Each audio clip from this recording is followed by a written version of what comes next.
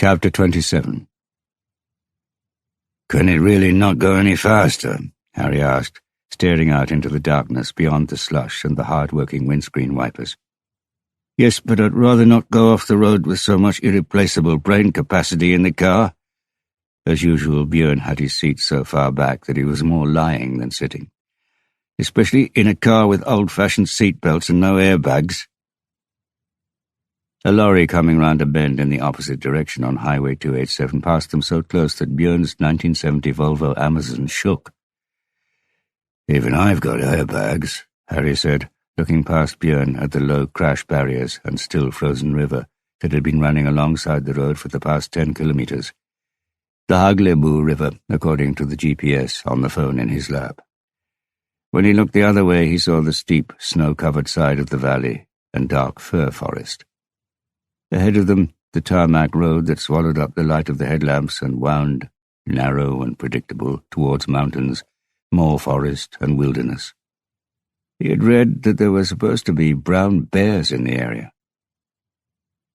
And as the sides of the valley towered above them, the voice on the radio, which in between tracks announced that they were listening to Nationwide P10 Country, lost all credibility when it was intermittently replaced by static or disappeared altogether. Harry turned the radio off. Björn turned it back on again, adjusted the dial, crackling and a sense of post-apocalyptic empty space. "Dab killed the radio star," Harry said. "Not at all," Björn said. "They've got a local station here." A razor-sharp steel guitar suddenly cut through the static. "There," he grinned. "Radio Hallingdal, best country channel in Norway." "You still can't drive without country music, then?" "Come on, driving and country music are like gin and tonic," Björn said. "And they have radio bingo every Saturday. Just listen." The steel guitar faded away, and sure enough, a voice announced that it was time to have your bingo cards ready, especially in Flor, where, for the first time ever, all 5 winners 2 Saturdays before had lived. Then the steel guitar was back at full volume again. "Can we turn it down?" Harry said, looking at the glowing screen of his phone. "You can handle a bit of country, Harry. I gave you that Ramones album because it's country in disguise. You really need to listen to I Wanted Everything and Don't Come Close." "Kaya's calling." Björn turned the radio off, and Harry put the phone to his ear. "Hi, Kaya." "Hi, where are you?" "Eggedal." "Where in Eggedal?" Harry looked outside. "Somewhere near the bottom." "You don't know?" "No." "Okay, I haven't found out anything specific on Roar. He hasn't got a criminal record, and none of the people I've spoken to have said anything to suggest that he's a potential murderer. Quite the reverse, in fact. They all describe him as a very considerate man, almost overprotective when it comes to his own children and troops. I spoke to an employee at the NHRI who said the same." "Hang on. How did you get them to talk?" "I told them I'm working on a flattering profile piece about Roar's time in Afghanistan for the Red Cross magazine." "So you're lying to them?" "Not really. I might be working on that article. Maybe I just haven't asked the Red Cross if they're interested yet." "Sneaky. Go on." "When I asked the member of staff at the NHRI how Bohr had taken Rakel Fauker's murder, she said he had seemed upset and exhausted, that he'd taken a lot of time off in the past few days, and had reported sick today. I asked what sort of relationship Bohr and Rakel had, and she said Bohr had kept an extra eye on Rakel." "An extra eye? Did she mean that he looked out for her?" "I don't know, but that's how she put it." "You said you didn't have anything specific on Bohr. Does that mean you've got something non-specific?" "Yes. Like I said, Bohr hasn't got a criminal record, but I did find one old case when I searched for his name in the archive. It turns out that a Margaret Bohr went to the police in 1988 because her 17-year-old daughter, Bianca, had been raped. The mother claimed her daughter was showing behavior typical of a rape victim and had cuts on her stomach and hands. The police interviewed Bianca, but she denied she'd been raped and said she had inflicted those cuts herself. According to the report, there were suspicions of incest, and Bianca's father and her older brother, Roar Bohr, who was then in his 20s, were among the suspects mentioned. Later on, both the father and Bianca were briefly admitted to hospital for psychiatric treatment, but it was never discovered what, if anything, had happened. When I searched for Bianca Bohr, a report from Sigdal police station popped up from 5 years later. Bianca Bohr had been found dead on the rocks at the bottom of the 20-meter-high falls at Nordafossen. The Bohr family's cabin is 4 kilometers further up the river. Sigdal? Is that the same cabin we're on our way to? I assume so. The post-mortem showed that Bianca died from drowning. The police concluded that she could have fallen into the river by accident, but that it was more likely that she had taken her own life. Why? A witness had seen Bianca running barefoot through the snow along the path between the cabin and the river, wearing only a blue dress. It's several hundred meters from the cabin to the river, and she was naked when she was found. A psychiatrist also confirmed that she had previously shown suicidal tendencies. I managed to find his phone number and left a message on his answer machine. Okay. Still in Egedal? Presumably. Björn turned the radio back on, and a voice monotonously reading out numbers, repeating them digit by digit, merged with the sound of the studded tires on the tarmac. The forest and darkness seemed to be getting denser, the sides of the valley steeper. Bohr rested the rifle on the thickest, lowest branch and looked through the telescopic sight. Saw the red dot dance across the wooden wall before it found the window. It was dark in there, but the man was on his way. The man who needed to be stopped before he ruined everything was going to come. Bohr just knew it. It was simply a matter of time, and time was the only thing Roar Bohr had left. It's right up this hill, Harry said, looking at the phone screen, where a red teardrop-shaped symbol marked the coordinates Kaya had given him. They were parked by the side of the road, and Björn had switched the engine and lights off. Harry leaned forward and peered out through the windscreen, where light rain had started to fall. There were no lights anywhere on the black hillside. Looks pretty sparsely populated. We'd better take some beads for the natives, Björn said, taking a torch and his service pistol from the glove compartment. I was thinking I'd go up there alone, Harry said, and leave me here on my own when I'm scared of the dark. You remember what I said about laser sights? Harry put his index finger to his forehead. I'm still marked after Smithstaddamen. This is my project, and you're on paternity leave. You've seen those discussions in films where the woman nags the hero to let her join in something dangerous? Yes. I usually fast-forward those bits, because I know who's going to win. Shall we go? Chapter 28. Sure it's this cabin? Björn asked.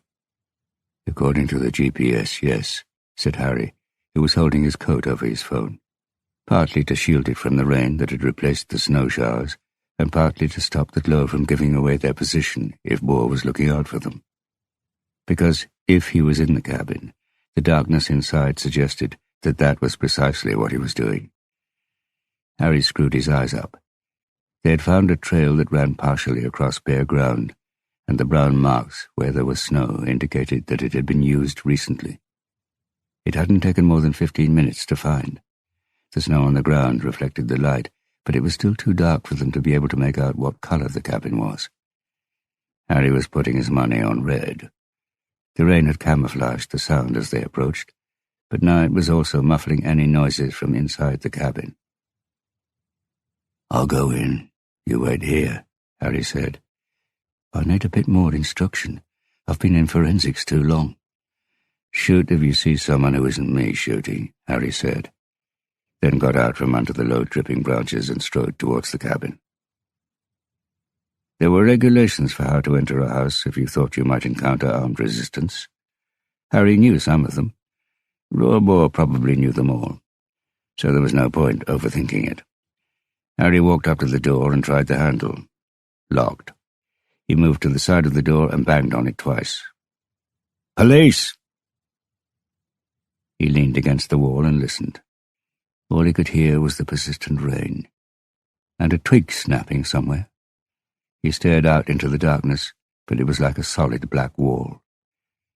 He counted to 5, then hit the pane of glass beside the door with the butt of his pistol. The glass shattered. He reached inside and loosened the window catch. The frame had swollen, and he had to grab it hard and pull. He climbed inside, inhaled the spice-like smell of fresh birchwood and ash. He turned on his torch, holding it away from his body, in case anyone felt like using it as a target. He swept the beam around the room until it found a light switch by the door. Harry clicked it, and the ceiling lamp came on, and he hurried to stand with his back against the wall between the windows. He looked around the room, from left to right, like he would at a crime scene. He was in the living room, from which 2 doors led to bedrooms containing bunk beds. No bathroom. A kitchen worktop with a sink and a radio at one end of the room. An open fireplace. Typical Norwegian cabin furniture. Pine, a painted wooden chest, and a submachine gun and automatic rifle leaning against the wall. A table with a crocheted tablecloth and candlesticks. A sports magazine. 2 glinting hunting knives and a game of Yahtzee.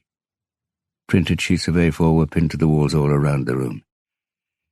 Harry stopped breathing when he saw Rakel beside the fireplace.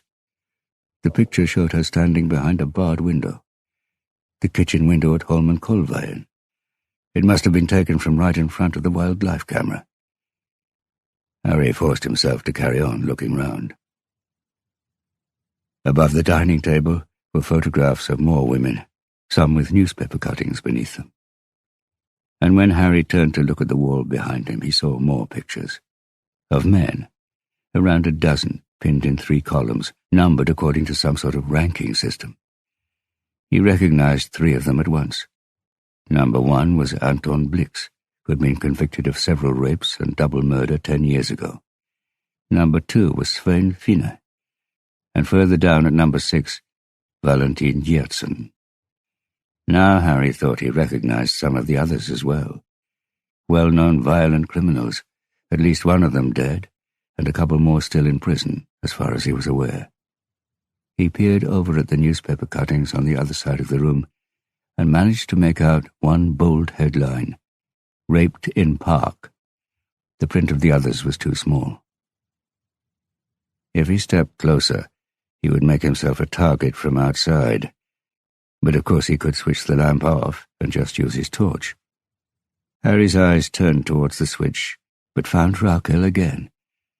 He couldn't see her face, but there was something about the way she was standing inside the window, like a deer that had raised its head, pricked up its ears, that scented danger.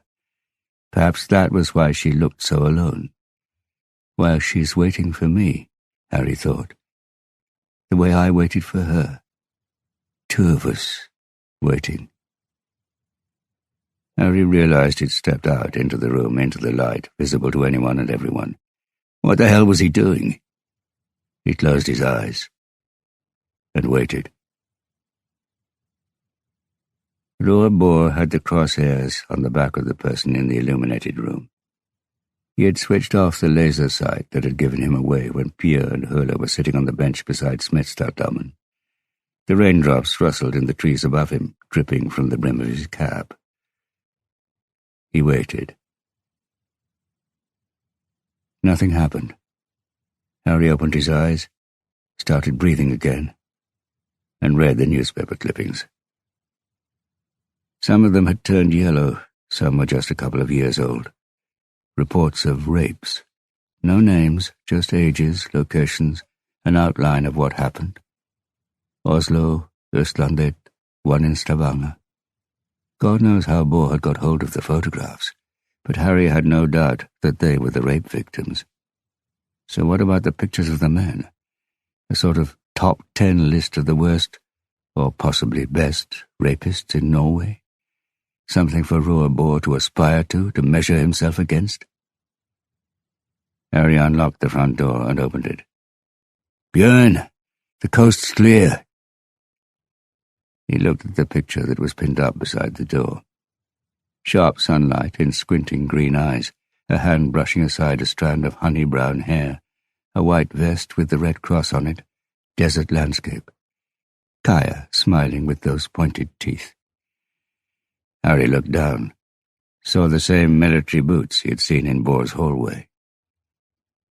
The rocks in the desert, the Taliban waiting for number 2 to get out of the bulletproof car. "No, Björn, no!" "Kaya Solness," the almost exaggeratedly deep voice from the black stone slab beside the stove. "Officer in the Oslo Police," Kaya said loudly as she scanned the shelves of the fridge in vain for something to eat.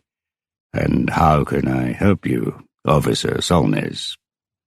"We're looking for a serial attacker." She poured herself a glass of apple juice in the hope of getting her blood sugar up a bit. She checked the time. A relaxed local restaurant had opened on Vibesgata since she was last home. "Obviously, I'm aware that as a psychiatrist you're under an oath of confidentiality when it comes to patients who are still alive, but this concerns a deceased patient, same rules, whom we suspect may have been raped by someone we want to prevent from raping others." There was silence at the other end. "Let me know when you've finished thinking, London."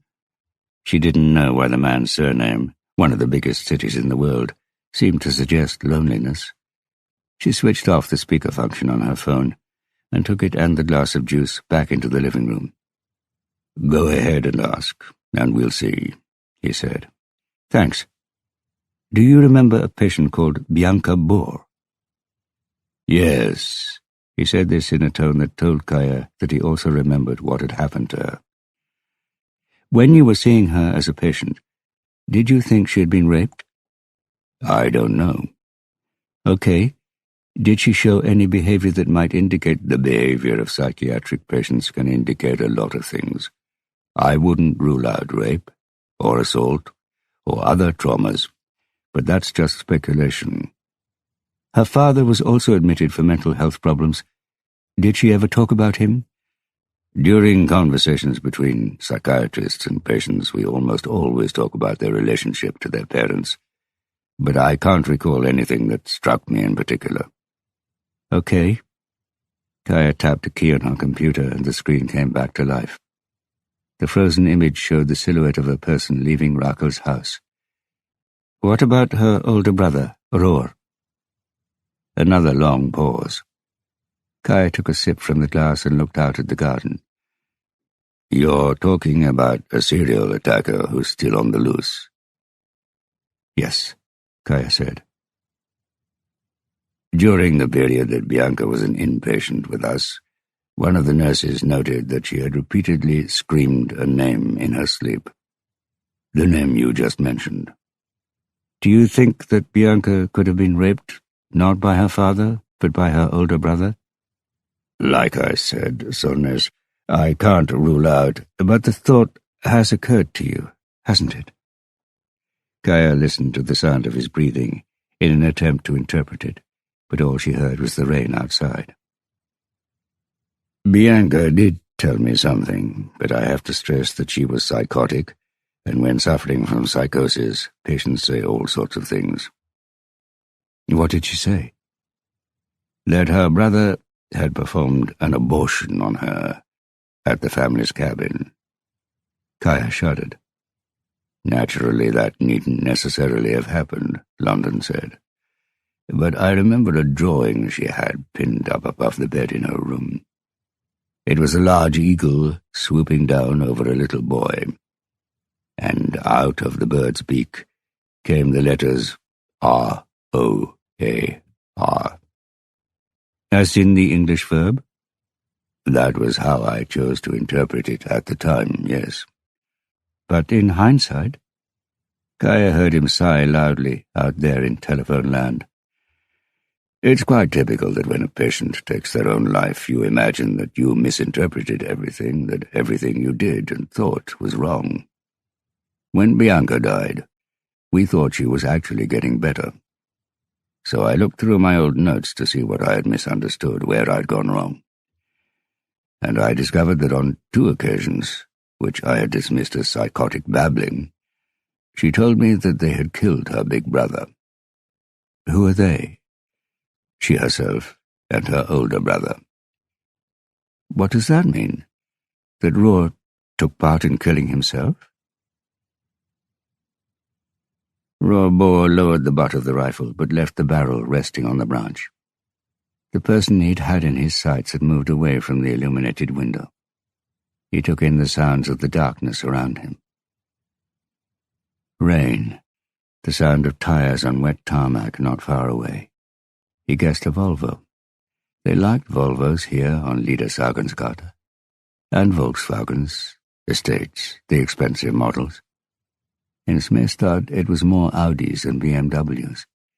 The gardens here weren't as obsessively neat as in his neighborhood, but the more relaxed look didn't necessarily take any less work and planning. Kaya's wilderness of a garden was the exception. Anarchy ruled here. In her defense, she hadn't lived at home much in the past few years, and he wasn't complaining. The overgrown shrubs and trees gave him better camouflage than in Kabul. Once he'd had to hide behind a burned-out car on top of a garage roof, where he had been far too exposed, but it was the only place where he had a complete view of the hostel where the girls lived. He had spent enough hours there watching Kaya Solness through the sights of his rifle to know that she wouldn't let a garden get overgrown unless she had more important things to do. And she did.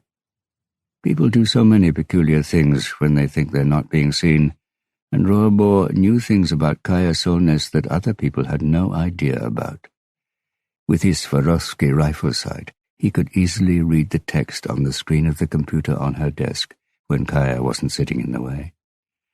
And now she had just tapped a key to make the screen light up. There was an image on the screen. Taken at night, it showed a house with one window lit up. It took Bård a few moments to realize that he was looking at Rakel's house. He adjusted the sight and brought the screen into focus. He saw that it wasn't a still picture, but a recording. It must have been filmed from where he used to stand. What the hell? Then the door of Rakel's house opened, and a figure was silhouetted in the opening. Bård held his breath so that the rifle was completely still, and he could read the date and time at the bottom of the clip. It was from the night of the murder. Bård let the air out of his lungs and leaned his rifle against the trunk of the tree. Was the image good enough for the person to be identified? He ran his left hand over his hip, over the karambit knife. Think, then act. His fingertip slid over the cold, serrated edge of the steel. Up and down, up and down.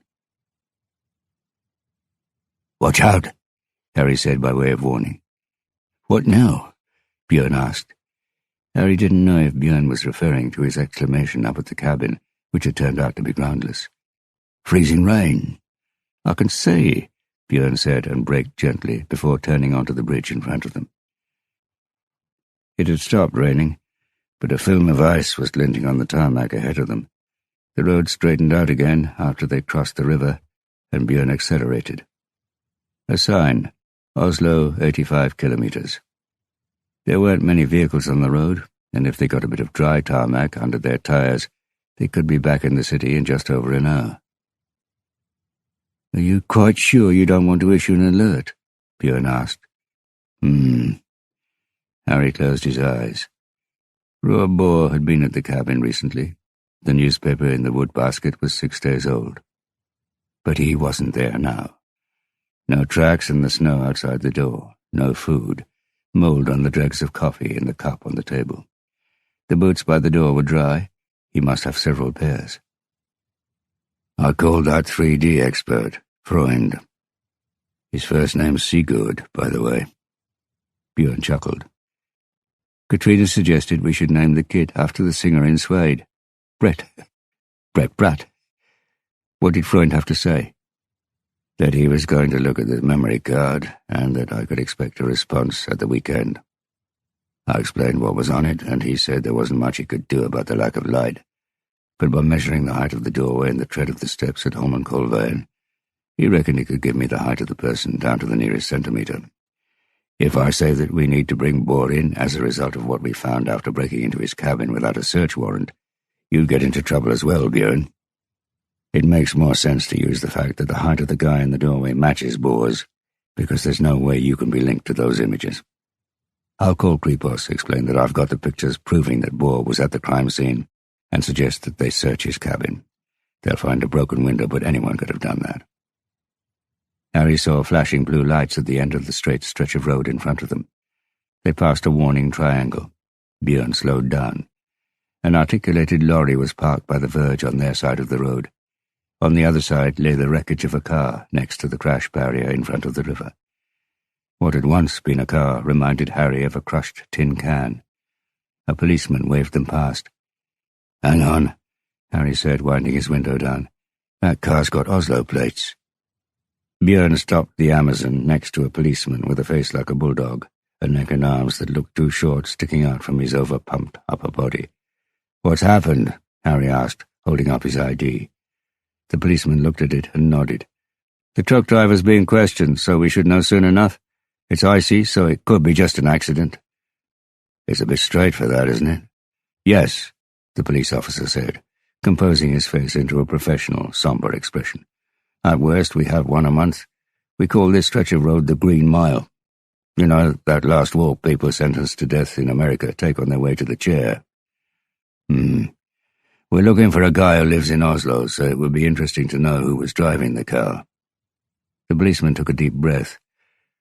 "To be honest, when a car weighing 1,300 kilos drives at 80 or 90 kilometers an hour into the front of an almost 50-ton truck, seat belts and airbags aren't a lot of use. I couldn't tell you if my own brother had been driving that car. Or my sister, come to that. But the car's registered to a Stein Hansen, so for the time being we're working on the assumption that it's him." "Thanks," Harry said, and closed the window. They drove on in silence. "You seem relieved," Björn said after a while. "Do I?" Harry said in surprise. "You think it would be too easy if Bohr got away like that, don't you? Dying in a car crash? I mean, leaving you in this world to suffer alone every day. That wouldn't be fair, would it? You want him to suffer the same way." Harry looked out of the window. Moonlight was shining through a gap in the clouds, colouring the ice on the river silver. Björn turned the radio on. The highwaymen. Harry listened for a while. Then he got his phone out and called Kaya. No answer. Weird. He tried again. He waited until her voicemail kicked in. Her voice. The memory of Rakel's. The bleep. Harry cleared his throat. "It's me. Call me." She probably had her headphones on, listening to loud music again. The windscreen wipers cleared the screen, over and over again. A fresh start, a blank page every 3 seconds.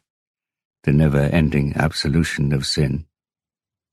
Two-tone yodeling and banjo music played on the radio.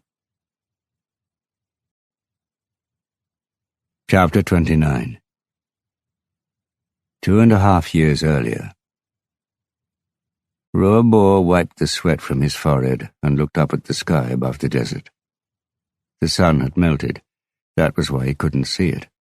It had dissolved, spreading out like a layer of golden copper across the hazy blue. And beneath it, a monk vulture, its 3-meter wingspan etching a black cross on the yellow copper. Bohr looked around again. There were only the two of them out here. The two of them, and open, empty, stony desert, sloping hillsides and rocky outcrops. Obviously, it was a breach of operational safety manuals to drive out into the field without more protection, just 2 men in 1 vehicle. But in his report he would say he judged it to be a gesture to Hala's home village, an appeal to Afghan hearts that Hala's boss had driven her body home in person, with no more protection than she herself had had.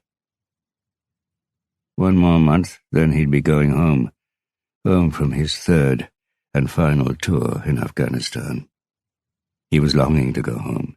He always longed to go home. But he wasn't happy, because he knew that when he got home, after just 2 or 3 weeks, he would start longing to be back here again. But there weren't going to be any more tours. He had applied and been accepted to fill the post of head of the NHRI in Oslo, a newly established National Institute for Human Rights. The NHRI was subject to Parliament, but operated as an independent body.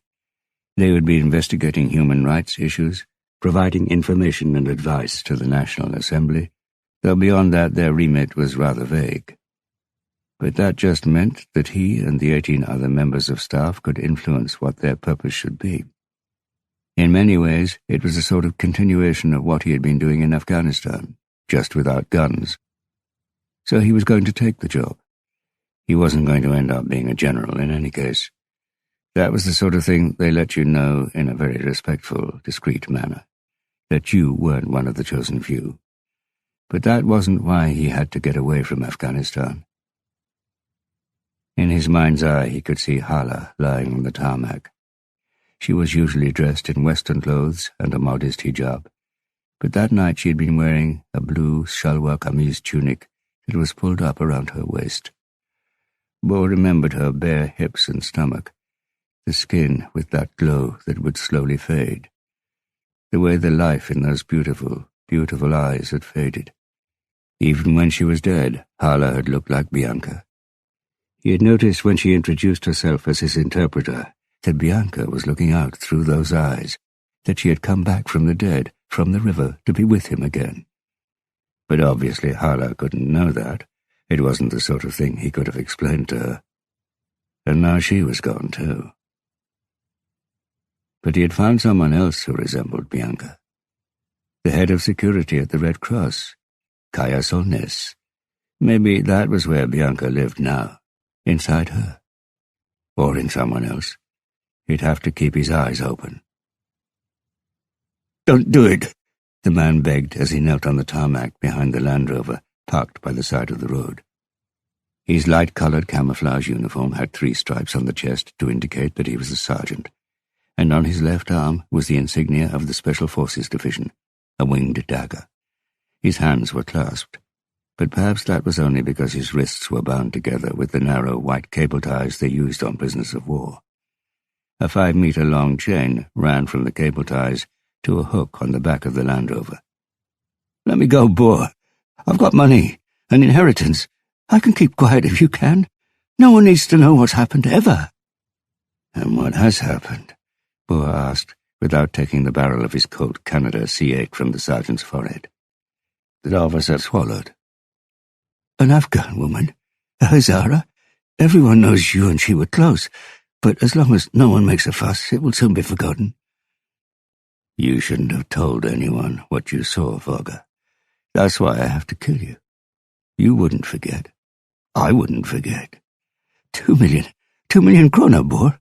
No, 2.5, in cash, when we get to Norway." Raw Boer started to walk towards the Land Rover. "No, no!" his soldier screamed. "You're not a murderer, Boer." Boer got in, started the engine, and began to drive. He didn't notice any resistance when the chain jerked the sergeant to his feet, and he started to run after the vehicle. Boer slowed down. He speeded up again whenever the chain started to slacken. He watched the sergeant as he ran along in a sort of stumbling jog, with his hands held out as if in prayer. 40 degrees. Even at walking pace, the sergeant would soon dehydrate. He wouldn't be able to stay on his feet. He'd collapse. A farmer with a horse and cart was driving towards them on the road. As he passed them, the sergeant cried out to him, begging for help, but the farmer merely bowed his turbaned head and looked down at the reins. Foreigners, Taliban, their war wasn't his. His war was against drought, against starvation, against the never-ending demands and torments of daily life. Boer leaned forward and looked at the sky. The monk vulture was following them.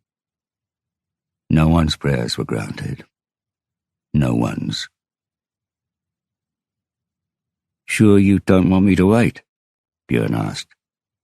"Get home. They'll be waiting," Harry said, peering out of the car window at Kaya's house. The lights in the living room were on. Harry got out and lit the cigarette he hadn't been allowed to smoke in the car. "New rules with kids," Björn had explained.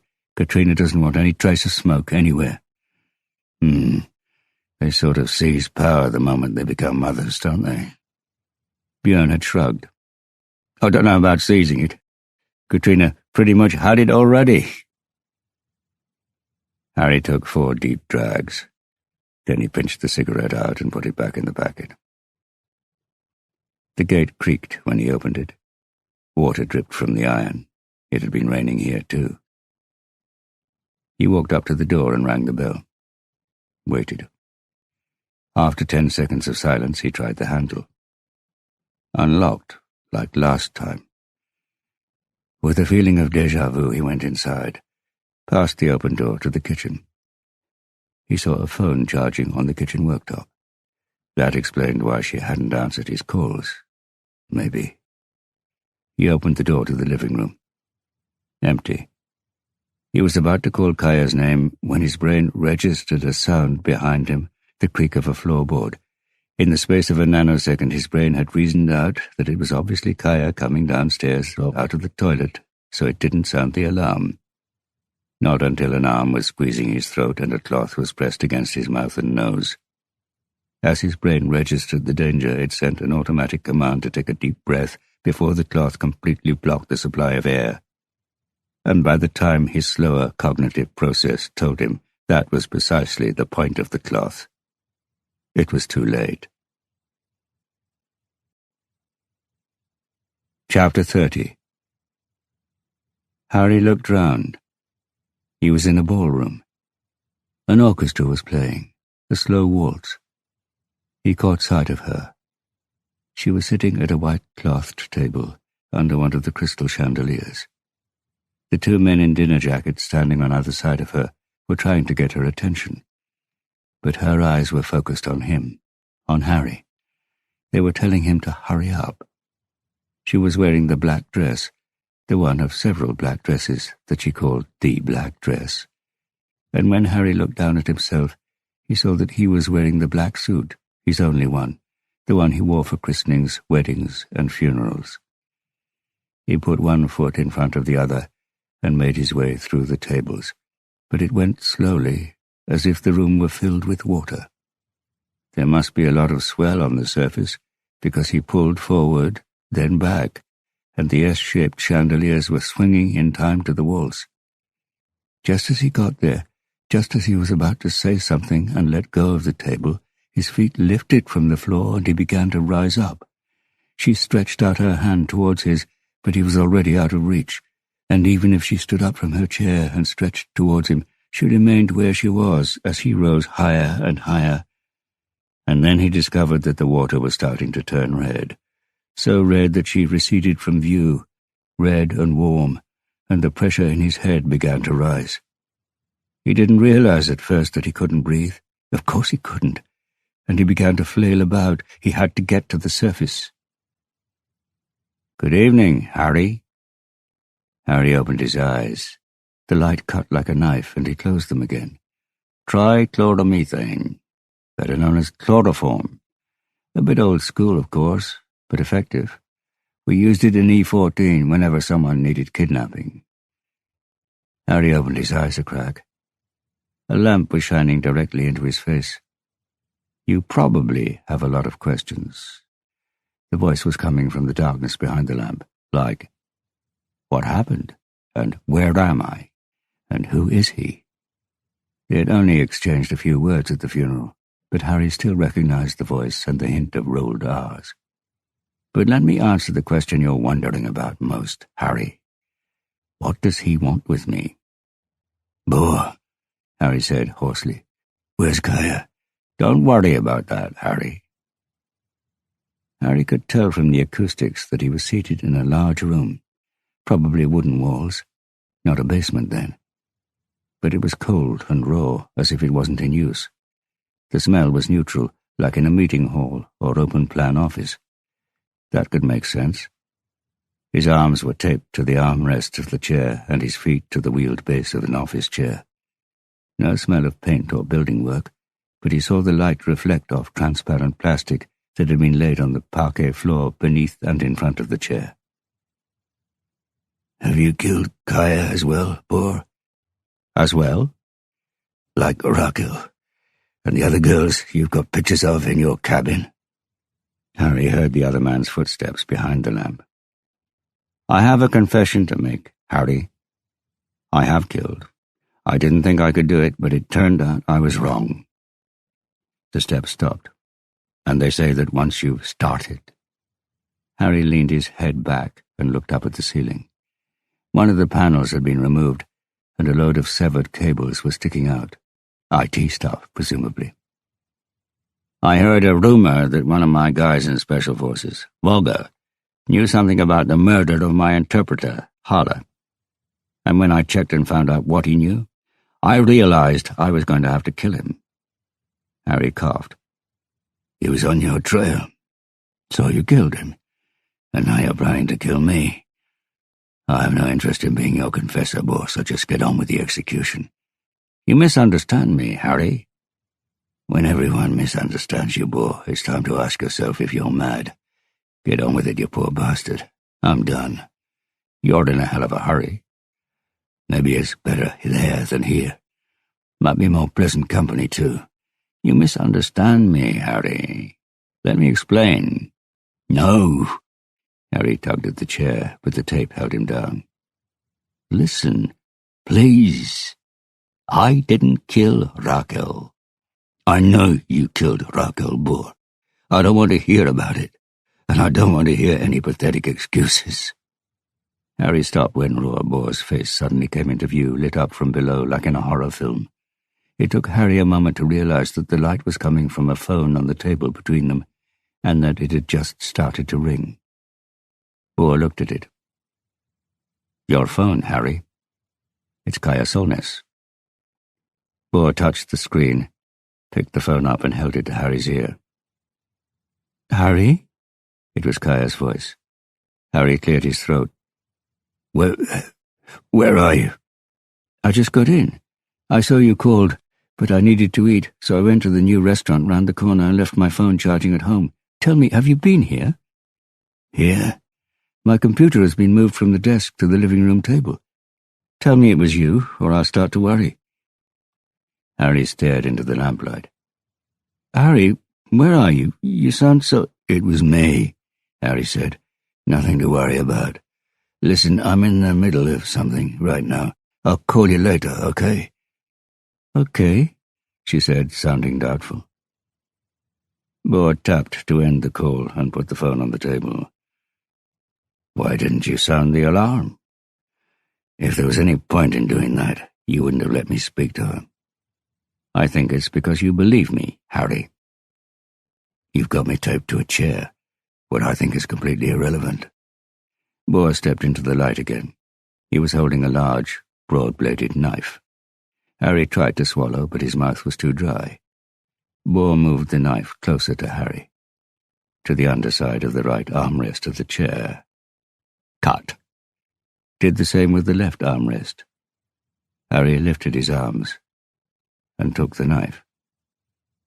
"I taped you to the chair so you wouldn't attack me before you'd heard everything," Boar said, as Harry cut through the tape around his ankles. "Rakel told me about the problems you and she had in relation to a couple of your murder investigations. From people who were on the loose, so I kept an eye on you both. Us. Mostly her. I kept watch, like I kept watch on Kaya in Kabul after Hala was raped and murdered. And now in Oslo. You know that's called paranoia. Yes?" Harry straightened up and rubbed his lower arms. He kept hold of the knife. "Tell me, where do you want me to start?" "Start with the sergeant." "Understood. No one in Special Forces is an idiot, exactly. The entrance criteria are too strict for that. But Sergeant Volga was one of those soldiers with more testosterone than brains, if I can put it like that. In the days following Hala's death, when everyone was talking about her, I heard that someone had said Hala must like Norway because she had a Norwegian word tattooed on her body. I looked into the matter and found out that it was Sergeant Volga who had said this, after a few drinks in the bar. But Hala was always covered up, and that tattoo was right above her heart. There was no way she would have got mixed up with Volga. And I know Hala kept the tattoo secret. Even if the use of henna is widespread, many Muslims regard permanent tattoos as a sin of the skin. But the tattoo wasn't a secret from you? No. I was the only person, apart from the tattooist, who knew about it. Before she got the tattoo, Hala asked me about the correct spelling and any possible double meanings she might not have been aware of. What was the word? Boar smiled sadly. Friend. She had such a fascination with languages, she wanted to know if different spellings of the word meant different things, had different connotations. Borger could have heard about the tattoo from the people who found her or conducted the post-mortem. That's the point, Boar said. 2 of the knife wounds. He stopped, took a deep, shuddering breath. 2 of the 16 knife wounds had pierced the tattoo, making the word illegible unless you already knew what it said. Unless you were the person who raped her and saw the tattoo before you began to stab her. Yes.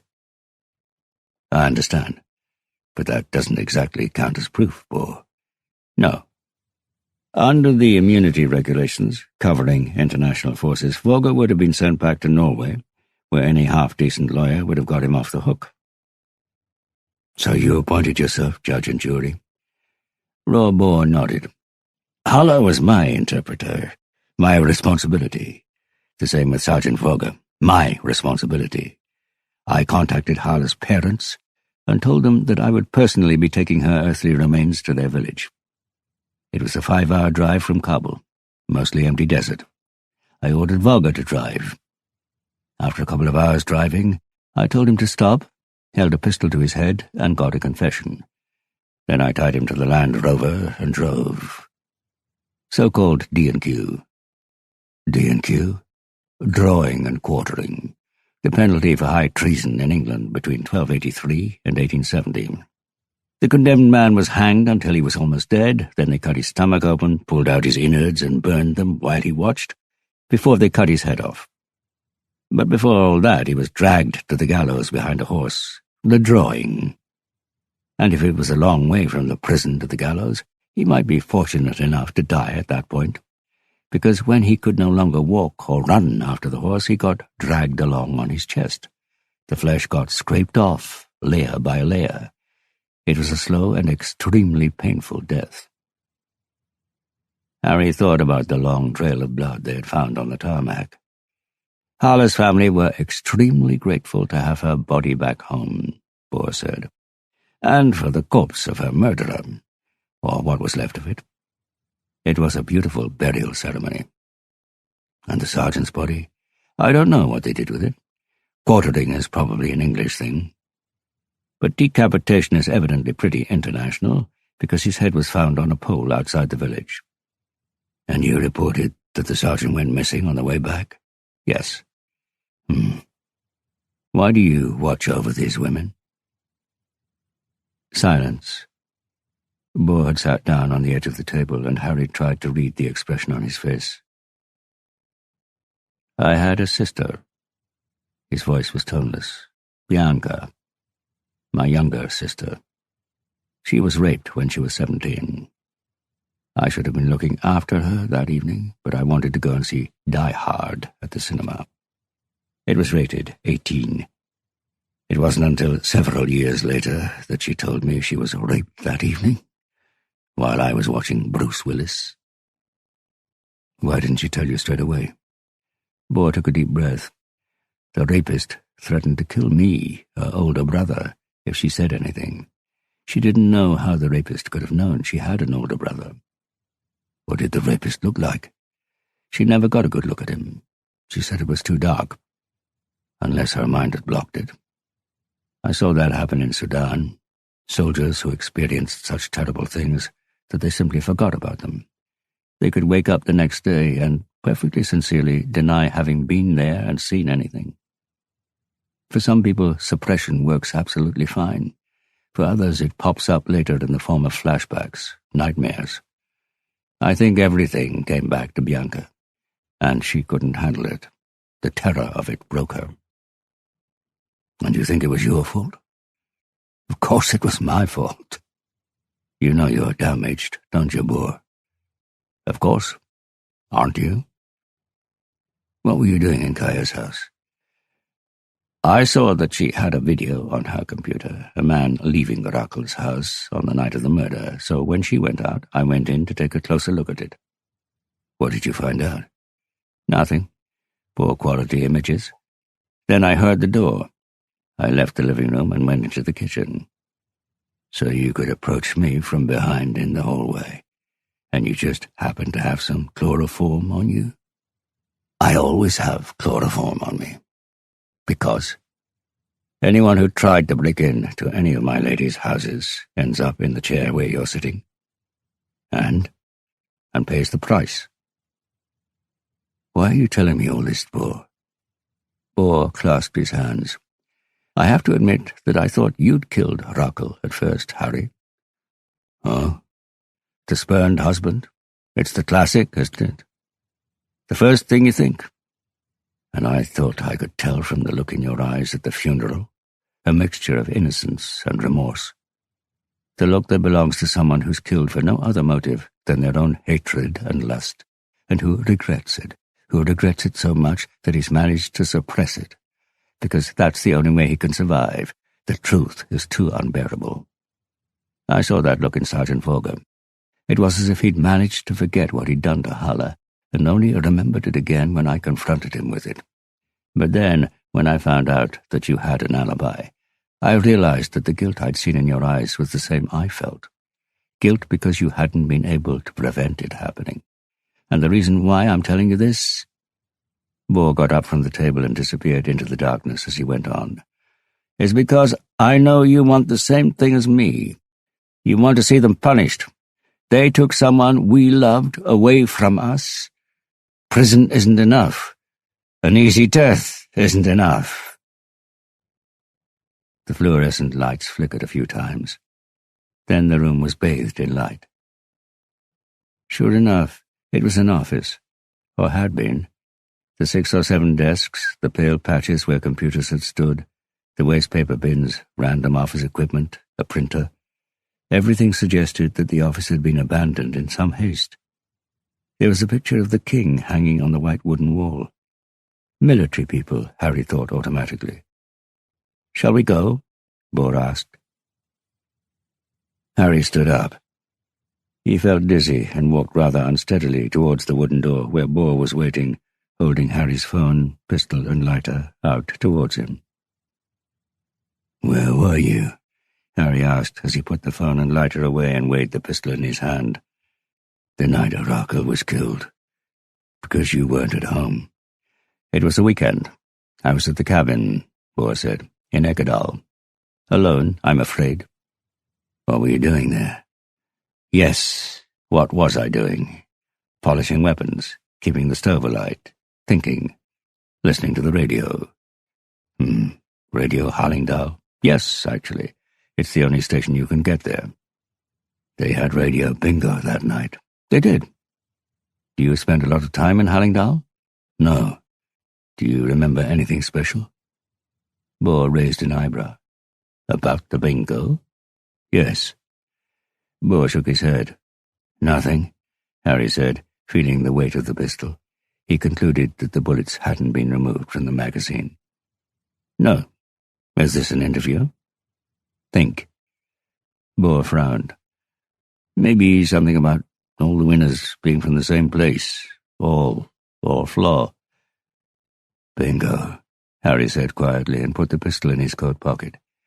You're hereby removed from my list of suspects. Boar looked at Harry. I could have killed you in there without anyone finding out, but radio bingo is what got me off your list. Harry shrugged. I need a cigarette. They walked down some worn, creaking wooden steps and out into the night as the clock started to chime. Bloody hell, Harry said, breathing in the cold air. In the square in front of them, people were hurrying towards bars and restaurants, and above the rooftops he could see the city hall. We're in the middle of the city. Harry had heard the city hall bells play both Kraftwerk and Dolly Parton, and once Oleg had been delighted to recognize a tune from the game Minecraft. But this time they were playing one of the regular tunes, Watchman's Song by Edvard Grieg, which meant it was midnight. Harry turned round. The building they'd come out of was a barrack-like wooden building just inside the gates of Akershus fortress. Not exactly MI6 or Langley, Bohr said, but this did actually used to be the headquarters of E14. E14. Harry dug out his packet of cigarettes from his trouser pocket. A short-lived Norwegian espionage organization. I vaguely remember it. Started in 1995, spent a few years doing James Bond-style action stuff. Then there were power struggles and political rows about its methods, until it was shut down in 2006. The building's been empty since then. But you've got the keys. I was here for its last few years. No one ever asked for them back. A former spy. That explains the chloroform. Bohr smiled dryly. Oh, we did more interesting things than that. I don't doubt it. Harry nodded towards the clock on the City Hall tower. Sorry I ruined your evening, Bohr said. Can I black a cigarette off you before we call it a night? I was a young officer when I was recruited, Bohr said, blowing smoke up towards the sky. He and Harry had found a bench on the ramparts behind the cannons pointing out across the Oslo fjord. It wasn't just people from the military in E14. There were diplomats, waiters, carpenters, police officers, mathematicians. Beautiful women who could be used as bait. Sounds like a spy film, Harry said, sucking on his own cigarette. It was a spy film. What was the mandate? Gathering information from places Norway could imagine having a military presence. The Balkans, the Middle East, Sudan, Afghanistan. We were given a lot of freedom. We were supposed to operate independently of the American intelligence network and NATO. For a while it actually looked like we might manage it. A strong sense of camaraderie, a lot of loyalty, and maybe a bit too much freedom. In closed environments like that, you end up developing your own standards for what is acceptable. We paid women to have sex with our contacts. We equipped ourselves with unregistered high-standard HD-22 pistols. Harry nodded. That was the pistol he had seen in Bohr's cabin, the pistol CIA agents preferred, because it had a lightweight and efficient silencer. The pistol the Soviets found on Francis Gary Powers, the pilot of the U-2 spy plane that was shot down over Soviet territory in 1960. With no serial numbers, they couldn't be traced back to us if we ever had to use them for liquidation. And you did all that? Not the bit about paying for sex or liquidating anyone. The worst thing I did, Bohr rubbed his chin thoughtfully, or the one that felt worst, was the first time I deliberately got someone to trust me, then betrayed them. Part of the admission test was to get from Oslo to Trondheim as quickly as possible with only 10 kroner in your pocket. The point was to show you had the social skills and imagination that an active situation might require. I offered the money to a kind-looking woman at the central station in return for borrowing her phone to call my mortally ill younger sister in the district hospital in Trondheim to tell her that my luggage had just been stolen, along with my wallet, train ticket, and phone. I called one of the other agents and managed to cry on the phone. When I hung up, the woman was crying as well, and I was just about to ask to borrow money for the train fare when she offered to drive me in her car, which was in the car park next to the station. We drove as fast as we could. The hours passed, and we talked about everything, our deepest secrets, the way you only do with strangers. My secrets were lies I had learned, good training for someone hoping to be a spy. We stopped at Douvres after 4 hours, watched the sun go down over the plateau, kissed, smiled through the tears, and said we loved each other. 2 hours later, just before midnight, she dropped me off in front of the main entrance to the hospital. I told her to find somewhere to park while I found out where my sister was. I said I'd wait in reception. I walked straight through the reception area, out through the other side, and ran as fast as I could to the statue of Olaf Tryggvason, where the head of recruitment for E14 was waiting with a stopwatch. I was the first person to get there and was celebrated as a hero that night. No bitter aftertaste. Not at the time. That came later. Same thing with special forces. You're under the sort of pressure normal people never experience. And after a while you start to think that the rules for normal people don't apply to you. In E14 it started with a bit of gentle manipulation, exploitation, a few little breaches of the law, and ended with moral questions about life and death. So you're saying that those rules do actually apply to people with jobs like that? On paper. Moore tapped his thigh with his finger. Of course, but up here. He tapped his forehead. Up here, you know you're going to have to break a few rules in order to protect them. Because it's your watch the whole time, and it's a lonely watch. Us watchers only have each other. No one else is ever going to thank us, because most people never know that they have been watched over. The rule of law has its limitations. If the rule of law had its way, a Norwegian soldier who raped and murdered an Afghan woman would have been sent home to serve a short sentence in a prison that would have seemed like a five-star hotel to a Hazara. I gave him what he deserved, Harry, what Hala and her family deserved. An Afghan punishment for a crime committed in Afghanistan. And now you're hunting the man who killed Rakel. But if you follow the same principle, a crime committed in Norway should be punished according to Norwegian law, and we don't have the death penalty. Norway might not, but I have the death penalty, Harry. And so do you. Do I? I don't doubt that you, along with the majority of people in this country, have a genuine belief in humane punishment and fresh starts. But you're also human, Harry. Someone who's lost someone you loved. Someone I loved. Harry sucked hard on his cigarette. No, Bohr said. Not like that.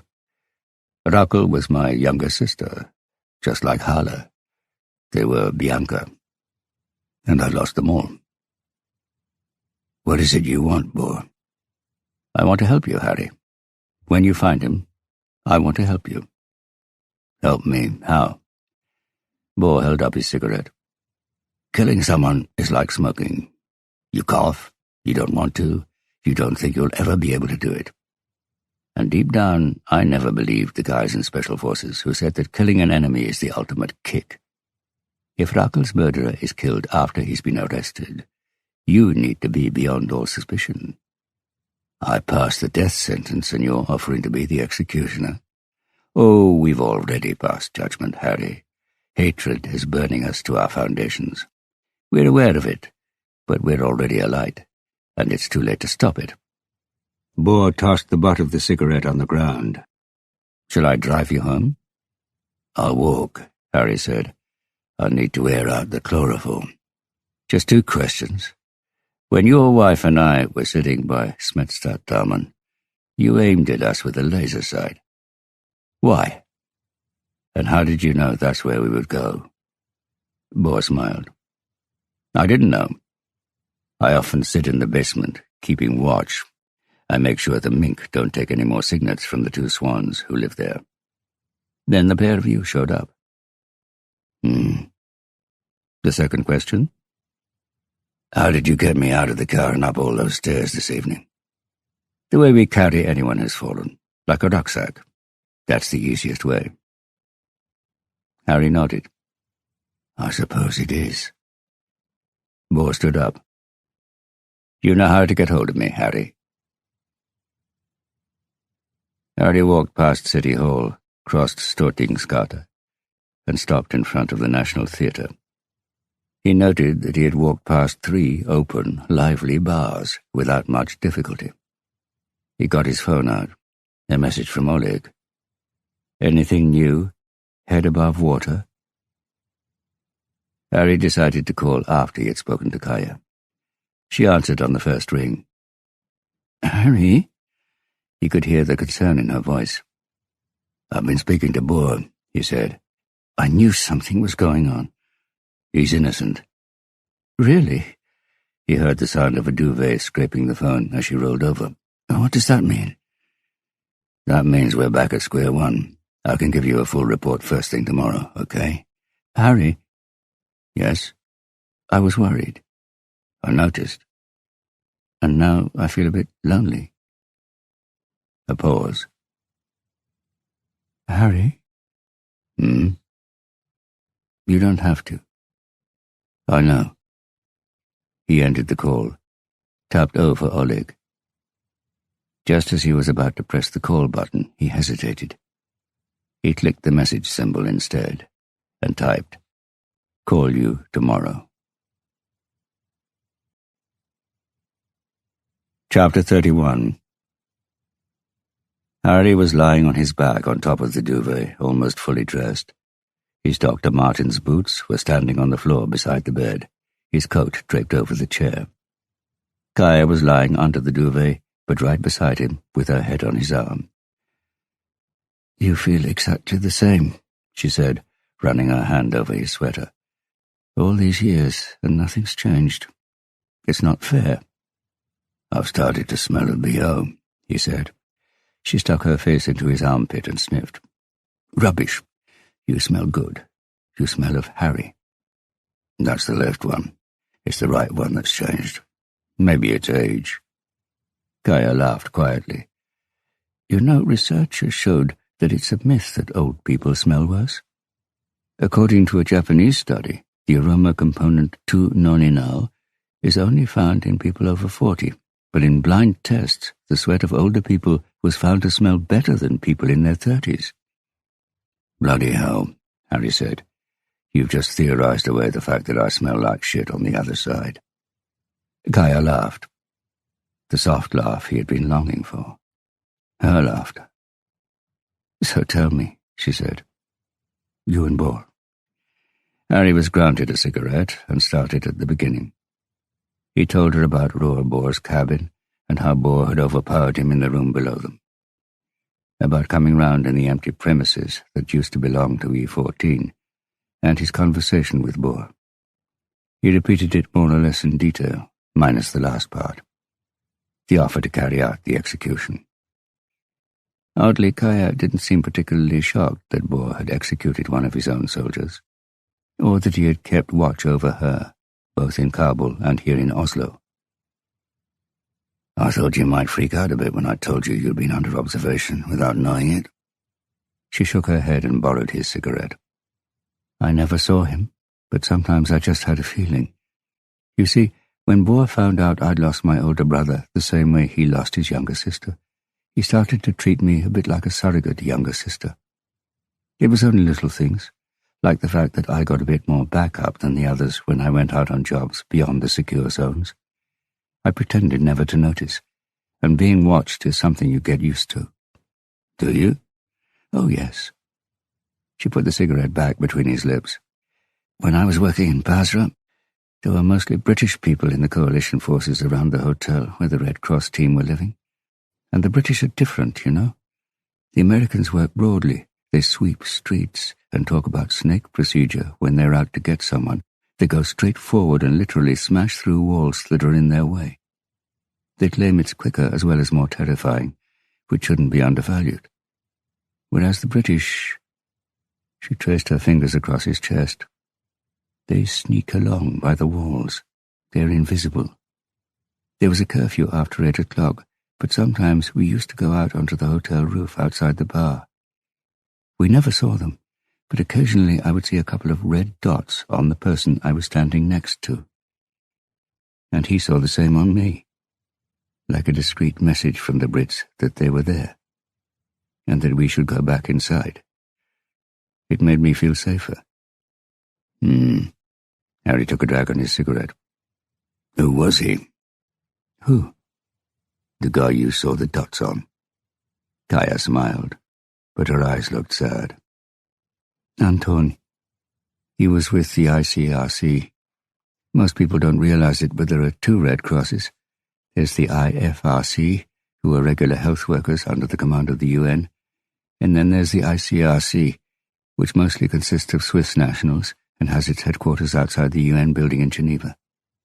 They're the Red Cross equivalent of the Marines and Special Forces. You don't often hear about them, but they're the first in and the last out. They do everything the UN can't do because of safety considerations. It's the ICRC who go around at night, counting bodies, that sort of thing. ICRC staff keep a low profile, but you can recognize them by the fact their shirts are more expensive, and they exude a feeling that they're a bit superior to the rest of us." "Because they are?" Kaya took a deep breath. "Yes, but they're just as liable to die of shrapnel from a mine. Did you love him? Are you jealous? No. I was jealous. Of Rakel. I hated her. She hadn't done anything wrong. That was probably why. Kaya laughed. You left me because of her. That's all the reason a woman needs to hate someone, Harry. I didn't leave you, Kaya. You and I were two people with broken hearts who were able to comfort each other for a while. And when I left Oslo, I was running away from both of you. But you said you loved her. And when you came back to Oslo the second time, it was because of her, not me. It was because of Oleg. He was in trouble. But yes, I always loved Rakel. Even when she didn't want you. Especially when she didn't want me. That seems to be how we're made, doesn't it? Kaya's forefingers began to retreat. Love's complicated, she said, curling up closer and laying her head on his chest. Love's the root of everything, Harry said. Good and bad. Good and evil. She looked up at him. What are you thinking about? Was I thinking about something? Yes. Harry shook his head. Just a story about roots. Come on, your turn to talk. Okay. Have you heard of Old Chico? What's that? It's a pine tree. One time Rakel, Oleg and I drove to Fjället in Sweden because Oleg had learned in school that's where Old Chico, the oldest tree in the world, was growing. It was almost 10,000 years old. In the car, Rakel explained that the tree was born back when human beings first invented agriculture, and Britain was still part of the continent. When we reached the mountain, we discovered to our disappointment that Old Chico was a scruffy, wind-blown, rather small spruce tree. We were told by a ranger that the tree itself is only a few hundred years old, and that it was one of several trees, and that the root system that these trees had grown from was the part that was 10,000 years old. Oleg was sad. He'd been looking forward to telling the rest of the class that he'd seen the world's oldest tree. And of course, we couldn't even see the roots of the scrappy little tree. So I told him that he'd be able to tell his teacher that roots aren't a proper tree, and that the world's oldest known tree is in the White Mountains in California, and is 5,000 years old. That cheered Oleg up, and he ran the whole way down, because he couldn't wait to get home and lord it over his classmates. When we went to bed that night, Rakel curled up next to me and told me she loved me, and that our love was like that root system. The trees might rot, get struck by lightning, we might argue, I might get drunk, but no one, not us or anyone else, could touch the part that was underground. That would always be there, and a new tree would always emerge and grow. They lay in silence in the darkness. I can barely hear your heartbeat, Kaya said. A half, Harry said. It's supposed to stop once the other half is gone. Kaya suddenly lay on top of him. I want to smell your right armpit, she said. He let her. She lay there with her cheek close to his, and he felt the warmth of her body through her washed-out pajamas and his own clothes. Maybe you need to take your jeans off for me to be able to smell it, she whispered, with her lips close to his ear. Kaya, don't, Harry. You need it. I need it. Like you said, comfort. She moved just enough to make room for her hand. Harry grabbed it. It's too soon, Kaya. Think about her while you do it. I mean it. Just do it. Think about Rakel. Harry swallowed. He let go of her hand, closed his eyes. It was like slipping into a warm bath with his suit on and his phone in his pocket, completely wrong and completely wonderful. She kissed him. He opened his eyes again, looked directly into hers. For a moment, it was as if they were watching each other, like two animals that had run into each other in the forest and had to figure out if the other was friend or foe. Then he returned her kiss. She undressed him, then herself, and sat on top of him. Gripped his cock. She didn't move her hand, just held him hard. Possibly fascinated to feel the blood throb in his erection, the way he could feel it. Then, without any further ado, she guided him inside her. They found each other's rhythm, remembered it. Slow, heavy. Harry saw her rocking above him in the thin red glow from the clock radio. He ran his hand over what he thought was a necklace shaped like a symbol or sign, but which turned out to be a tattoo, a sort of S with 2 dots under it, and something that made him think of Fred Flintstone in his car. Kaya's moaning grew louder. She wanted to speed up, but Harry didn't let her. He held her down. She let out an angry cry, but let him lead the dance. He closed his eyes and looked for Rakel. He found Alexandra, he found Katrina, but he couldn't find Rakel. Not until Kaya stiffened. Her moaning stopped. He opened his eyes and saw the red light running down her face and upper body. Her eyes were fixed on the wall, her mouth was open as if in a mute scream, and her sharp, wet teeth were glinting. And his half a heartbeat. Chapter 32. "Sleep well?" Kaya asked, handing Harry one of the 2 steaming cups of coffee and creeping back into bed beside him. Light from the pale sun was filtering through the curtains that were swaying gently in front of the open window. The morning air still had a chill to it, and Kaya shivered happily as she stuck a pair of ice-cold feet between his legs. Harry pondered. Yes, damn it, he had slept well. No nightmares that he could remember. No withdrawal symptoms he couldn't suppress. No sudden visions or signs of a panic attack. "Looks that way," Harry said, sitting up in bed and taking a sip. "You? Like a log. The idea of you being here works well for me. But it did last time, too, of course." Harry stared into space and nodded. "What do you say? Shall we give it another go? Start again on a new page?" He turned round and saw from the look of astonishment on her face that she had misunderstood. "Okay, we haven't got any suspects lined up," he said quickly. "So where do we start?" Her face tightened in an unspoken, "You couldn't even leave Rakel alone for 5 minutes after we woke up together?" He saw Kaya compose herself, then clear her throat. "Well, Rakel had told Board about the threats that had been made against her because of your work. But we also know that in 9 out of 10 murders committed in the home, the murderer is someone known to the victim. So it was someone she knew, or someone who knows you. The first list is a long one, the second one very short. Which men did she know, apart from Boer and other people from work? She knew my colleagues, and... No. What? She helped out when I owned the Jealousy Bar. Ringdahl, the guy who took it over, wanted her to carry on. She said no, but that's hardly a motive for murder. Is it worth considering that it could be a woman? 15% probability. Statistically, yes, but think about it. Jealousy? Harry shook his head. They heard a phone vibrate in the room. Kaya leaned over her side of the bed, fished the mobile from Harry's pocket, looked at the screen and pressed answer. "He's a bit busy right now, in bed with Kaya, so please keep it short." She handed the phone to a resigned-looking Harry. He looked at the screen. "Yes?" "Not that it's any of my business, but who's Kaya?"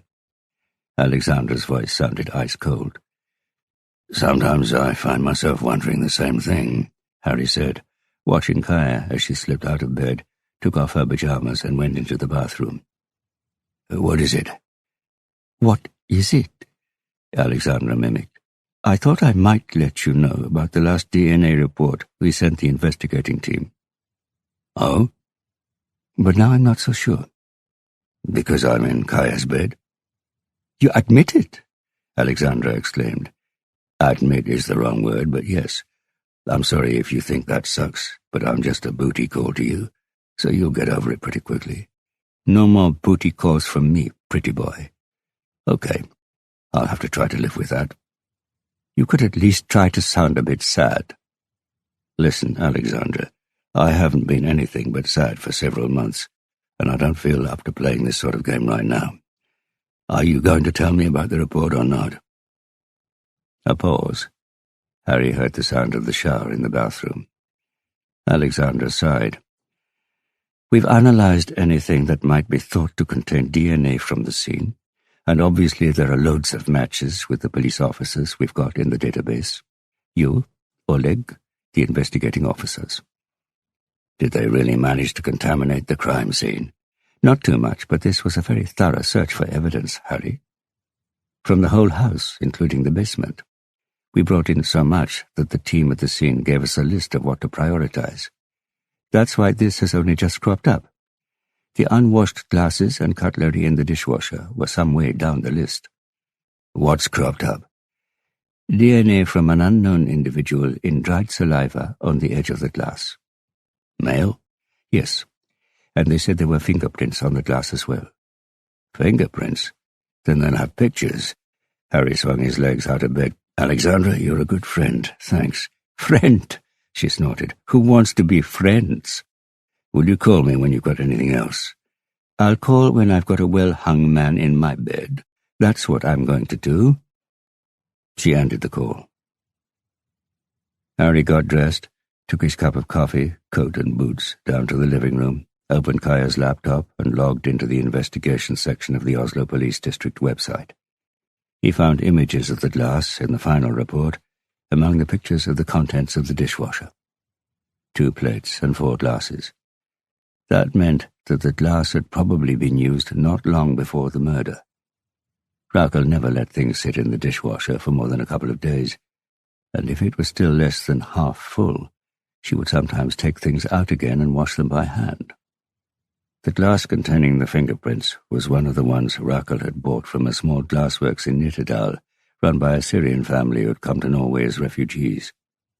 Rakel had liked the blue-tinted glasses and wanted to help the family, so she had suggested the Jealousy Bar should buy a load, saying they'd give the bar a distinctive quality.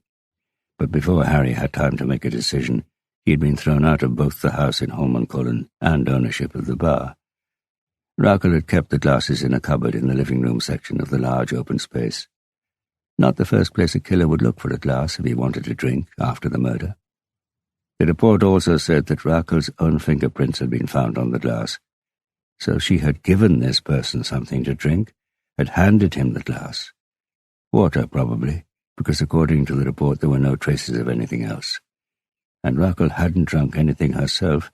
There was only one of the blue-tinted glasses in the dishwasher. Harry rubbed his face.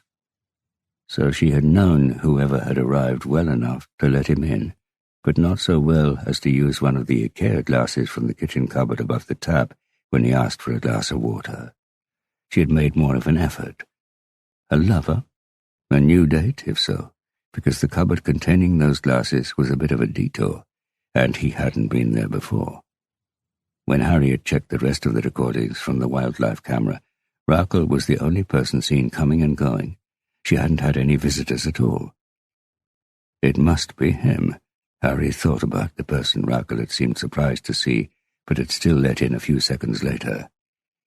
The report said that no matching fingerprints had been found in the database. So not an active police officer, at least not one who had worked at the scene, and not a known felon. Someone who hadn't been in the house much, seeing as this was the only print he had left. Whoever had lifted the fingerprint from the glass had used the old method, colored powder spread evenly over the surface with a brush or magnet. Harry could see prints from 5 fingers. In the middle of the glass, 4 prints in a pattern that indicated that the 4 fingers, with the little finger at the bottom, had been pointing to the left. At the bottom of the glass was the print from the thumb, Rakel's from when she handed in the glass with her right hand. Harry looked further down the report and found confirmation of what he already knew. The prints were from Rakel's right hand and the unknown man's left hand. Harry's brain sounded the alarm when it detected the same creaking on the floor as the previous evening. Made you jump? Kaya laughed as she padded barefoot into the living room, wearing a worn blue dressing gown that was far too big for her. Her father's, or her older brother's. I've only got enough breakfast for one, but we can go out and don't worry, Harry said, closing the laptop. I need to get home and change clothes. He stood up and kissed her forehead. Nice tattoo, by the way. Do you think? I seem to remember that you don't like tattoos. Really? She smiled. You said that human beings are by definition idiots, and therefore shouldn't inscribe anything in either stone or skin, and should only use water-soluble paint. That we needed to be able to erase the past and forget who we used to be. Christ, did I say that? A blank page, you said. The freedom to become someone new, something better. That tattoos define you, force you to stick to old values and opinions. You used the example of having a tattoo of Jesus on your chest, which would then be an incentive to cling to old superstitions, because the tattoo would look ridiculous on an atheist. Not bad. I'm impressed you remember that. You're a thoughtful man with many peculiar ideas, Harry. I used to be better. Maybe I should have had them tattooed. Harry rubbed the back of his neck. The alarm didn't want to stop, like an old-style car alarm that kept blaring outside the bedroom window, waiting for someone to come and turn it off. Had something other than a creaking floorboard set it off? Kaya followed him into the hallway as he put his boots on. You know what? She said when he was about to open the door. You look like you decided to survive. What? When I saw you at the church, you looked like you were waiting for the first decent excuse to die. Katrina looked at the screen of her phone to see who was calling. She hesitated, looked at the heap of reports on her desk, and sighed. Good morning, Mona. So you're working on a Sunday? ISB, Mona Dore said. Sorry? In the same boat. Text speak. Yes, I'm at work. Without trucks, Norway stops. Sorry? Old saying. Without women... Never mind. How can I help, VG? An update on the Rakel case. That's what we have press conferences for. And it's getting to be quite a while since you last had one of those. And Anders seems... The fact that you're living with a forensics officer doesn't mean you can jump the queue, Mona. No, it puts me at the back of the queue, because you're all so terrified it'll look like I'm getting special treatment. What I was about to say is that Anders obviously isn't saying anything, but he seems moody, which I interpret as meaning that you're treading water. Investigations are never treading water, Katrina said, massaging her forehead with her free hand. Dear God, she was tired. We in Kripos are working systematically and tirelessly. Every line of inquiry that doesn't take us closer to our goal takes us closer to our goal. Great, but I think I've had that quote from you before, Brat. Have you got anything a bit more sexy? Sexy? Katrina felt something come loose, something that had been threatening to come out for a long time. Okay, here's sexy. Rakel Fauke was a wonderful person, and that's more than I can say about you and your colleagues. If you can't keep the day of rest sacred, then at least try to keep her memory and whatever remnants of integrity you've got left sacred, you fucking bitch. There, is that sexy enough for you? In the seconds that followed, Katrina was as speechless at what she had just said as Mona Dore. Do you want me to quote you on that? Mona asked. Katrina leaned back in her chair and cursed silently. I don't know. What do you think? Bearing in mind future cooperation, Mona said, I think this conversation never happened. Thanks. They hung up, and Katrina leaned her head on the cool desktop. It was too much. The responsibility, the headlines, the impatience of the people on the top floor. The baby, Björn, the uncertainty, the certainty about so much, about knowing she was at work because she didn't want to be at home with them. And it was too little. She could read as many reports as she liked, her own and those from Winter and Kripos, but it didn't help. Because Mona Dore was right. They were treading water. Harry stopped abruptly in the middle of Stinsbakken. He had taken a slight detour to give himself time to think, but had forgotten it was Sunday. Angry barking competed with the excited cries of children, which in turn competed with the shouted commands of the owners of the dogs and children. Yet all this hadn't managed to drown out the alarm that wouldn't stop ringing, until he suddenly remembered. Because he did remember. Remembered where he had seen a left hand holding a glass of water. "What do you think about the fact that you can get sent to prison for ordering a sex doll in the shape of a child?" Svein Finne asked as he leafed through the newspaper on the counter in the Jealousy bar. "I mean, it's disgusting, but thoughts ought to be free, surely." "There have to be boundaries for disgusting things," Ringdahl said, then licked a finger and went on counting the notes from the till. "We had a good night last night, Ekeland. It says here that experts disagree about whether messing about with child sex dolls increases the likelihood of assaults on children. But we're not getting enough babes. Maybe we should advertise cheaper drinks for ladies under 35. If that's the case, why don't parents get sent to prison for buying toy guns for their kids and teaching them to carry out school massacres?" Ringdahl put a glass under the tap. "Are you a paedophile, Ekeland?" Svein Finne stared out into space. "I've considered it, naturally. Just out of curiosity, you know. But no tingling anywhere. What about you?" Ringdahl filled the glass.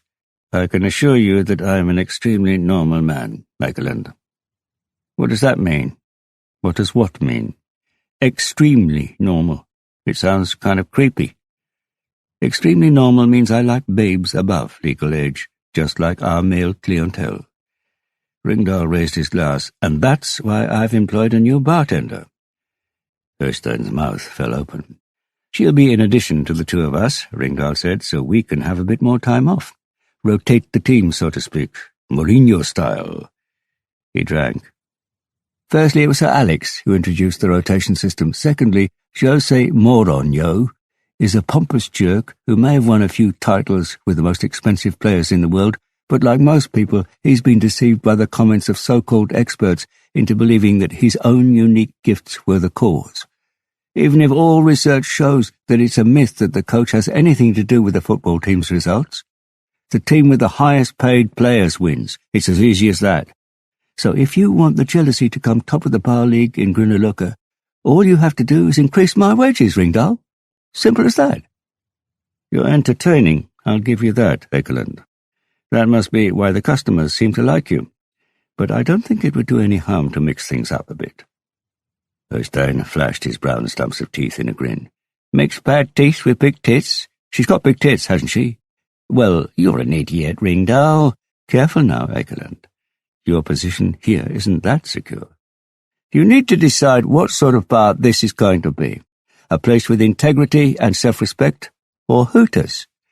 If that's the choice, I don't answer until you've added this to your tactical considerations, Mourinho. According to statistics from the porn website Pornhub, the customers of the future, aged between 18 and 24, are almost 20% less likely to search for tits than any other group, while those who are closest to dying, the ones between 55 and 64, are most likely to search for your big-titted ladies. Tits are on the way out, Ringdahl."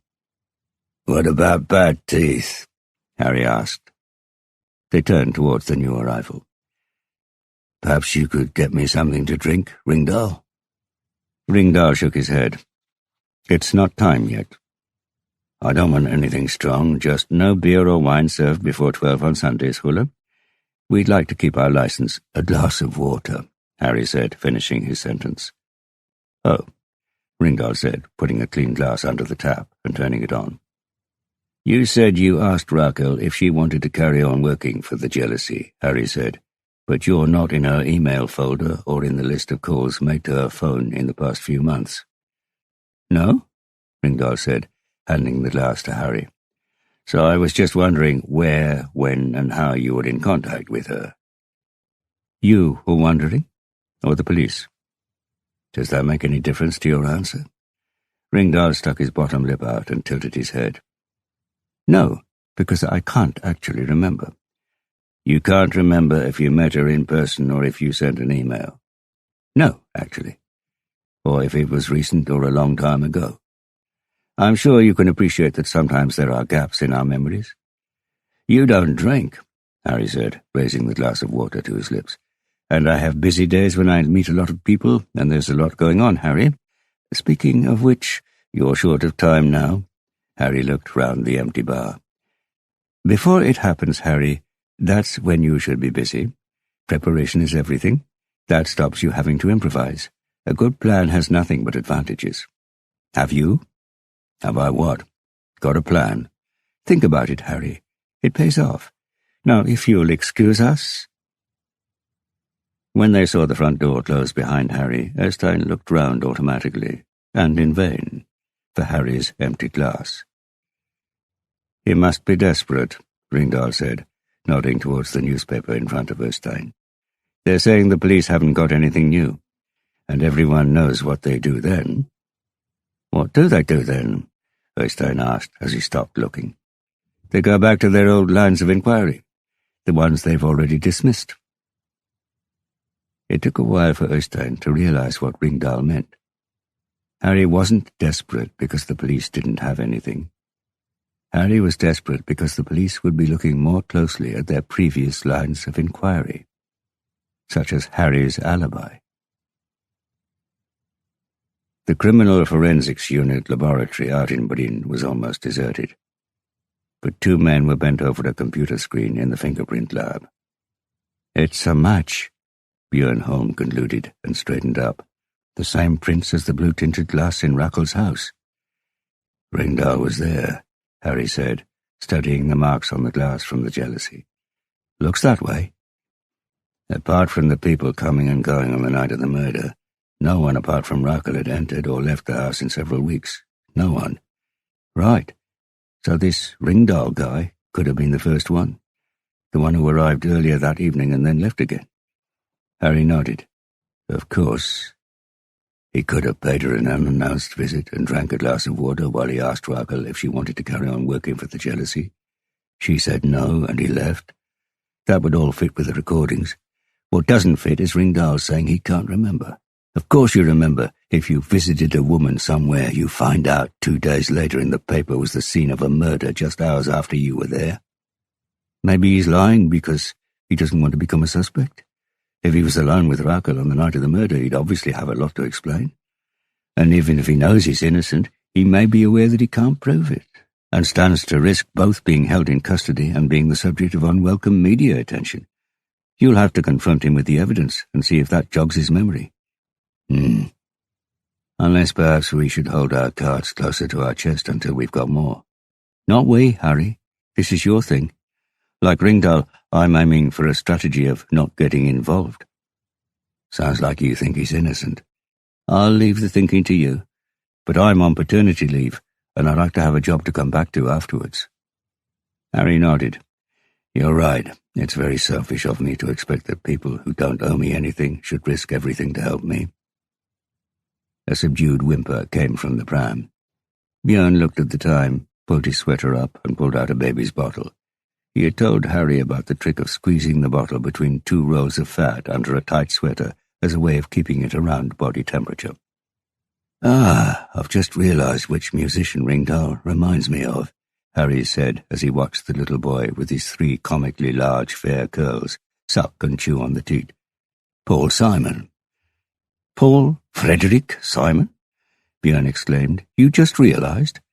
It's your son's fault. He looks like Art Garfunkel.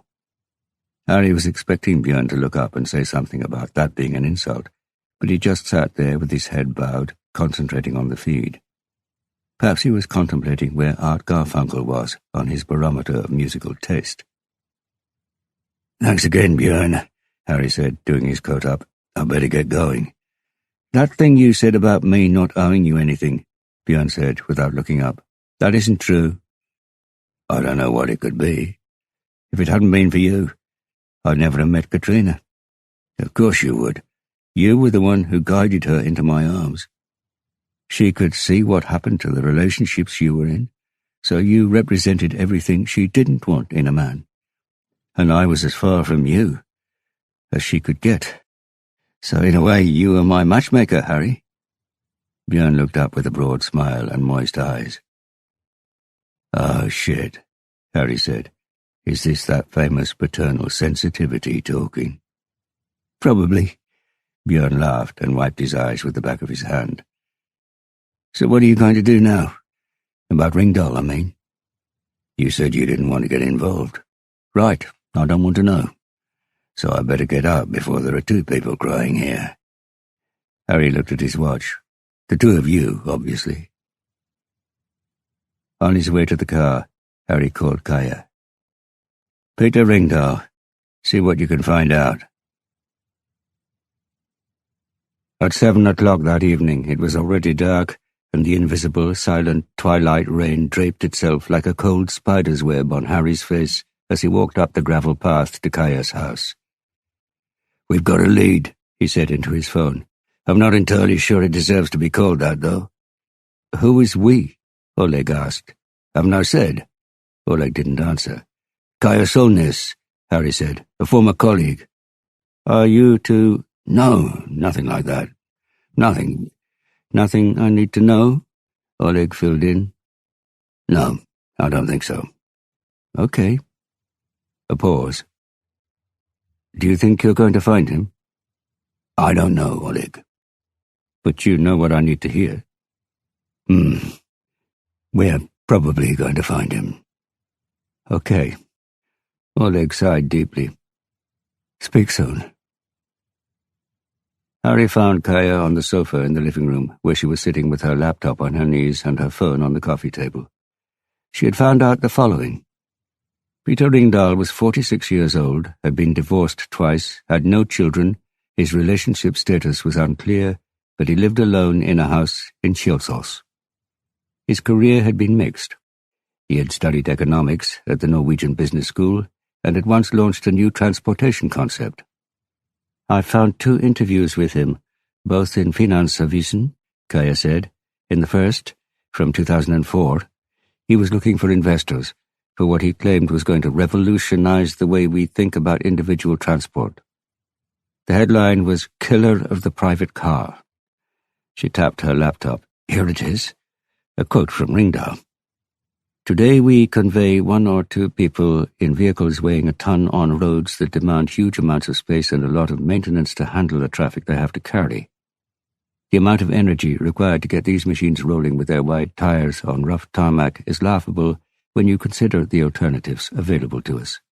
In addition, there's also the resources that go into making these outsized driving machines. But that isn't the biggest cost to humanity of today's private transport. It's time. The loss of time when a potential contributor to society has to spend 4 hours each day focusing solely on steering his own private machine through the Los Angeles traffic. That isn't just a pointless use of a quarter of a person's waking life. It also means a loss in GDP that in this city alone would be enough to finance another trip to the moon every year. Harry ran his forefinger over the worn varnish on the armrest of the wing-back chair he had sat down on. What's the alternative?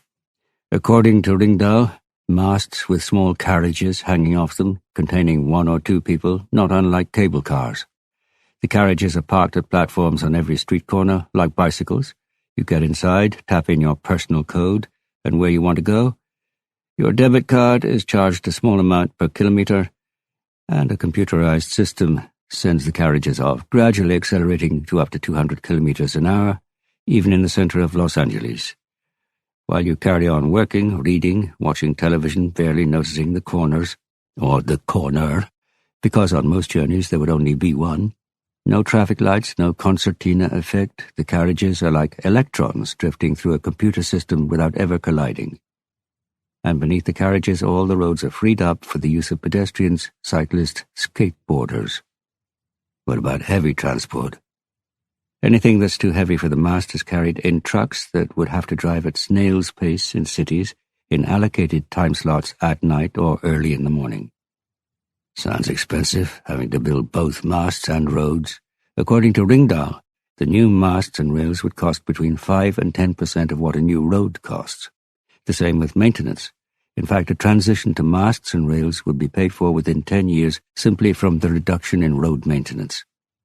In addition to that, there would be the human and financial saving of fewer accidents. The target is no accidents at all, not a single one. Sounds sensible in the city, but out in the sticks, the cost of building masts to your cabin would be a fifth of an ordinary gritted road. Harry gave her a wry smile. Sounds as if you like the idea. Kaya laughed. If I had the money in 2004, I'd have invested in it. And would have lost it. The second interview with Ringdahl is from 2009 and has the headline, Black Belt Bankrupt. The investors lost everything and are furious with Ringdahl. He, for his part, claims that he's the victim and the people with no vision for the future have ruined things for him by cutting off the money. Did you know he used to be Norwegian judo champion? He says something funny, actually. Kaya scrolled down and read out loud with laughter in her voice. The so-called financial elite are a gang of parasites who think it takes intelligence to get rich in a country with 50 successive years of growth. Whereas, in fact, the only thing you need is an inferiority complex, a willingness to risk other people's money, and being born after 1960. Our so-called financial elite are a gaggle of blind hens in a corn silo, and Norway is the paradise of mediocrity. Strong words. It doesn't stop there. He's got a conspiracy theory as well. Harry watched steam rise from the cup on the table in front of her. That meant fresh coffee in the kitchen. Let's hear it. This development is inescapable, and who has most to lose from it? Are you asking me? I'm reading from the interview. You better use your funny voice then. Kaya shot him a warning glance. Car manufacturers? Harry sighed. Road builders? Oil companies? Kaya cleared her throat and looked back at the screen. Just like the big arms manufacturers, the car companies are extremely powerful players, and they live or die with private motoring. So they're fighting desperately against development by pretending to be trailblazers. But when they try to convince people that driverless cars are the solution, of course it isn't because they want better transport solutions, but because they want to slow things down as long as possible and carry on producing one-ton monsters, even if they know that this is of no benefit to the world and actually uses up its limited resources. And they are trying to smother any other initiatives with everything they've got. They've been out to get me from day one. They haven't managed to put me off, but they've obviously managed to frighten my investors. She looked up. And after that? Harry asked. Not much. A short piece in 2016, also in Finansavisen, about the Norwegian Musk wannabe Peter Ringdahl, who is currently running a small tobacconist's in Hererud, but who once ruled a castle in the air that didn't last long, despite the fact that experts at the Institute of Transport Economics praised it as the most sensible proposal for the future of personal transportation, especially in cities. Criminal record? One report for beating up a guy when he was working as a bouncer when he was a student, and one for careless driving, also when he was a student. He wasn't convicted in either instance. But I found something else, an abandoned missing person case. Oh? His second ex-wife, Andrea Klitschkova, was reported missing last year. Because the case was dropped, the files have been deleted, but I found a copy of an email from the Norwegian friend who reported Andrea missing. She wrote that Andrea had told her that before she left Ringdahl, he had threatened her several times with a knife when she criticized him about the bankruptcy. I found the friend's number and had a chat with her. She says the police spoke to Ringdahl, but then she got an email from Russia, from Andrea, in which she apologized for not telling her she was going to leave so suddenly. Because Andrea was a Russian citizen, the matter was passed on to the Russian police. And presumably Andrea was found because there's nothing more about the case in the police's files. Harry stood up and walked towards the kitchen. How come you've got access to police files? Harry asked. Did IT forget to cancel your access? No, but I've still got my access chip, and you told me your friend's user ID and password. Did I? BH 100 and HW 1953. Have you forgotten? It's gone, Harry thought, as he got a cup out of the kitchen cupboard and poured himself some coffee from the cafetiere. Stola Arna had warned him about Wernicke-Korsakoff syndrome, which was when alcoholics slowly but surely drank away their ability to remember things. Well, at least he could remember the names Wernicke and Korsakoff. And he hardly ever forgot things he'd done when he was sober, and there were rarely such long, totally blank gaps as there were for the night of the murder. Passwords. He looked at the pictures hanging on the wall between the cupboards and worktop. A faded photograph of a boy and a girl in the back seat of a car. Gaia's sharp teeth were smiling for the photographer. The boy had his arm round her. He must be her older brother, Evan. Another picture showed Gaia with a dark-haired woman who was a head shorter than her. Gaia was wearing a t-shirt and khaki trousers. The other woman in western dress with a hijab over her head, with the desert landscape behind them. The shadow of a camera tripod was etched on the ground in front of them, but no photographer, taken using a timer. It was just a photograph, but something about the way they were standing, so close together, put Harry in mind of the same sense he got from the picture taken in the car. An intimacy. Harry moved on to a photograph of a tall, fair man in a linen jacket, sitting at a restaurant table with a whiskey glass in front of him and a cigarette dangling from one hand. A playful, self-assured look in his eyes, not focused on the camera but slightly above it. Harry thought about the Swiss guy, the one in the hardcore version of the Red Cross. The fourth picture was of him, Rakel, and Oleg, the same one Harry had in his own flat. He didn't know how Kaya had got hold of it. This version wasn't as sharp as his. The dark bits were darker, and there was a reflection on one side, as if it was a photograph of a photograph. Obviously, she could have taken the picture during the short time they had been together, if that could actually be called being together. They were two people who had huddled up next to each other for a bit of warmth during the winter night, seeking shelter from the storm. And when the storm had eased, he had got up and gone off to warmer climes. Why did anyone stick photographs from their life on the kitchen wall? Because they didn't want to forget, or because drink or the passage of time had drained color and definition from the memories? Photographs were a better record, more accurate. Was that why he, apart from this single one, didn't have any pictures? Because he preferred to forget? Harry took a sip from the cup. No, photographs weren't more accurate. The pictures you chose to hang on the wall were fragments torn from life the way you wished it had been. Photographs revealed more about the person who had hung them up than the images in them. And if you read them right, they could tell you more than any interview. The newspaper cuttings on the wall of Bohr's cabin, the guns, the picture of the boy with the Rickenbacker guitar on the wall of the girl's bedroom on Borggata, the trainers, the father's single wardrobe. He needed to get into Peter Ringdahl's home, read his walls, read about the man who was furious with his investors for not holding out for longer, the man who had threatened his wife with a knife because she criticized him. "Category 3, he called as he studied Rakel, Oleg, and himself. They had been happy. That was true, wasn't it? "Category 3, Kaya called back. "Categories of killer." "Which one was number 3 again?" Harry carried his cup of coffee to the doorway and leaned against the frame. "The resentful, the ones who can't handle criticism and direct their rage at people they bear grudges against." She was sitting there with her legs tucked beneath her cup in one hand as she brushed the hair from her face with the other. And it struck him once again how beautiful she was. "What are you thinking about?" she asked. "Rakel," he thought. "A break-in," he said. Øystein Ekeland lived a simple life. He got up, or not. If he got up, he walked from his flat in Tøyen down to Ali Stian's kiosk. If it was shut, that meant it was Sunday, and he would automatically check the first thing that stuck in his long-term memory. Vålerenga Football Club's fixture list, because he had arranged to have every Sunday when they played a home match off work from the jealousy.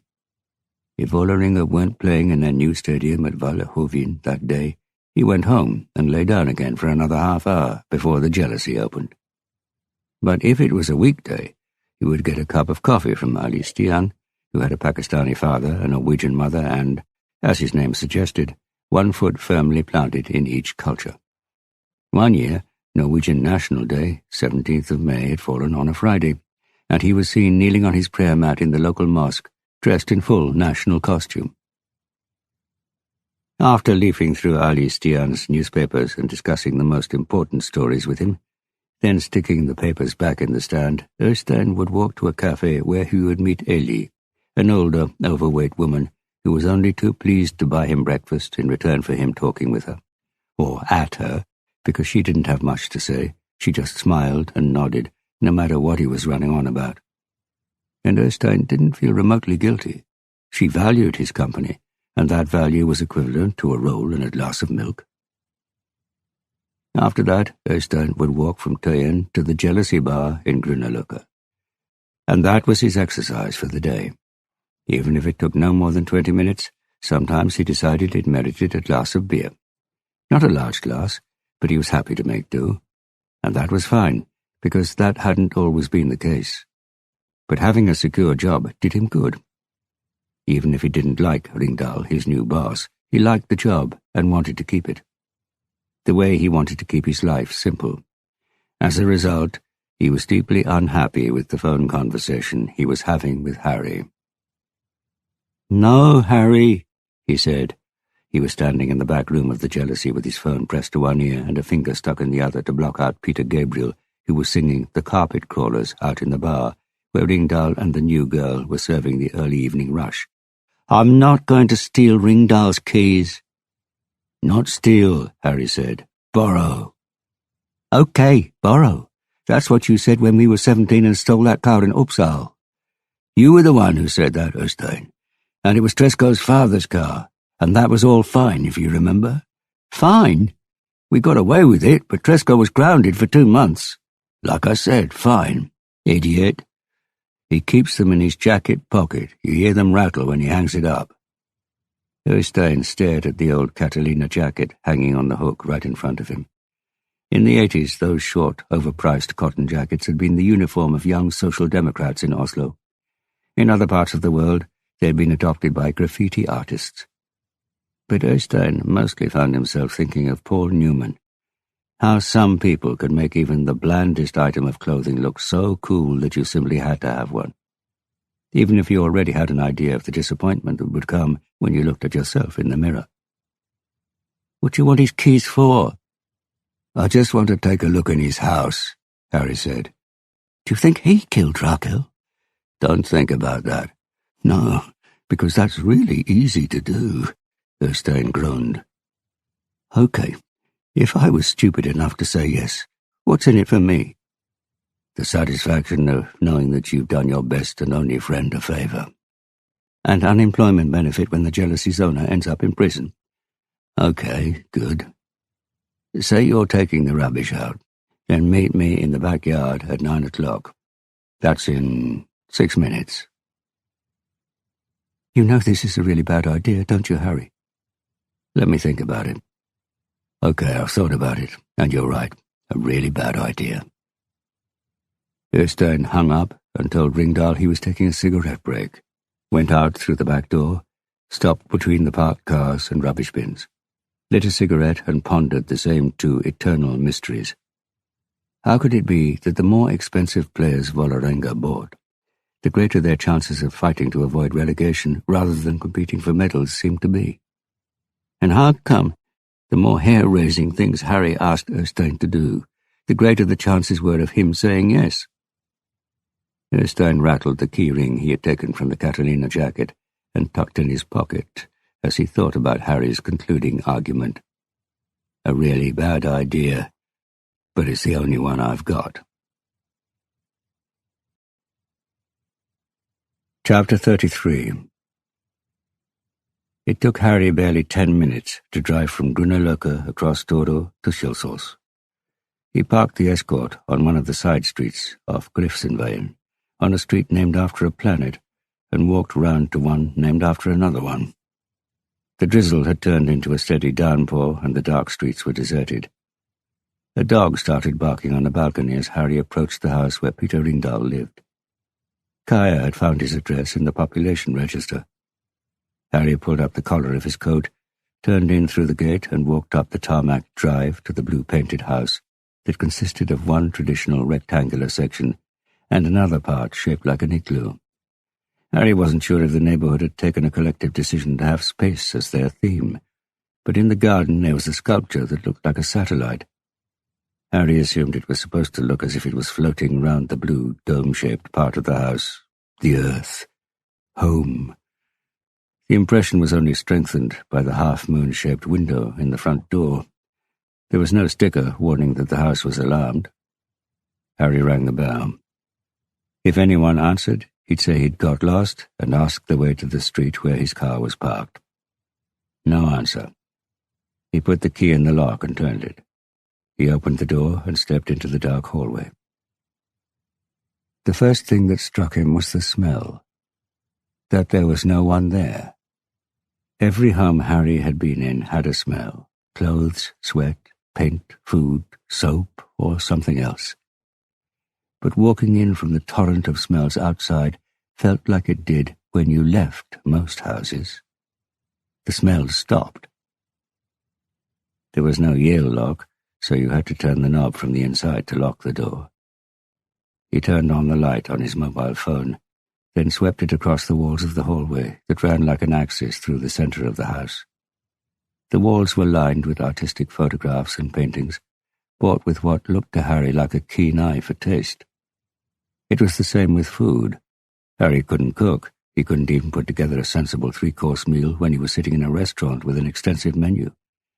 But he had the sense to recognize a good order when he watched Rakel smile and tell the waiter quietly what she wanted, and would copy her without embarrassment.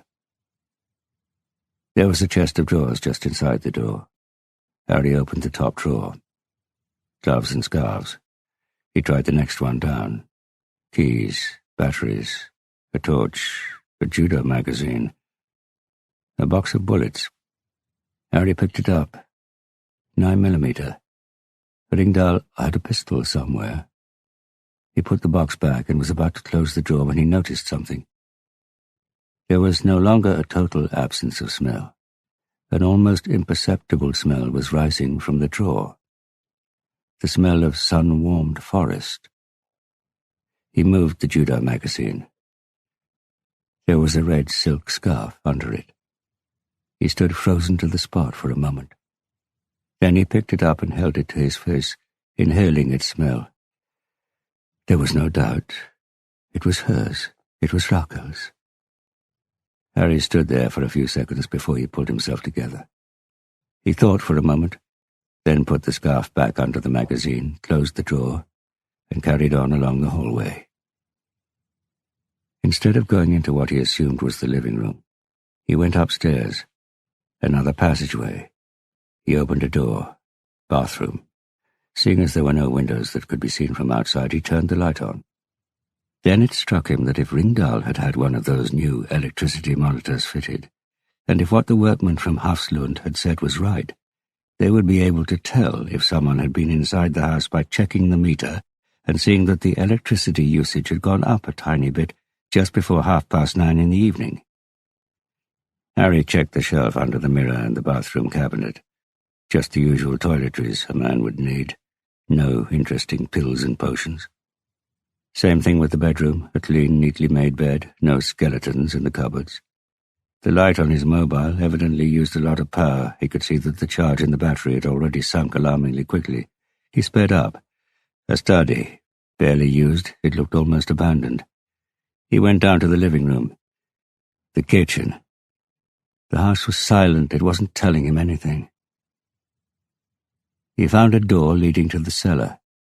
His phone died as he was about to go down the narrow staircase.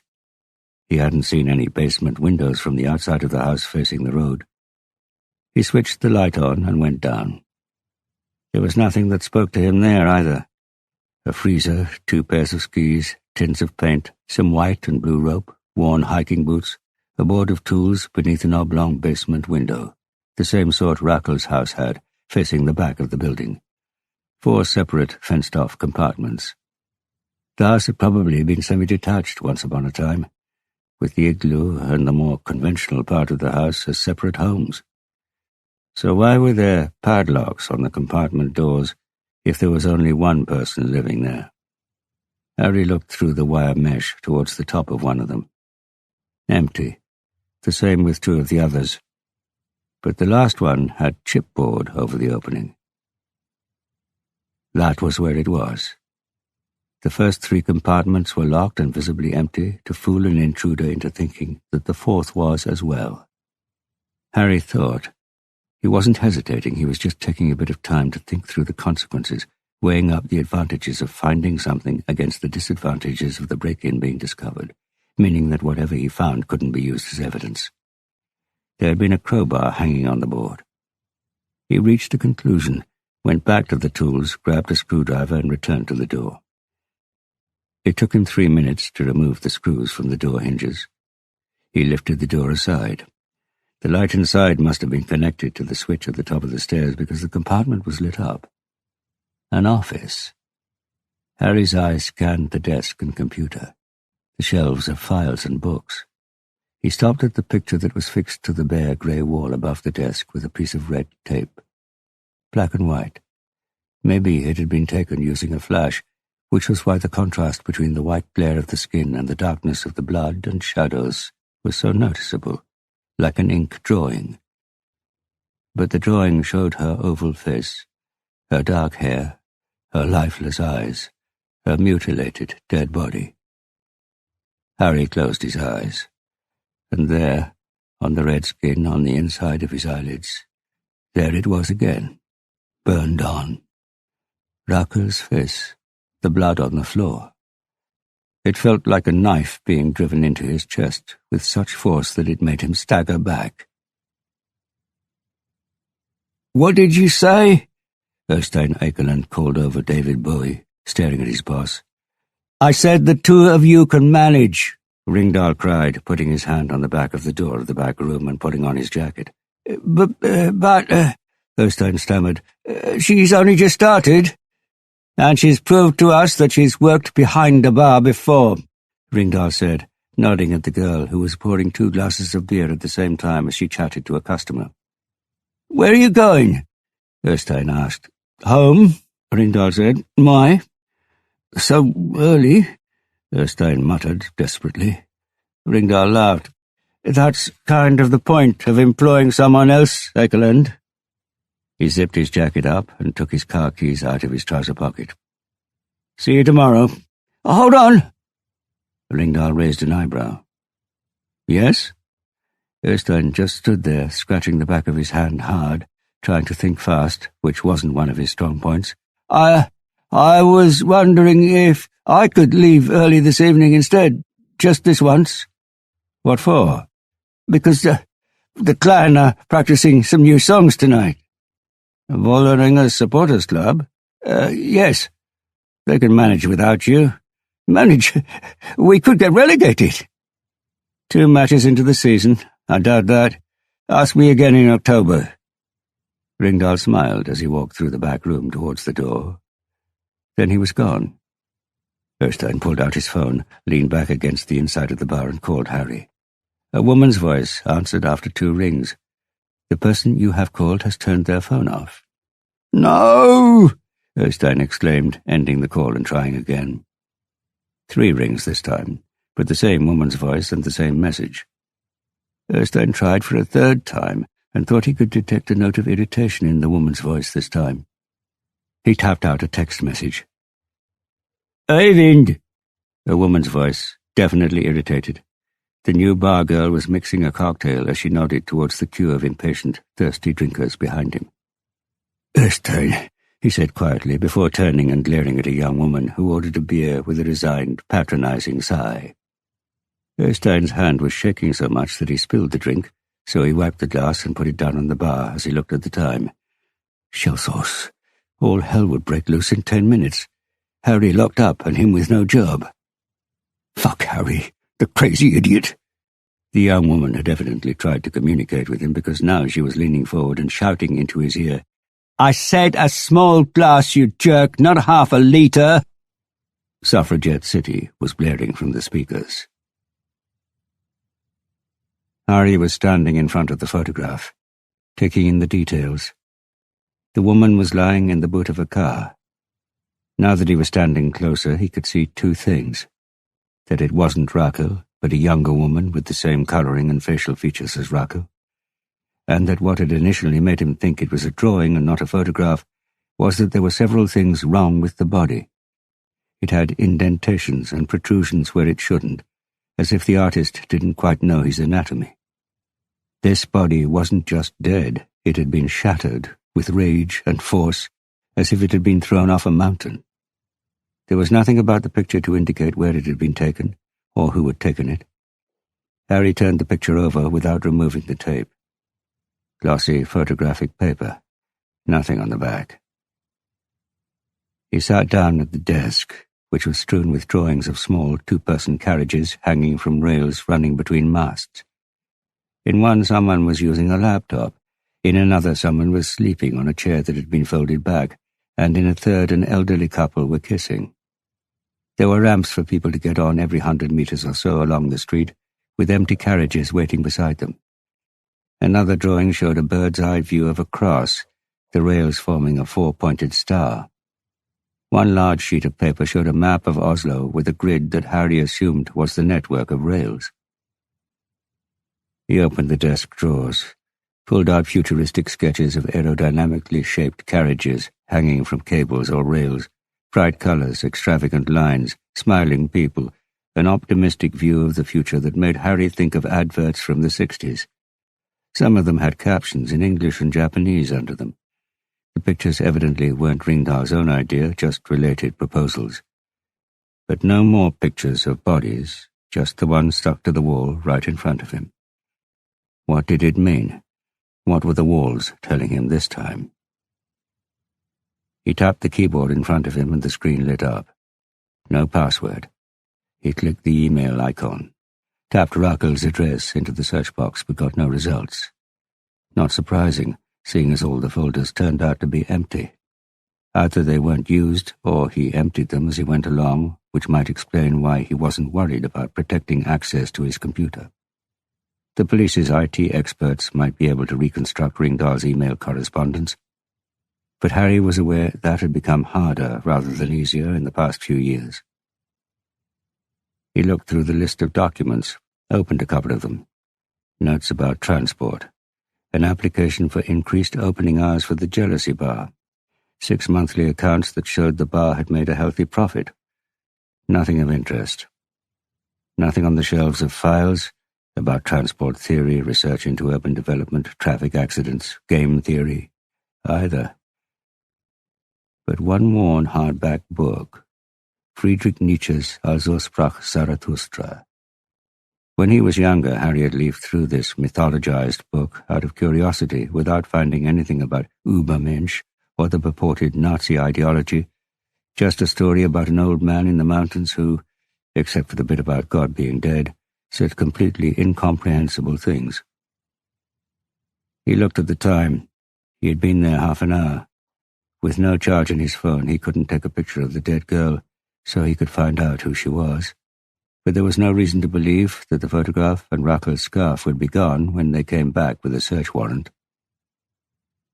Harry stood up and left the office, screwed the door hinges back in place, hung the screwdriver on the board, jogged up the stairs, switched off the light, and went out into the hallway. He heard the neighbor's dog barking outside. On his way to the front door, he opened the door to the only room he hadn't been in, a combination of toilet and utility room. He was about to close it again when he caught sight of a white sweater lying on the tiled floor in the heap of dirty underwear and T-shirts in front of the washing machine. The sweater had a blue cross on the chest, and flecks of what looked like blood. To be more precise, sprays of blood. Harry closed his eyes. The cross had triggered something in his memory. He saw himself walk into the Jealousy Bar, Ringdahl behind the counter. That was the sweater Ringdahl had been wearing that night. The night Rakel died. Harry had punched Ringdahl. They had both bled. But that much? If the sweater got washed before the house was searched, they would never know. Harry hesitated for a moment. The dog had stopped barking. Then he bent down, carefully rolled the sweater up and squeezed it into his coat pocket. He stepped back out into the passageway and stopped abruptly. The sound of footsteps on gravel. Harry moved back into the darkness further along the passageway. Through the half-moon glass he saw a shape step into the light out on the steps. Shit. The glass was too low for him to see the other man's face, but he saw a hand searching in the pockets of a blue Catalina jacket, followed by subdued swearing. The door handle was pushed down. Harry tried to remember. Had he turned the lock? The man outside tugged at the door, cursed more loudly now. Harry silently let the air out of his lungs. He had locked it, and, once again, it was as if something had been triggered. Rakel's lock. He had checked it, as if to make sure it was locked.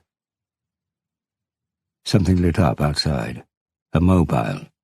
A pale face was pressed against the half-moon in the door, nose and cheek pressed flat against the glass, lit up by the phone being held to his ear. Ringdahl was almost unrecognizable, his face like a bank robber's under a nylon stocking, demonic, but his eye was staring into the darkness of the hallway. Harry stood motionless, holding his breath. They were 5 meters apart at most. Could Ringdahl really not see him? As if in response, Ringdahl's voice echoed through the half-moon window with an odd, muffled resonance, low and calm. "There you are." Shit. "I can't find the keys to the house," Ringdahl said. The heat of his mouth settled as grey condensation on the glass.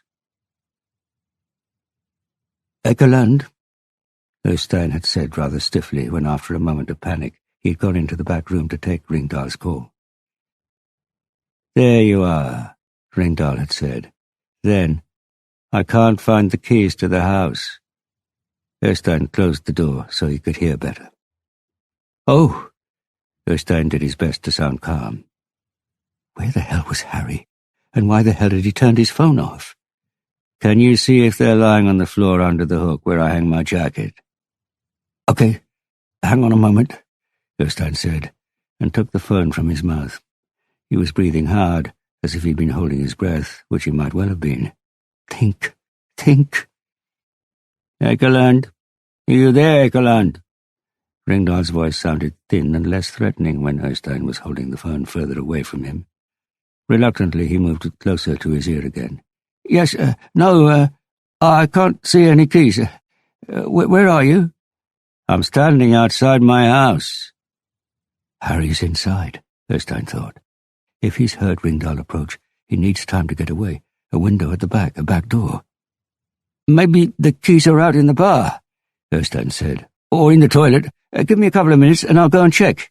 "I never put my keys down anywhere, Ekeland." This was said with such certainty that Øystein realized there was no point trying to sow any doubt. "I'll just have to break the glass." "But—" "I can get the window mended tomorrow, it's no big deal." Harry was looking right into Ringdahl's eyes, behind the glass, and it was a complete mystery to him that the other man couldn't see him. He thought about retreating towards the door to the cellar and crawling out through one of the basement windows, but he knew that the slightest movement would give him away. Ringdahl's face moved away from the window. Harry saw Ringdahl put his hand inside his jacket under a dark pullover. He pulled out something black, a pistol with what Björn called a stuck-up nose, an extremely short barrel, possibly a Sig Sauer P320. Easy to fire, easy to use, quick trigger, effective at short range. Harry gulped. He imagined he could hear Ringdahl's defense lawyer. The accused thought a burglar was coming towards him through the darkness in the hallway, so he fired in self-defense. The defense lawyer asking Katrina Bratt in the witness stand, "On whose orders was Hula inside the house?" He saw the pistol being raised, then the hand swing back. "I can see them!" Øystein shouted into his phone. Silence at the other end. "That was in the nick of time," Ringdahl's voice finally said. "Where?" "On the floor, below the hook where you said. They're behind the broom." "Broom? There's no broom." "I put it there.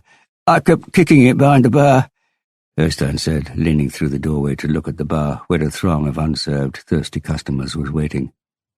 He grabbed the brush and put it behind the door beneath the hook. "Okay, hang on to them. I'm on my way." The line went dead. Erstein called Harry's number, still the same woman's voice reciting her mantra about the phone being switched off. Erstein wiped the sweat from his brow. Relegation. The season had hardly begun, but it was already decided. It was the law of gravity, which could at best be counterbalanced rather than avoided. "Øyvind? Where are you, Øyvind? Øystein!" Øystein bellowed towards the crowd on the other side of the doorway.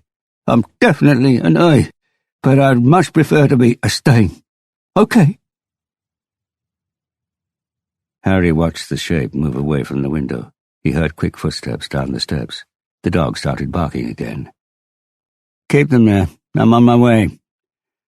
Øystein must have persuaded Ringdahl that he had his keys. He heard a car start, then disappear. His own car was parked on a different planet. There was no way he could get to the Jealousy Bar ahead of Ringdahl, and his phone was dead, so he couldn't contact Øystein. Harry tried to think. It was as if his brain had lost its steering and kept thinking about the photograph of the dead girl, and something Björn had said about developing pictures from crime scenes back when they still had a darkroom in forensics. That new staff always tended to use too much contrast, meaning that there was less detail in both black and white. The contrast in the photograph in the basement wasn't exaggerated because of the flash, but because it had been developed by an amateur. Harry was suddenly sure. Ringdahl had taken the picture himself. Of a girl he had killed himself. Chapter 34. Øystein saw the door swing open from the corner of his eye. It was him, Ringdahl. He walked in, but it was so short that he immediately vanished in the crowd of customers. But Øystein could see them moving, could tell he was on his way over, like the jungle moving above the Tyrannosaurus Rex in Jurassic Park. Øystein went on pouring beer. He saw the brown liquid fill the glass, then the head form on top of it. The tap spluttered. An air bubble, or was it time to change the barrel again already? He didn't know. He didn't know if this was the end or just a bump in the road. All he could do was wait and see. Wait and see if everything was going to go to hell. No question about that if, really. Everything always went to hell. It was all just a question of time. At least if your best friend was called Harry Hula. "It's the barrel," he said to the girl. "I'll go and change it. Tell Ringdahl I'll be back in a moment." Øystein went into the back room, locked himself inside the staff toilet, which also functioned as a storage space for everything from glasses and napkins to coffee and filters. He took out his phone and made one last attempt to call Harry, with the same deflating result. "Ekeland?" Ringdahl had come into the back room. "Ekeland?" "In here," Øystein mumbled. "I thought you were changing the barrel." "It wasn't empty after all. I'm on the bug." "I'll wait." "On the bug, as in having a shit." Øystein underlined the claim by straining his stomach muscles and pressing the air from his lungs in a long, loud groan. "Help out in the bar, and I'll be out soon." "Push the keys under the door. Come on, Ekeland, I want to get home." "I've got a magnificent cable halfway out, boss. We could be talking a world record here, so I'm reluctant to pinch it off halfway." "Keep your toilet humor for people who appreciate it, Ekeland. Now." Okay, just give me a minute." Silence. Øystein wondered how long he could delay things. Delaying was everything. Wasn't that what life came down to in the end, anyway? After counting slowly to 20 and still not managing to come up with a better excuse than the 10 hopeless ones he'd already thought of, he flushed the toilet, unlocked the door and went out into the bar. Ringdahl was handing a customer a glass of wine, took his bank card and turned towards Øystein, who had put his hands in his pockets and adopted an expression which he hoped conveyed surprise and dismay. That wasn't far from what he was actually feeling. "I had them right here," Erstein called over the music and buzz of conversation. "I must have lost them somewhere." "What's going on, Rakel?" More abstract than interested. "Going on?" Ringdahl's eyes narrowed. "Going on," he said, slowly, almost in a whisper, yet it still cut through the noise like a knife. Erstein swallowed hard and decided to give up. He had never understood people who let themselves be tortured and then told the truth. He couldn't help thinking that was just lose-lose. "Okay, boss, it's Erstein." It wasn't the girl this time, finally getting his name right. The cry came from over by the door, and this person didn't pass below the canopy of customers, but stood a head taller than them, as if he were swimming through them. "Erstein! My Erstein!" Harry repeated with a wild grin, and seeing as Erstein had never seen Harry with that sort of grin before, it was quite a disconcerting sight. "Happy birthday, old friend!" The other customers turned towards Harry, and a few glanced at Erstein. Harry reached the bar and threw his arms round Erstein, pressing him to him with one hand between his shoulder blades and the other at the base of his spine. In fact, it slid even lower down and came dangerously close to his buttocks. Harry let him go and straightened up. Someone began to sing, and someone, it must have been the girl, turned the music off. Then more of them joined in. "Happy birthday to you." "No," Erstein thought, "not that. I prefer the rack and having my fingernails pulled out." But it was too late. Even Ringdahl joined in, somewhat reluctantly, presumably keen to show everyone what a great guy he was.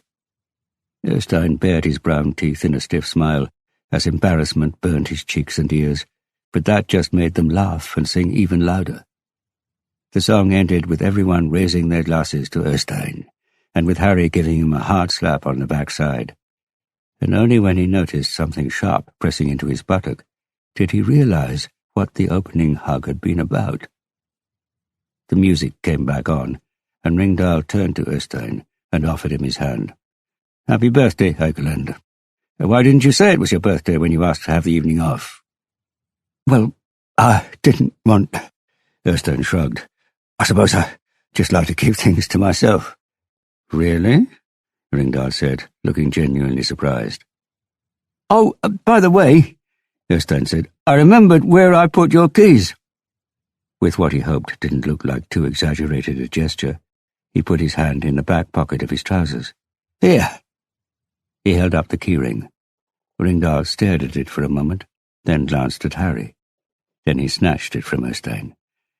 "Have a good night, boys." Ringdahl strode towards the door. "Fucking hell, Harry!" Erstein hissed as he watched him leave. "Fucking hell!" "Sorry," Harry said. "A quick question. After Björn got me out of here on the night of the murder, what did Ringdahl do?" "Do?" Erstein thought. He stuck one finger in his ear as if the answer might be in there. "That's right. He went straight home.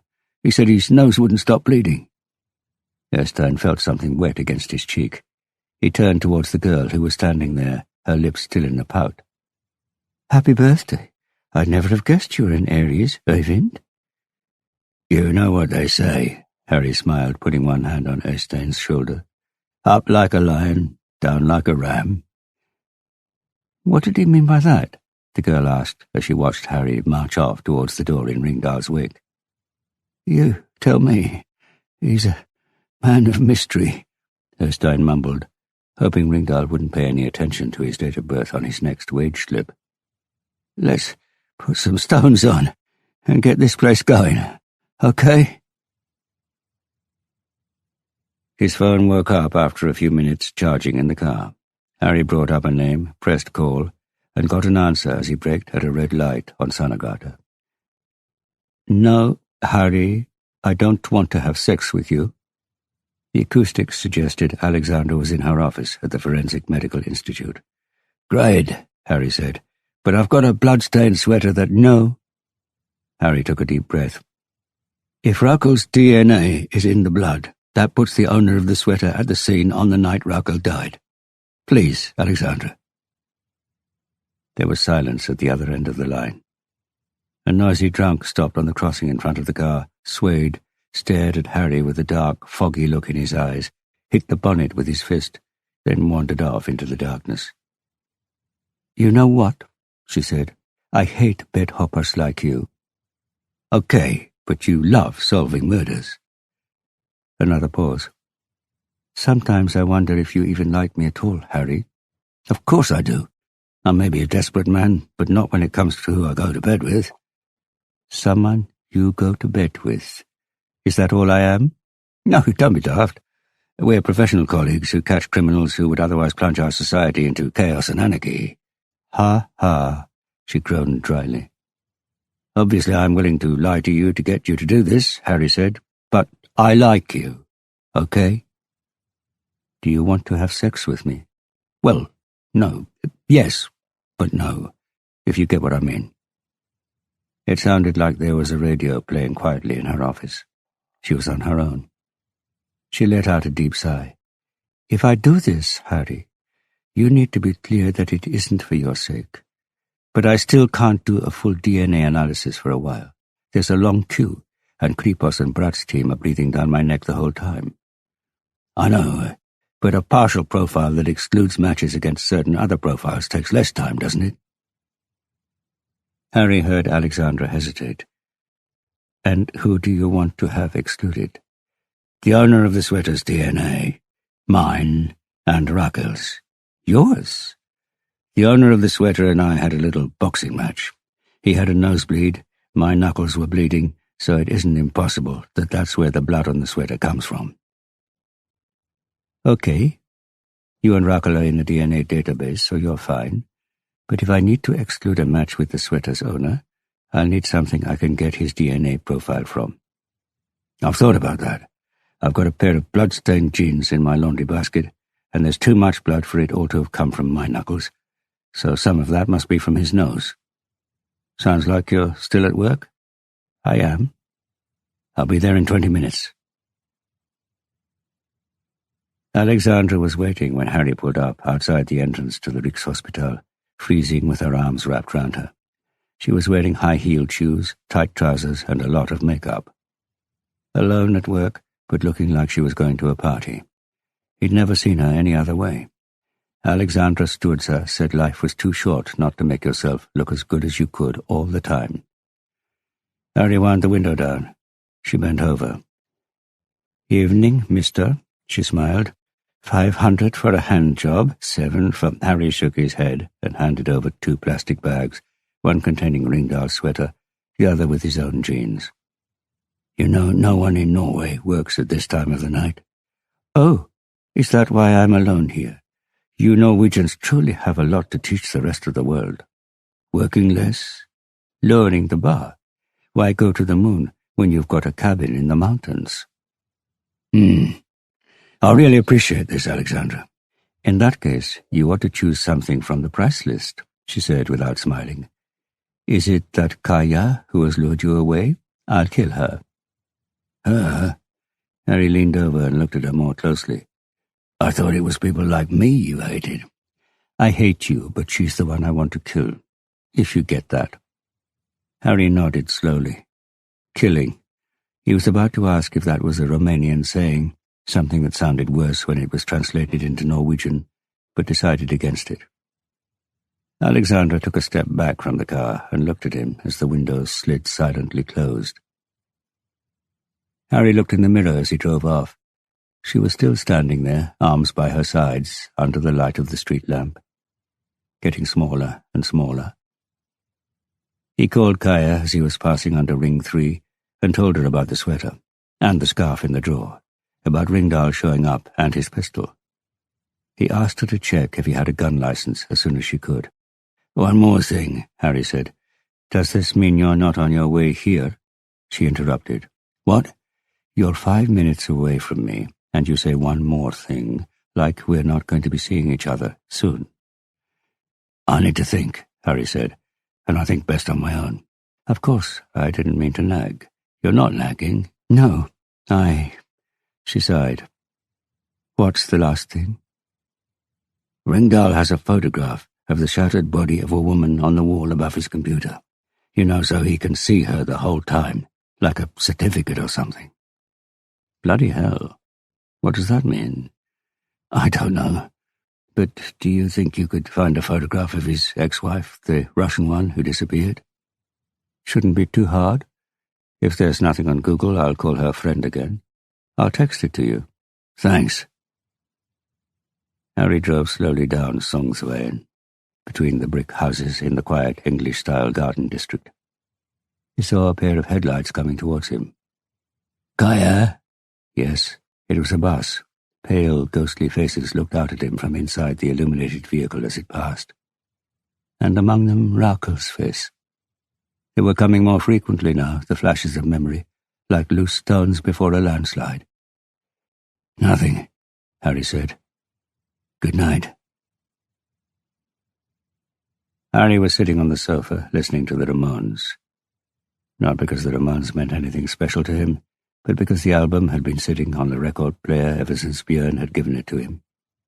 And he realized he'd been steering clear of music since the funeral, that he hadn't turned the radio on once, not here at home or in the escort, and seemed to have preferred silence. Silence to think. Silence while he tried to hear what it was saying, the voice out there, on the other side of the darkness, behind a half-moon-shaped window, behind the windows of the ghostly bus, saying something he could almost hear. Almost. But now it needed to be drowned out instead, because now it was talking too loudly, and he couldn't bear to hear it. He turned the volume up, closed his eyes, and leaned his head back against the shelves of records behind the sofa. The Ramones. Road to Ruin. Joey's punchy lyrics. Even so, it still sounded more pop than punk. That was what tended to happen. Success, the good life, age, they all made even the angriest people more conciliatory. The way they had with Harry, making him milder, kinder, almost sociable, happily tamed by a woman he loved in a marriage that worked. Not perfect, well, fuck it, as perfect as anyone could bear. Until one day, like a bolt from the blue, she picked at a sore point, confronted him with her suspicions, and he had confessed. No, not confessed. He always told Rakel what she wanted to know. It was just up to her to ask, and she had always known better than to ask about more than she needed to know. So she must have thought she needed to know. One night, with Katrina had taken care of him on a night when he was so drunk that he couldn't look after himself. Had they had sex? Harry didn't remember. He had been rat-assed, probably so drunk that even if he had tried, he wouldn't have managed it. But he told Rakel the truth, that it couldn't be ruled out entirely. And then she had said that it didn't make any difference, that he had betrayed her anyway, that she didn't want to see him again, and told Harry to pack his things. Just the thought of it now hurt so much that it left Harry gasping for breath. He had taken a bag of clothes, his bathroom stuff, and his records, leaving the CDs behind. Harry hadn't drunk a drop of alcohol since the night Katrina picked him up, but the day Rakel threw him out, he went straight to the liquor store, and was stopped by one of the staff when he started to unscrew one of the bottles before he was out of the shop. Alexandra would be working on the sweater by now. Harry put the pieces together in his head. If it was Rakel's blood, then the case was sorted. On the night of the murder, Peter Ringdahl left the Jealousy Bar around 22:30 and paid Rakel an unannounced visit, possibly under the pretext of trying to persuade her to remain as chairperson. She let him in, gave him a glass of water. She turned down his offer, unless perhaps she said yes. Perhaps that was why he stayed longer, because they had things to discuss, and perhaps the conversation had slipped on to more personal subjects. Ringdahl probably told Rakel about Harry's outrageous behavior in the bar earlier, and Rakel would have told him about Harry's problems and, this was the first time Harry had considered this, that Harry had set up a wildlife camera that he didn't think Rakel knew anything about. Rakel might even have told Ringdahl where the camera was mounted. They had shared their troubles and possibly their joys, and at some point Ringdahl evidently thought the time was right to make a more physical move. But this time he was definitely rejected. and in the rage that followed this humiliation, Ringdahl grabbed the knife from the block on the kitchen counter and stabbed her. Stabbed her several times, either in ongoing rage or because he realized it was too late, the damage was done, and he had to finish the job, kill her and get rid of the evidence. He managed to keep a clear head, do what had to be done, and when he left the scene, he took a trophy with him, a certificate, like when he took a photograph of the other woman he had killed. The red scarf that was hanging next to Rakel's coat under the hat rack. Then, when he was sitting in his car, he remembered just in time about the camera Rakel had mentioned, got out and removed it. He got rid of the memory card at the petrol station, tossed the sweater with Rakel's blood on it on the floor with his dirty washing. Maybe he hadn't even seen the blood, because presumably then he would have washed it at once. That was what had happened. Maybe. Maybe not. 25 years' experience as a murder detective had taught Harry that the chain of events was almost always more complicated and incomprehensible than it seemed at first, but that the motive was almost always as simple and obvious as it seemed at first glance. Peter Ringdahl had been in love with Rakel. Hadn't Harry seen the desire in his eyes the first time he came to view the jealousy? Maybe he had been viewing Rakel as well. Love and murder, the classic combination. When Rakel rejected Ringdahl in her home, maybe she told him she was going to take Harry back. And we're all stuck in our ways. Bedhoppers, thieves, drunks, murderers. We repeat our sins and hope for forgiveness from God, other people, ourselves. So Peter Ringdahl had killed Rakel Falker the way he killed his ex-wife, Andrea Klitschkova. Harry had originally been thinking along different lines, that it was the same person who had been there earlier that evening, that the murder had happened then, and then the perpetrator, who knew Rakel would be alone, had come back later to clean up. From the images on the wildlife camera, they had seen Rakel in the doorway when she opened the door, but not the second time. Could that be because she was already dead? Maybe the murderer had taken her keys, let himself in, cleaned up, and then left the keys behind when he left the house? Or had the murderer sent someone else to clean up after him? Harry had a vague notion that the silhouettes of the two visitors couldn't belong to the same person. Either way, Harry had rejected that theory, because the Forensic Medical Institute's written report had been so certain about the time of the murder that because of the temperature of the body in the room, the murder must have taken place after the first visit. In other words, while the second visitor was there. Harry heard the needle of the record player bump gently against the label, as if to point out discreetly that the record needed to be turned over. His brain was suggesting more loud, numbing hard rock, but he resisted, the way he routinely resisted the same bastard brain suggestion to have a drink, just a sip, a few drops. Time to go to bed. And if he managed to get some sleep, that would be a bonus. He lifted the record from the deck without touching the grooves, without leaving any fingerprints. Ringdahl had forgotten to clean the glass in the dishwasher. Odd, really. Harry slid the album into the inner sleeve, then the cover.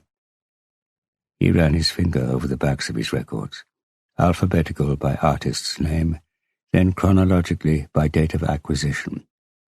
He inserted his hand between the eponymous albums, the Rainmakers and Ramones, to make space for the new acquisition. He caught sight of something tucked between the albums. He pushed them aside a bit harder to see better, shut his eyes. His heart began to beat faster, as if it had understood something his brain hadn't yet taken in. His phone rang. Harry answered. "It's Alexandra. I've done a first sweep, and I can already see differences in the DNA profiles that mean that the blood on this Ringdahl guy's sweater can't possibly be Rakel's." And it doesn't match yours either. And the blood on your jeans isn't yours either." Silence. "Harry?" "Yes." "Is something wrong?" "I don't know. I suppose it must be blood from his nose on his sweater and my jeans then. We've still got fingerprints tying him to the scene." And Rakel's scarf in the drawer in his home, it smells of her. It's bound to have her DNA on it. Hair, sweat, skin. Okay, but there's a difference between the DNA profiles of the blood on the sweater and on your trousers as well. Are you saying that the blood on the sweater doesn't belong to Rakel, me, or Ringdahl? It's a possibility. Harry realized she was giving him time to figure out the other possibilities for himself. The other possibility. It was a matter of logic. The blood on my trousers isn't Ringdahl's, and you began by saying it wasn't mine. So whose is it then? I don't know, Alexandra said. But... Harry stared in between the records. He knew what she was going to say. There were no longer any loose stones warning of a landslide. That had already happened. The whole mountainside had given way. So far, the blood on your trousers doesn't show any deviation from Rakel's DNA, Alexandra said. Obviously, there's a lot of work left before we get to the 99.999% probability that we count as a complete match, but we're already up to 82%. 80%. 4 out of 5. Of course, Harry said. I was wearing the trousers when I was at the scene after Rakel was found. I knelt down beside her body. There was a pool of blood there. That explains that, if it really is Rakel's blood on your trousers. Do you want me to carry on with the analysis that could rule out the possibility that the blood on the sweater is Rakel's? No, there's no need, Harry said. Thanks, Alexandra. I owe you one. Okay. You're sure everything is okay? You sound so... Yes, Harry interrupted. Thanks, and good night. He ended the call. There had been a pool of blood. He had knelt down, but that wasn't what had triggered the scream inside Harry's head, the landslide that was already starting to bury him. Because he hadn't been wearing those trousers when he was in Rakel's house with the crime scene investigators. He had left them in the laundry basket the morning after the night she was murdered. That much he did remember. Until now, his memory had been as blank as a crystal ball when it came to that night, from the time he walked into the Jealousy Bar at 7 in the evening until the time the woman collecting for charity rang on the door and woke him the next day. But images were starting to appear, connect, become a sequence, a film with him in the lead role. And what was screaming inside his head in a trembling, broken voice was his own voice, the soundtrack from Rakel's living room. He had been there on the night of the murder. And squeezed between the Rainmakers and the Ramones lay the knife Rakel had loved, a Tojiro knife with an oak handle and a white guard of water buffalo horn. The blade was smeared with something that could only be blood. Chapter 35. Ståle Arno was dreaming. At least he assumed it was a dream. The siren that had been cutting through the air had stopped abruptly, and now he could hear the distant rumble of bombers as he ran through the empty street to the air raid shelter. He was late. Everyone else had got inside long before, and now he could see that a man in uniform was closing the metal door at the end of the street. He could hear himself panting for breath. He should have tried to lose some weight. But on the other hand, it was only a dream. Everyone knew Norway wasn't at war. But perhaps we've been attacked suddenly.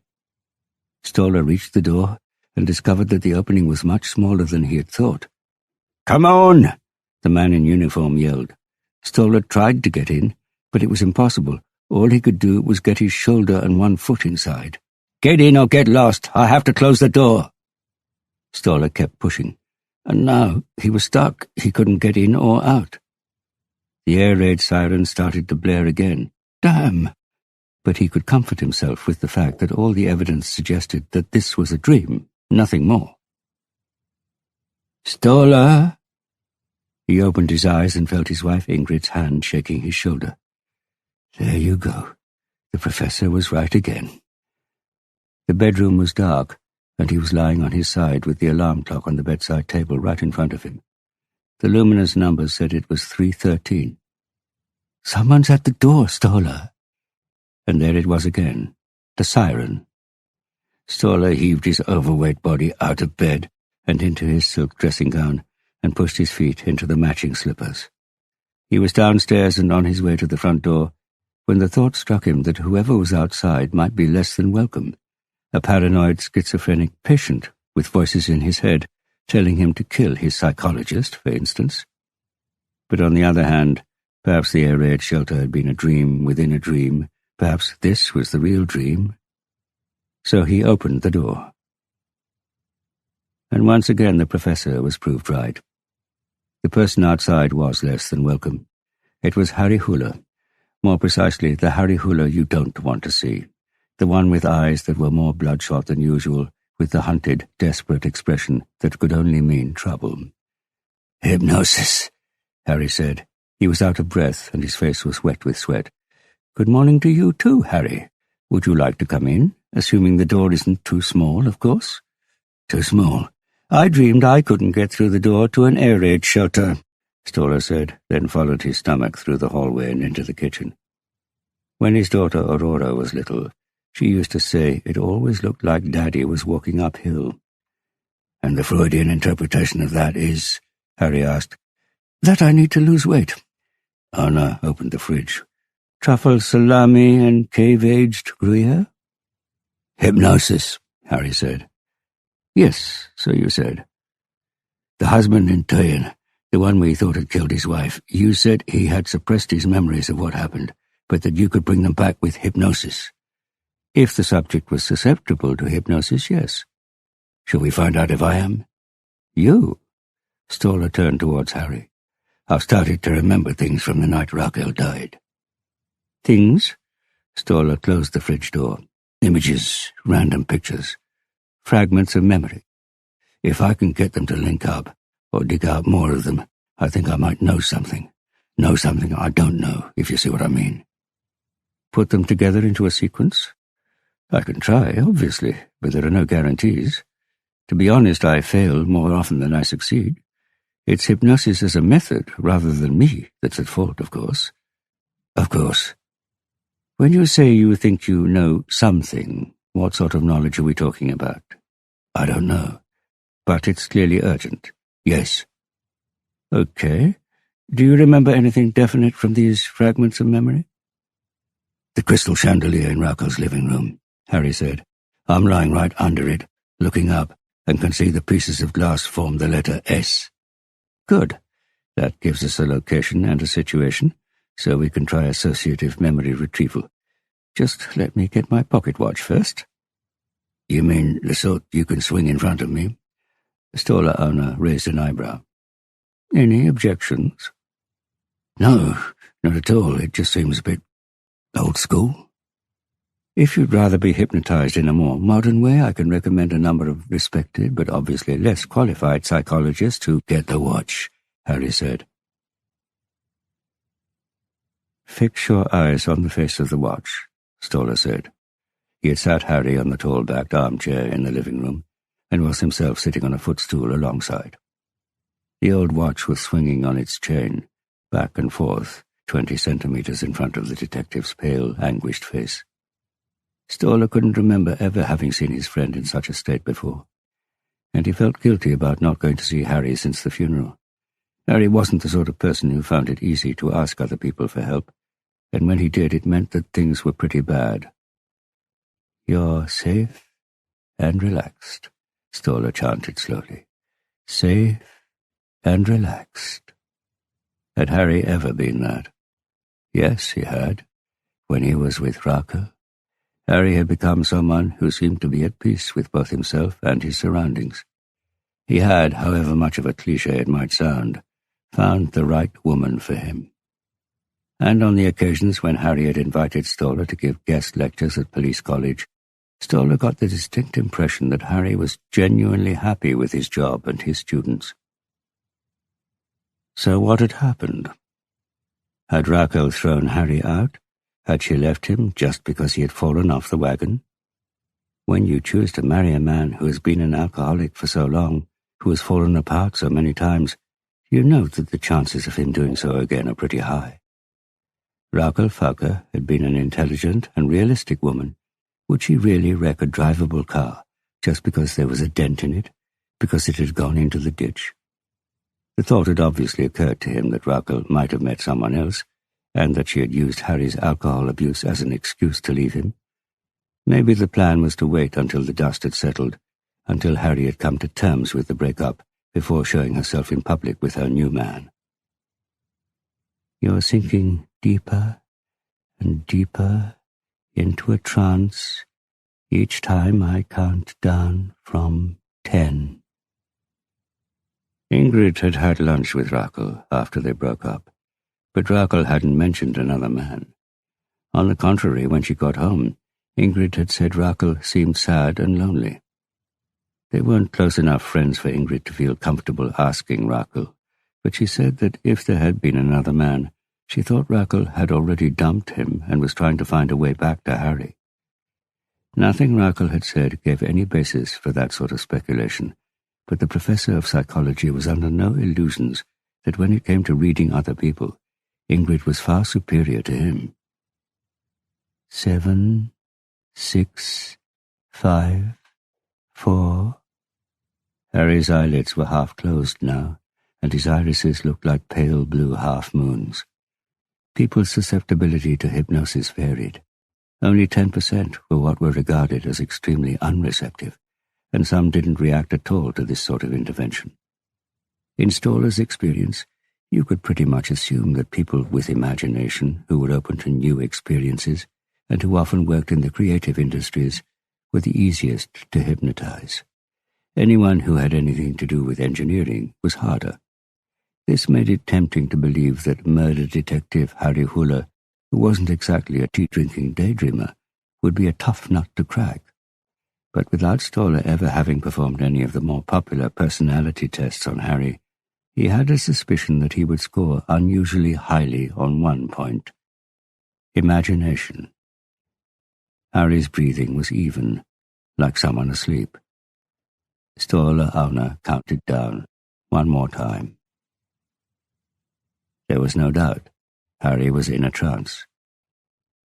"You're lying on a floor," Stoller said slowly and calmly. "You're on the floor of the living room in Rakel's and your house, and above you see a crystal chandelier where the crystals form the letter S. What else can you see?" Harry's lips moved. His eyelids fluttered. The first 2 fingers on his right hand flexed in an involuntary twitch. His lips moved again, but no sound came out, not yet. He started to move his head back and forth at the same time as he pushed himself harder against the back of the chair with a look of pain on his face. Then, like someone having a fit, 2 strong jolts ran through his long body, and Harry sat there with his eyes wide open, staring in front of him. "Harry?" "I'm here." Harry's voice was hoarse, thick. "It didn't work." "How do you feel?" "Tired." Harry stood up, swayed. He blinked hard and stared into space.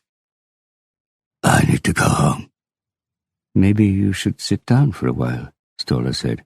"If you don't finish the session properly, it can leave you feeling dizzy and disorientated." "Thanks, Stoller, but I have to go. Good night." "In the worst cases, it can lead to anxiety, depression, and other unpleasantness. Let's just take a little while to make sure you're back on your feet, Harry." But Harry was already on his way to the door. Stoller got to his feet, but by the time he reached the hall, the front door was already closing. Harry managed to get to his car and bend over behind it before he threw up. Then again. Only when his half-digested breakfast, the only thing he had eaten that day, was completely out of his stomach, did he stand up, wipe his mouth with the back of his hand, blink away the tears, and unlock the car. He got in and stared through the windscreen. He took out his phone, called the number Björn had given him. After a few seconds, a groggy male voice muttered his surname, like a tick, a habit from the Stone Age of telephony. "Sorry to wake you, Freund. This is Inspector Harry Huller again. Something's cropped up that's made things urgent, so I was wondering if you could let me have your preliminary findings from the wildlife camera." the sound of a long yawn. "I'm not finished. That's why I said preliminary, Freund. Anything at all would be a help." Harry heard the expert at 3D analysis of 2D images talk in a whisper to someone else before he came back. "It's tricky to determine the height and width of the man entering the house because he's crouching," Freund said. "But it could, and I emphasize could, look like the person who comes back out again, assuming that this person is standing upright in the doorway and isn't wearing heels or anything like that, is between 1.90 m and 1.95 m. And it looks like the car, based on the design and distance between the brake and rear lights, could be a Ford Escort." Harry took a deep breath. "Thanks, Freund. That's pretty much all I needed to know. Take as long as you need with the rest. There's no longer any rush. In fact, you couldn't leave it at that. Send me the memory card and your invoice at the return address that was on the envelope." "Addressed to you personally?" "It's more practical that way. We'll be in touch if we need a more detailed description." "Whatever you want, Hula?" Harry ended the call. The 3D expert's conclusion merely confirmed what Harry already knew. He had already seen everything when he was sitting in Ståle Arne's armchair. He remembered everything now. Chapter 36. The white Escort was parked in Berg, where the clouds were chasing across the sky as if they were fleeing something, but the night wasn't yet showing any signs of retreat. Harry Hula rested his forehead against the inside of the damp, ice-cold windscreen. He felt like turning the radio on, stone-hard FM, hard rock, turning the volume as loud as it would go, and blasting his head empty for a few seconds. But he couldn't. He needed to think. It was almost incomprehensible. Not the fact that he had suddenly remembered, but the fact that he had managed not to remember, to shut it out. It was as if Ståle's command about the living room and the S-shape, the sound of Rakel's name, had forced his eyes open. And in that instant it was there, all of it. It was night, and he had woken up. He was staring directly up at the crystal chandelier. He realized he was back in the living room on Holmenkollveien. But he didn't know how he had ended up there. The lighting was subdued, the way he and Rakel liked it when they were alone. He could feel that his hand was lying in something wet, sticky. He lifted it. Blood? Then he had rolled over and looked right into her face. She hadn't looked like she was sleeping, or like she was staring blankly at him, or like she had lost consciousness. She looked like she was dead. He was lying in a pool of blood. Harry had done what you're always supposed to do.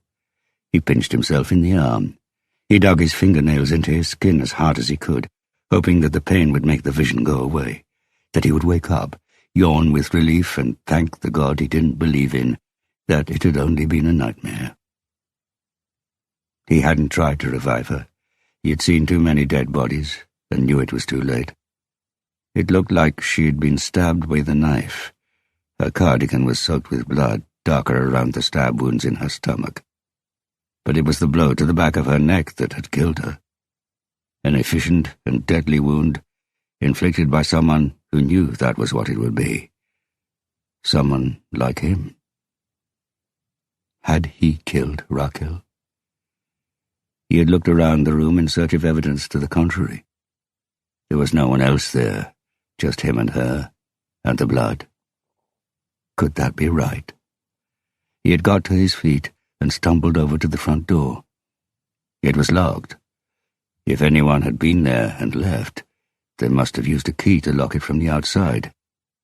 He had wiped his bloody hand on his trousers, opened the drawer in the chest. Both sets of keys were there, hers and his. The ones he had given back to her one afternoon at Schroeder's, when he had pestered her to take him back, even though he had promised himself that he wasn't going to do that. The only other keys were a little way south of the North Pole, in Lakselv, with Oleg. He had looked around. There was too much to take in, too much to grasp, Too much for him to be able to find any sort of explanation. Had he killed the woman he loved, destroyed what he valued more than anything? When he expressed it the first way, when he whispered Rakel's name, it seemed impossible. But when he said it the other way, about destroying everything he had, it didn't seem impossible at all. And all he knew, all he had learned from experience, had taught him that facts beat gut feeling. Gut feeling was just a collection of ideas that could be trumped by a single crushing fact. And the fact here was this. He was a spurned husband who was in a room with his murdered spouse, a room that had been locked from the inside. He knew what he was doing, that by going into detective mode, he was trying to protect himself against the unbearable pain he couldn't yet feel, but knew was on its way, like an unstoppable train. That he was trying to reduce the fact that Rakel was lying there, dead on the floor, to a murder case, something he could handle, the way he had, before he had started to drink alone, made his way to the nearest bar the moment he felt that the pain of living needed to be combated with his talent for drinking, with performing in an arena where he had once imagined himself its master. And why not? Why not assume that the part of the brain governed by instinct is making the only logical, necessary choice when you see your life, your only reason for living, lying broken in front of you? When it chooses to take flight? Alcohol. Detective mode. Because there was still someone who could be, who needed to be, saved. Harry already knew he wasn't afraid of any personal punishment. On the contrary, any punishment, especially death, would feel like liberation, like finding a window on the 100th floor of a burning skyscraper when you're surrounded by flames. And no matter how irrational, crazy, or simply unfortunate he had been at the moment of the deed, he knew he deserved this punishment. But Oleg didn't deserve it. Oleg didn't deserve to lose his father, his real, non-biological father, at the same time as he had lost his mother. To lose the beautiful story of his life, the story of growing up with two people who loved each other so much, the story which in and of itself was proof that love did exist, could exist. Oleg, who was now standing on the threshold of settling down with someone, perhaps of having a family of his own. He may have had to watch Rakel and Harry split up a few times, but he had also been the closest witness to the fact that two people loved each other, two people who always wanted what was best for the other, and that they had therefore always found their way back to each other. Taking that idea, no, that truth, damn it, away from Oleg would destroy him. Because it wasn't true that he had murdered Rakel. There was no doubt that she was lying there on the floor, and that he had caused her death, but all the associations, the conclusions that followed automatically when it was discovered that a spurned husband had murdered his wife, were lies. That wasn't why. The chain of events was always more complicated than you assumed at first, but the motives were simple and clear. And he hadn't had any motive, any desire to kill Rakel, never. That was why Oleg needed to be protected from this lie. Harry had cleaned up after him as well as he could, without looking at Rakel's body, telling himself it would only shake his resolve, and that he had seen what he needed to see. That she wasn't here, that all that was left was an uninhabited body. Harry couldn't give a detailed account of what this cleaning had entailed. He had been feeling dizzy, and was now trying in vain to remember the critical moment, to push through the total darkness that shrouded the hours from when he reached a certain level of intoxication in the Jealousy Bar, until he woke up here. How much does anyone really know about themselves? Had he gone to see her? Had she, as she stood there in the kitchen with this raving, drunk man, realized that she couldn't actually do what she had intimated to Oleg that she might do? Take Harry back. Had she said as much to Harry? Was that what had tipped him over the edge? The rejection, the sudden awareness that he would never, ever get her back. Had that managed to turn love into uncontrollable hatred? He didn't know. He didn't remember. All he could remember was that after he woke up, as he was cleaning up, an idea started to take shape. He knew he would be the police's first prime suspect. That much was obvious. So, to mislead them, to save Oleg from the lie about the classic murder, to save his young, unsullied faith in love, save him from the realization that he'd had a murderer as his role model, he needed someone else. A lightning rod, an alternative suspect, someone who could and should be hung on the cross. Not a Jesus, but a sinner worse than him. Harry stared out through the windscreen, where the condensation from his breath made the lights of the city below him look like they were dissolving. Was that what he had been thinking? Or had his brain, like the manipulative illusionist it was, merely invented this business about Oleg, clutching at any excuse, instead of admitting the real, simpler motive? To escape, to evade punishment, to hide somewhere and suppress the whole thing, because it was a memory, a certainty that it was impossible to live with, and survival was, when it came down to it, the only real function of the body and brain. That, at any rate, was what he had done. Suppressed it. Suppressed the fact that he had left the house, making sure to leave the door unlocked so it couldn't be concluded that the killer must have a key to the house. He had got in his car, then remembered that the wildlife camera could give him away if the police found it. He tore it down, removed the memory card, and ditched it in one of the bins outside the Ready Sports Club. Later, a fragment had swirled up from the suppressed sludge when, in a moment of deep concentration, he reconstructed the killer's probable line of retreat and where he might have got rid of the memory card. How could he have imagined it was a coincidence that he had guided Kaya and himself back there, when there were a million other possibilities? Even Kaya had been astonished at his confidence. But then Harry's suppressed memories had turned against him, threatened to bring him down. Without a moment's hesitation, he had handed the memory card to Björn, and as a result, Harry's meticulous investigation, the intention of which had been to find another deserving culprit, a violent rapist like Finne, a killer like Bohr, an enemy like Ringdahl, had begun to close in on himself. Harry's thoughts were interrupted when his phone rang. It was Alexandra.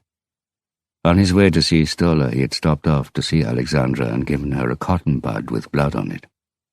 He hadn't told her it was blood from the presumed murder weapon, the knife he had found among his records. While he was driving, he had realized why he had left the knife between the Rainmakers and the Ramones. Simple. Rakel. "Did you find anything?" Harry asked. "It's the same blood group as Rakel's," she said. A. The most common, Harry thought. 48% of the Norwegian population belonged to blood group A. A match was like tossing a coin. It didn't mean anything. All the same, right now it did mean something, because he had decided in advance, like Finne and his dice, to let this toss of a coin decide. "There's no need to do a full DNA analysis," Harry said. "Thanks. Have a good day." There was just one loose thread, one other possibility, one thing that could save Harry: breaking an apparently solid alibi. It was 10 o'clock in the morning when Peter Ringdahl woke up in his bed. It wasn't his alarm clock that had woken him. That was set for 11. It wasn't the neighbor's dog, the neighbor's car setting off to work, kids on their way to school, or the dust cart. His sleeping brain had learned to ignore all those noises. It was something else. It had been a loud noise, like a cry, and it sounded like it had come from the floor below him. Ringdahl got up, pulled on a pair of trousers and a shirt, and grabbed the pistol that he kept on the bedside table every night. He felt a cold draft around his bare feet as he crept down the stairs, and when he reached the hall, he discovered the cause. There was broken glass on the floor. Someone had smashed the half-moon-shaped window in the front door. The door to the basement was standing half open, but the light was off.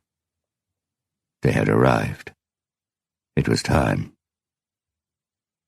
The scream, or whatever it had been, had sounded like it had come from the living room. He crept in, holding the pistol out in front of him. He realized at once that the sound hadn't been made by someone screaming, but that the noise that had woken him had been made by a chair leg scraping against the parquet floor. One of the heavy armchairs had been moved, turned round so its back was facing him, with a view of the picture window and the garden containing the satellite sculpture. A hat was sticking up above the back of the chair. Peter assumed that the man in the chair hadn't heard him coming, but obviously it was possible he had positioned the chair like that so he could see anyone entering the room reflected in the window without them seeing him. Peter Ringdahl took aim at the back of the chair. 2 bullets to the base of the spine, 2 higher up. The neighbors would hear the shots. It would be difficult to get rid of the body without being discovered, and even more difficult to explain why he had done it. He could tell the police it was self-defense, that he had seen the broken glass, that his life had been threatened. He squeezed the trigger more tightly. Why was it so difficult? He couldn't even see the face of the person in the chair. For all he knew, there might be no one there, just a hat. "It's only a hat," a hoarse voice whispered in his ear. "But what you can feel against the back of your head is a very real pistol. So drop yours and stand very still, or I'll shoot you with a very real bullet right through the brain I'm suggesting you now use for your own good." Without turning round, Ringdahl dropped the pistol, which hit the floor with a thud. "What do you want, Hula?"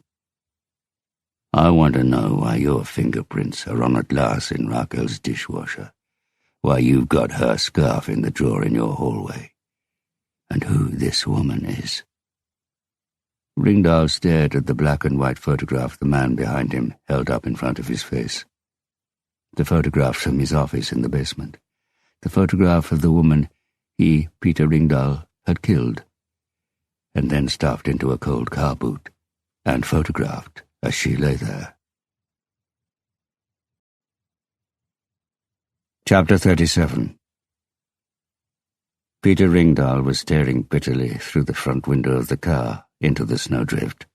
He couldn't see much, but put his foot down anyway. There wasn't much traffic up here on the mountain on a Saturday night, not in this weather anyway. He had set off from Trondheim 2 hours earlier, and realized from the weather reports on the radio that he must have been one of the last vehicles allowed onto the E6 across Dovrefjell before it was closed to traffic because of the bad weather. He'd hired a hotel room in Trondheim, but couldn't bear the thought of the banquet. Why not? Because he was a bad loser and had just lost the final of the featherweight class at the Norwegian Judo Championship? If only he had lost against someone better than him, instead of sabotaging himself in such an unnecessary way. There had been only seconds to go in the match, and he was leading by 2 yuko to 1 koka, and all he had to do was see it through. And he had been in control, he really had. But then he had started thinking about his victory interview and something funny he could say, and had lost concentration for a fraction of a second.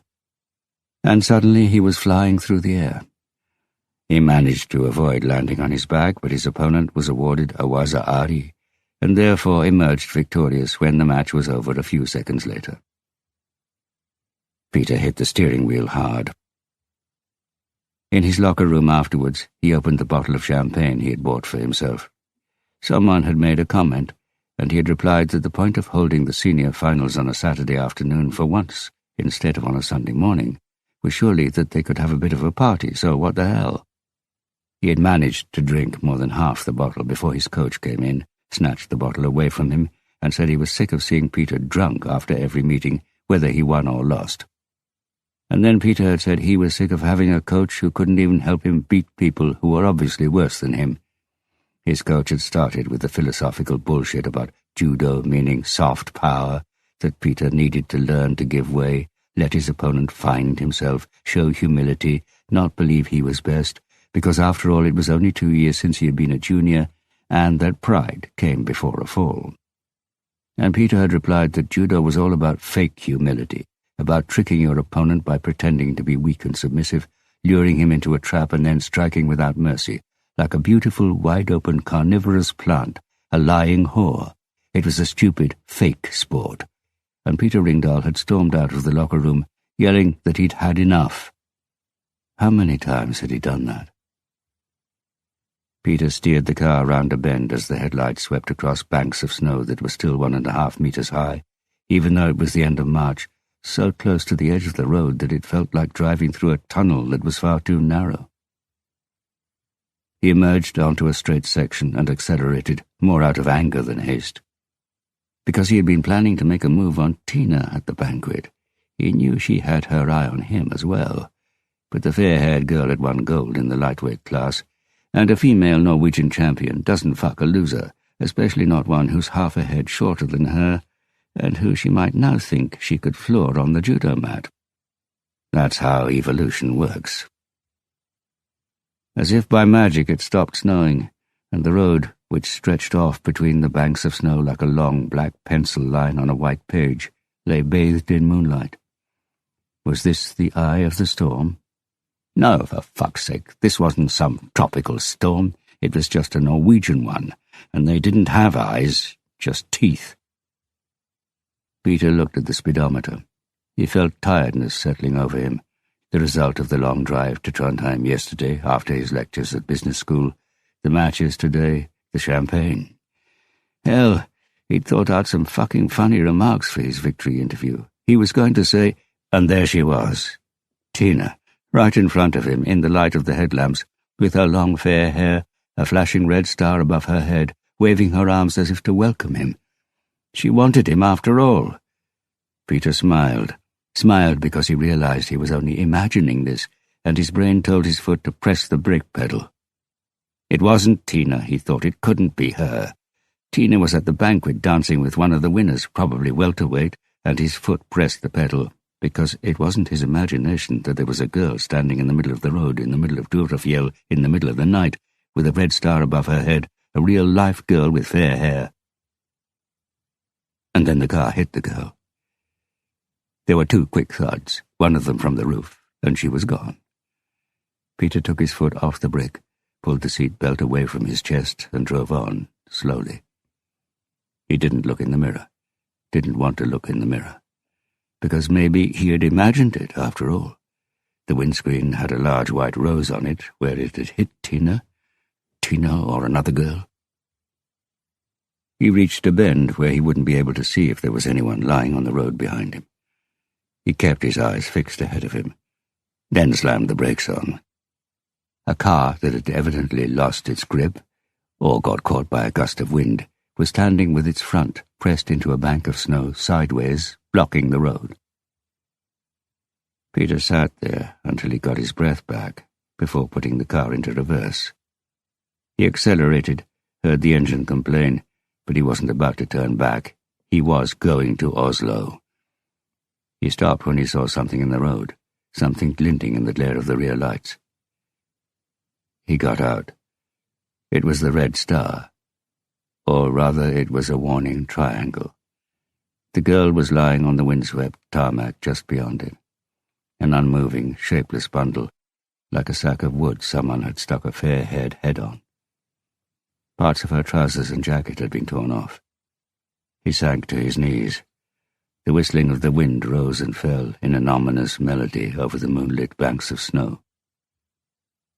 She was dead, shattered, in pieces. Peter Ringdahl felt sober now, more sober than he had ever felt in his 22-year life, which was already over. He had been driving at 140 before he started to brake, 60 above the speed limit, and for all he knew they could probably work out what speed the car had been going from the extent of her injuries, or the length of the trail of blood, the distance between where her body had first hit the tarmac and where it had ended up. His brain automatically began to identify the variables in that sort of calculation, as if he could somehow escape the more pressing realities that way. Because his speed wasn't the worst of it, or the fact that he hadn't reacted quickly enough. He could blame the weather, he could say visibility had been poor, but what he couldn't deny, and what was a measurable fact, was the amount of alcohol in his blood. The fact that he had been driving drunk. That he had made a choice, and that choice had killed someone. No, he had killed someone. Peter Ringdahl repeated it to himself. He didn't know why. I have killed someone. And his blood would be tested for alcohol. It always was in car accidents when someone got hurt. His brain began its calculations again. Couldn't help it. And when it had finished, he stood up and looked out across the desolate, wind-swept landscape. He was struck by how alien it looked, so different from when he had been driving in the opposite direction the day before. Now it might as well be a desert in a foreign country, apparently empty of people, but where enemies might be hiding in every depression in the terrain. He reversed his car alongside the girl, took his white judo outfit from his bag, spread it out across the back seat. Then he tried to lift her. He may have been a former Norwegian judo champion, but she still slid out of his grasp. In the end he carried her like a rucksack and bundled her onto the back seat. He turned the heater up full and drove up to her car, a Mazda. The keys were in the ignition. He got out a tow rope, pulled the Mazda out of the snow and parked it beside the bank of snow on the straight section, where other vehicles would be able to see it in time to brake. Then he got back into his own car, turned round and drove back towards Trondheim. After 2 kilometers he reached a turning which probably led to one of the cabins you could see out on the plateau in better weather. He parked the car 10 meters along the track, unwilling to drive any further in case he got stuck. He took off his jacket and sweater, because the hot air from the heater was making him sweat. He looked at the time. 3 hours had passed since he had drunk almost a full bottle of champagne with a 12% alcohol content. He did the quick calculation he'd had plenty of opportunities to practice in the past few years. Alcohol measured in grams divided by his own weight times 0.7 minus 0.15 times the number of hours. He concluded it would be another 3 hours before he was safe. It started to snow again, a heavy shower that hung like a wall on all sides of the car. Another hour passed. Out on the main road a car passed at snail's pace.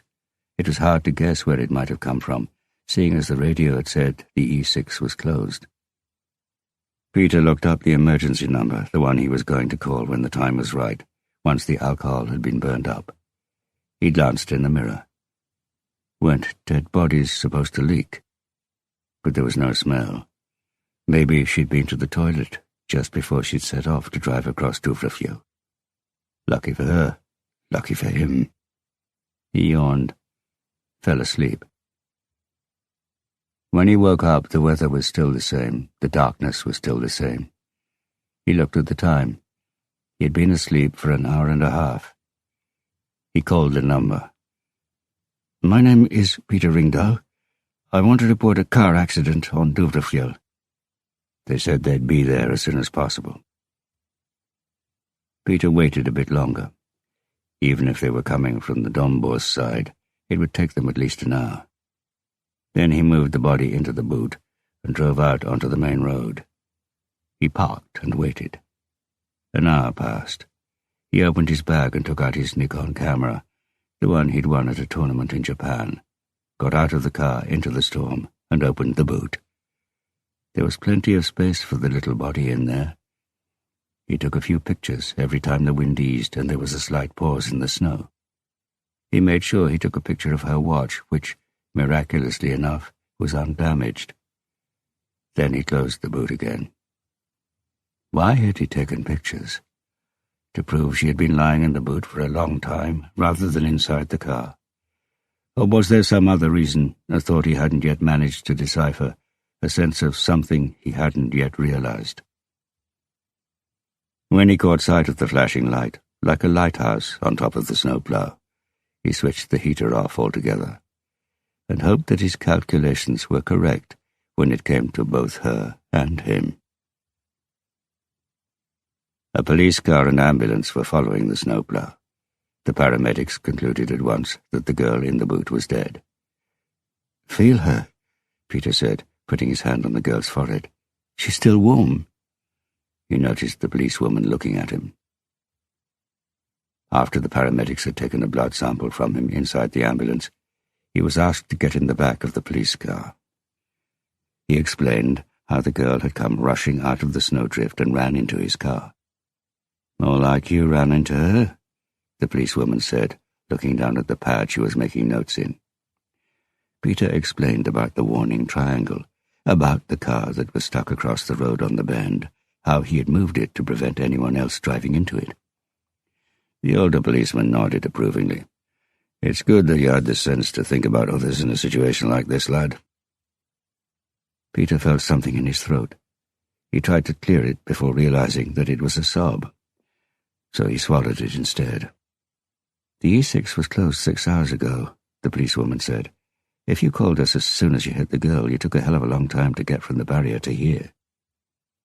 "I had to stop several times because of the visibility," Peter said.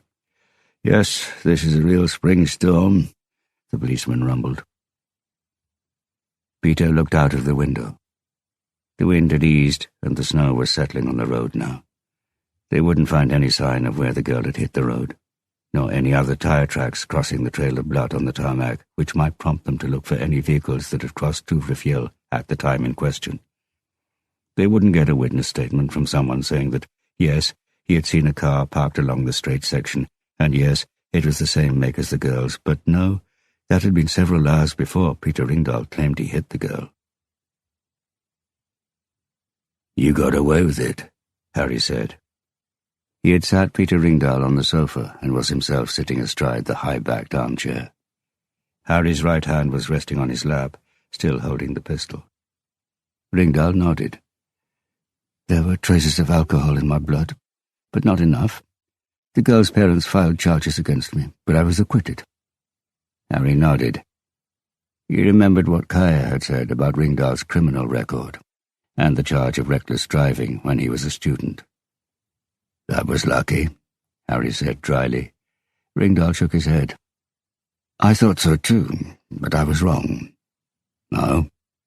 "I didn't sleep for 3 years, and by that I mean that I didn't sleep a single hour, a single minute. That hour and a half I slept up on the plateau was the last time I slept. And nothing helped. Pills just made me crazy and unhinged. Alcohol made me depressed and angry. I thought it was because I was frightened I was going to get caught, that the person who drove across Drunken was going to come forward. And I didn't get anywhere until I realized that wasn't the problem. I'd started to have suicidal thoughts and was seeing a psychologist.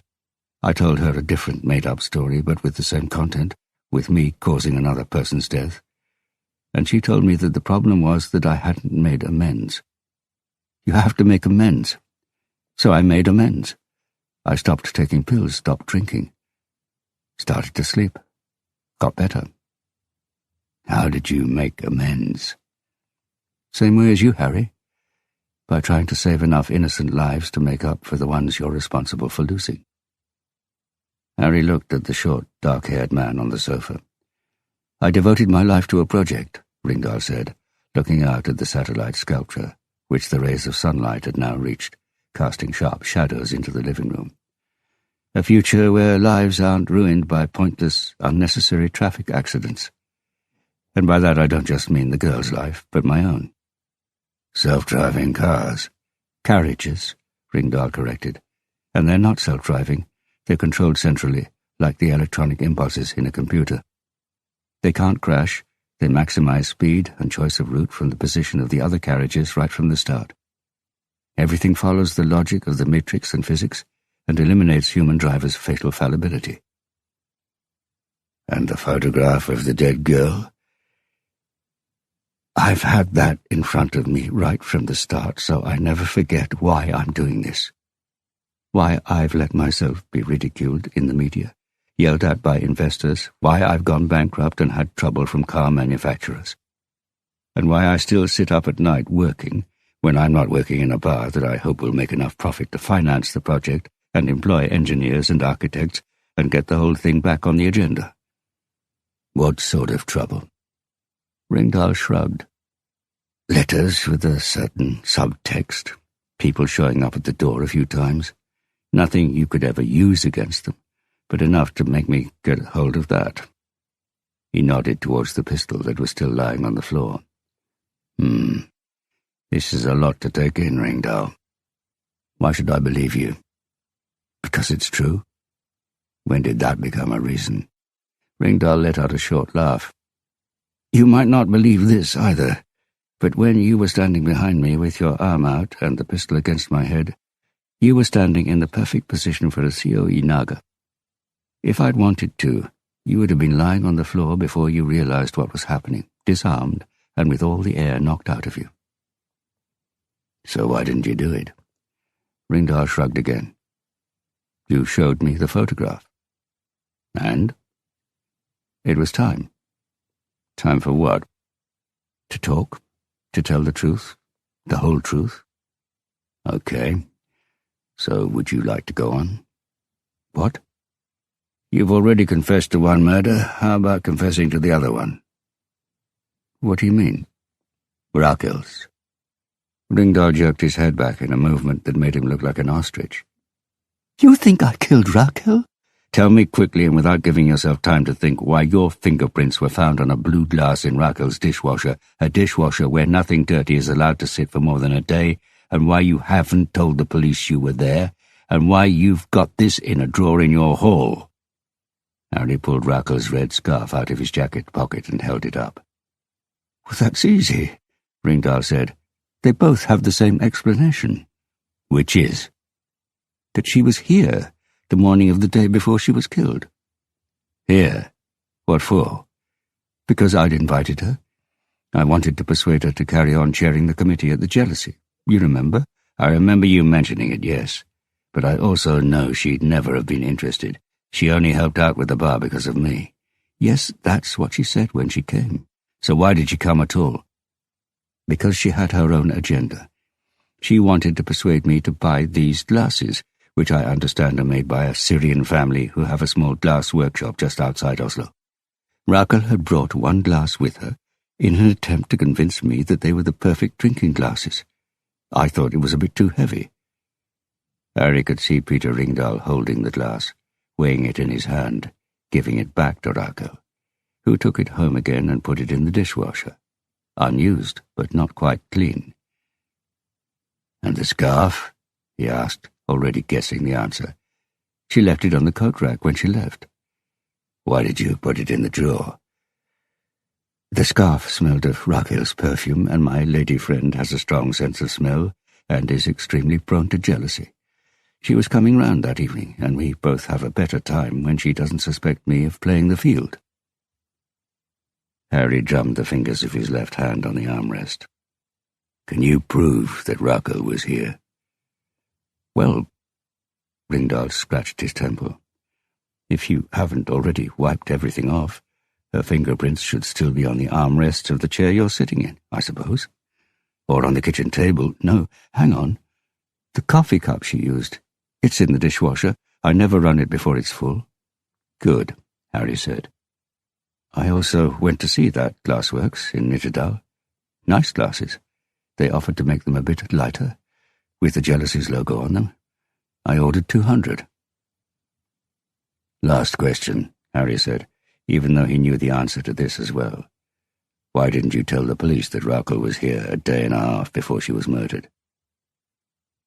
I weighed up the consequences of becoming involved in a murder inquiry against the benefit the police might get from the information. Because the police suspected me once before when my ex-wife suddenly took off back to Russia without telling anyone and was reported missing here in Oslo. She showed up, but it wasn't a pleasant experience being in the police spotlight, I can assure you. So I concluded that if what Rakel was doing a day and a half before the murder was important to the police, they'd track her phone's movements, see that she'd been in this neighborhood and put two and two together. In short, I reasoned it was up to the police, not me. So I chose the selfish option. But I realized I should have told them. Harry nodded. In the silence that settled, he heard a clock ticking somewhere inside the house, and wondered how he hadn't noticed it last time he was there. It sounded like a countdown, and it struck him that that could well be what it was, a clock inside his head counting down his last hours, minutes, seconds. It felt like he needed all his strength to get to his feet, He took out his wallet, opened it and looked inside. He pulled out the only note, 500 kroner, and put it on the table. "What's that for?" "The broken glass in your door," Harry said. "Thanks." Harry turned to leave. He stopped and turned back and looked thoughtfully down at the picture of Sigrid Undset on the note. Have you got any change?" Ringdahl laughed. "It's going to cost at least 500 to you, right?" Harry said, and picked the money up again. "I'll have to owe you. Good luck with the jealousy bar. Goodbye." The sound of the whining dog faded away, but the ticking sound grew louder as Harry walked down the road. Chapter 38. Harry was sitting in the car, listening. He had realized that the ticking was his own heart beating. Rakel's half, racing away. And it had been doing that ever since the moment he saw the bloody knife on his shelf. That was 10 hours ago now, and his brain had spent those hours frantically searching for an answer, for a way out, for alternatives to the only explanation he could think of, skittering hither and thither like a rat below deck on a sinking ship, finding nothing but closed doors and dead ends as the water rose higher and higher towards the ceiling. And that half of his heart was beating faster and faster, as if it knew what was coming. Knew it was going to have to speed up if it was going to have time to use up the 2 billion heartbeats the average human life was made up of. Because he had woken up now, had woken up and was going to die. That morning, after the hypnosis, but before he went to see Ringdahl, Harry had rung the doorbell of the flat immediately below his, on the first floor. Gula, who worked nights on the trams, had come to the door in just his boxers, but if he thought it was early, he didn't mention it. Gula hadn't been living in the building back when Harry had his own flat on the 3rd floor, so Harry didn't really know him. Perched on his nose was a pair of round, steel-rimmed glasses that must somehow have survived the 70s, 80s, and 90s, and had therefore achieved retro status.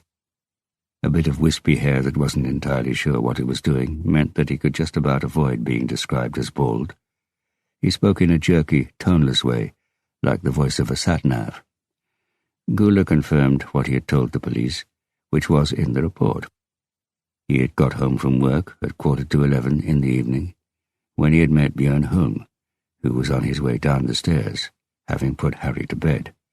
When Gula went to bed at 3 o'clock in the morning, he still hadn't heard a sound from Harry's flat. "What were you doing that night?" Harry had asked. "I was watching Broadchurch," Gula said. When Harry showed no reaction, he added, "It's a British television series. Crime." Do you watch a lot of television at night?" "Yes, I suppose so. My daily routine is a bit different to most people's. I work late, and it always takes me a while to wind down after I finish." "It takes a while to wind down after driving trams?" "Yes, but 3 o'clock is bedtime. Then up at 11. You don't want to fall outside normal society altogether." "If the soundproofing here is as bad as you say, and you watch television at night, how come I live right above you and sometimes go up and down the stairs late at night and have never heard anything from your flat?" "That's because I'm considerate and wear headphones." A couple of seconds passed before Gula asked, "Is there anything wrong with that?" "Tell me," Harry said, "how can you be so sure you would have heard me going out if you were wearing headphones?" "It was Broadchurch," Gula said. Then, when he remembered his neighbour hadn't seen it, "It's not exactly loud, if I can put it like that." Harry persuaded Gula to put on his headphones and start watching Broadchurch, which he said he could find on the NRK website, then see if he could hear anything from Harry's flat or the stairwell. When Harry rang the doorbell again, Gula answered and asked him if they were going to start the test soon. "Something's come up. We'll have to do this some other time," Harry had said. He decided not to tell Gula that he'd just walked from his bed, downstairs to the front door, then back again. Harry didn't know much about panic attacks. but what he had heard fitted pretty well with what he was feeling right now. His heart, the sweating, the feeling of not being able to sit still, thoughts that wouldn't settle and kept swirling round his head to the beat of his racing heart as he careered towards the wall. The daily wish to carry on living, not forever, but another day, and therefore forever, like a hamster constantly running faster so the wheel doesn't overtake it, and dying of a heart attack long before it realizes that that's all it is, a wheel, a meaningless race against time, where time has already reached the finish line and is waiting for you, counting down. Tick-tock, tick-tock. Harry hit his head on the steering wheel. He had woken up from his slumber, and now it was true. He was guilty. In the blackness of that night, on that windswept hillside in the storm of alcohol and God knows what else, because of course it was still a total, utter blank, it had happened. He had got home and was put to bed. He had got up as soon as Björn had left. He had driven to Rakel's, arriving there at 23:21, according to the wildlife camera, which all fitted. Still so drunk that he was hunched over as he walked up to the house and straight in through the unlocked door. He had gone down on his knees and begged, and Rakel told him she had thought about it, but had made her mind up and she didn't want him back. Or had he, in the full madness of drink, already decided before he went in that he was going to kill her, and himself, because he didn't want to live without her? Then stuck the knife into her before she had time to tell him what he didn't know at the time, that she had spoken to Oleg and had made up her mind to give Harry another chance? The thought of that was unbearable. He hit his head against the wheel again and felt the skin on his forehead tear. Killing himself. Had he been thinking about that even then? Even if the hours before he woke up on the floor of Rakel's house were still blank, he had realized, and then suppressed the fact, that he was guilty, and had immediately started looking for a scapegoat, not for his own sake, but for Oleg's. But now, when it had proved impossible to find a scapegoat, or at least one who deserved to be the victim of a miscarriage of justice, Harry had played out his role.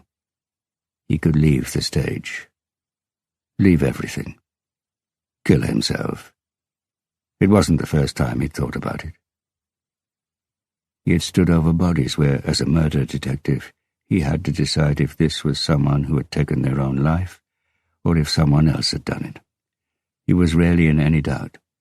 Even where brutal means of death had been chosen, and the scenes were chaotic and bloody, most suicides had something simple and lonely about them. A decision, an act, no interaction, few complicated forensic issues.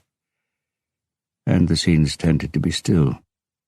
Not that the scenes of suicides didn't speak to him, because they did, but it wasn't a cacophony of voices and conflict, just an internal monologue which he, on a particularly good or a particularly bad day, could hear, and which always made him think about suicide as a possibility, a way of exiting the stage, an escape route for the rat on a sinking ship. During the course of some of those investigations, Ståle Aune had guided Harry through the most common motives for suicide. From the infantile, revenge on the world, now you'll be sorry, through self-loathing, shame, pain, guilt, loss, all the way to the small motive. People who saw suicide as a comfort, a consolation, who weren't seeking an escape route, but just liked knowing it was there, the way a lot of people live in big cities because they offer everything from opera to strip clubs that they never think of making use of. Something to fend off the claustrophobia of being alive, of living. But then, in an unbalanced moment, prompted by drink, pills, romantic or financial problems, they take a decision as heedless of the consequences as having another drink or punching a bartender, because the consolation thought has become the only thought. Yes, Harry had considered it, but it had never, until now, been the only thought. He might be suffering from angst, but he was sober, and the thought had more to it than merely a conclusive end to pain. There was consideration of others, those who would go on living. He had thought it through, A murder investigation was supposed to serve several purposes. To bring certainty and peace to those left behind, and society in general, was only one of them. Others, such as removing a dangerous person from the streets, maintaining order by showing potential criminals that criminals got punished, or by fulfilling society's tacit need for vengeance, fell by the wayside if the perpetrator was dead. In other words, society expended fewer resources on an investigation, which they suspected would at best give them a dead perpetrator, than on one where they risked the perpetrator remaining at large. So if Harry were to disappear now, there was a good chance that the investigation would focus on everything except the dead man Gula had already given an alibi for at the time of the murder. The only thing that could come out, and which pointed vaguely in Harry's direction, was a 3D expert who claimed that the perpetrator could be taller than 1.90 meters and that the car could be a Ford Escort. But for all Harry knew, that information may get no further than Björn Holm, whose loyalty to Harry was unshakable, and who over the years had crossed the line of professional ethics on more than one occasion. If Harry died now, there would be no trial. Oleg would be the focus of a lot of publicity, but he wouldn't be stigmatized for the rest of his life, nor would Harry's younger sister Sis, or Kaya, or Katrina, Björn, Ståle, Øystein, or anyone else whose name was marked by a single letter in his phone.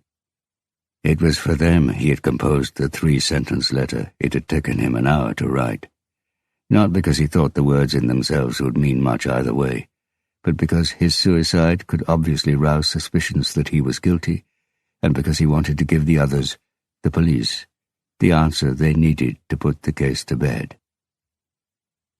I'm sorry for the pain this will cause you, but I can't bear the loss of Rakel and life without her. Thanks for everything. I've enjoyed knowing you. Harry.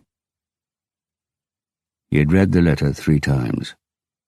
Then he had taken out his cigarettes and lighter, lit a cigarette, then the letter, and flushed it down the toilet. There was a better solution. Dying in an accident. So he had got in his car and driven to Peter Lingdahl's to tug at the last thread, extinguish his last hope. And now it had been extinguished. In some ways it was a relief. Harry had another think. Thought things through to see if he had remembered everything. Last night he had sat in his car, like he was now, and had seen the city below him, its lights shining in the darkness, bright enough to join the dots. But now he could see the whole picture, the city laid out beneath a high blue sky, bathed in the sharp spring light of the new day. His heart was no longer beating as fast, unless that was just the way it felt, that the countdown slowed down as it approached 0. Harry put his foot on the clutch, turned the key in the ignition, and put the car in gear. Chapter 39. Highway 287. Harry was driving north. The glare from the snow-covered hillsides was so bright that he had to take his sunglasses out from the glove compartment. His heart had begun to beat more normally after he left Oslo, on roads where there was less and less traffic the further he got from the city. The sense of calm was presumably because the decision was made, that he, in some ways, was already dead, that one relatively simple act was all that remained. Or it could be because of the Jim Beam. He had made one stop on his way out of the city, the liquor store on Theresesgata, where he had given them the note with Sigrid Undset on in return for a half bottle and some change. Then another stop at the Shell garage in Marienlyst, where he had used up the change to put some petrol in his almost empty tank. Not that he needed that much petrol, but he wasn't going to need the change either. Now the bottle was lying 3/4 empty on the passenger seat, next to his pistol and phone. He had tried calling Kaya again, but there was still no answer. He couldn't help thinking that was probably just as well. He'd had to drink almost half the bourbon before he noticed any effect, but now he felt just detached enough from what was going to happen, but not so much that he risked killing anyone who shouldn't be killed. The Green Mile. The police officer at the site of the accident 2 days earlier hadn't told them exactly where on Highway 287 the crash had taken place, but that didn't really matter. Any of the long straight sections would do the job. There was a lorry in front of him. After the next bend, Harry accelerated, pulled out, slipped past, saw that it was an articulated lorry. He pulled in ahead of it, glanced in the mirror. A tall cab. Harry sped up a bit more, staying above 120 even though the speed limit was 80. A couple of kilometers further on, he reached another long straight. Towards the end of it was a lay-by on the left-hand side. He indicated, crossed the road and drove into the empty lay-by, past a toilet and some bins, then turned the car around so it was facing south again. He pulled over to the side of the road and let the engine idle in neutral as he looked back down the road. He saw the air shimmering above the tarmac, as if it were crossing a desert rather than a Norwegian valley in March with an ice-covered river beyond the crash barriers on the right-hand side. Maybe the alcohol was playing tricks on him. Harry looked at the bottle of Jim Beam. The sunshine made its golden contents shimmer. Something was telling him that it was cowardly to take his own life. Possibly, but it still demanded courage. And if you didn't have that courage, it could be bought in a bottle for 209.90 krona. Harry unscrewed the lid, drank the rest of the bourbon, and replaced the lid. There. Detached enough. Courage. But, more importantly, the post-mortem would show that the notorious drunk had such a high percentage of alcohol in his blood when he crashed that it couldn't be ruled out that he had simply lost control of the car, and there would be no suicide note or anything else to suggest that Harry Hula had planned to kill himself. No suicide, no suspicions, no shadow of the wife-killer falling on anyone who didn't deserve it. He could see it way off to the south now, the articulated lorry, a kilometre away. Harry checked in the left wing mirror. They had the road to themselves. He put the engine into first gear and released the clutch, then pulled out onto the road. He looked at the speedometer. Not too fast, because that would encourage suspicions of suicide. And it wasn't necessary anyway, as the police officer had said at the scene of the accident. When a car drives into the front of a lorry at 80 or 90, seat belts and airbags didn't count for much. The steering wheel would end up behind the back seat. The speedometer hit 90. 100 meters in 4 seconds, a kilometre in 40. If the lorry was going at the same speed, they'd meet in less than 20 seconds. 500 meters. 10. 9. Harry wasn't thinking about anything apart from his intention to hit the lorry in the middle of its radiator. He was grateful he lived in an age where it was still possible to steer your car straight into your own and other people's deaths, but this funeral was going to be his alone. He would damage the truck and leave its driver scarred for life, prone to recurrent nightmares, but as the years passed, hopefully that would happen less and less frequently, because ghosts really did fade. 400 meters. He steered the Escort onto the other side of the road, tried to make it look like he was swerving so the lorry driver could tell the police it looked like the driver of the car had simply lost control of his car or fallen asleep at the wheel. Harry heard the howl of the truck's horn rise in volume and tone, the Doppler effect. It cut into his ear like a knife of disharmony, the sound of approaching death. And to drown out its shriek, to stop himself dying to that music, Harry reached out his right hand and turned the radio on, full blast. 200 meters. The speakers were crackling. Farther along, we'll know more about it. Harry had heard the slow version of the gospel song before. The violins. Farther along, we'll understand why. The front of the lorry was growing larger. 3, 2, cheer up, my brother, live in the sunshine. So completely right, so completely wrong. Harry wrenched the wheel hard to the right. The Ford Escort veered back onto its own side of the road, only just missing the left-hand corner of the front of the truck. Harry was heading straight towards the crash barriers and braked, turning the wheel sharply to the left. He felt the tires lose their grip, the back of the car slide right, and felt the centrifugal force push him into his seat as the car spun round, aware that this couldn't possibly end well. He had time to see the truck disappear ahead of him. It was already a long way away before the back of the car hit the crash barrier, and he became weightless. Blue sky, light. For a moment he thought he was dead, that it was like they said, that you left your body and rose up towards paradise. But the paradise he was heading towards was spinning, as were the forest-covered hillside, the road, and the river, while the sun was going up and down like a time-lapse film about the seasons, to the accompaniment of a voice which, in the sudden, strange silence, sang, "We'll understand it all," before it was interrupted by another crash. Harry was pushed back into his seat, looked at the sky above him, which had stopped spinning, but now it seemed to be dissolving, taking on a greenish hue before a pale, transparent curtain was pulled across it. It was getting darker. They were sinking down, underground. It's hardly that surprising, he found himself thinking, that I'm heading to hell instead. Then he heard a muffled thud, like the door of an air raid shelter closing. The car straightened out, then slowly turned round, and he realized what had happened. The car had landed in the river, rear end first, had gone through the ice, and now he was underneath it. It was like landing on an alien planet with a strange green landscape lit up by rays of sunlight filtered through ice and water, where everything that wasn't rock or the rotting remains of trees swayed dreamily as if dancing to the music. The current had caught hold of the car, and it floated slowly down the river like a hovercraft as it rose gently to the surface. There was a scraping sound as the roof hit the ice. Water was pouring in from the bottom of the car doors, so cold that it numbed Harry's feet. He undid the seatbelt and tried to shove the door open, but the water pressure of just 1 meter below the surface made it impossible.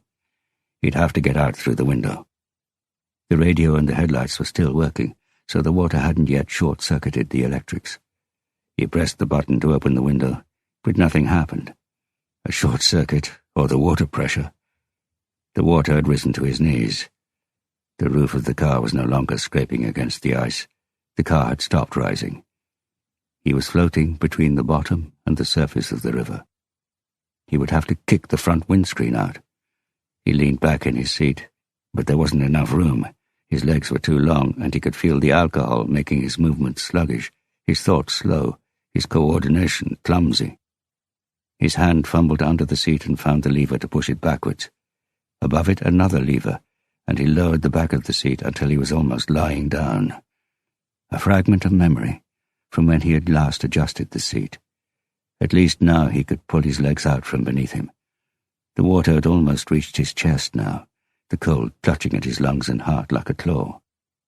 Just as he was about to kick both feet against the windscreen, the car hit something, and he lost his balance, fell towards the passenger seat, and his kick struck the steering wheel instead. Fuck! Fuck! Harry saw the rock he had collided with glide past as the car spun round in a slow waltz before it carried on, backwards, hit another rock, and turned the right way round again. The song fell silent in the middle of another, "We'll understand it all." Harry took a deep breath up by the roof, then ducked under to get in position to kick again. This time he hit the windscreen, but he was surrounded by water now, and he felt his feet hit the glass as gently and devoid of force as an astronaut's boots on the moon. He crawled up onto the seat, had to press his head against the roof to get to the air. He inhaled deeply a couple of times. The car stopped. Harry ducked under again and saw through the windscreen that the escort had caught on the branches of a rotten tree. A blue dress with white dots was waving at him. Panic seized him. Harry beat his hand against the side window, tried to shove it open. In vain. Suddenly 2 of the branches snapped off and the car slid sideways and came loose. The light from the headlamps, which, bizarrely, was still working, swept across the bottom of the river towards the shore, where he saw a flicker of something that could have been a beer bottle, something made of glass anyway, before the car drifted on, faster now. He needed more air, but the car was now so full of water that Harry had to close his mouth and press his nose against the car roof and breathe in through his nostrils. The headlights went out. Something drifted into his field of vision, rocking on the surface of the water. The Jim Beam bottle, empty with its lid on, as if it wanted to remind him of a trick that had saved him once before, a long time ago, but which wouldn't make any difference now. The air in the bottle would only give him a few more seconds of painful hope after resignation had granted him a little peace. Harry closed his eyes, and, just like the cliché, his life passed before his eyes. The time when he got lost as a boy and ran around the forest in terror just a couple of stones' throw from his grandfather's farm in Romsdalen. His first girlfriend, in her parents' bed with the house to themselves, the balcony door open, the curtain swaying, letting in the sun, as she whispered that he had to look after her, and him whispering, yes, then reading her suicide note 6 months later. The murder case in Sydney, the sun off to the north, meaning that he got lost there as well. The one-armed girl who plunged into the pool in Bangkok, her body cutting through the water like a knife, the peculiar beauty of asymmetry and destruction. A long hike in Nordmarka, just Oleg, Rakel, and him. Autumn sun falling on Rakel's face, smiling at the camera as they waited for the timer. Rakel noticing him looking at her, turning towards him, her smile growing even wider, reaching her eyes, until the light evens out, and she's the one shining like the sun, and they can't take their eyes off each other and have to take the picture again. Evens out. Harry opened his eyes again. The water hadn't risen any higher. The pressure had finally evened out. The basic complex laws of physics were permitting this strip of air to remain beneath the roof and the surface of the water, for the time being. And there was, literally, light at the end of the tunnel. Through the rear window, back where they had come from, what he saw had been coloured an increasingly dark green.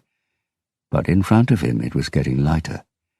That had to mean that the river up ahead was no longer covered in ice, or was at least shallower, possibly both. And if the pressure had evened out, he should be able to open the car door. Harry was about to duck under and try when he realized he was still under the ice, that it would be a ridiculous way to drown, seeing as here in the car he had enough air to last until they reached what was hopefully a shallow section of the river, free from ice. And it wasn't far away now. They seemed to be drifting faster, and the light was getting brighter. You don't drown if you're going to be hanged. He didn't know why the old saying had popped into his head, or why he was thinking about the blue dress, or Bor. A noise was getting closer. Bor. Blue dress. Younger sister, Norafossen. 20 meters, smashed on the rocks. And when he emerged into the light, the water became a white wall of bubbles ahead of him, and the noise rose to a rumbling roar. Harry felt beneath him, grabbed hold of the back of the seat, took a deep breath, pulled himself under the water as the front of the car tipped forward. He stared through the water, through the windscreen, straight down into something black, where cascades of white water splintered into white nothingness. Part 3. Chapter 40.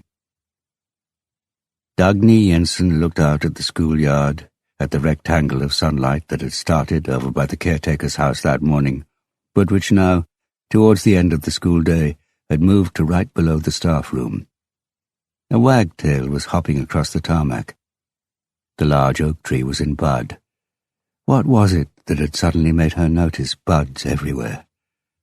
She looked across the classroom, where the students were hunched over their English coursework, and the only sound breaking the silence was the rhythmic scratch of pencils and pens. It was actually their homework, but Dagny's stomach had been hurting so badly that she hadn't felt up to doing what she had been looking forward to, a study of Charlotte Bronte's Jane Eyre.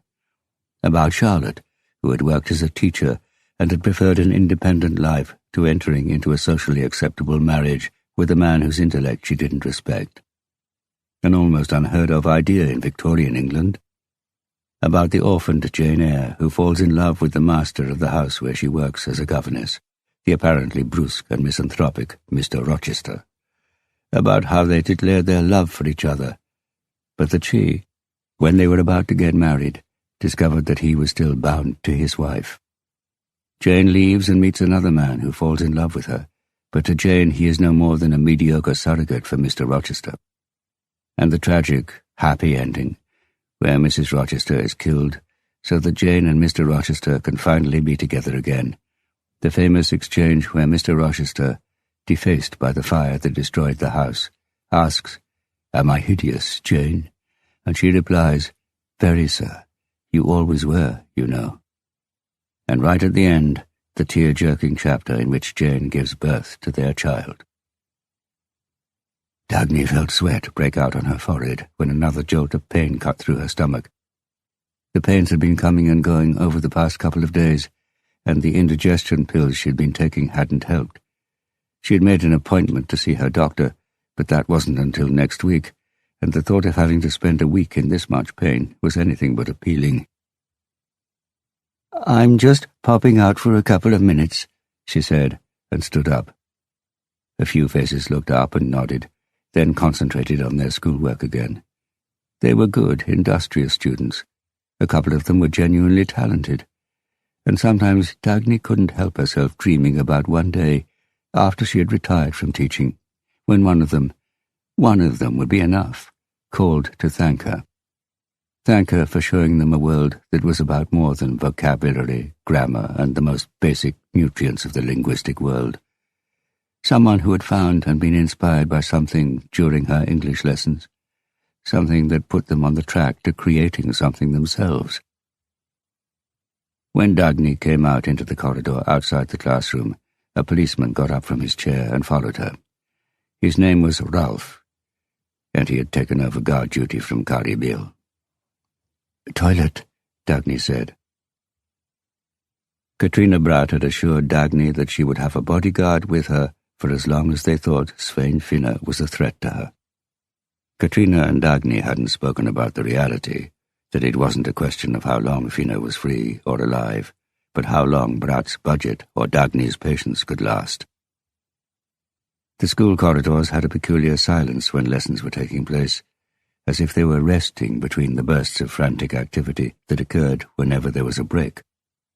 Like the periodical cicadas that swarm around Lake Michigan precisely every 17 years. She had been invited to the next swarm by an uncle over there who said you just had to experience it, both the intense music of billions of insects and the taste. The cicadas were apparently related to prawns and other shellfish, and he had told her, during a meal of prawns on his visit to Norway, that they could be eaten the same way. Hold the hard shell tightly, remove the feet and head, and pull out the soft, protein-rich parts. It didn't sound particularly appetizing, though, and she never took invitations from Americans seriously, especially when they were, if she had calculated correctly, for 2024. "I'll wait here," the policeman said, stopping outside the girls' bathroom. She walked in. Empty. She went into the last of the 8 cubicles. She pulled down her trousers and underwear, sat down on the toilet, leaned forward, then pushed the door to lock it. She discovered that it wouldn't close properly. She looked up. There was a hand sticking between the door and the frame, 4 large fingers, one of them with a ring in the shape of a snake, and in the palm of the hand she could see one edge of a hole that went right through.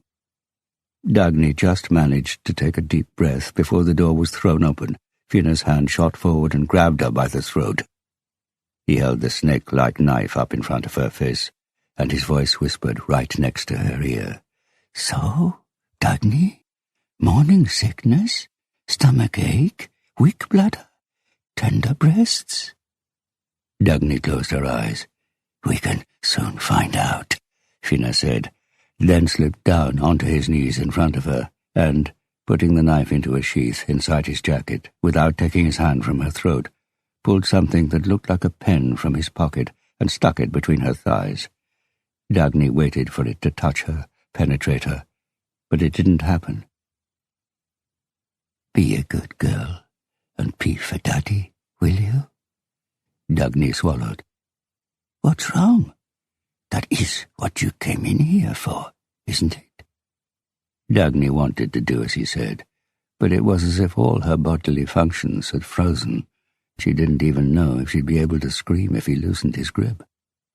"If you don't pee before I count to 3, I'll stick the knife in you, then into the idiot standing out in the corridor." His whispered voice made every word, every syllable sound like an obscenity. She tried. She really did try. 1, Finne whispered. 2, 3. There. That's right. Clever girl. She heard the trickle hit the porcelain, then the water. Finne pulled the hand holding the pen towards him and put it on the floor. He wiped his hand on the toilet roll hanging from the wall. "In 2 minutes we'll know if we're pregnant," he said. "Isn't that wonderful, darling? Pens like this, they didn't exist. We couldn't even dream of things like this the last time I was free. And just imagine all the wonderful things the future is going to bring. Is it any wonder that we want to bring a child into this world?" Dagny closed her eyes. 2 minutes. Then what? She heard voices outside, a short conversation before the door opened, running steps. A girl whose teacher had allowed her to go to the toilet went into the cubicle closest to the corridor, finished, washed her hands, and ran out again. Finne let out a deep sigh as she stared at the pen. "I'm looking for a plus on here, Dagny, but I'm afraid it shows a minus, which means—" He stood up in front of her, started to undo his trousers with his free hand. Dagny jerked her head back and pulled free of his other hand. "I've got my period," she said. Finne looked down at her. His face was in shadow, and casting a shadow. His whole being cast a shadow, like a bird of prey circling in front of the sun. He pulled the knife from its sheath again. She heard the door creak, then the policeman's voice. "Everything okay, Dagny?" Finne pointed at her with the knife as if it were a magic wand that forced her to do whatever he wanted. "Just coming," she said, without taking her eyes off Finne's. She stood up, pulled up her pants and trousers, standing so close to him that she breathed in the smell of sweat and something else, something rank and nauseating. Sickness. Pain. "I'll be back," he said, holding the door open for her. Dagny didn't run, but walked quickly past the other cubicles, past the wash basins, out into the corridor. She let the door close behind her. "He's in there." "What?" "Svein Finne. He's got a knife." The policeman stared at her for a moment before he unfastened the holster on his hip and drew his pistol. He inserted an earpiece with his free hand, then pulled off the radio that was attached to his chest. "I won," he said. "I need backup." "He's escaping," Dagny said. "You have to get him."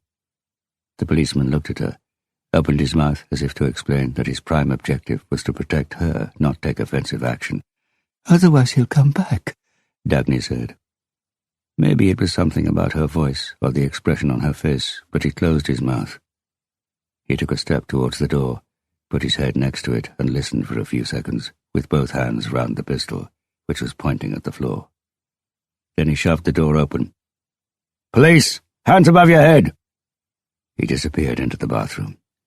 Dagny waited. She heard the cubicle doors being thrown open. All 8 of them. The policeman came back out. Dagny took a trembling breath. "The bird has flown?" "God knows how," the policeman said, reaching for his radio again. "He must have climbed up the bare wall and out through the window right up by the ceiling." "Flown?" Dagny repeated quietly, while the policeman called 01 Central Command again. "What?" "Not climbed. Flown." Chapter 41. 20 meters, you said?" asked Kripos detective Sung-Min Larsen. He gazed up towards the top of Nordafossen, where the torrent of water was gushing out. He wiped his face, which was wet from the spray the westerly wind carried all the way to the bank of the river. The roar of the falls drowned out the traffic on the main road that ran along the top of the slope they had scrambled down to reach the river. 20 meters, the police officer confirmed. He had a bulldog face and had introduced himself as Jan from Sigdal's sheriff's office. It only takes a couple of seconds, but by the time you hit the ground, you're already going at 70 kilometers an hour. You don't stand a chance. He pointed one of his short, slightly protruding arms at the compressed wreckage of a white Ford Escort that was perched on top of a large black rock that the water had worn smooth as it struck it and sprayed out in all directions. Like an art installation, Sung Min Larsen thought, an imitation of Lord, Marquez and Michael's 10 half-buried Cadillacs in the desert at Amarillo in Texas, where he had driven with his father when he was 14.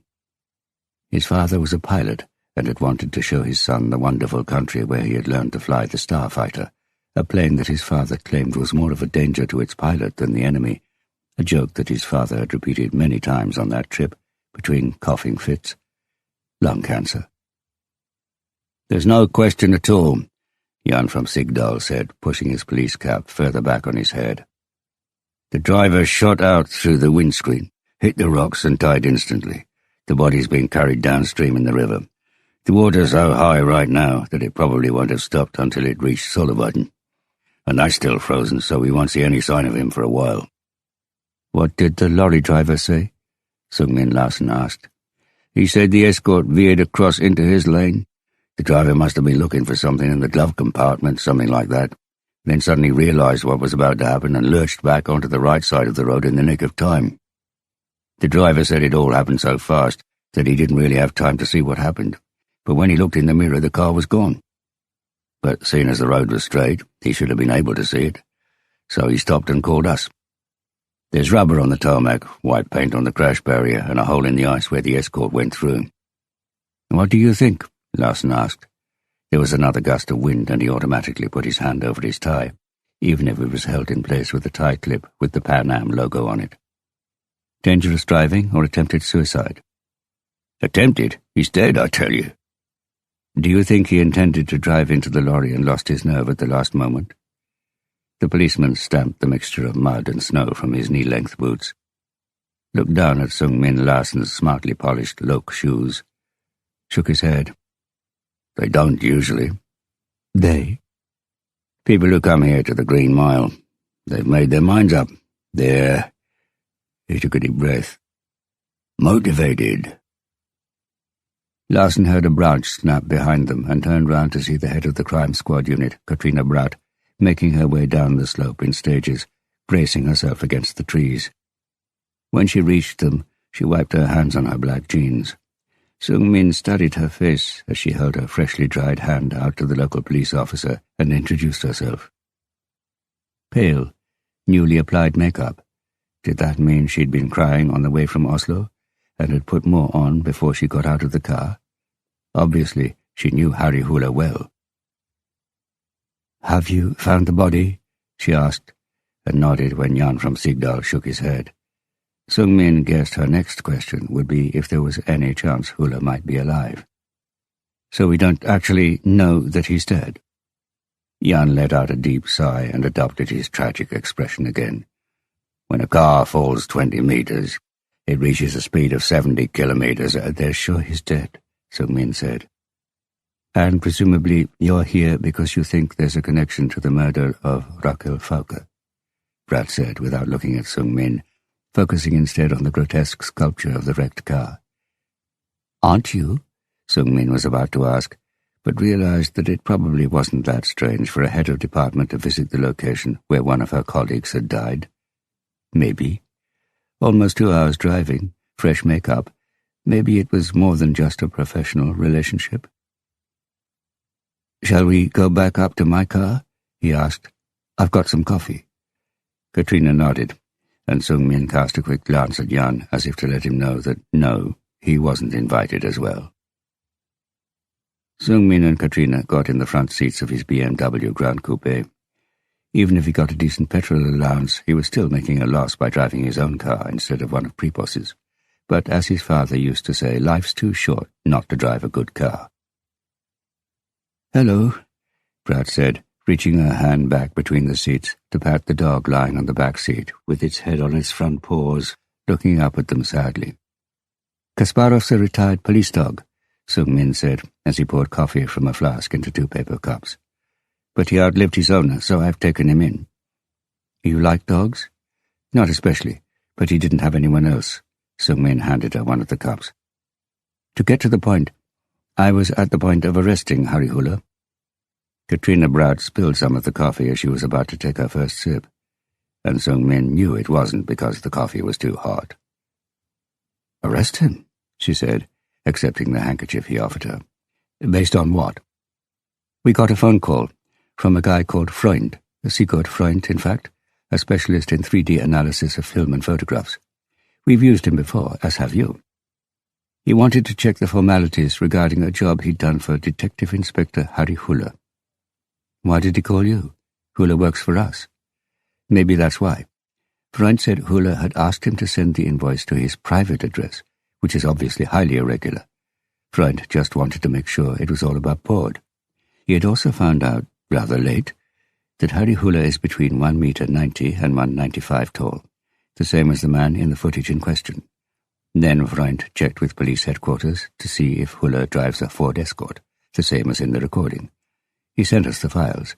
They were taken using a so-called wildlife camera outside Rakel Farker's house. The time matches the presumed time of the murder. The camera has been removed, presumably by the only person who knew it was there." "The only person?" "When people install cameras like that in built-up areas, they're usually used to spy on people. Their partner, for instance. So we sent Hula's photograph to the people who sell wildlife cameras in Oslo, and Harry Hula was recognized by an elderly man who used to own Simonsen Hunting and Fishing." "Why would Harry Hula request analysis of the footage if he knew it would incriminate himself?" "Why would he request analysis without anyone in the police knowing about it?" "Hula is suspended. If he was going to investigate the murder of his wife, it would have to be in secret. In which case the brilliant Harry Hula has just achieved his greatest triumph by uncovering the brilliant Harry Hula." Katrina Braut didn't answer. She hid her mouth behind the paper cup, turning it in her hand as she stared out through the windscreen at the dwindling daylight. "I actually think it was the other way round," Sung-min said. He wanted to check with an expert if it was technically possible to see that it was him being filmed on his way in and out of Rakel Farker's home right in the middle of the presumed time of the murder. If Sigurd Freund hadn't been able to tell that it was Hula, Hula could have safely handed the footage over to us, because it proves that someone was in Rakel Farker's house at the time when Hula apparently had an alibi. His alibi would have been strengthened because the images confirm the medical officer's conclusion that Rakel Farker was murdered sometime between 10 o'clock and 2 o'clock, more precisely after 23:21, which is when the person caught on film arrives. But he does have an alibi. Sung-min was about to state the obvious, that the alibi was reliant on a single witness, and that experience shows that witness statements couldn't always be relied upon. Not because witnesses are unreliable by nature, but because our memories play tricks and our senses are less reliable than we think. But he had heard the despair in her voice, seen the naked pain in her eyes. "One of our detectives has gone to see Hula's neighbor," he said. "They're reconstructing the circumstances in which he gave Hula his alibi. Björn says Harry was dead drunk when he left him in his flat, that Harry couldn't possibly have appeared to be dead drunk," Sung-min said. "I'm assuming an alcoholic is more than capable of acting intoxicated, but it's possible he overplayed it." "Oh?" "According to Peter Ringdahl, the owner of I Know Who He Is. Ringdahl says he's seen Hula drunk before, but never in such a state that he had to be dragged out. Hula can handle his drink better than most, and Ringdahl says he hadn't drunk that much more than he had seen him drink before. It may be that Hula wanted to look more incapacitated than he was. I haven't heard any of this before. Because it was assumed that Hula had an alibi, no one looked into it particularly thoroughly. But I paid a visit to Peter Ringdahl this morning, after I'd spoken to Freund. It turns out that he'd just had a visit from Harry Hula, and from what Ringdahl says, I get the impression Hula realized that the net was starting to close in around him, and was searching desperately for a scapegoat. But once he realized that Ringdahl was no use, he'd run out of options, and... Sung-min gestured towards the road in front of them, leaving Bratt to finish the sentence for herself, if she wanted to. Katrina Bratt raised her chin, the way men of a certain age do to pull the skin of their necks from shirt collars that are too tight, but here it made Sung-min think of a sportsperson trying to motivate herself mentally, shake off a lost point before launching into battle for the next. What other lines of inquiry are Kripos looking into? Sung-min looked at her. Had he expressed himself imprecisely? Didn't she realize that this wasn't a line of inquiry, but a well-lit 4-lane highway where even Ole Winter couldn't get lost, where they, apart from the fact that they weren't in possession of the culprit's earthly remains, had already reached their goal? There aren't any other lines of inquiry now, he said. Katrina Bratt nodded and nodded as she alternated between closing her eyes and staring ahead of her, as if this simple fact was something that took a lot of brain power to process. But if Harry Hula is dead, she said, there isn't really any rush to go public, with the fact that he's Kripos's prime suspect. Sung-min began to nod too, not because he was promising anything, but because he realized why she was asking. The local police have issued a press statement saying something along the lines of man missing after a car ended up in the river next to Highway 287, Sung-min said, pretending he didn't know it was an exact quote, because experience had taught him that it made people nervous and less communicative if you let them see too much of your good memory, your ability to read people, your deductive brain. I can't see any pressing reason for Kripos to issue any more information to the public, but of course that's a decision for my bosses. Winter, you mean? Sung-min looked at Bratt, wondering why she had felt it necessary to mention his boss by name. Her face revealed no ulterior motive, and there was no reason to suspect she knew how uncomfortable it made Sung-min every time he was reminded of the fact that Ole Winter was still his superior. Sung-min had never told a soul that he considered Ole Winter a mediocre detective and a distinctly weak leader. Not weak in the sense that he was too soft, quite the reverse. He was old-fashioned, authoritarian, and stubborn.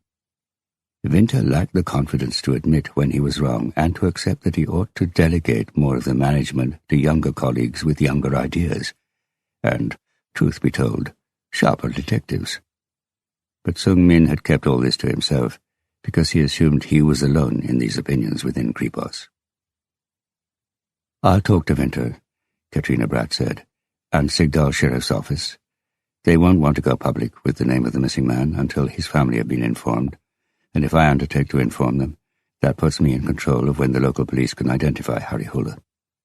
Good thinking, Sung-min said, but sooner or later his name's going to get out, and neither you nor I can stop the public and media speculating when they find out that the dead man, missing man, is the husband of the woman who was murdered recently. He saw a shiver run through Bratt. Was she going to start crying again? No, but when she was alone in her own car, almost certainly. Thanks for the coffee, she said, feeling for the door handle. Let's keep in touch. At Solvarden, Katrina Bratt pulled off the road into an empty lay-by. She parked and looked out across the large, ice-covered lake as she concentrated on her breathing. When she had got her pulse down, she took out her phone and saw that she had received a text from Kari Bill, Dagny Jensen's bodyguard, but that could wait. She called Oleg, told him about the car, the river, the accident. There was silence at the other end, a long silence, and when Oleg spoke again, his voice sounded surprisingly calm, as if it wasn't as much of a shock to him as Katrina had anticipated. It wasn't an accident, Oleg said. He's committed suicide. Katrina was about to reply that she didn't know, then realized that it wasn't a question. It might take a while to find him, she said. There's still ice on the lake. I'll come down, Oleg said. I've got a diving certificate. I used to be afraid of water, but... Another silence, and for a moment she thought the line had been broken. Then she heard a deep, shaky breath, and when he went on, it was in a voice that was fighting back tears. He told me how to swim. She waited, and when he spoke again, his voice was steady. "I'll contact Sigdal Sheriff's Office and ask if I can join the diving team. And I'll talk to Sis." Katrina told him to get in touch if there was anything she could do, gave him her direct office number, then hung up. There. It was done. No reason to fight it anymore. She was alone in her own car. She leaned her head back and burst into tears. Chapter 42. It was 4:30, the last client. Erland Madsen had recently had a discussion with a psychiatrist about the conceptual boundary between a client and a patient. Was it dependent upon the professional's own title, whether they were a psychologist or a psychiatrist, or did the distinction run between medicated patients and non-medicated clients? As a psychologist, it sometimes felt like a disadvantage not to be able to prescribe medication when he knew exactly what his client needed, but still had to refer them to a psychiatrist who knew less about post-traumatic stress disorder than he did, for instance. Madsen clasped his hands together. He usually did that when he and the client were done with the pleasantries and were about to start what they were there for. He did it without thinking, but when he became aware of the ritual, he had done a bit of research and found a religious historian who claimed it dated back to the time when a prisoner's hands were tied with rope, so that clasped hands came to be seen as a symbol of submission. In the Roman Empire, a defeated soldier could surrender and plead for mercy by showing his clasped hands. Christians' prayers for mercy from an omnipotent God were presumably another aspect of the same thing. So when Erland Madsen clasped his hands together, did that mean he was subordinating himself to his client? Hardly. It was more likely that the psychologist, on behalf of his client as well as himself, was subordinating himself to the questionable authority and shifting dogma of psychology, the way priests, the weather vanes of theology, asked their congregations to cast off the eternal truths of the past in favor of those of today. But while priests clasped their hands together and said, "Let us pray," Madsen's opening line was, "Let's start where we left off last time." He waited until Roarbor nodded before he went on. "Let's talk about when you killed someone. You said you were—" Madsen checked his notes. "A freak. Why is that?"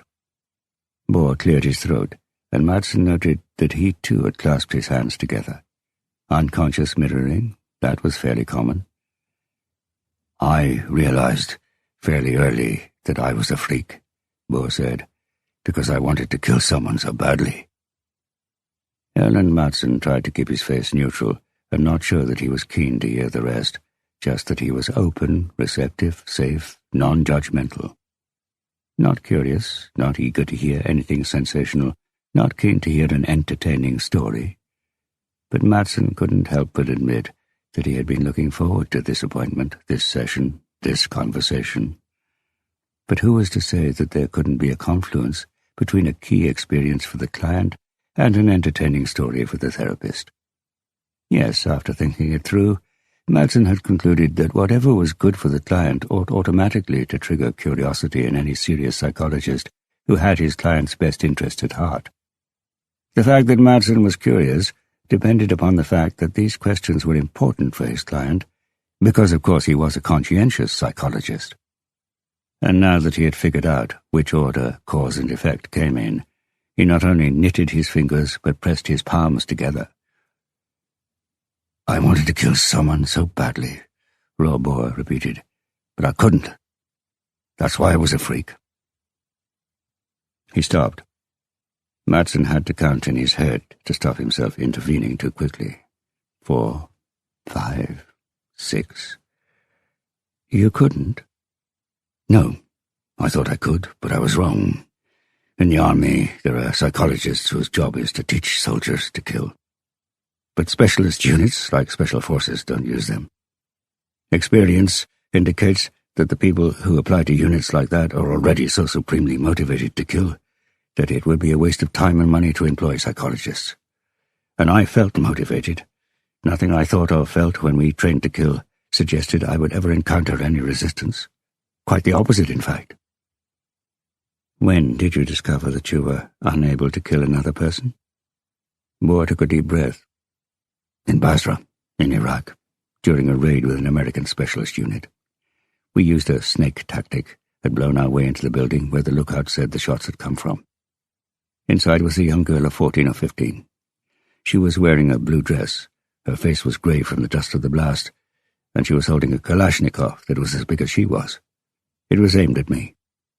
I tried to shoot her, but froze. I ordered my finger to pull the trigger, but it wouldn't do it. It was as if the problem wasn't in my head, but in my muscles.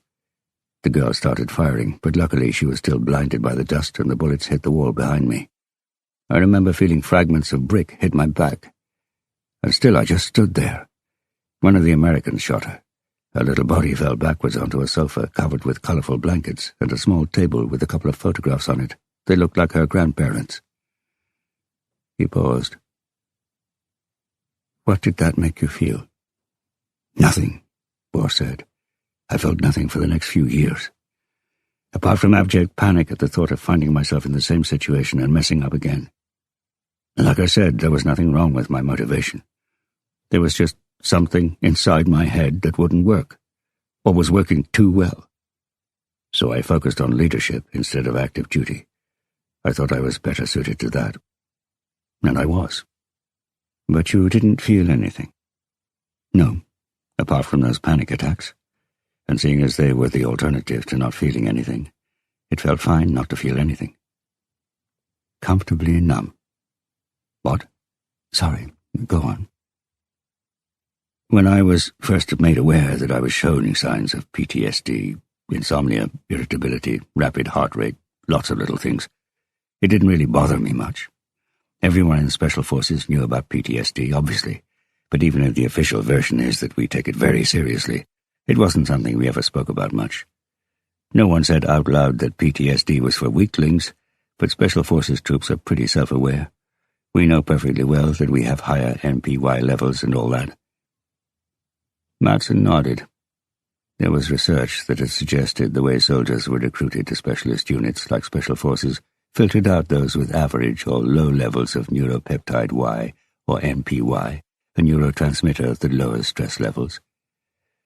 Some Special Forces troops believed that this genetic disposition, together with their training and strong camaraderie, made them immune to PTSD. It was okay to admit that you had a few nightmares, Boer said. That proved you weren't a complete psychopath. But apart from that, I think we regarded PTSD a bit like our parents regarded smoking. As long as almost everyone had a go, it couldn't be that dangerous. But then it got worse. Yes, Madsen said, leafing back through his notes. We talked about that, but you also said that it got better at one point. Yes, it got better when I finally managed to kill someone. Erland Madsen looked up. He took his glasses off without it being a particularly dramatic gesture. Who did you kill? Madsen could have bitten his tongue. What sort of question was that for a professional therapist? And did he really want to know the answer? A rapist. It doesn't really make much difference who he was, but he raped and killed a woman named Hala. She was my interpreter in Afghanistan. A pause. Why do you say rapist? What? You say he killed your interpreter. Isn't that worse than rape? Wouldn't it be more natural to say that you'd killed a murderer? Boer looked at Madsen as if the psychologist had said something he'd never thought of himself. He moistened his lips as if he was about to say something. Then he did it again. I'm searching, he said. I'm searching for the man who raped Bianca. Your younger sister? He needs to make amends for what he did. We all need to make amends for what we've done. Do you need to make amends for what you've done? I need to make amends for the fact that I didn't manage to protect her, the way she protected me. How did your sister protect you? By holding on to her secret. Boer took a deep, shaky breath. Bianca was ill when she finally told me that she'd been raped when she was 17 years old, but I knew it was true. It all fitted. She told me because she was convinced she was pregnant, even though it was several years later. She said she could feel it. It was growing very slowly, that it was like a swelling, a stone, and that it would kill her in order to get out. We were at the cabin, and I said I would help her to get rid of it, but she said that then he, the rapist, would come and kill her, like he'd promised. So I gave her a sleeping pill, and the next morning I told her it was an abortion pill, that she was no longer pregnant. She became hysterical. Later, when she was in hospital again, and I went to visit her, the psychiatrist showed me a sheet of paper where she'd drawn an eagle calling my name, and told me she'd said something about an abortion and that she and I had killed me. I chose to keep our secret. I don't know if it made any difference. Either way, Bianca would rather die herself than let me, her big brother, die. And you were unable to prevent that, so you had to make amends? Yes, and I could only do that by avenging her, by stopping men who rape. That was why I joined the army, why I applied to Special Forces. I wanted to be prepared. And then Hala was raped as well. And you killed the man who did the same thing to Hala that had been done to your sister? Yes. And how did that make you feel? Like I said, better. Killing someone made me feel better. I'm no longer a freak. Madsen looked down at the blank page in his notebook. He had stopped writing. He cleared his throat. So, have you made amends now? No. No. I haven't found the man who took Bianca, and there are others. Other rapists who have to be stopped, you mean? Yes. And you'd like to stop them? Yes. Kill them? Looks like it. It makes me feel better. Erlend Madsen hesitated. Here was a situation that needed to be dealt with from both a therapeutic and judicial perspective. These killings, are they something you mostly just like to think about, or are they something you're actively planning to carry out? I don't really know. Would you like someone to stop you? No. What would you like then? I'd like you to tell me if you think it will help next time as well. Killing someone? Yes. Madsen looked at Rådbør, but all his experience told him that you could never find answers in faces, expressions, body language. Too much of that is learned behavior. It was in people's words that you found the answers. And now he had been asked a question that he couldn't answer. Not openly, not honestly. Madsen looked at his watch. Time's up, he said. Let's continue with this on Thursday. I'm going now, a woman's voice said from the doorway. Erlend Madsen looked up from the folder he had found in his client's archive that was now lying on his desk. It was Toril, the receptionist shared by the 6 psychologists in the practice.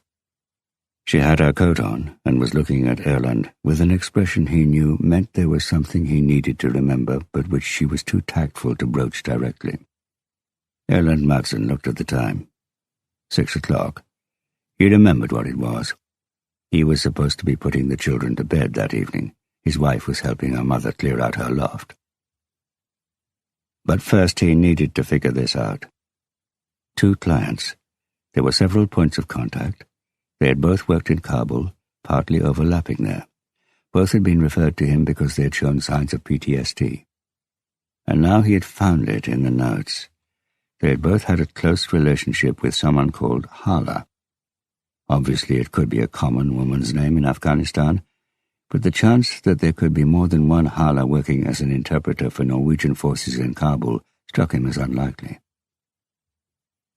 With Bo, it had been the usual thing when it came to his relationships with women who were either his subordinates or younger than him. He felt responsible for them, in the same way he had for his younger sister, a responsibility that bordered on the obsessive, a form of paranoia. The other client had had an even closer relationship to Hala. They had been lovers. Erlend Madsen had taken detailed notes and read that they had both got the same tattoo. Not their names, because that would have been dangerous if it had been discovered by the Taliban or anyone else with a strict faith. Instead, they'd had the word friend tattooed on their bodies, something which would bind them together for the rest of their lives. But none of this was the most important point of connection. Madsen ran his finger down the page and found what he was looking for, just as he thought he had remembered it. Both Bohr and the other client had said that they had felt better after killing someone. At the bottom of the page, he had made a note for future reference. NB, dig deeper into this next time. What does better after killing someone mean? Erland Madsen looked at his watch. He would have to take the notes home and read the rest after the children were asleep. He closed the folder and put a red rubber band around it. The band ended up running across the name written on the folder. Kaya Solness. Chapter 43. 3 months earlier. Erland Madsen snuck a glance at his watch. The hour was almost over. That was a shame, because even if it was only their second therapy session, there was no doubt that the client, Kaya Solness, was an interesting case. She was responsible for security in the Red Cross, a post that shouldn't necessarily have exposed her to the traumas that triggered PTSD in soldiers. All the same, she had told him how she had experienced acts of war and the daily horrors that only soldiers on active duty usually experience, and which sooner or later end up damaging their psyche. It was interesting, but not unusual, that she didn't seem to recognize that she had not only ended up in these dangerous situations, but that she herself had more or less consciously sought them out. It was also interesting that she hadn't shown any symptoms of PTSD during her debriefing in Tallinn, but had taken the initiative to seek therapy herself. Most soldiers who came were referrals. They were more or less forced to have counseling. And most of them didn't want to talk. Some of them came straight out and said they thought therapy was for sissies, and became irritable when they realized Madsen couldn't prescribe the sleeping pills they had come for. "I just want to sleep," they said, unaware of how ill they actually were, until the day they sat with their mouth over the end of the rifle and tears streaming down their cheeks. Those who refused to have therapy got their pills, of course, their antidepressants and sleeping tablets. But Madsen's experience told him that what he was engaged in, trauma-based cognitive therapy, helped. It wasn't the acute crisis therapy that had been so popular until research showed that it didn't work at all, but long-term treatment in which the client worked through the trauma and gradually learned to tackle and live with their physical responses. Because believing that there was a quick fix, that you could heal those wounds overnight, was naive and, at worst, dangerous. But that seemed to be what Kaya Solness was after. She wanted to talk about it, quickly and a lot, so quickly and so much that he'd had to try to slow her down. But it felt like she didn't have time. She wanted answers straight away. "Anton was Swiss," Kaya Solness said, "a doctor working for the ICRC, the Swiss branch of the Red Cross. I was deeply in love with him, and he loved me. I thought he did anyway." "Do you think you were wrong?" Madsen asked as he took notes. "No, I don't know. He left me. Well, left probably isn't the right word. When you work together in a war zone, it's difficult to physically leave someone. We live and work in close proximity. But he told me he'd met someone else." She let out a short laugh. "Met isn't the right word either. Sonia was a nurse in the Red Cross. We literally ate, slept, and worked together. She was also Swiss. Anton prefers beautiful women, so it goes without saying that she was beautiful. Intelligent, perfect manners, from a good family. Switzerland's still the sort of country where that kind of thing matters. But the worst thing was that she was nice, a genuinely likable person who threw herself into her work with energy, courage, and love. I used to hear her crying in her sleep on days when they'd had to deal with a lot of dead and serious injuries. And she was nice to me. She gave the impression that I was the one who was being nice to her. Merci vielmal, she used to say. I don't know if that's German, French, or both, but she said it all the time. Thank you, thank you, thank you. As far as I know, she never knew that Anton and I had been together before she came into the picture. He was married, so we kept it quiet, and then it was Sonia's turn to keep their relationship secret. Ironically, I was the only person she confided in. She was frustrated, said he'd promised to leave his wife, but that he kept putting it off. I listened and comforted her, and hated her more and more. Not because she was a bad person, but because she was a good person. Don't you think that odd, Madsen? Erlend Madsen started slightly at the mention of his name. Do you think it's odd? He asked. No, Kaja Solness said, after thinking for a few moments. It was Sonja, not Anton's chronically ill wealthy wife, who was standing between me and Anton. That makes sense, doesn't it? It sounds logical. Go on. It was outside Basra. Have you ever been to Basra? No. The hottest city on earth.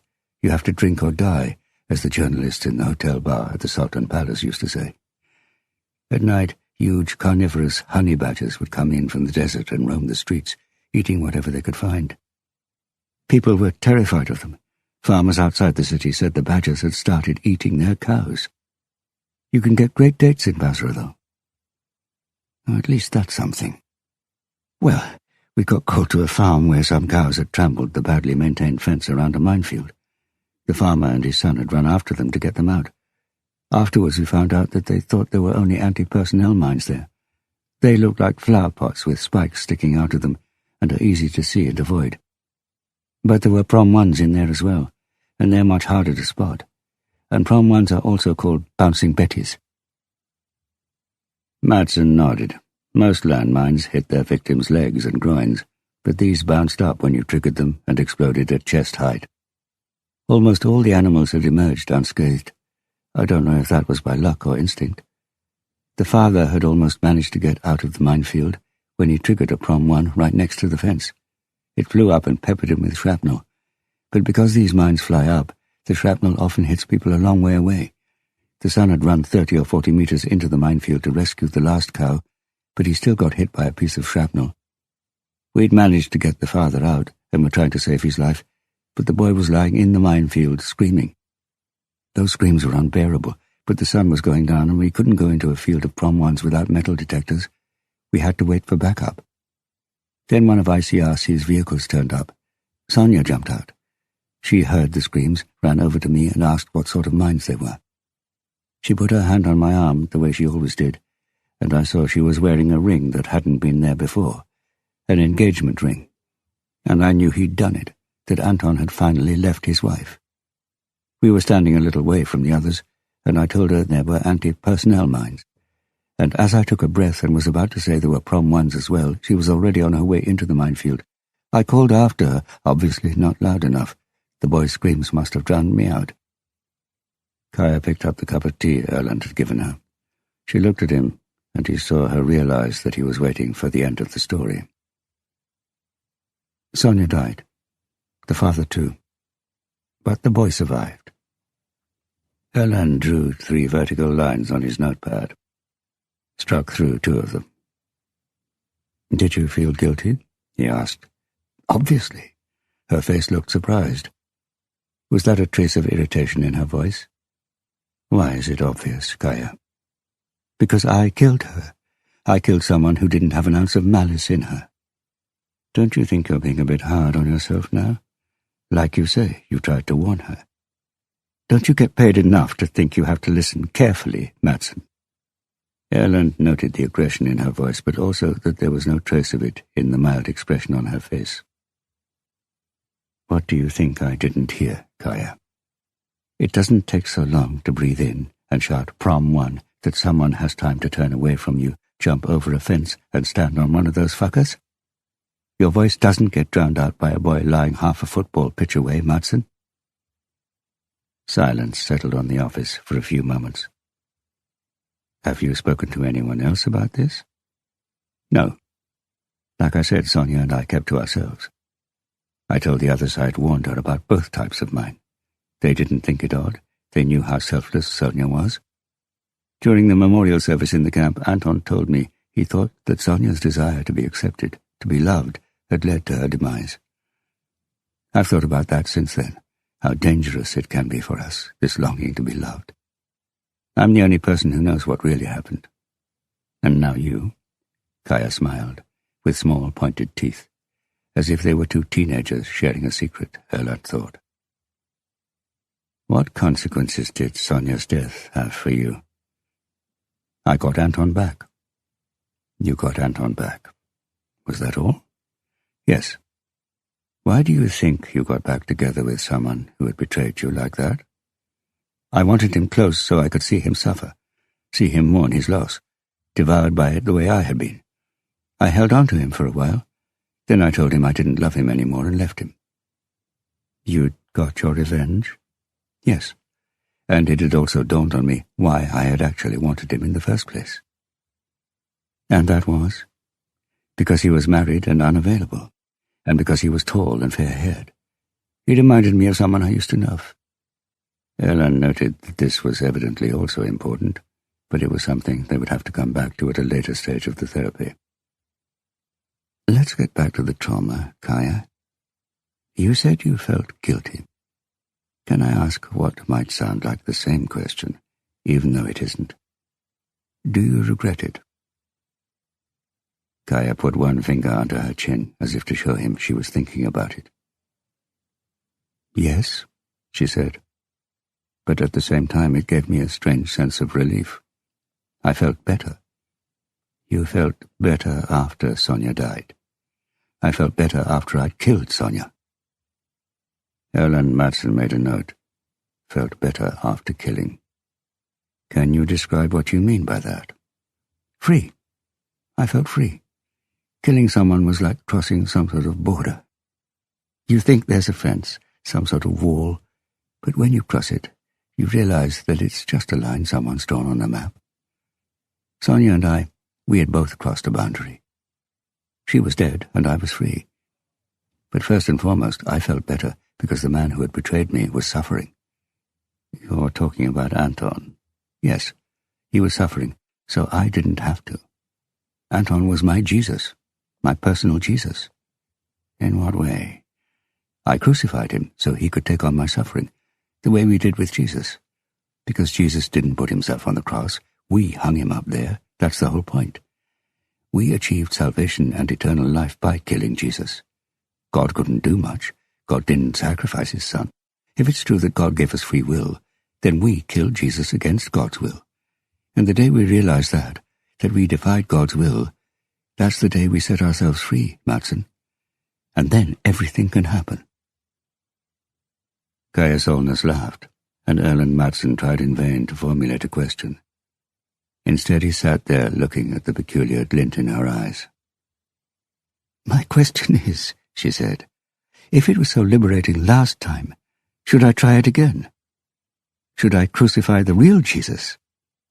Or am I just mad? Erland Madsen moistened his lips. Who's the real Jesus? You didn't answer my question. Have you got an answer for me, Doctor?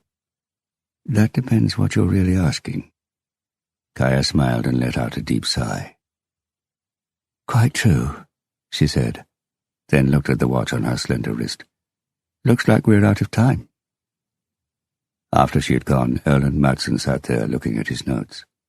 He wrote at the bottom of the page, NB, dig deeper into this next time. What does better after killing someone mean?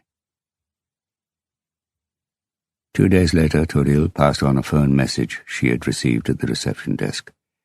Kaya Solness had said they could cancel her next appointment, that she wouldn't be coming back, and that she'd found a solution to her problem. Chapter 44. Alexandra Sturza was sitting at one of the window tables in the empty canteen at the Rikshospital. In front of her lay a cup of black coffee and another long day at work. She had worked until midnight the previous day, slept for 5 hours, and needed all the stimulants she could get. The sun was on its way up. This city was like the sort of woman who could be dazzlingly beautiful in the right light, only to look so ordinary a moment later that she becomes utterly unremarkable, even ugly. But right now, at this early hour of the morning, before the average Norwegian got to work, Oslo was hers, like a secret lover she was sharing a stolen hour with. And it was a rendezvous with someone who was still unfamiliar and exciting. The hills to the east lay in shadow, while those to the west were bathed in soft light. The buildings in the city centre down by the fjord were black silhouettes behind black silhouettes, like a cemetery at sunrise. Just a few glass buildings were lit up, like silver-coloured fish beneath the dark surface of the water, and the sea glinted between islands and skerries that would soon be green. How she longed for spring. They called March the first month of spring here, even if everyone knew it was still winter. Washed out, cold, with isolated sudden bursts of warm passion. April was at best a deceitful flirt. May was the first month you could rely on. May. Alexandra wanted a May. She knew that on the occasions when she had had a man like that, a warm, gentle man who gave her all she could ask for, even in suitable doses, she just became spoiled and demanding and ended up betraying him with June, or even worse, July, who was completely unreliable. How about a good, grown-up man like August next time, one with a bit of grey in his hair and a marriage and family behind him? Yes, she would have welcomed someone like that. So how come she had ended up falling in love with November, a gloomy, dark, rain-drenched man with prospects of getting even darker, who was either so quiet that you couldn't hear any birds, or felt like he was going to tear the roof off your house with his crazy, rumbling autumn gales? Sure, he rewarded you with sunny days of unexpected warmth that you valued all the more as a result, revealing a strangely beautiful, ruined, ravaged landscape where a few buildings were still standing. Solid and unshakable, like the bedrock itself, which you knew would still be standing on the last day of the month, and where Alexandra, in the absence of anything better, had sought refuge from time to time. But something better would surely have to come along soon. She stretched and tried to yawn the tiredness out of her body. It must be spring soon. May. Miss Sturza? She spun round in surprise. It wasn't just the time of the encounter that was un-Norwegian, but the mode of address. And, sure enough, the man standing there wasn't quite Norwegian.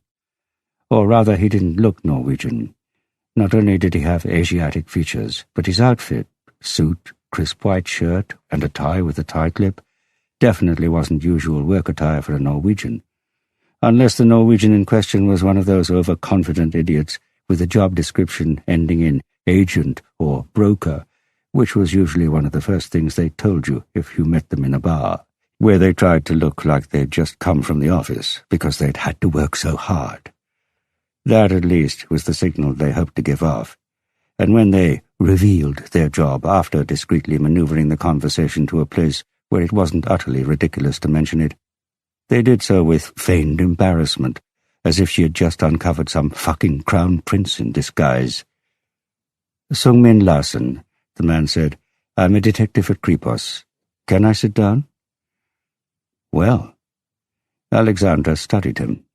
Tall. He went to the gym. Not too much, everything in proportion. He was aware of the cosmetic value, but enjoyed the exercise itself. Like her. Brown eyes, of course. A little over 30. No ring. Kripos. Yes, she'd heard a couple of the girls mention his name, that odd combination of Asian and Norwegian. Strange that she'd never met him before. At that moment the sun reached the canteen window of the Rikshospital, lit up Sung-Min Larsen's face and warmed one of Alexandra's cheeks with surprising intensity. Miss Sturza. Perhaps spring was coming early this year. Without putting her cup down, she pushed a chair out with her foot. "Be my guest." "Thanks." As he leaned forward to sit down, he instinctively put his hand over his tie, even though he was wearing a tie clip. There was something familiar about the clip, something that reminded her of her childhood. She remembered what it was, the bird-like logo of the Romanian airline, Tarom. "Are you a pilot, Larsen?" "My father was," he said. "My uncle was, too," she said. "He flew IAR-93 fighters." "Really? Produced in Romania? You know the plane?" "No, I just remembered that they were the only communist planes that weren't made in the Soviet Union in the 70s. "Communist planes?" Larsen gave a wry smile. The sort my father was supposed to shoot down if they came too close. The Cold War? So you dreamed of becoming a pilot yourself? He looked surprised. Something about him told her that didn't happen very often. It's fairly unusual to know about IAR 93s and wear a Tarom tight-lip, she added. I applied to the Air Force, he admitted, but didn't get in. I would have got in, he said, with such natural confidence that she didn't doubt it, but my back was too long. I couldn't fit in the cockpit of the fighters. You could have flown other things, transport planes, helicopters. I suppose so, he said. Your father, she thought, he flew fighters. You couldn't be happy being a lesser version of him, someone lower down on the uncomplicated pilot's hierarchy than your father. Sooner something else altogether. So he was an alpha male. Someone who might not have got to where he was going, but was on the way. Like her. I'm investigating a murder, he said, and she realized from his quick glance that the introduction was intended as a warning. I've got some questions about a Harry Huller. It felt like the sun outside had gone behind a cloud, as if Alexandra's heart had stopped. From the call log on his phone, I see that the two of you have called each other several times in the past few weeks, the past few days. Huller, she said, as if she needed to dig the name out, and saw from the look on his face how fake it sounded. Yes, we've talked on the phone. He's a detective. Maybe you've done more than talked. More? She tried to raise an eyebrow, but wasn't sure if she managed it. It felt like all the muscles in her face were out of control. What makes you think that? Two things, Larson said. That you instinctively pretended not to remember his name, even though you've spoken to him 6 times and called his number 12 times in the past 3 weeks, 2 of them on the evening before Rakel was found murdered. And that during those same 3 weeks, his phone has been tracked to base stations that overlap with your home address. He said this without aggression, suspicion, or anything else that gave her any sense of manipulation or game-playing. Or rather, he said it as if the game was already over, like a croupier who had no stake in the game, reading out the number before raking in the chips. We were lovers, she said, and realized when she heard herself say it that that's exactly how it was, that they had been lovers, no more, no less, and that it was over. But the second implication only dawned on her when Song-Min Larsen said, Before we go on, I ought to advise you to consider if you'd like a lawyer present. She must have looked aghast, because Larsen hurried to add, You're not suspected of anything. This isn't an official interview, and I'm primarily trying to get information about Harry Huller, not you. So why would I need a lawyer? For advice, not to talk to me, seeing as your close relationship to Harry Huller could potentially connect you to a murder. You mean I might have murdered his wife? No. Ah, you think I murdered her out of jealousy? Like I said, no. I told you we weren't seeing each other anymore. I don't think you've killed anyone, but I'm cautioning you because the answers you give could lead to you being suspected of having helped him to avoid being charged with the murder of his wife. Alexandra realized that she had made the most classic of all drama queen gestures, and had clutched the string of pearls that she was actually wearing. So, Sung-Min Larsen said, lowering his voice when the first of the Norwegian early birds entered the canteen. Shall we continue this conversation? He had informed her that she could have a lawyer present, even if it would make his job more complicated. He would have lowered his voice out of consideration to her, even if they'd been alone in the room. Maybe he could be trusted.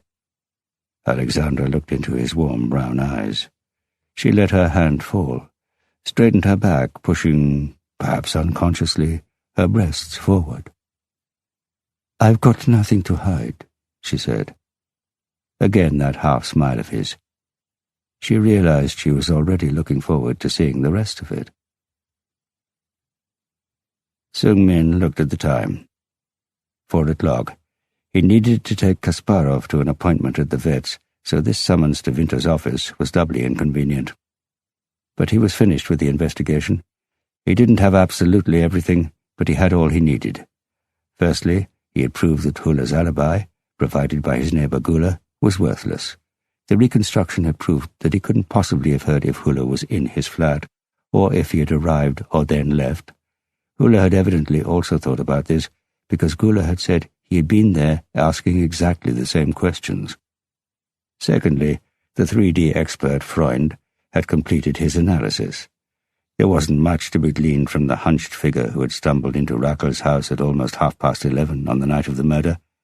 The figure looked twice as fat as Harry Hulle, but Freund said that was probably because he was leaning forward and his coat was hanging down in front of him. His posture also made it impossible to determine his height. But when he came out again 3 hours later at 2:30 in the morning, he was clearly more sober, was standing upright in the doorway showing his true slim self, and he was the same height as Harry Hulle, around 1.92 meters. He had got into a Ford Escort before remembering to remove his wildlife camera. Then he drove away. Thirdly, he had got hold of a final decisive piece of evidence from Alexandra Sturza.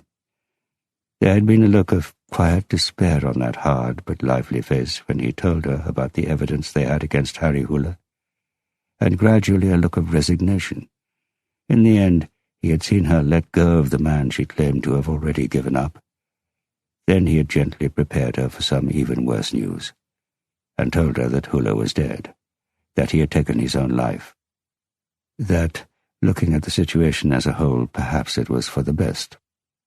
At that point there had been tears in her dark eyes, and he had considered putting his hand on hers as it lay motionless and dead on the table, just a gentle, comforting touch, then take his hand away again. But he hadn't. Perhaps she sensed his half-intention, because the next time she lifted her coffee cup, she did so with her left hand, leaving her right motionless, like an invitation. Then she had told him, as far as he could judge, everything.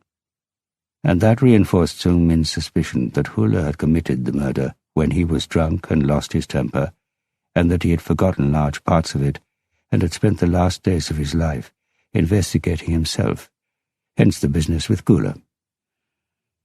A tear had trickled down one of Alexandra's cheeks, and Sung Min had passed her his handkerchief. He had seen her surprise, presumably because she wasn't used to Norwegian men carrying freshly ironed handkerchiefs. They had left the canteen, which was starting to fill up, and went to the Forensic Medical Institute laboratory, where she showed him the blood-stained trousers Hulle had given her. She told him that the analysis was almost finished, and that there was a more than 90% probability that the blood was Rakel Farkas. She had repeated Harry's explanation as to how the blood had got there, that he had knelt down beside the body after Rakel had been found, and that his trousers had come into contact with the pool of blood. "That's not correct," Sung Min had said. "He wasn't wearing those trousers when he was at the scene." "How do you know that?" "I was there. I spoke to him." "And you remember what sort of trousers he was wearing?" Sung Min suppressed a spontaneous "of course," and made do with a simple "yes." So he had all he needed: motive, opportunity, and forensic evidence that placed the suspect at the scene at the time of the crime. He had considered contacting someone else who, according to Harry Hulle's call log, he had spoken to several times, Akaya Solness, but decided it wasn't a priority, seeing as their interaction hadn't started until after the murder. The important thing now was to find one of the pieces that were missing, because even if he had everything he needed, he didn't have everything. He didn't have the murder weapon. With so much concrete evidence, the police lawyer had had no hesitation in granting Larsen a warrant to search Harry Hulle's flat, but they hadn't found the murder weapon or anything else of interest there, except for that fact in itself, that they hadn't found anything of interest.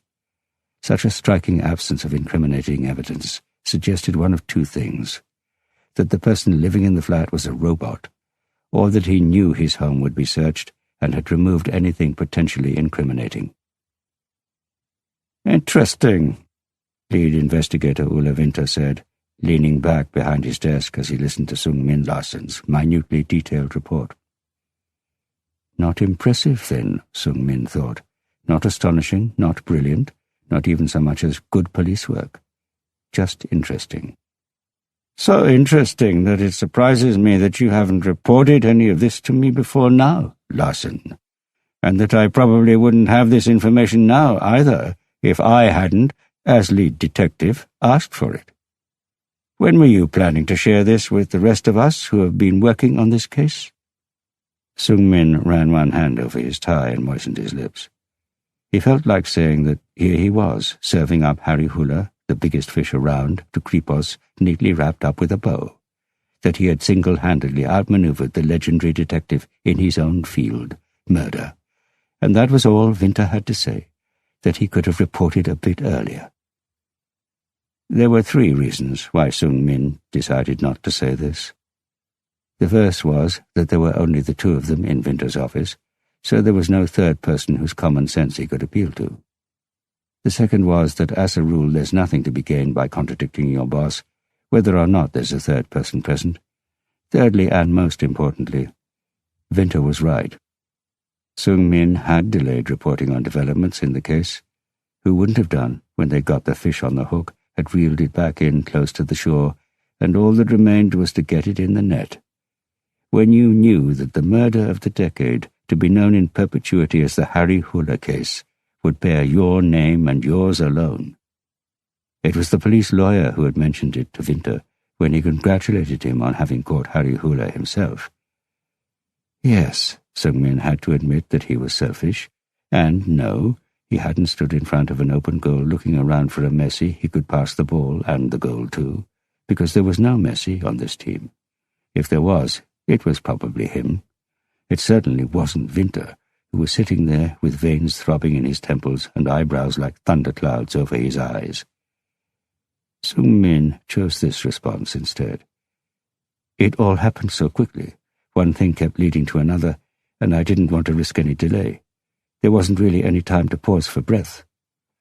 Until now, Winter said, leaning back in his chair and looking as if he were using the ridge of his nose to take aim at Sung-min. The case is solved now, Sung-min said. Winter let out a short, hard laugh, like a go-kart braking suddenly. If it's okay with you, let's agree that it's the lead detective who decides when the case is solved. What do you say, Larsen? Of course, Winter. Sung-min had intended to signal his submission, but realized that the older man had seen through him and decided to take offense at the fact the younger man had returned the sarcastic, drawn-out pronunciation of his surname.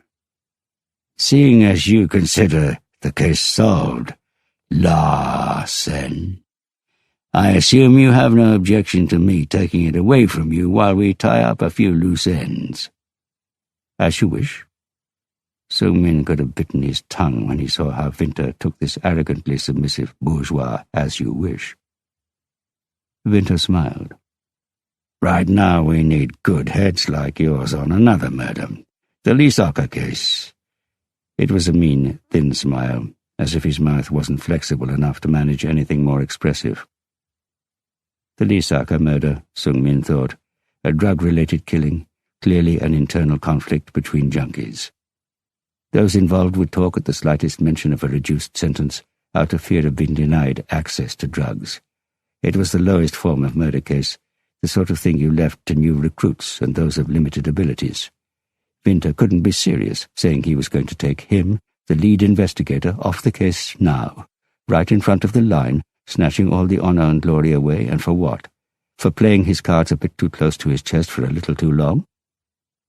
I want a written report with all the details, Larsen. In the meantime, the others will carry on working on the lines of inquiry you've uncovered.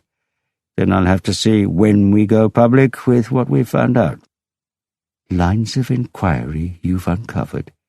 He had solved the case, for fuck's sake. Give me a bollocking, Sung-min thought, a reprimand.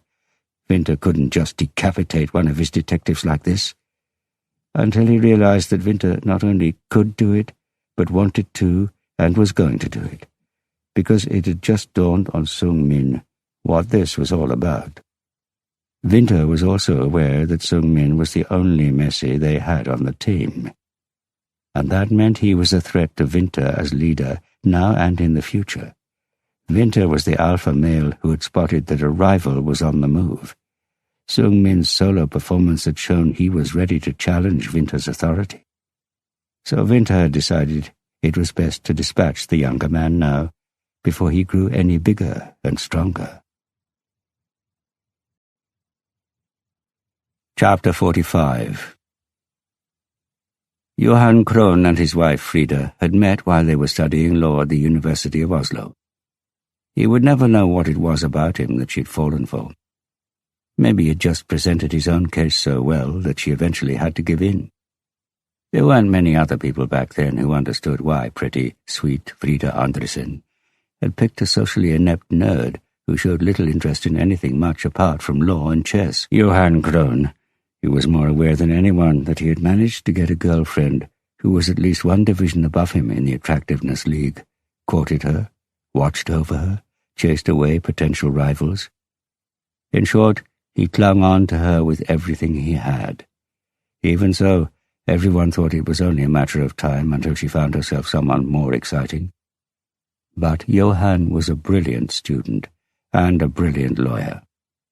He became the youngest lawyer since John Christian Elden to earn the right to practice in the Supreme Court, and was offered work others his age could only dream about.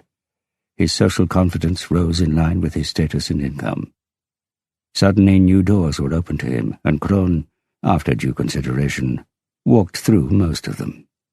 One of them led to a life he had missed out on in his youth, and could be summarized by the words women, wine, and song. More precisely, women who actually became more amenable when you introduced yourself as a partner at a well-known law firm. Wine in the form of exclusive whiskey from windswept places like the Hebrides and Shetland Islands, as well as cigars and, in ever greater quantity, cigarettes.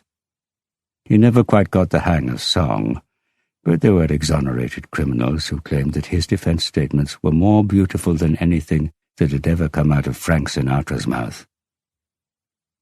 Frida looked after the children and managed the family's social circle, which wouldn't have been there if it weren't for her, and she worked part-time as a lawyer for 2 cultural foundations. If Johan Krohn had gone past her in the attractiveness league table, it didn't alter the balance in their relationship, because that balance had always been so unequal, he so grateful for his luck, she so used to being courted, that it had become part of the DNA of their relationship, the only way they knew how to relate to one another. They showed each other respect and love, and outwardly were comfortable letting it look like it was Johan who was steering the ship. But at home neither of them was in any doubt about who decided what went where, or where Johan Krohn should smoke his cigarettes now that he, and he was secretly rather proud of this, was addicted to nicotine.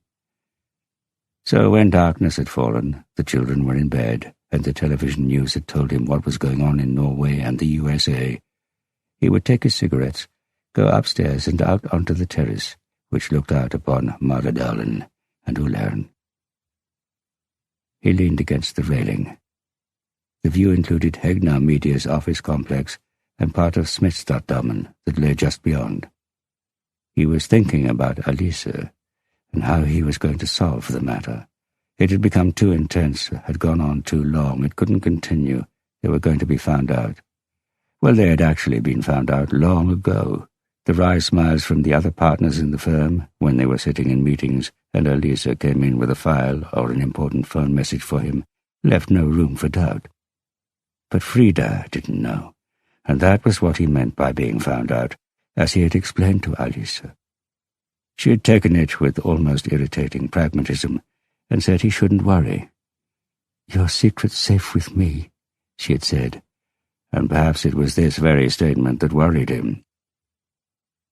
Your secret, not ours, if she was single, and with me, as if it were a legal document stored in her bank vault, where it was safe, but only as long as she kept the vault locked. Not that he suspected that her choice of words was meant as a threat, but it still struck home that she was protecting him, the way she might expect him to offer a protective hand to her. There was stiff competition between young, recently qualified lawyers, and the rewards for those who rose to the top were considerable, with a correspondingly merciless demise for those who sank to the bottom. Getting help to float could have a decisive effect. "A lot on your mind?" Johann Krohn started and dropped his cigarette, which fell like a falling star through the darkness down towards the orchard below him.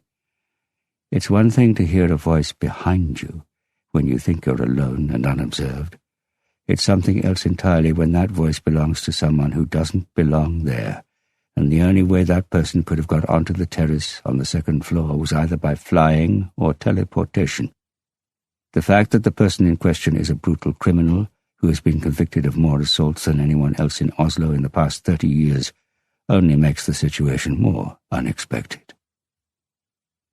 Krohn turned and saw the man leaning against the wall in the darkness on the other side of the terrace door. In the choice between "what are you doing here" and "how did you get here," he found himself asking the former.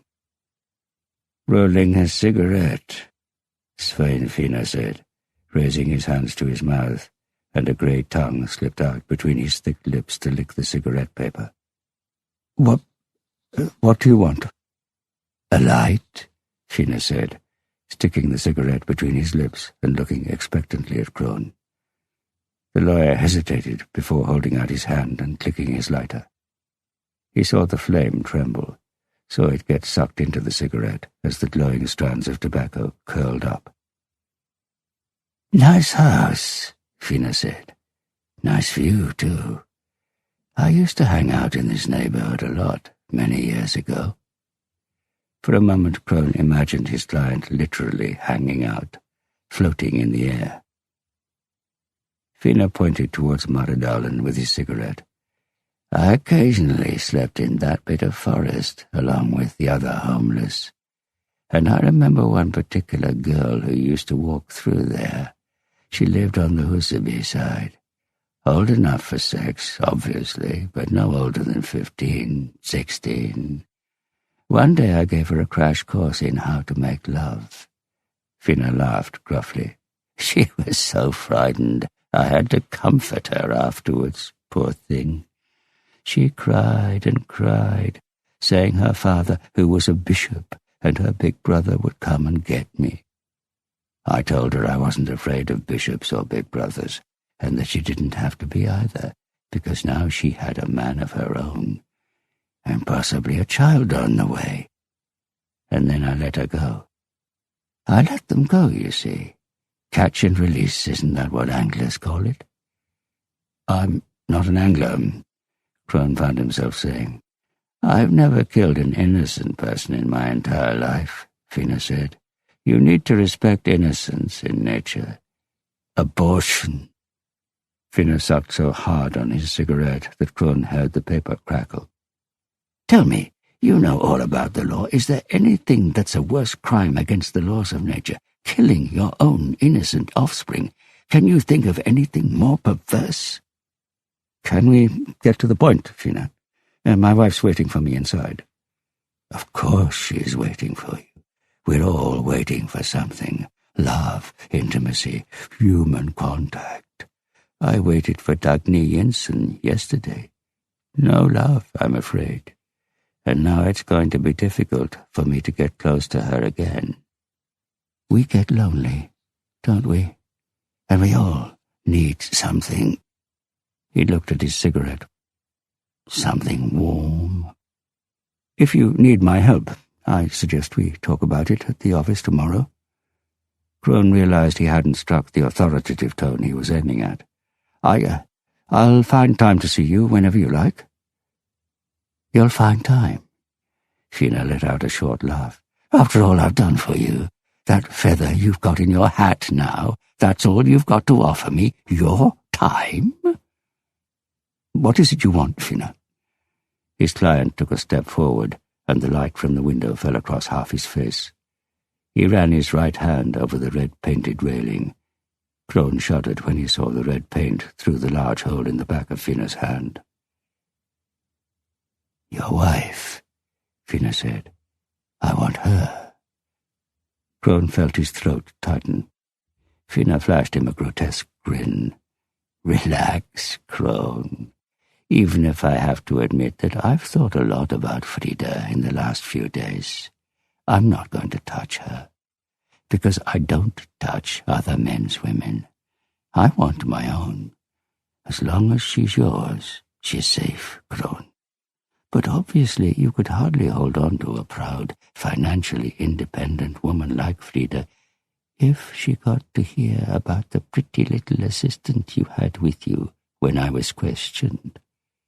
Alice, that was her name, wasn't it? Johann Crone stared. Alice? He knew about Alice? Crone cleared his throat. It sounded like windscreen wipers on dry glass. I have no idea what you're talking about. Finne pointed one finger towards his eye. Eagle eyes. I've seen you.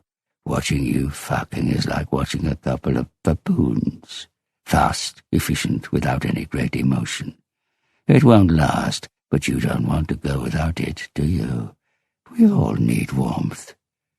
Where? Crone wondered. At the office?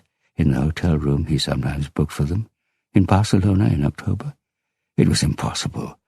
When they made love, it was always high up, where they knew they couldn't be seen from the other side of the street. What will last, on the other hand, unless someone tells Frida about Alice, is this. Finne jerked his thumb over his shoulder at the house. Family. That's the most important thing, isn't it, Crone?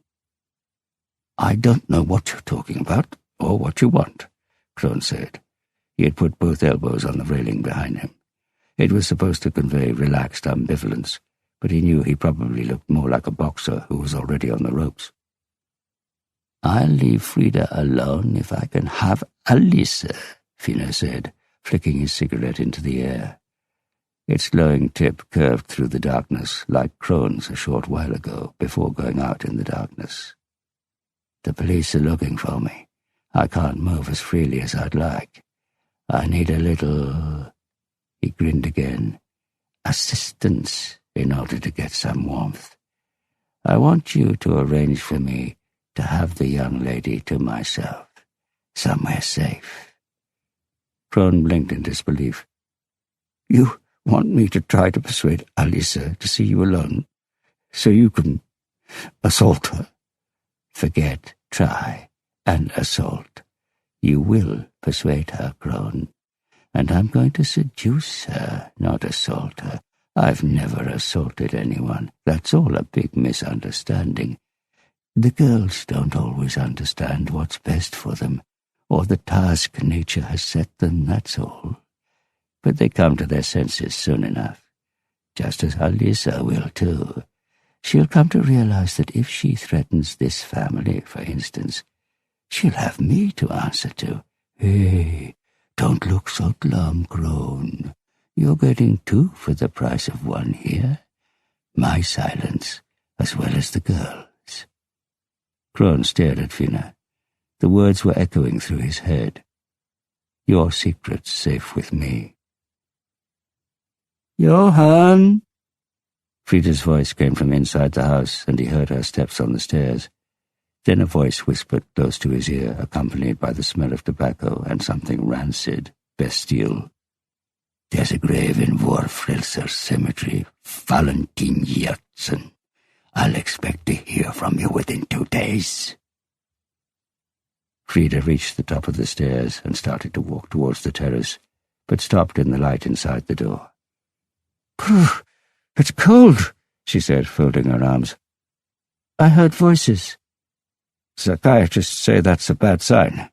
Johann Crone smiled and began to walk towards her, but wasn't quick enough.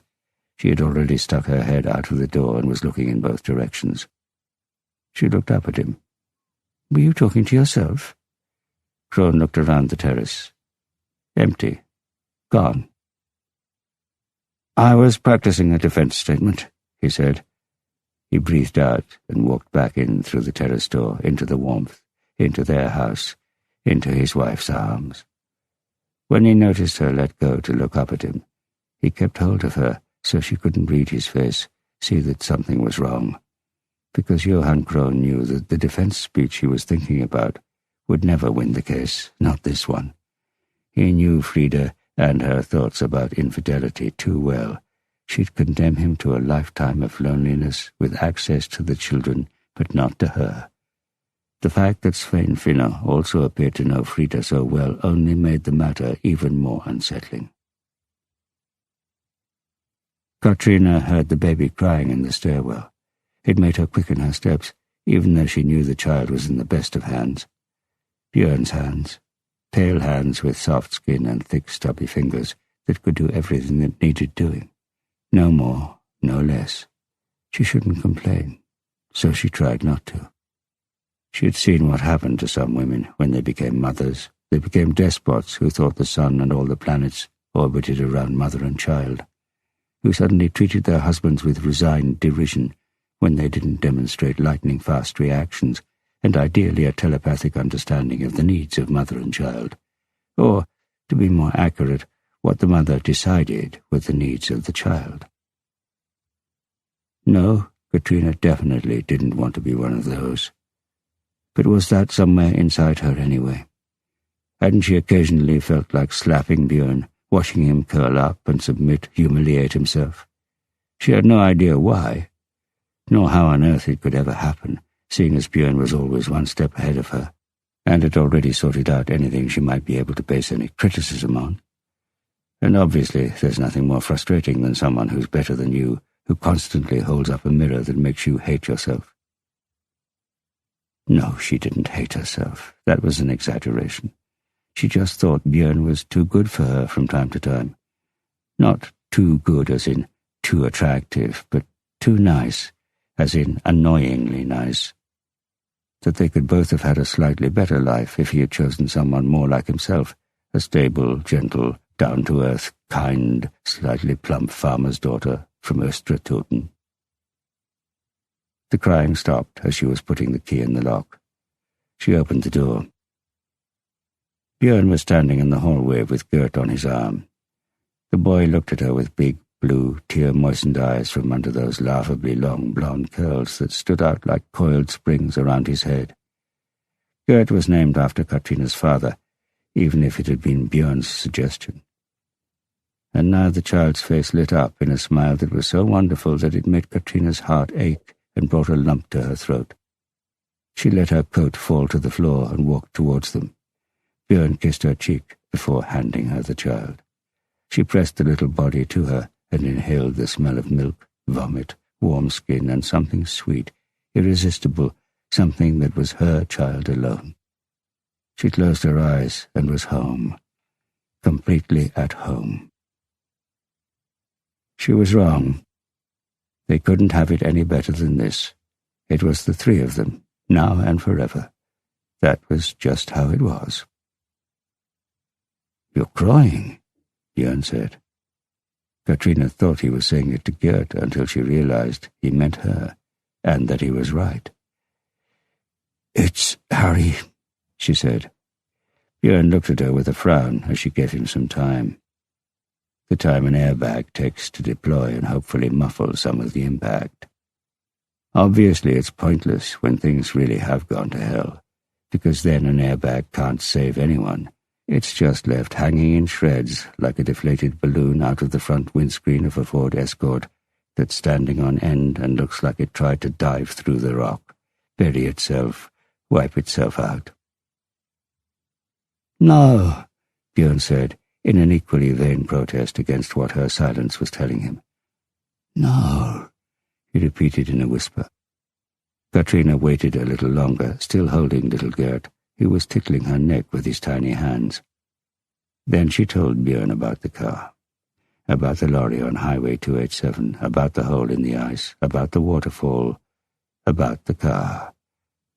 As she spoke, he put one of those pale hands with those stubby fingers to his mouth, and his eyes filled with tears that hung on his thin, colourless eyelashes before falling one by one like icicles dripping in the spring sun.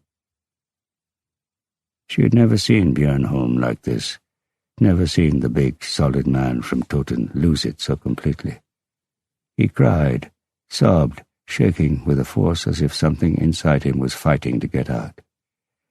Katrina took Gert into the living room. It was a reflex to protect the child from his father's dark grief. He would inherit enough darkness as it was. An hour later, she had put Gert to bed, and now he was asleep in their bedroom. Björn had gone to sit in the office, which would eventually become Gert's bedroom. She could still hear him crying in there. She was standing at the door wondering if she should go in when her phone rang. She went into the living room and answered it. It was Ole Winter. "I know you'd prefer to postpone the announcement that Harry Hula is the dead man," he said. "Missing," she said. "The divers have found a smashed mobile phone and a pistol in the river below the falls. My team have just confirmed that both belong to Harry Hula. We're putting together the last pieces that mean we have a watertight case, and that means we can't wait, Brat. I'm sorry, but seeing as this was a personal wish—" "Not personal, Winter. I'm thinking about the force. We need to be as well prepared as possible when it comes to presenting this to the public." "As things stand, it will be Kripos presenting the result of Kripos's work, not the Oslo Police. But I can see your dilemma. The press will obviously want to ask you, as Hula's employer, a number of detailed questions, and I can appreciate that you all need some time to discuss amongst yourselves how to answer those. In order to meet you halfway, Kripos won't be calling a press conference tomorrow morning, as originally planned, but will delay it until tomorrow evening, at 1900. "Thanks," Katrina said. "Assuming you can manage to stop Sigdal Sheriff's Office from publishing the name of the deceased." Katrina took a deep breath and managed to stop herself saying anything, "until after we at Kripos have made our own announcement." "You want breaking news with your name on it," Katrina thought. "If Sigdal go public with the name of the deceased, the public will put two and two together, feel that they've solved the case themselves, and that Kripos have been slow, so slow that Hula managed to make a quick exit from life. But if you get your way, Winter, you'll make it look like it was your team's incisive detective work that outsmarted Master Detective Harry Hula, got him on the run, and finally drove him to take his own life." But she said none of this either. Just a quick "okay" and "I'll inform the chief of police." They ended the call. Katrina crept into the bedroom, leaned over the worn blue crib Björn's parents had given them, the crib all the family's children and grandchildren had slept in when they were little. Through the thin wall she could still hear Björn crying in the office, quieter now, but still with the same despair. And as she looked down at Gert's sleeping face, she thought that Björn's grief was, in a peculiar way, making hers easier to bear. Now she had to be the strong one, the one who couldn't allow herself the luxury of reflection and sentimentality. Because life went on, and they had a child to take care of. A child who suddenly opened his eyes, blinked, looked round, trying to find something to focus on. She ran a hand over those strange blonde curls. "Who would have thought that a black-haired girl from the west and a red-headed lad from Toten would have a blonde Viking?"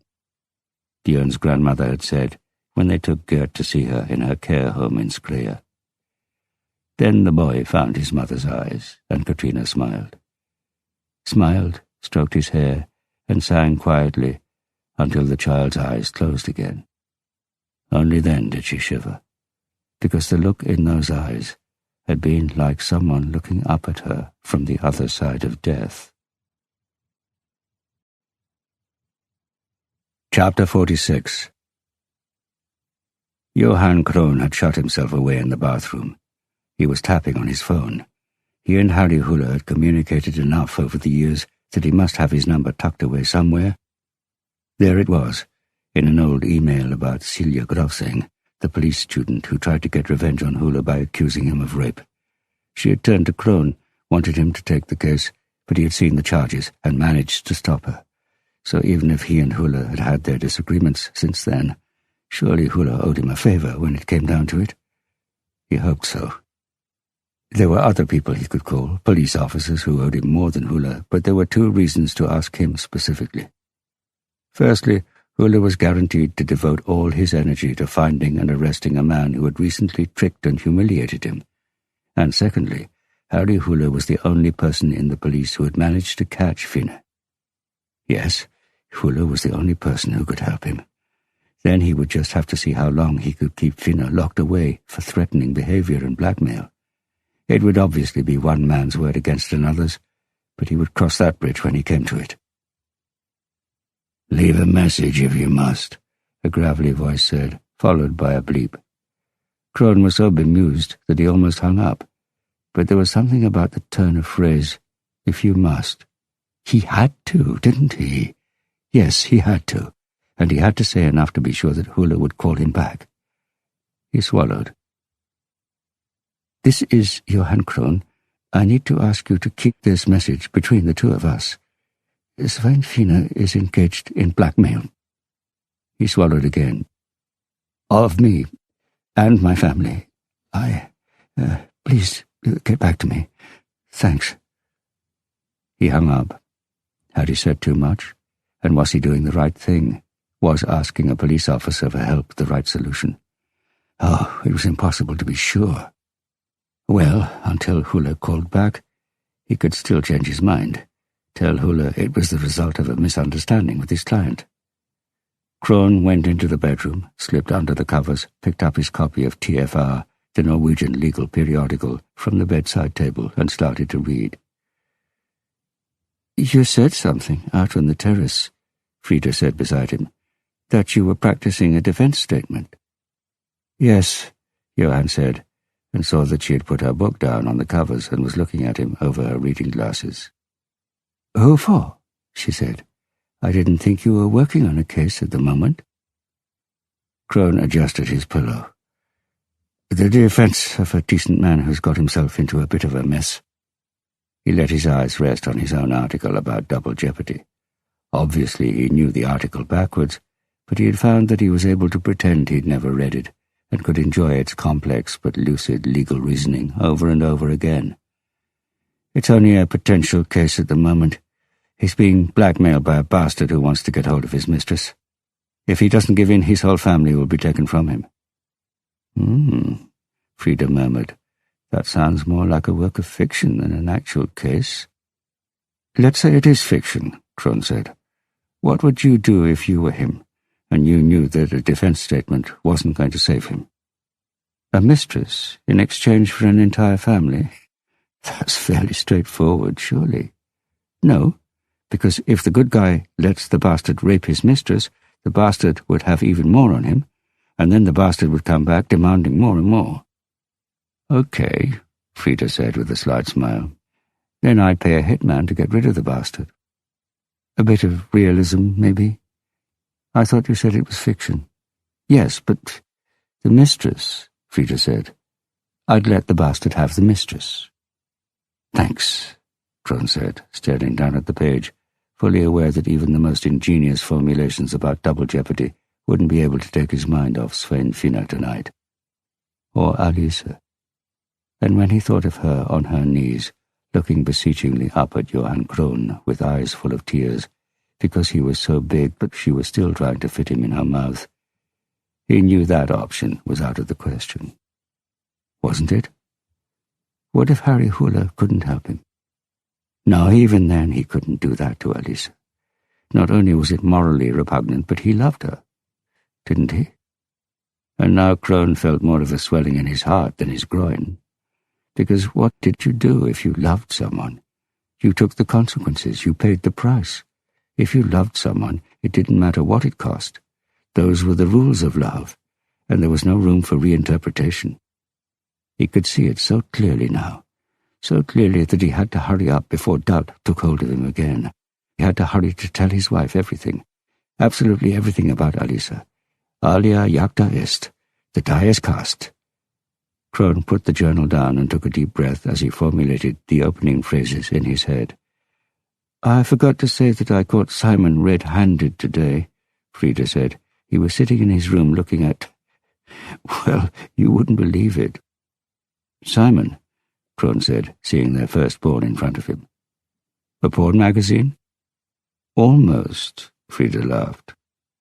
"Norway's laws. Your copy." "Oh dear," Crone said as light-heartedly as he could, and swallowed.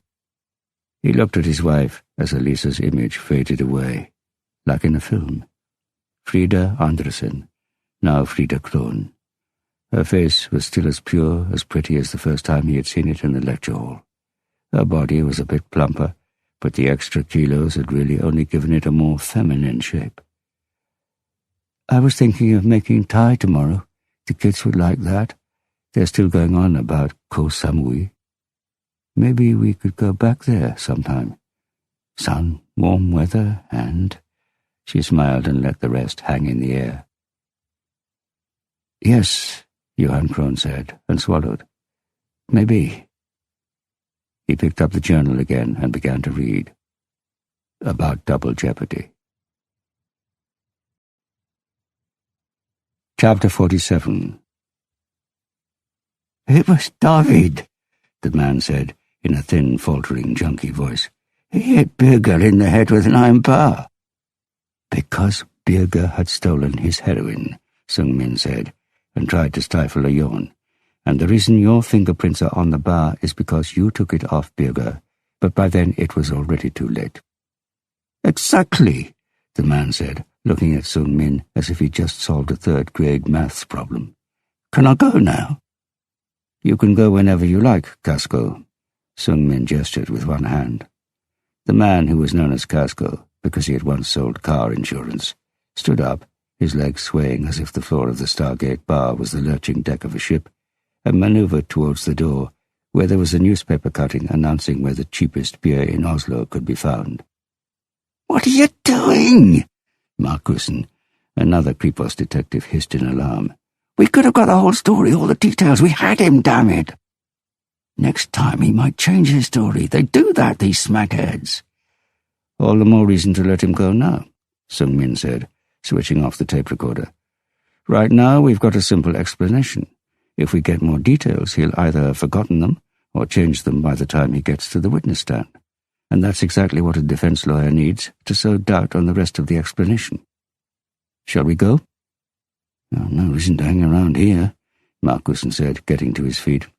Sung-min nodded and let his gaze roam over the clientele of drinkers who had been queuing up outside when he and Markussen arrived at the bar with the earliest opening time in Oslo, 7 o'clock. "Actually, I think I'll stay," Sung-min said. "I haven't had breakfast yet." "You want to eat here?" Sung-min knew what his colleague meant. He and Stargate didn't really go together. They hadn't done, anyway. But who knew? Maybe he'd have to lower his standards, downgrade his expectations. This was as good a place to start as any. Once Markussen had gone, Sung-min picked up the newspaper that was lying on the next table. Nothing on the front page about the Rakel Falke case, and nothing about the accident on Highway 287, which must mean that neither Ulla Winter nor Katrina Bratt had gone public with the news that Harry Huller was involved. In Ulla Winter's case, that was presumably because he wanted time to add a sheen of teamwork to what had been Sung-min's deductions. Trivial double-checking that would only confirm what Sung-min had already ascertained, but which Winter could later claim was a team victory under his wise leadership. Sung-min had read Machiavelli's The Prince when he realized he didn't understand political game-playing and power strategies. One of Machiavelli's pieces of advice to a ruler who wanted to stay in power was to ally himself and give support to weaker players in the country, those who weren't in a position to threaten him and who would therefore be happy with the status quo. But any stronger potential opponents had to be weakened by all means available. What applied in Italian city-states in the 1500s evidently also applied within Kripos. When it came to Katrina Bratt's motive for wanting to delay the announcement, Sung-min was in more doubt. She'd had 24 hours. Huller's family must have been informed by now, and she'd had time to prepare the news that one of their own colleagues was suspected of murder. The fact that she may have personal feelings for Huller didn't explain the fact that she was prepared to expose herself and the crime squad unit to criticism and accusations of special treatment for police officers by protecting him from publicity in this way. It was as if there had to be something else, some consideration that ran deeper than that of a lover. But what could that be? Sung-min brushed it aside, Perhaps it was something else, a desperate hope for a miracle, that Harry Hula was still alive. Sung Min took a sip of his coffee and looked out at the Silver, where the morning sun was starting to shine on the tops of the grey buildings on the other side. If Harry Hula was sharing any of this, it was because he was sitting on a cloud with a halo round his head, listening to the angels singing and watching it all from above. He looked down at the cloud below him, held up the fragment of mirror and looked at his face. He had a white band round his head. He could hear singing. He looked down at the cloud again. Ever since it had got light, that little clump of cloud had been lying down in the valley, obscuring the view of the frozen river, colouring the forest grey. But as the sun rose higher, it started to burn off the cloud, improving the visibility, and hopefully the intense birdsong around him would calm down a bit. It was freezing. That was okay. It made it easier to see. He looked in the piece of mirror again. The halo, or bandage, he had found in one of the drawers in the cabin had a red stain where the blood had seeped through. He was probably going to end up with another scar, in addition to the one running from the corner of his mouth to his ear. He stood up from the chair that was leaning against the wall of the cabin and went inside, past the newspaper cuttings on the wall, one of them bearing the same face he had just seen in the mirror. He went into the bedroom where he had spent the night, pulled off the bloody sheets and duvet cover, just as he had pulled off the bloody duvet cover 2 weeks ago in his own flat. But this time it was his blood, and his alone. He sat down on the sofa, looked at the high-standard pistol lying beside the Yahtzee game. Bohr had said E14 had got hold of them without them being registered. He turned the pistol over in his hand. Was he likely to need it? Maybe, maybe not. Harry Hula looked at the time. 36 hours had passed since he had stumbled out of the forest towards the cabin, to the broken window, and let himself in. He had got out of his wet clothes, cleaned himself off, found clean clothes, a sweater, long johns, a camouflage uniform, thick woolen socks.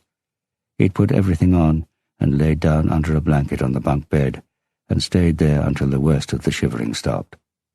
He had considered lighting the stove, but decided against it. Someone might see the smoke from the chimney and get it into their head to investigate. He had looked through the cupboards until he found a first aid kit and managed to staunch the bleeding from the wound on his forehead. He wrapped a bandage round his head, then used the remainder to cover his knee, which was already so swollen it looked like it had eaten an ostrich egg. He breathed in and out and tried to figure out if the pain meant his ribs were broken or if he was just badly bruised. Otherwise he was in one piece. Some would doubtless call it a miracle, but it was really just simple physics and a bit of luck. Harry breathed in again, heard it whistle, and felt a stab of pain in his side. Okay, more than a bit of luck. He had tried to avoid thinking about what had happened. That was the new advice for police officers who had suffered serious trauma. Not to talk about it, not to think about it until at least 6 hours had passed. Recent research showed, in marked contrast to previous assumptions, that talking things through directly after a traumatic experience didn't reduce the probability of developing PTSD, but the opposite. Obviously, it hadn't been possible to shut it out altogether. It kept playing in his head like a YouTube clip that's gone viral. The way the car had toppled over the edge of the waterfall, the way he had hunched up in his seat to see out of the windscreen, the weightlessness when everything was falling at the same speed, which had made it oddly easy to grip the seatbelt with his left hand and the buckle with his right. It just made his movements slower because they were happening underwater. The way he had seen the white foam bursting from the huge black rock that was rushing towards him as he pushed the seatbelt into the lock. And then the pressure, and then the noise. And then he was dangling in the seatbelt with his head against the airbag on the steering wheel and realized he could breathe, that the sound of the waterfall was no longer muffled but sharp, hissing as it crashed and spattered him through the shattered back window. It took him a few seconds to realize that he wasn't just alive, but remarkably unharmed. The car was standing on end, the front and the steering wheel pressed towards the seats, or the other way round, but not so badly that his legs were cut or trapped. All the windows were broken, so the water inside the car must have drained out within a second or two.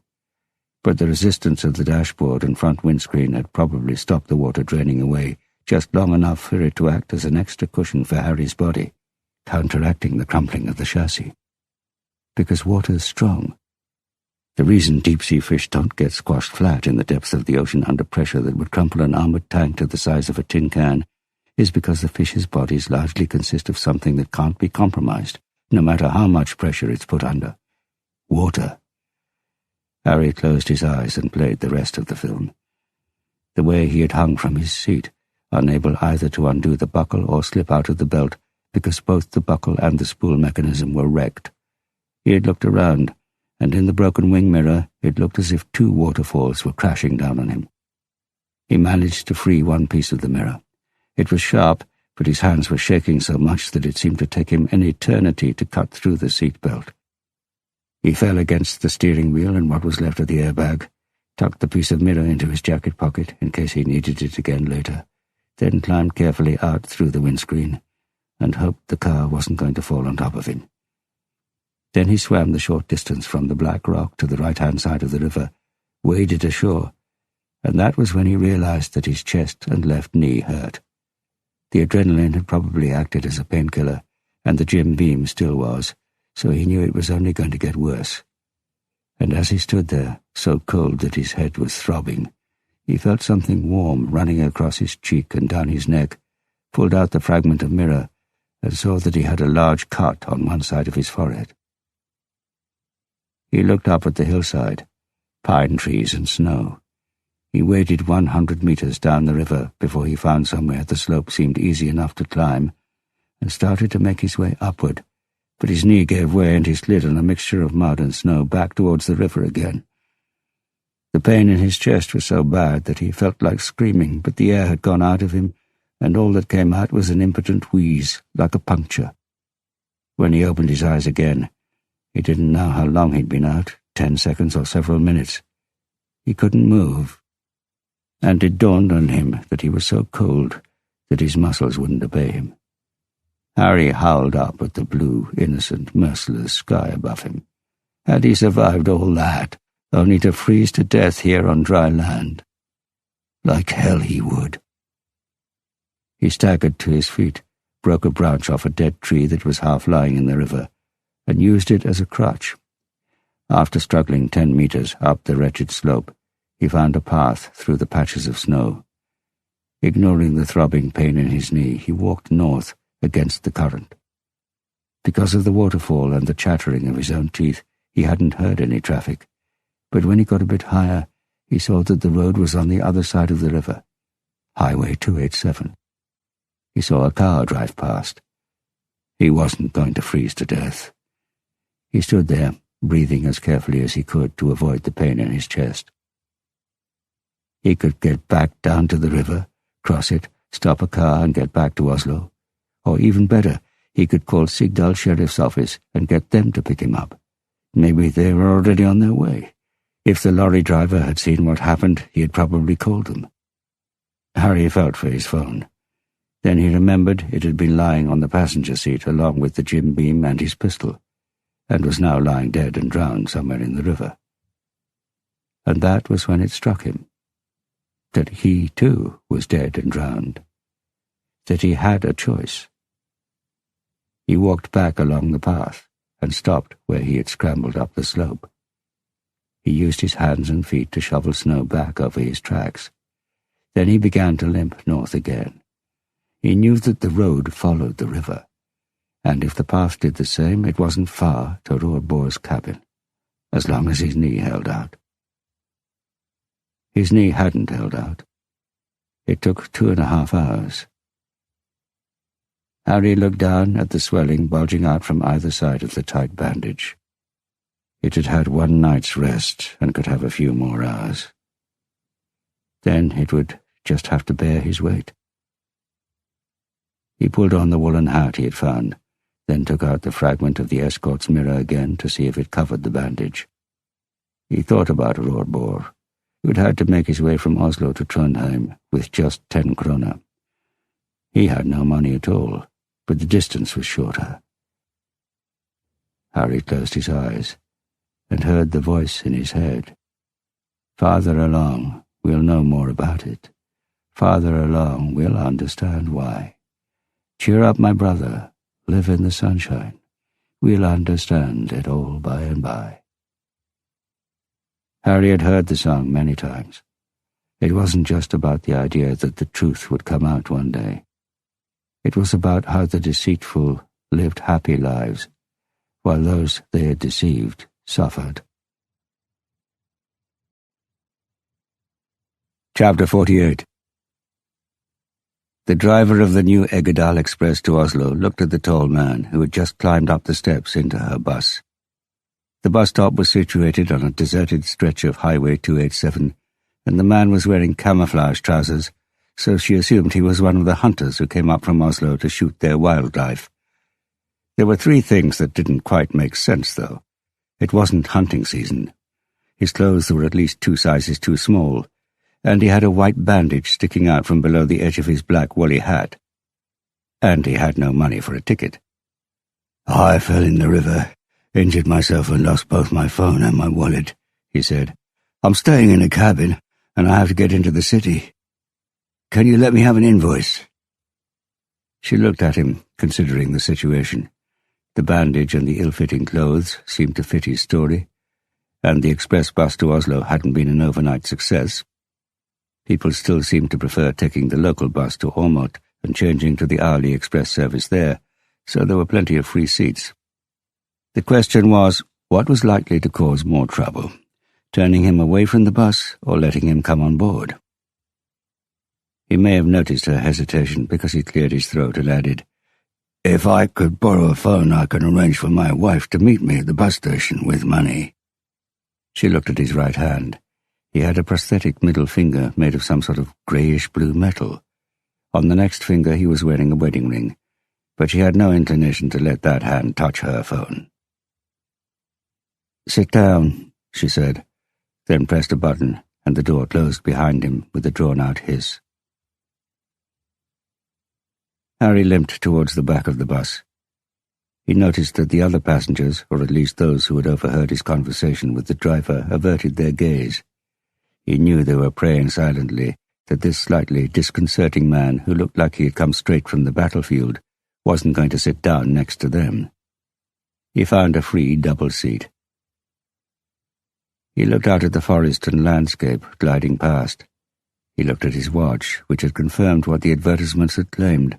It could survive most things, including a waterfall or 2. 5 minutes to 5. He'd be in Oslo just after it got dark. Darkness suited him fine. Something was sticking into him just beneath his sore rib. He put his hand inside his jacket and moved the barrel of the high-standard pistol he had taken with him from the cabin. He closed his eyes when they passed the lay-by where he had turned the car round before.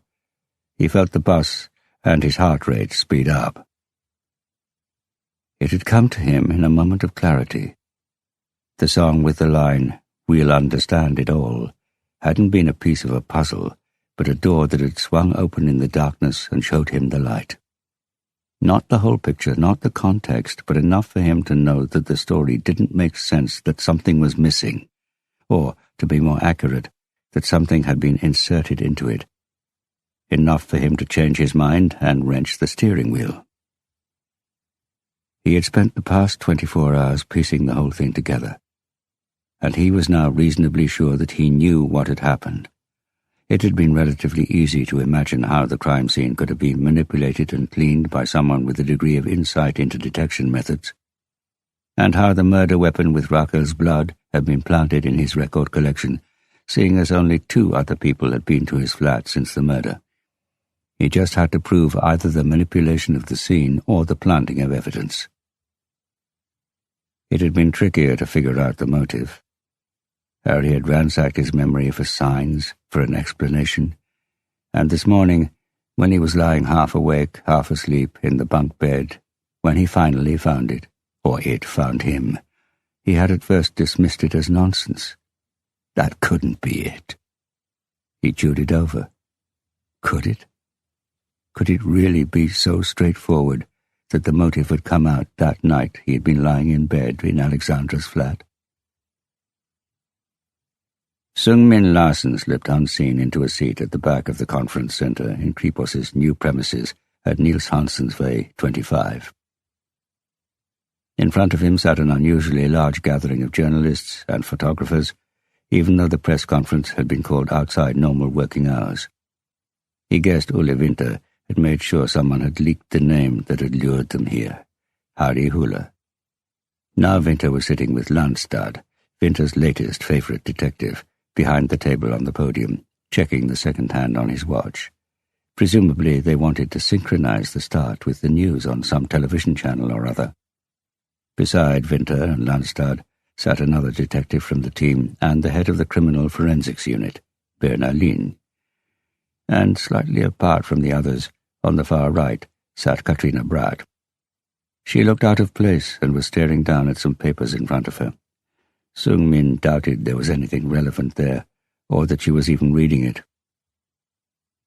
He saw Ole Winther take a deep breath, literally inflating himself. Winther had swapped his cheap old suit for a new one Sung-Min thought he recognized from the Swedish label Tiger.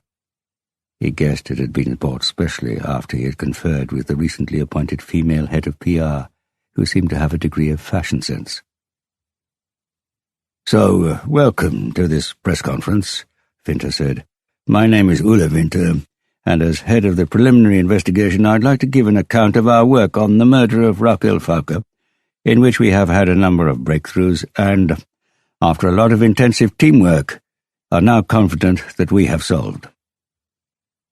Winther should have left a dramatic pause at that point, Sung-Min thought, for maximum effect, but the detective ploughed on, and who knows, perhaps that came across as more professional, more credible. You shouldn't make a spectacle of murder. Sung-Min made a mental note, storing it for later use. Because one day he would be the person sitting up there. If he hadn't known it before, he knew it now. He was going to pull that tired, grizzled old monkey down from his perch. "We hope and believe that this will reassure those directly involved, those around them, and the public in general," Winther said. "Tragically, it appears that the person we have now found evidence to link to Rakel Falke's murder has taken his own life. I shan't speculate about the motives for that, but obviously we can't help wondering if it's connected to the fact that he realized that Kripos were closing in on him." Sung-Min noted that Winther said the person we have now found evidence to link to Rakel Falke's murder rather than the suspect, taken his own life rather than missing, and closing in on rather than about to arrest, and that Winther was churning out speculations in the same sentence as saying he wasn't going to speculate. Sung-Min also noted that a more cautious, professionally sober choice of words would have worked better. "When I say appears to have taken his own life," Winther said, "that's because the person in question is still officially missing. Some of you will be aware that a car drove into the river beside Highway 287 yesterday morning. We can now make public the fact that the car belonged to the suspect, Harry Hula." Here Winther didn't need to leave a dramatic pause because he was stopped by the loud groans, gasps, and exclamations that rose from the crowd of reporters. Harry was woken by flickering lights and discovered that they were driving through the Lysaker tunnel and would soon be arriving. When they emerged at the other end, Harry noted that, sure enough, it was now dark. The bus climbed to the top of the hill, then headed down towards Schulst. He looked down at the armada of small boats in Bistumkilen. Okay, not so small. And even if you could afford to buy one of those boats, how much would they cost in administration fees, maintenance, and running costs per hour at sea during the Mayfly Norwegian boating season? Why not hire a boat on those few decent days instead, then tie up at the end of the day and walk away without any worries? The largely empty bus was quiet, but from the seat in front of him he could hear the insect buzz of music in earphones, and in the gap between the two seats he could see the glow of a screen. They evidently had Wi-Fi on board, because he saw it was showing the news on VG's website. He looked out at the boats again. Maybe it wasn't the number of hours you spent at sea that was the important thing. Maybe it was the fact of ownership. The fact that at any hour of the day you could think that there was a boat there that was yours, a carefully maintained, expensive boat that you knew people passing by would point at and say your name, say that it was yours. Because, of course, we aren't what we do, but what we own. And when we've lost everything, we no longer exist. Harry knew where his thoughts were heading and pulled himself free of them. He looked at the screen between the seats in front of him. He saw that it must be angled in such a way that it reflected his face, because from where he was sitting it looked like his own ravaged face was filling VG's website. He looked down at the headline under the reflection. Live report from press conference, suspected killer Harry Hula missing.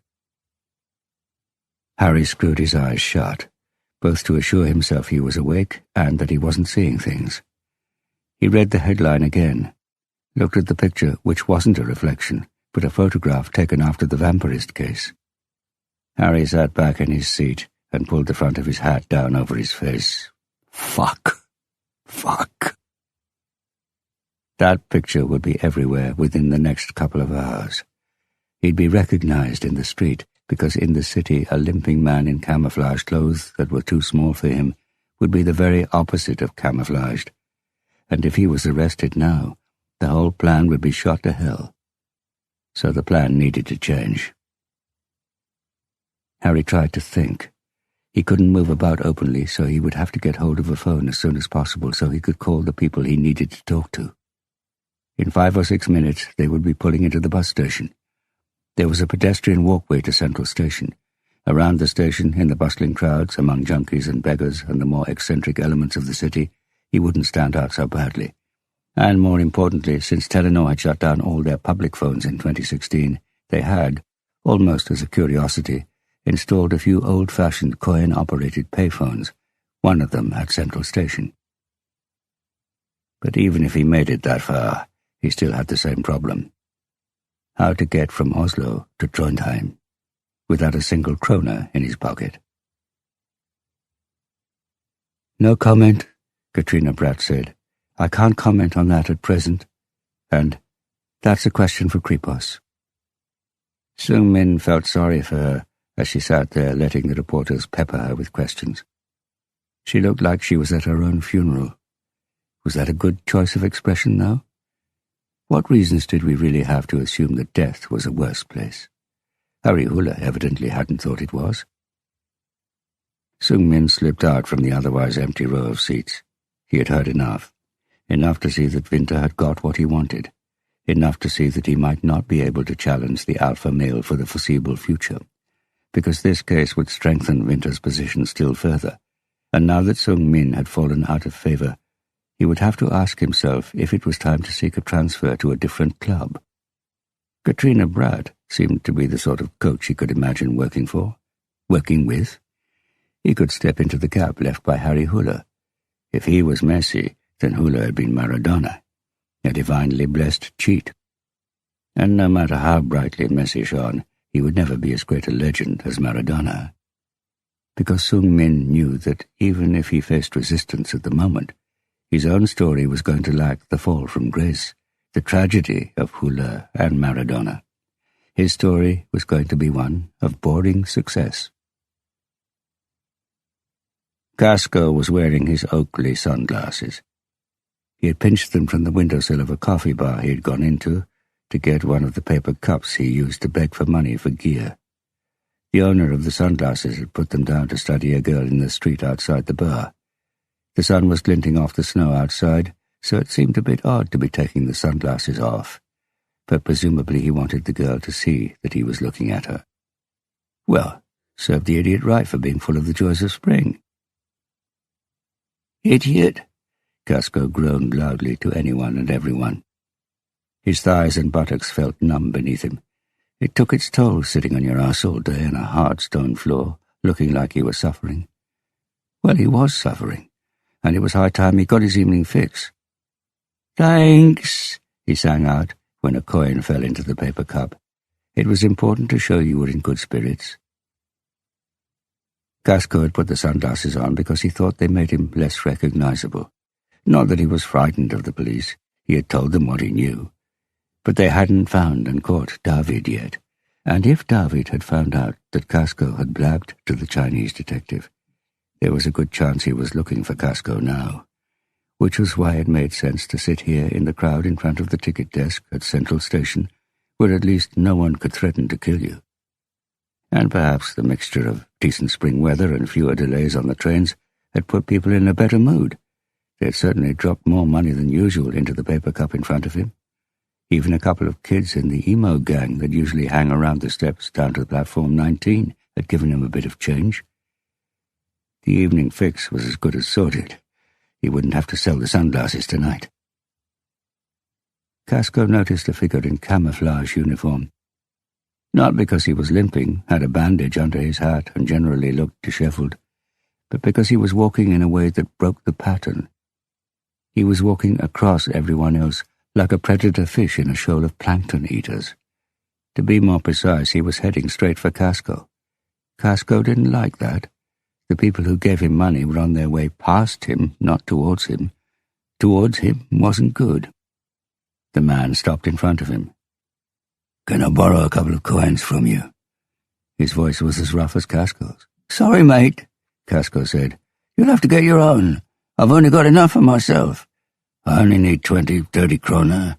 Casco gave a short laugh. "I can see you need medicine, but like I said, so do I." The man crouched down beside him, pulled something from his inside pocket. It was a police ID. Shit, not again. The man in the picture looked vaguely like the man in front of him. "I'm hereby seizing your takings from illegal begging in a public place," he said, reaching for the cup. "Like fuck you are!" Casco yelled, snatching the cup. He clutched it to his chest. A couple of passers-by glanced at them. "You're giving that to me," the man said. "Or I'll take you down to the station, have you arrested. Then there'll be no fix for you until sometime later on tomorrow. How does a night like that sound?" "You're bluffing, you fucking junkie bastard. At a vote in the City Council on the 16th of December 2016, both primary and subsidiary proposals to ban fundraising in public, including begging, were chucked out." The man said, pretending to think this over. He moved closer to Casco, screening him from people walking past, and whispered, "You're right. It was a bluff. But this isn't." Casco stared. The man had put his hand inside his camouflage jacket and was now holding a pistol aimed at Casco. A big, noisy fucking pistol in the middle of evening rush hour at Central Station. The guy must be completely fucking deranged. The bandage round his head and a scary fucking scar from his mouth to his ear. Casco knew all too well what drug cravings could do to otherwise perfectly normal people. He'd only recently seen what an iron bar could do, and here was this guy with a gun. He would have to sell the sunglasses after all. "Here," he groaned, giving the guy the paper cup. "Thanks." The man took it and looked inside. "How much for the shades?" "Huh?" "The sunglasses." The man pulled out all the notes that were in the cup and offered them to him. "Is this enough?" Then he snatched the shades from Casco, put them on, stood up, and limped across the flow of people towards the old phone box outside the 7-Eleven. First, Harry called his own voicemail, tapped in the code, and checked that Kaya Solness hadn't left a message to suggest she had tried to answer any of his calls. The only message was from a shaken Johan Krohn. "I need to ask you to keep this message between the two of us. Svein Finne is engaged in blackmail of me and my family.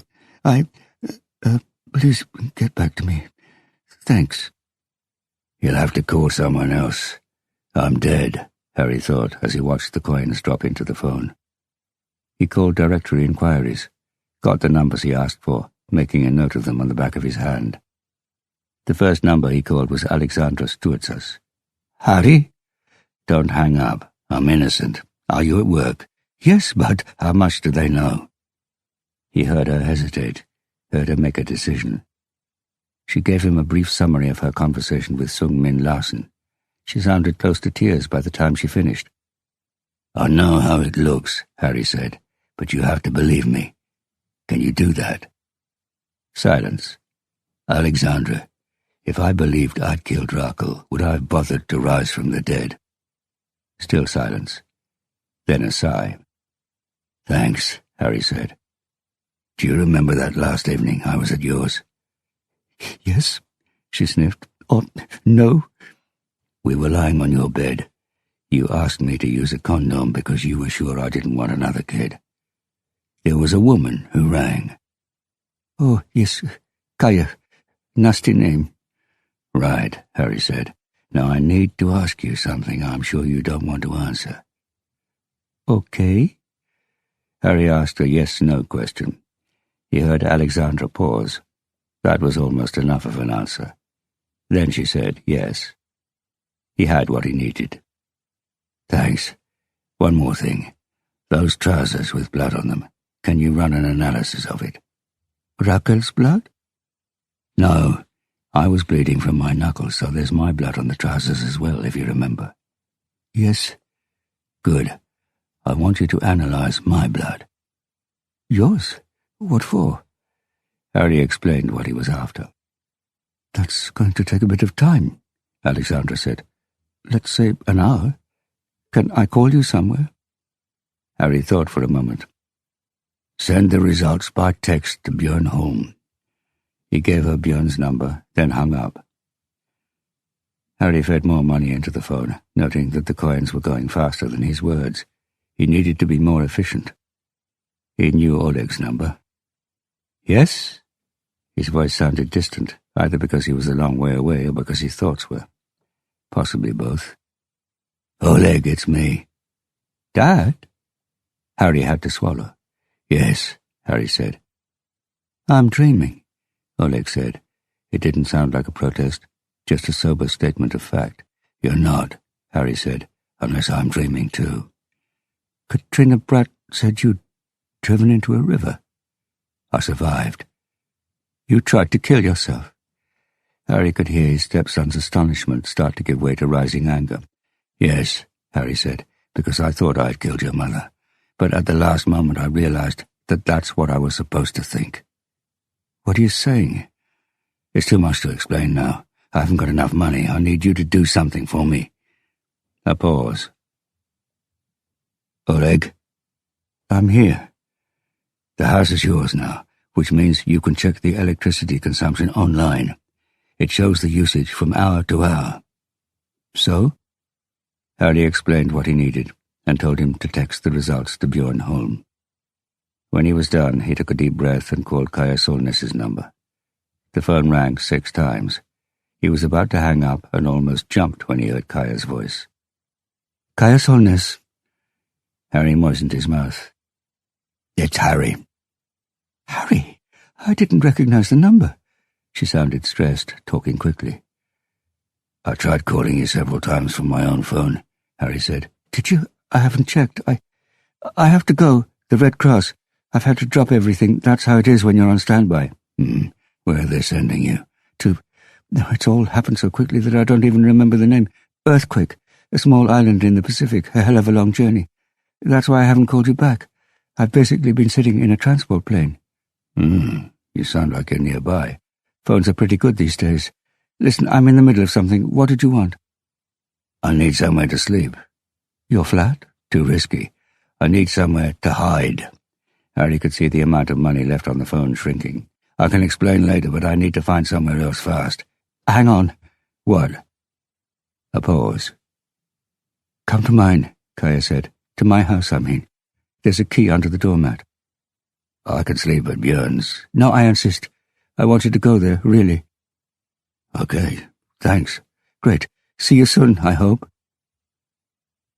Harry stood there looking in front of him for a few moments after he hung up.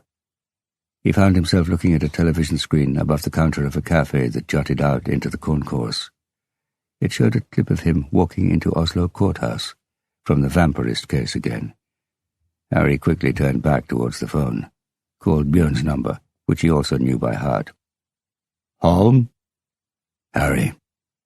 No, Björn said. He's dead. Who are you? Don't you believe in ghosts? I said, who are you? I'm the person you gave Road to Ruin to. Silence. "I still like Ramones and Rocket to Russia better," Harry said, "but it was a bloody good thought." Harry heard a noise. It took him a few moments to realize that it was crying. Not a child's crying, a grown man's. "I'm at Central Station," Harry said, pretending he hadn't heard. "They're looking for me.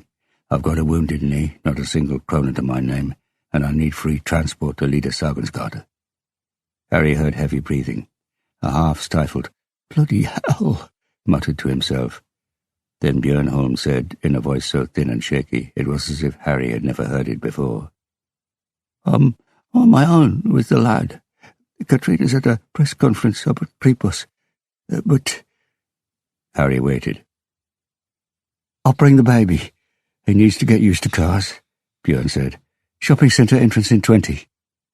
"A couple of people have been looking at me a bit too closely, so if you could manage 15. "I'll try. Stand by the taxi." His voice was cut off by a long bleeping tone. Harry looked up. His last coin was gone. He put his hand inside his jacket and stroked his chest and rib. Harry was standing in the shade outside the north side entrance to Oslo Central Station when Björn's red Volvo Amazon slid past the armada of waiting taxis and stopped. A couple of the drivers who were standing talking glanced over suspiciously, as if they thought the vintage car was a black market taxi, or, even worse, Uber. Harry limped over to the car and got in the passenger seat. "Hello, Ghost," Björn whispered from his usual half-lying position. "To Kaya Solness's?" "Yes," Harry said, realizing that the whispering was because of the baby carrier that was strapped to the back seat. They pulled out onto the roundabout next to Spectrum, where Björn had persuaded Harry to go to a Hank Williams tribute concert last summer. Then Björn had called Harry on the morning of the concert to say he was at the maternity ward and that things had started a bit earlier than expected, and that he suspected the little kid was eager to get out so he could go with his dad to hear his first Hank Williams songs. "Does Miss Solness know you're on your way?" Björn asked. "Yes. She says she's left a key under the doormat." "No one leaves keys under the doormat, Harry." "We'll see." They passed between Bispellocket and the government buildings, past the mural of the Scream and Blitz, past Stensberggata, where Björn and Harry had driven on the way to Harry's flat early on the night of the murder, when Harry had been so out of it that he wouldn't have noticed a bomb going off. Now he was concentrating hard, hearing every change in the sound of the engine, every creak of the seats, and, when they stopped at a red light on Sporveisgata, close to Fagerborg Church, the child's almost silent breathing in the back seat. "You'll have to tell me when you think the time is right," Björn Holm said quietly. "I will," Harry said, and heard how odd his voice sounded. They drove through Norrabacken and turned into Lida Sagensgata. "Here," Harry said. Björn stopped. Harry didn't move. Björn waited a bit, then switched the engine off. They looked at the dark house behind the fence. "What do you see?" Björn asked. Harry shrugged his shoulders. "I see a woman 1.70 tall, but everything else about her is bigger than me. Bigger house, more intelligent, better morals." "Are you talking about Kaya Solness, or the usual?" "The usual. Rakel." Harry didn't answer. He looked up at the black windows behind the bare witch's fingers of the branches in the hedge. The house was saying nothing, but it didn't look like it was asleep. It looked like it was holding its breath. 3 short notes, Don Helms's steel guitar on Your Cheatin' Heart. Björn pulled his phone from his jacket pocket. "Text message," he said, and went to put his phone back. "Open it," Harry said. "It's for me." Björn did as Harry said. "I don't know what this is or who it's from, but it says benzodiazepine and flunitrazepam. Familiar substances in rape cases. Yes, Rohypnol. Can be injected into a sleeping man, and if the dose is strong enough, he'd be out for at least 4 or 5 hours. He wouldn't even notice if he was being bundled about and carried all over the place. Or raped. Quite. But what makes flunitrazepam Such an effective drug for rape is, of course, that it induces amnesia, total blackout. The victim doesn't remember a thing about what happened, which is presumably why it isn't manufactured anymore. But it's sold on the street, and someone who's worked in the police would know where to get a hold of it. The 3 notes rang out again. "Christ, Russia," Björn said. "Open this one too." There was a whimper from the back seat, and Björn turned to look at the baby carrier. Then the breathing settled down again, and Harry saw the tension leave Björn's body, and his colleague tapped at his phone. It says electricity usage went up by 17.5 kilowatts per hour between 2000 and 2400 hours. What does that mean? It means that whoever killed Rakel did it at around 2015. What? Recently I spoke to a guy who pulled the same trick. He ran over and killed a girl when he was drunk, put her in the car and turned up the heat to keep her body temperature up. He wanted to trick the medical officer into thinking she died later than she did, at a time when he didn't have an illegal amount of alcohol in his blood. I don't follow you, Harry.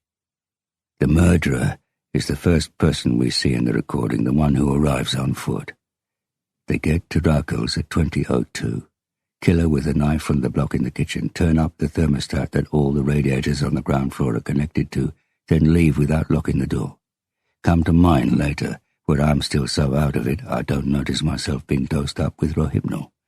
The killer plants the murder weapon between the records on my shelves, finds the keys to the Ford Escort, drives me to the scene and carries me inside. That's why it takes so long on the video, and looks like a fat person or someone with their coat hanging down as they go inside, hunched over. The killer is carrying me like a rucksack, the way we carry anyone who's fallen, as Bohr said they did in Afghanistan and Iraq. And I was put down in the pool of blood beside Rakel and left to my own devices.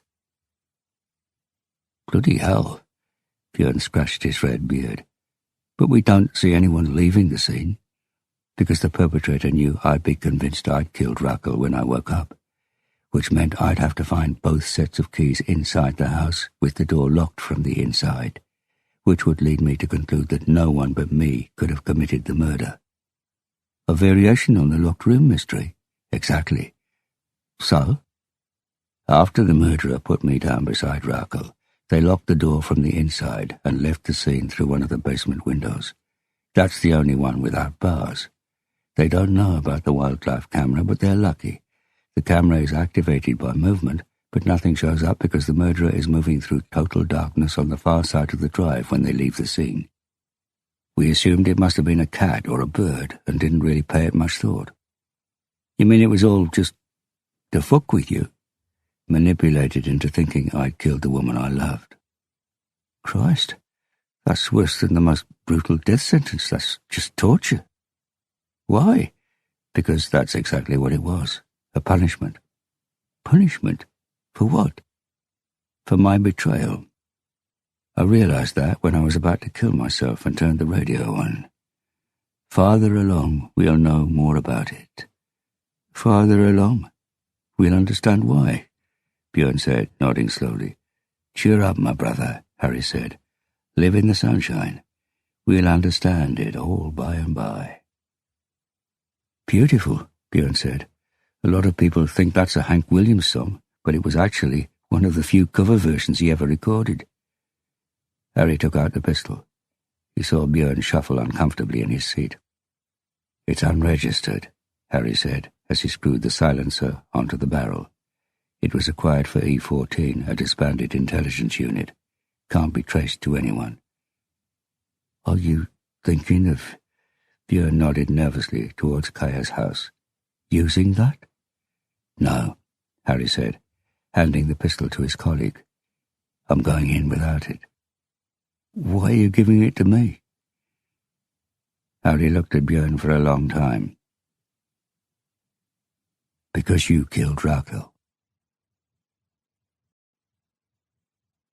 Chapter 49. When you called Erstein at the Jealousy Bar early on the night of the murder and found out that I was there, you realized I was going to be there for a while, Harry said. Björn was clutching the pistol as he stared at Harry.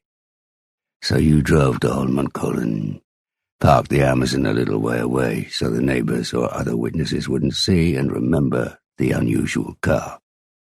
You walked to Rakel's house, rang the bell. She opened the door, saw it was you, and obviously let you in.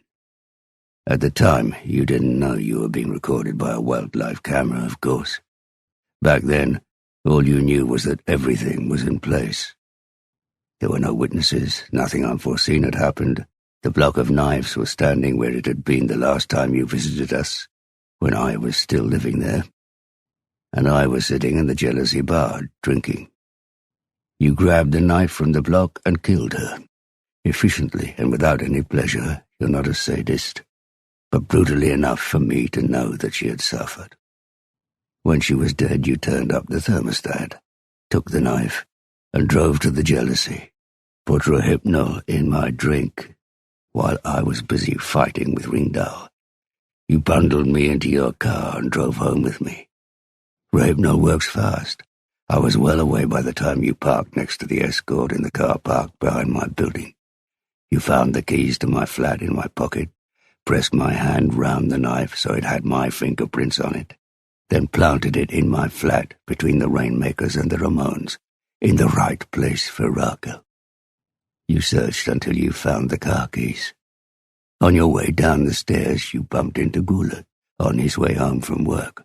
That wasn't part of the plan, but you improvised well. Told him you put me to bed and were on your way home. Back in the car park, you moved me from the Amazon to the escort, then drove it up to Rakel's. You managed to get me out, but it took a bit of time. You carried me on your back up the steps, in through the unlocked door, and put me down in the pool of blood beside Rakel. You cleaned the scene of any evidence that you'd been there, then left the house through the basement window. Obviously the window catch couldn't be fastened from the outside, but you thought about that too.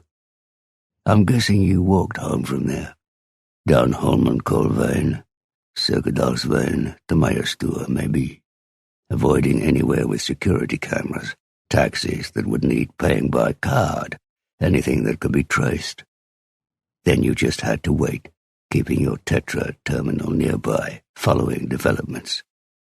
That was why you, even though you were on paternity leave, were one of the first on the scene when there was a report that a woman's body had been found at Rakel's address. And you took charge. You went round the house looking for possible escape routes, something the others hadn't thought to do, seeing as the main entrance had been open when they found Rakel. You went down into the basement, put the catch back on the window, then went up into the attic for appearance's sake, then came back and said everything was locked up. Any objections so far? Björnholm didn't answer. He was sitting slouched in his seat, his glassy eyes looking in Harry's direction, but apparently unable to focus. You thought you were home and dry, that you'd committed the perfect crime. No one could accuse you of not being ambitious. Obviously things got a bit tricky when you realized my brain had suppressed the fact that I'd woken up in Rakel's house, suppressed the fact that I was convinced I must have killed her, seeing as the door was locked from the inside, suppressed the fact that I had removed any evidence that I had been there, taken down the wildlife camera and thrown the memory card away. I couldn't remember anything, but that wasn't going to save me. You'd hidden the murder weapon in my flat as insurance. Insurance that if I didn't recognize my own guilt and punish myself enough, if it looked like I was going to escape, you could discreetly arrange for the police to get a search warrant and find the knife. But when you realized I couldn't remember anything, you made sure I found the knife you'd planted. You wanted me to become my own torturer, so you gave me a new record, and you knew exactly where in my record collection I'd put it, seeing as you know my system. The Ramones' Road to Ruin was precisely that. I dare say you didn't take any perverse pleasure from giving it to me at the funeral, but... Harry shrugged. That's what you did. And I found the knife. And I began to remember. Björn's mouth opened and closed, but then a couple of real flies appeared in the ointment, Harry said. I found the memory card containing the recordings from the wildlife camera. You realized there was a serious danger that you could be identified and uncovered. You asked if the contents had been copied before you told me to hand the card over to you. I thought you were asking because it would be easier to send the contents by Dropbox, but you just wanted to make sure that you were getting the only copy in existence and could destroy or modify the recordings so that you couldn't be recognized. When to your relief you saw that the recordings didn't reveal much, you sent the card on to a 3D expert, but without your name being involved. In hindsight, it's easy to see that I should have asked myself why you didn't just ask me to send it straight to him in the first place. Harry looked at the pistol. Björn wasn't holding it by the handle with his finger on the trigger, but by the trigger guard, like it was a piece of evidence that he didn't want to leave any fingerprints on. Have you? Björn's voice sounded like a sleepwalker's, as if his mouth were full of cotton wool. Have you got some sort of recording device? Harry shook his head. Not that it matters, Björn said with a resigned smile. How did you figure it out? The thing that always bound us together, Björn. Music. Music. Just before I drove into the lorry, I turned the radio on and heard Hank Williams and those violins. It should have been playing hard rock. Someone had changed the channel. Someone other than me had used the car. And when I was in the river, I realized something else, that there was something about the seat. It wasn't until I got to Boer's cabin that I had time to figure it out. It was the first time I got in the car after Rakel's death, when I was about to drive to the old bunkers in Nordstrand. I felt it then as well, that something wasn't right. I even bit my false finger the way I do when I can't quite remember something. Now I know it was the back of the seat. When I got in the car, I had to adjust it, raise it. Sometimes I had to adjust it when Rakel and I were sharing the car, but why would I have to adjust the seat of a car that no one but me drives? And who do I know who has the seat pushed so far back that he's almost lying down? Björn didn't answer. There was that same distant look in his eyes, as if he were listening to something going on inside his own head. Björn looked at Harry, saw his mouth move, registered the words, but they didn't sound the way they ought to. He felt almost like he was drunk, watching a film, was underwater. But this was happening. It was real, only there was a filter over it, as if it didn't really concern him. Not anymore. He had known it ever since he had heard dead Harry's voice on the phone, that he had been found out, and that it was a relief. Yes, it was, because if it had been torture for Harry to think he had killed Rakel, it had been hell for Björn, because he not only thought, but knew he had killed Rakel. And he remembered almost every detail of the murder, reliving it practically every moment, without pause, like a monotonous, throbbing bass drum against his temple. And with each beat came the same shock. No, it isn't a dream. I did it. I did what I dreamed about, what I planned, what I was convinced would somehow bring balance back to a world that spun out of control. Killing what Harry Hula loved more than anything, the way Harry had killed, ruined, the only thing Björn cherished.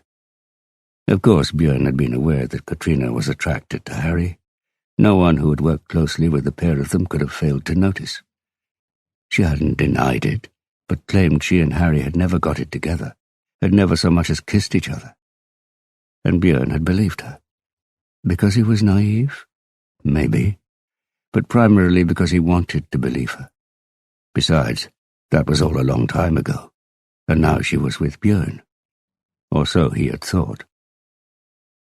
When was the first time he had suspected anything?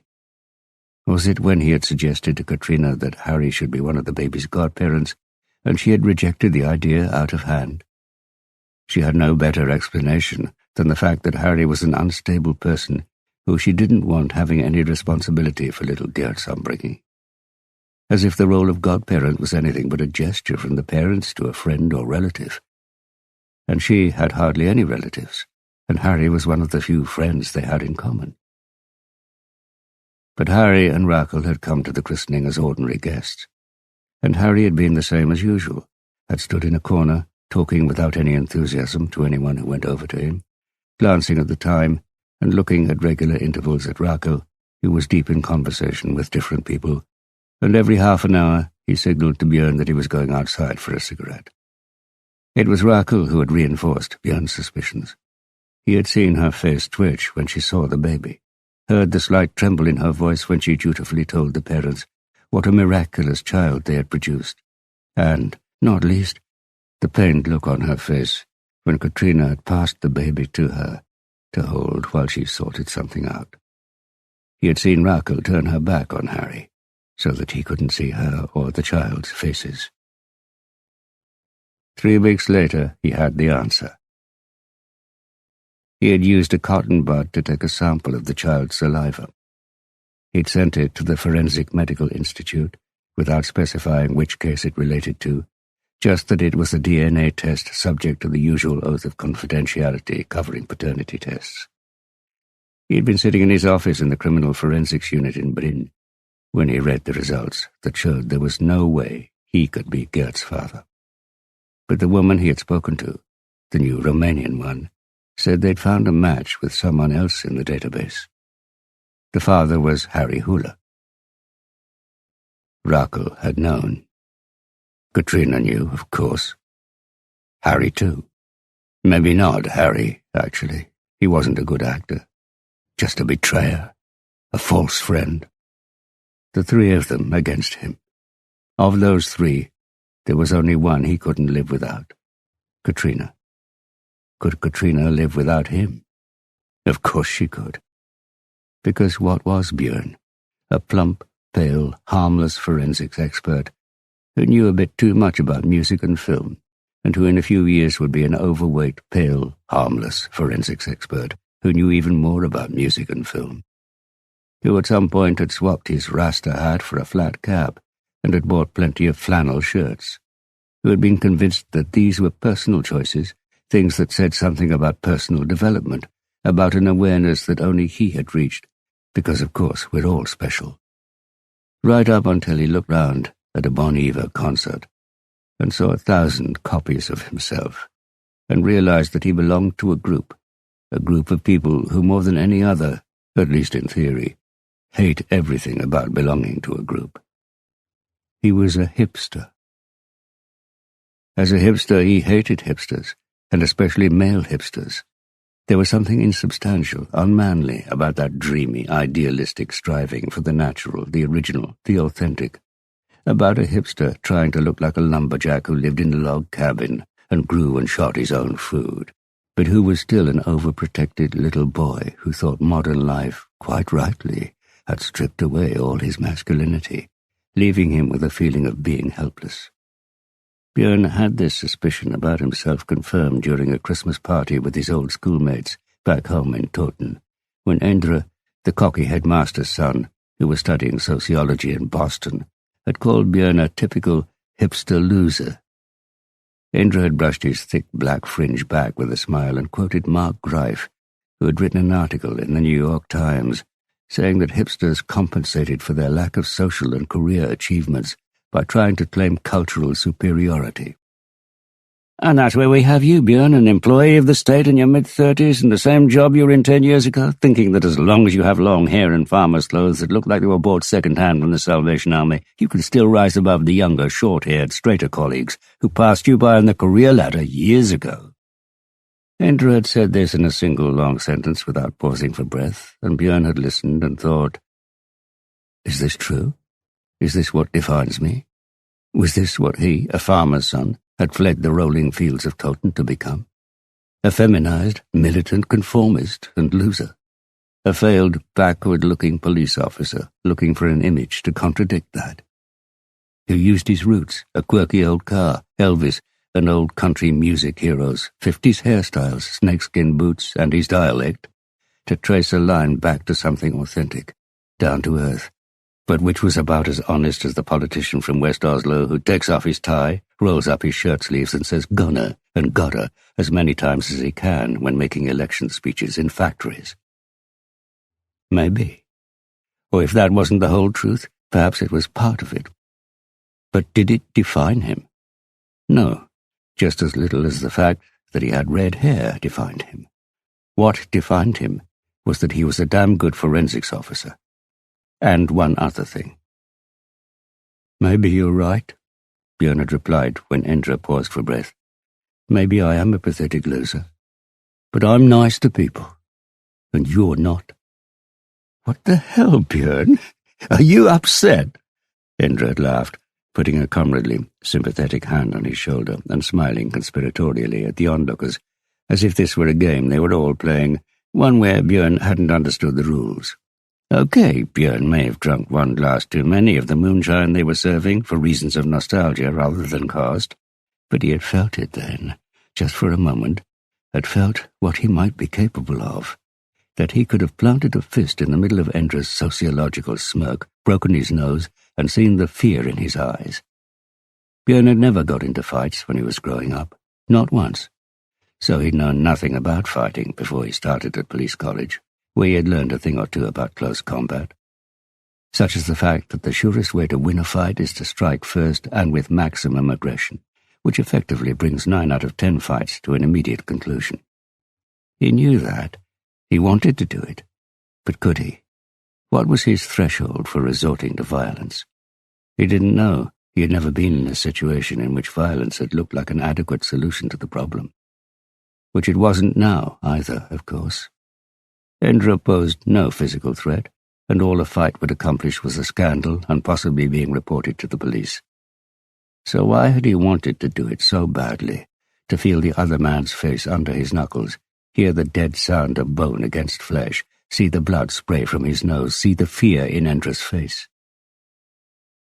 When Björn went to bed in his boyhood bedroom that night, he hadn't been able to sleep. Why hadn't he done anything? Why had he merely muttered, "No, course not. I'm not upset," waited for Endre to take his hand off his shoulder, mumbled something about needing another drink, then found some other people to talk to before leaving the party shortly afterwards? Those insults would have been the real cause. The moonshine could have been used as an excuse for getting into a fight at a party.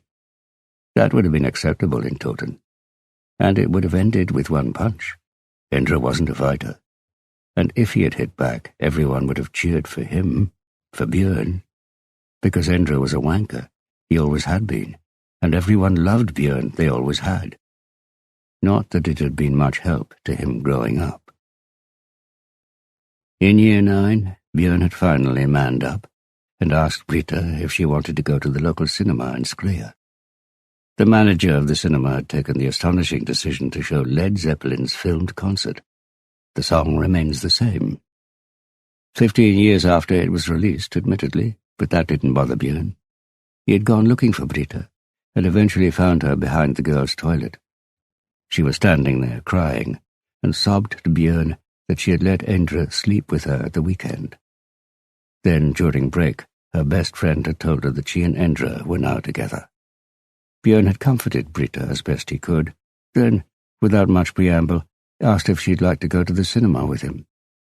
She had just stared at him and asked if he'd heard what she'd just said. Björn said he had, but that he liked both Brita and Led Zeppelin. At first she snorted, "No," but then she seemed to have a moment of clarity and said she'd like to go. When they were sitting in the cinema, it turned out that Brita had asked her best friend and Endre to go as well. Brita had kissed Björn during the film, first during Dazed and Confused, then in the middle of Jimmy Page's guitar solo in Stairway to Heaven, thereby sending Björn a fair way up those stairs. Nonetheless, when they were alone again, and he had walked her home from the cinema, there hadn't been any more kissing, just a short good night.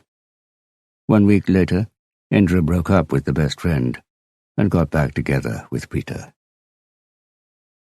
Björn had carried these things inside him, of course he had.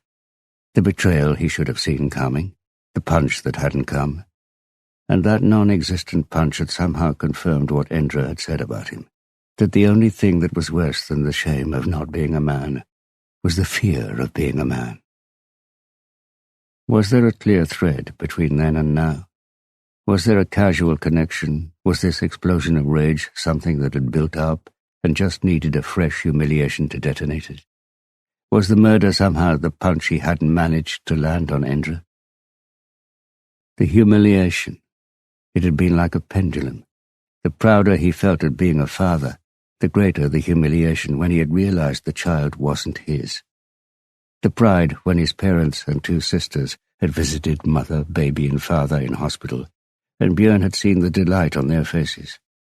His sisters, who were now aunts, his parents now grandparents. Not that they weren't already. Björn was the youngest and the last to get started, but even so. He realized that they hadn't been sure it would ever happen for him. His mother hadn't thought that bachelor style of his had boded well. And they loved Katrina. There had been a slightly strained atmosphere during their first visits to Toten, when Katrina's direct, chatty Bergen attitude had come up against Toten's restrained, taciturn understatement. But Katrina and his parents had met each other halfway, and during the first Christmas lunch at the farm, when Katrina came downstairs after making a real effort to look nice, Björn's mother had nudged him in the side and looked at him with a mixture of admiration and astonishment, a look that seemed to ask, "How did you manage to catch that?" Yes, he had been proud, far too proud. Perhaps she had noticed too. And this pride, which was so hard to hide, may in the end have prompted her to ask herself the same question. How did he manage to catch me? And she had left him, though that wasn't how he described it to himself.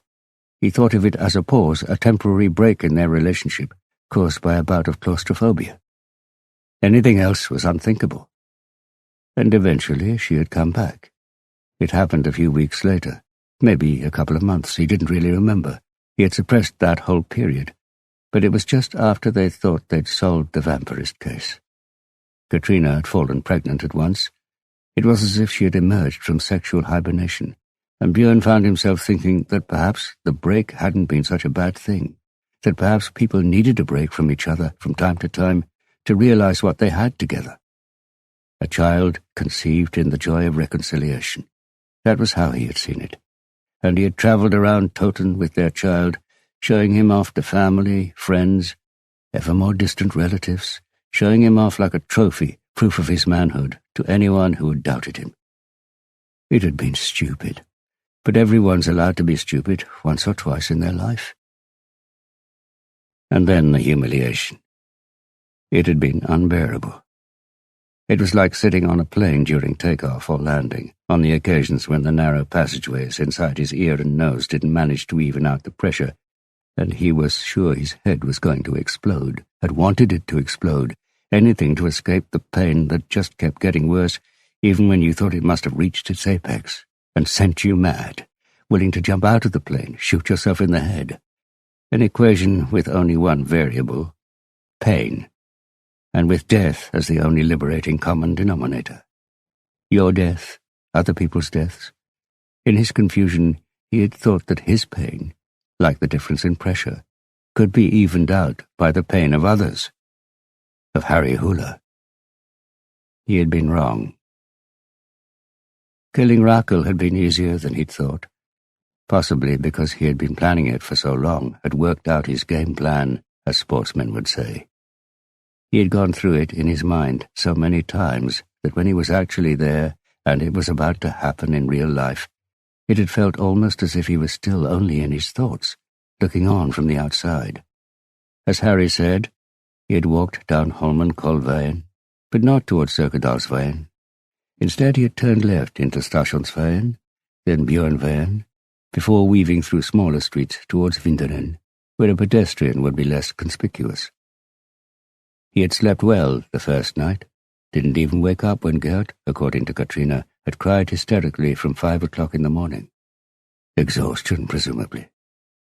The second night he didn't sleep as well. But it wasn't until Monday, when he saw Harry at the crime scene, that what he had done began to sink in. Seeing Harry had been like watching a church going up in flames. Björn thought back to the footage of Fantoft's Stave Church burning in 1992, a fire started by a Satanist at 6 o'clock in the morning on the 6th day of the 6th month. There was often an element of beauty to catastrophes, something that meant you couldn't take your eyes off them. As the walls and roof burned, the skeleton of the church, its true form and personality, emerged naked, unadorned. He had watched the same thing happen to Harry in the days that followed Rakel's death, and he couldn't take his eyes off it. Harry was stripped back to his true, pitiful self. He, Björn, had become a pyromaniac, fascinated by the spectacle of his destruction. But as he looked on, he suffered. He too was burning. Had he known that would happen from the start? Had he consciously poured the last remnants of the petrol over himself and stood so close to Harry that he too would be consumed when the church burned? Or had he believed that Harry and Rakel would disappear, and that he would live on, move on with his family, make it his, become whole again? Whole. They'd rebuilt Fantoft Church. It was possible. Björn took a deep, trembling breath. You know, all this is just your imagination, Harry. A radio station and the adjustment of a car seat, that's all you've got. Anyone could have drugged you. With your history of substance abuse, it isn't even implausible that you did it yourself. You have absolutely no evidence. Are you sure? What about the married couple who say they saw a large man walking down Holmenkollveien at 1:15 PM? Björn shook his head. They weren't able to give a description, and seeing pictures of me wouldn't prompt their memory, because the man they saw was wearing a false black beard, glasses, and limped whenever anyone could see him. Okay. Okay. Harry nodded slowly. If you're confident you haven't left any evidence, then okay. What the hell does that mean? There aren't that many people who need to know. Björn stared at Harry. There was nothing triumphant in his eyes, no trace of hatred towards the man who had killed his beloved. All Björn could see in those blank eyes was vulnerability, nakedness, something approaching sympathy. Björn looked down at the pistol Harry had given him. He had realized now. They would know. Harry, Katrina. That was enough. Enough to make it impossible to go on. But if it stopped here, if Björn put a stop to it here, no one else would have to know. His colleagues, his family and friends in Toten, and, most important of all, the boy. Björn swallowed. You promise? I promise, Harry said. Björn nodded. He almost smiled at the thought that he would finally get what he had wanted. That his head would explode. I'm going now, Harry said. Björn nodded towards the back seat. Will you take the lad with you? He's yours. He's yours and Katrina's, Harry said. But yes, I know I'm his father, and that no one who isn't under an oath of confidentiality knows. And that's how it will stay. Björn fixed his eyes ahead of him. There was a nice place in Toten, a ridge from which the fields looked like a rolling yellow sea on a moonlit spring night, where a young guy with a driving license could sit in a car and kiss a girl, or sit alone, with a sob in his throat and dream about one. If no one knows, how did you find out? Björn asked, without any real interest in the answer, just to delay his departure for a few more seconds. Deduction, Harry said. Björn Holm smiled tiredly. Of course. Harry got out, unfastened the baby carrier from the back seat, and lifted it out. He looked down at the sleeping child, unsuspecting. All the things we don't know, all the things we will be spared. The simple sentence Alexandra had uttered that night when Harry declined the condom she offered him. "You don't want another kid, do you?" Another kid? Alexandra knew perfectly well that Oleg wasn't his biological son. Another kid. She knew something he didn't know. Another kid. A slip of the tongue, a simple mistake. In the 80s, psychologist Daniel Wegner claimed that the subconscious constantly makes sure we don't blurt out things we want to keep secret. But that when the secret pops up from the subconscious, it informs the conscious part of the brain and forces it to think about it. And from then on, it's only a matter of time before the truth slips out by mistake. Another kid. Alexandra had checked the cotton bud Björn had sent in against the database, where the DNA profiles of all police officers who worked at crime scenes were stored, so that there would be no confusion if they messed up and left their own DNA at the scene. So not only did she have Björn's DNA, and could rule out the possibility that he was the father, she had both parents' DNA, and could see that there were two matches, Katrina Bratt and Harry Huller. That was the secret that her oath of confidentiality prevented her from telling anyone, except the person who had requested the analysis, Björn Holm. The night Harry had sex, or at least some form of intercourse with Katrina Bratt, he had been so drunk that he didn't remember anything. Or more accurately, he remembered something, but thought it was something he'd dreamed. But then he started to suspect when he noticed that Katrina was avoiding him. And when Gunnar Hagen, rather than Harry, was asked to be the child's godfather, even though Harry was obviously a much closer friend of both Katrina and Björn. No, he hadn't been able to rule out the possibility that something had happened that night, something that had ruined things between him and Katrina, the way it had ruined things between him and Rakel when, after the christening, just before Christmas, she had turned his life upside down by asking him if he had had sex with Katrina in the past year. And he hadn't had the sense to deny it. Harry remembered his own confusion after she had thrown him out, and he was sitting on his hotel bed with a bag containing a few clothes and toiletries. He and Rakel were, after all, both adults with realistic expectations. They loved each other with all their faults and idiosyncrasies. They were good together. So why would she throw all that away because of a simple mistake, something that had happened and was over, which had no consequences for the future? He knew Rakel, and it didn't make sense. That was when he figured out what Rakel had already figured out but hadn't told him. That night had had consequences, that Katrina's child was Harry's, not Björn's. When had she first suspected?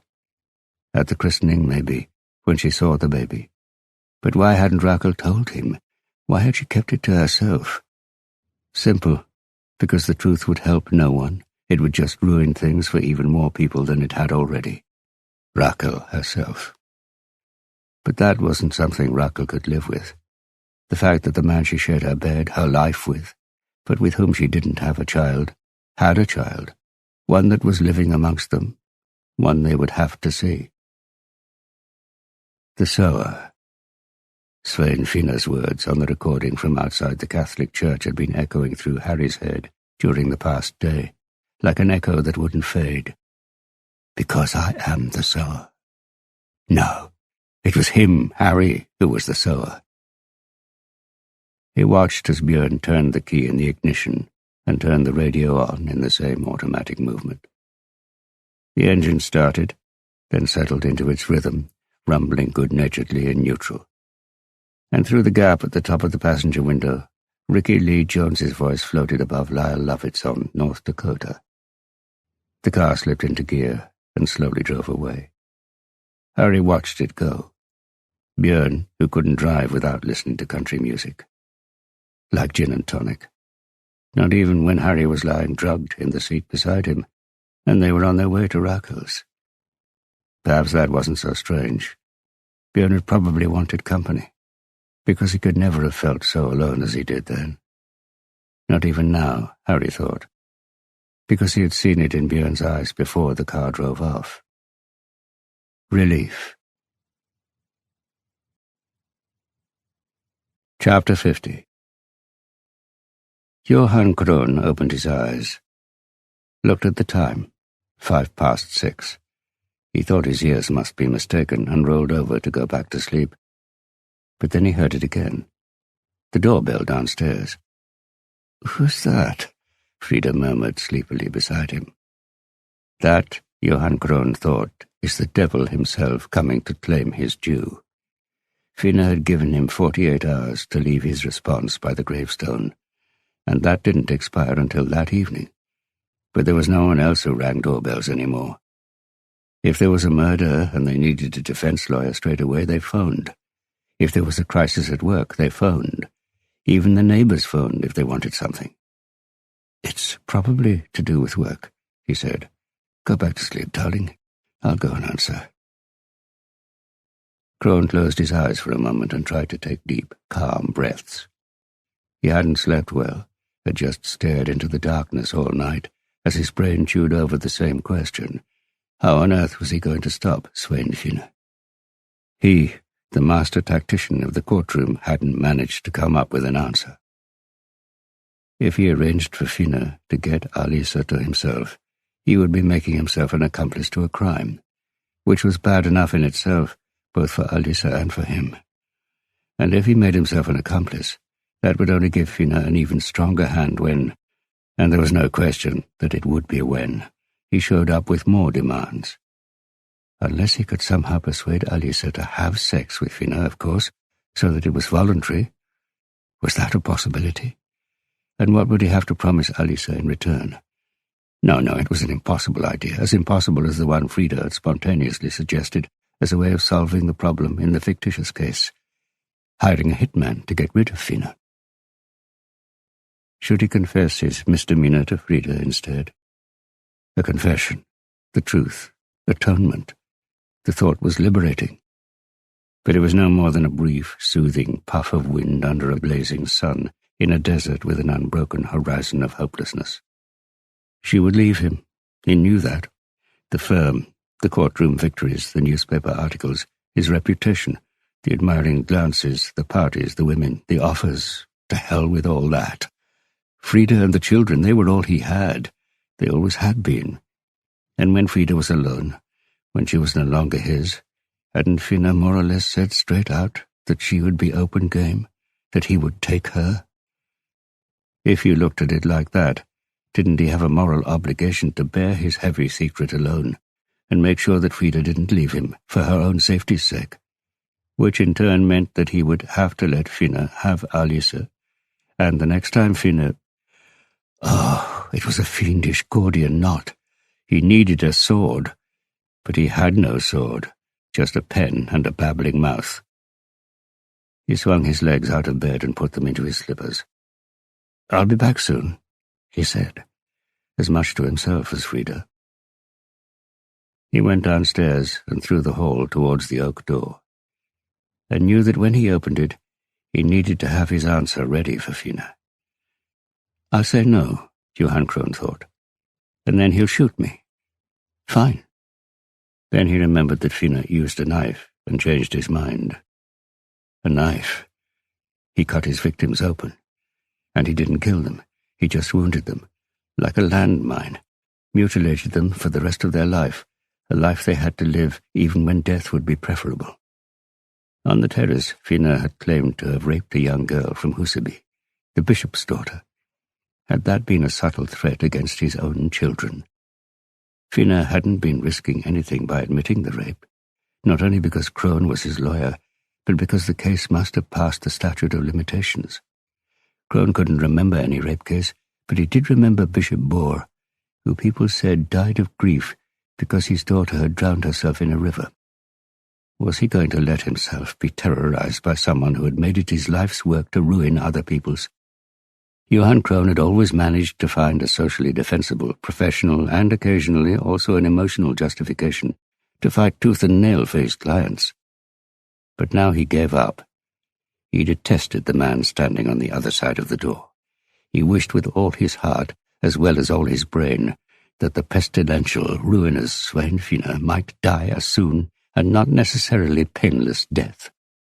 even if it meant that he got dragged down with him. "No," Crone muttered to himself. "I'm saying no, you fucking bastard." He was still wondering about whether or not to swear as he opened the door. He stared speechless at the man in front of him, who was looking him up and down. He felt the biting morning chill against his naked, scrawny body, and realized that he hadn't put his dressing gown on, and was standing there wearing nothing but the boxer shorts Frida gave him every Christmas and the slippers the children had given him. Crone had to clear his throat before he could make a sound. "Harry Hula? But aren't you—" The policeman, if it was him, shook his head and gave him a wry smile. "Dead? Not quite. But I need a bloody good lawyer. And I've heard that you could do with some help, too." Part 4. Chapter 51. It was lunchtime at the Stadtholder Gordon restaurant. On the street outside, a young busker blew on his fingers before he started to play. A lonely job, Sung-Min Larsen thought as he watched him. He couldn't hear what he was playing, or if he was any good. Alone and invisible. Perhaps the older buskers who ruled Karl Johansgata had exiled the poor kid out here to the presumably less lucrative Kyrkogata. He looked up when the waiter snapped the napkin open like a flag in the wind before letting the white damask settle on Alexandra Sturza's lap. "I should have made an effort," she laughed. "You look like you did," Sung-Min smiled, and leaned back as the waiter repeated the same gesture with his napkin. "This," she said, pointing at her tight skirt with both hands, "these are my work clothes. I just don't dress as informally as my colleagues. And you've made an effort. You look like you're going to a wedding." "I've just come from a funeral," Sung-Min said, and saw Alexandra flinch as if he'd slapped her. "Of course," she said quietly. "I'm sorry. Björn Holm?" "Yes. Did you know him?" "Yes and no. He worked in forensics, so obviously we spoke to each other over the phone from time to time." "They're saying he killed himself?" "Yes," Sung-Min said. He replied yes, rather than "it looks like it," because there really wasn't any doubt. His car had been found parked at the side of a grit track at the top of a ridge with a view over the farmland of Toten, not far from his childhood home. The doors were locked, the key was in the ignition.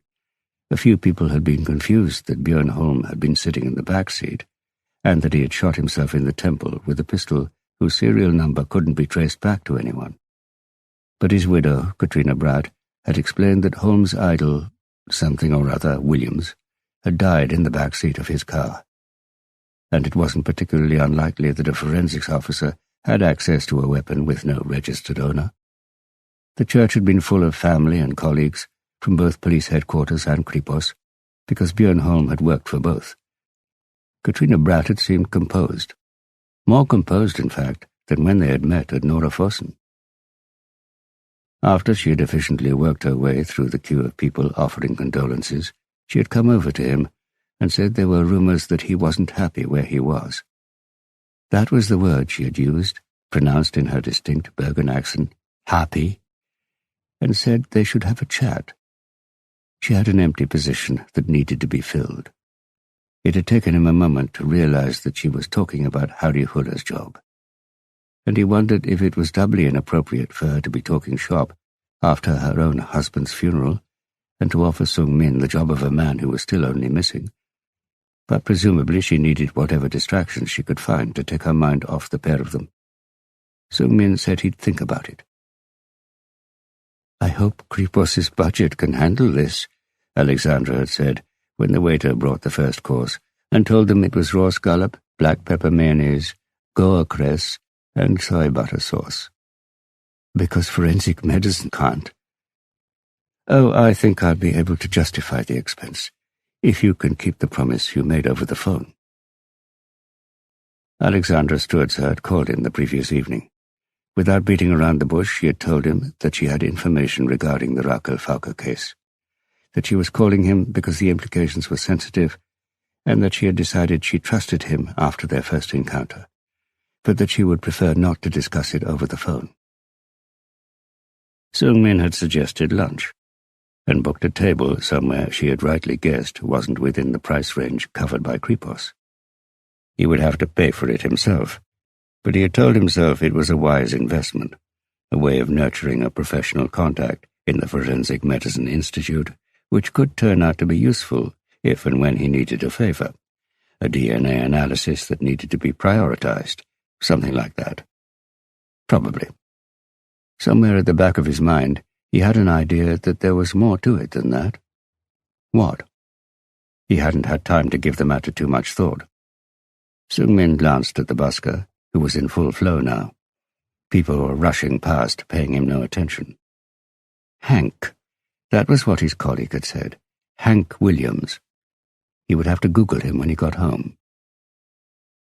"I've analyzed Harry Huller's blood from the trousers he was wearing on the night of the murder," she said. "It contains rohypnol." Snowman looked back from the street and focused on her. "Enough to knock a man out for 4 or 5 hours," she said. "That got me thinking about the time of the murder.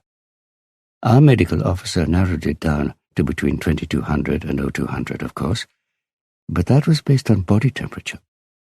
There were other indications, such as the discoloration around the wounds, which suggest that it could—" She held up a long forefinger which looked even longer because of the vivid pink of her fingernail. "And I repeat, could have happened earlier." Snowman remembered that she hadn't been wearing nail polish last time. Had she painted them specially? "So I checked with the company that supplies electricity to Rakel Farquhar's home. It turns out that consumption went up by 70 kilowatts between 2000 and 2400. All that electricity suggests an increase in temperature, and if that happened in the living room, it would mean a rise in temperature of 5 degrees.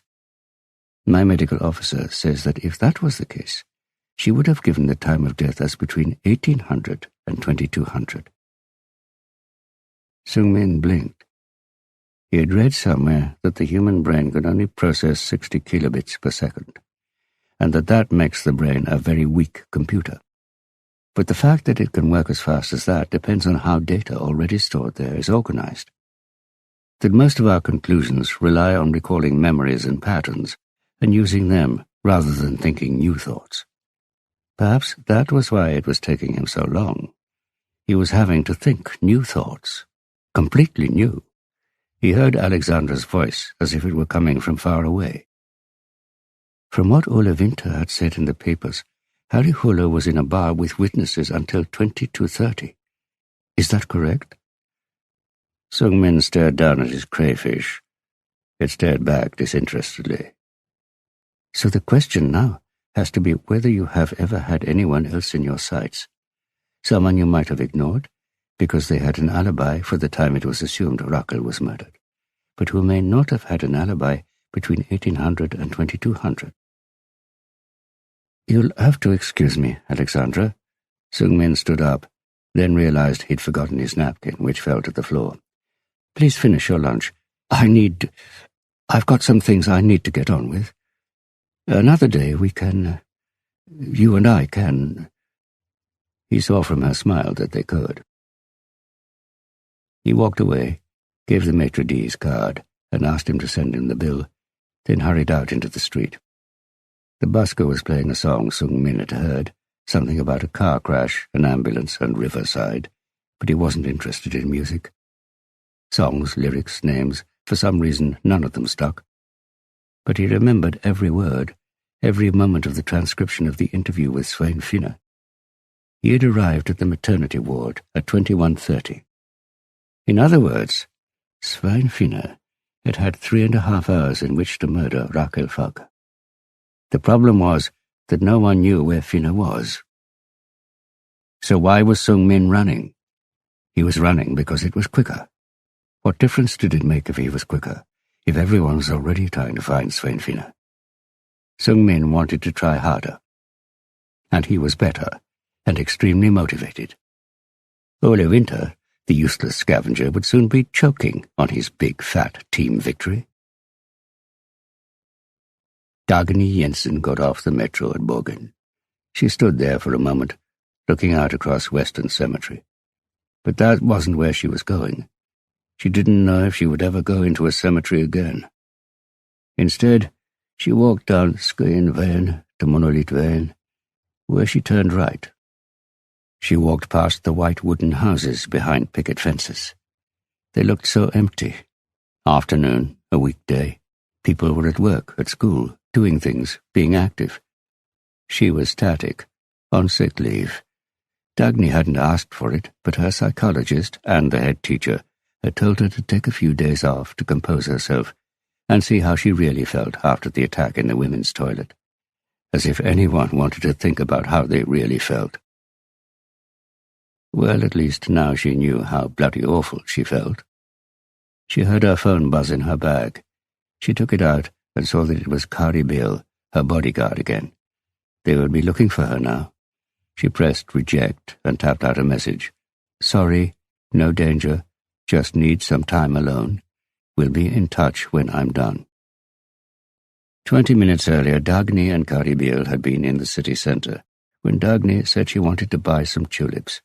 She had insisted that the police officer wait outside while she went into the florist's, which she knew had another door in the next street. From there, Dagny had made her way to the metro station behind Stortingate and took the first train heading west. She looked at the time. He had told her to be there by 2 o'clock. Which bench she should sit on. That she should wear something different to what she usually wore to make her harder to recognize. What direction she should be looking in. It was madness. It was what it was. He had called her from an unknown number. She had answered and not been able to hang up. And now, as if she had been hypnotized and had no will of her own, she was doing as he had instructed, the man who had used and deceived her.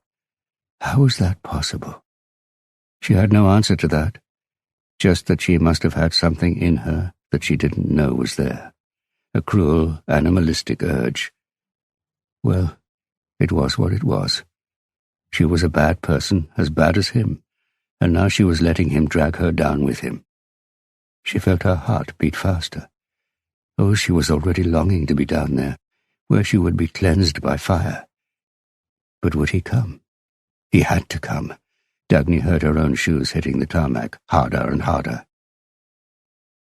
6 minutes later she was in position, on the bench she had been told about. It was 5 minutes to 2. She had a view of Smithstaddamen. A white swan was gliding over the water. Its head and neck formed a question mark. Why was she having to do this? Svein Finne was walking. Long, calm, terrain-conquering strides. Walking like that, in the same direction, for hour after hour, was what he had missed most during his years in prison. Oh well, spilled milk. It took him just under 2 hours to walk from the cabin he had found in Sørkedalen into the centre of Oslo, but he guessed it would have taken most people 3. The cabin lay at the top of a vertical rock face. Because there were bolts driven into the cliff, and he had found rope and carabiners in the cabin, he guessed it had been used by climbers. But there was still snow on the ground, and meltwater was trickling down the red and grey-black granite when the sun was shining, and he hadn't seen any climbers. But he had seen evidence of the bear, so close to the cabin that he had bought what he needed and set a trap with a tripwire and some explosives. When the last of the snow melted and the climbers began to appear, he would find himself a place deeper in the forest, build himself a teepee, hunt, go fishing in the lakes, only as much as he needed. Killing anything you weren't going to eat was murder, and he wasn't a murderer. He was already looking forward to it.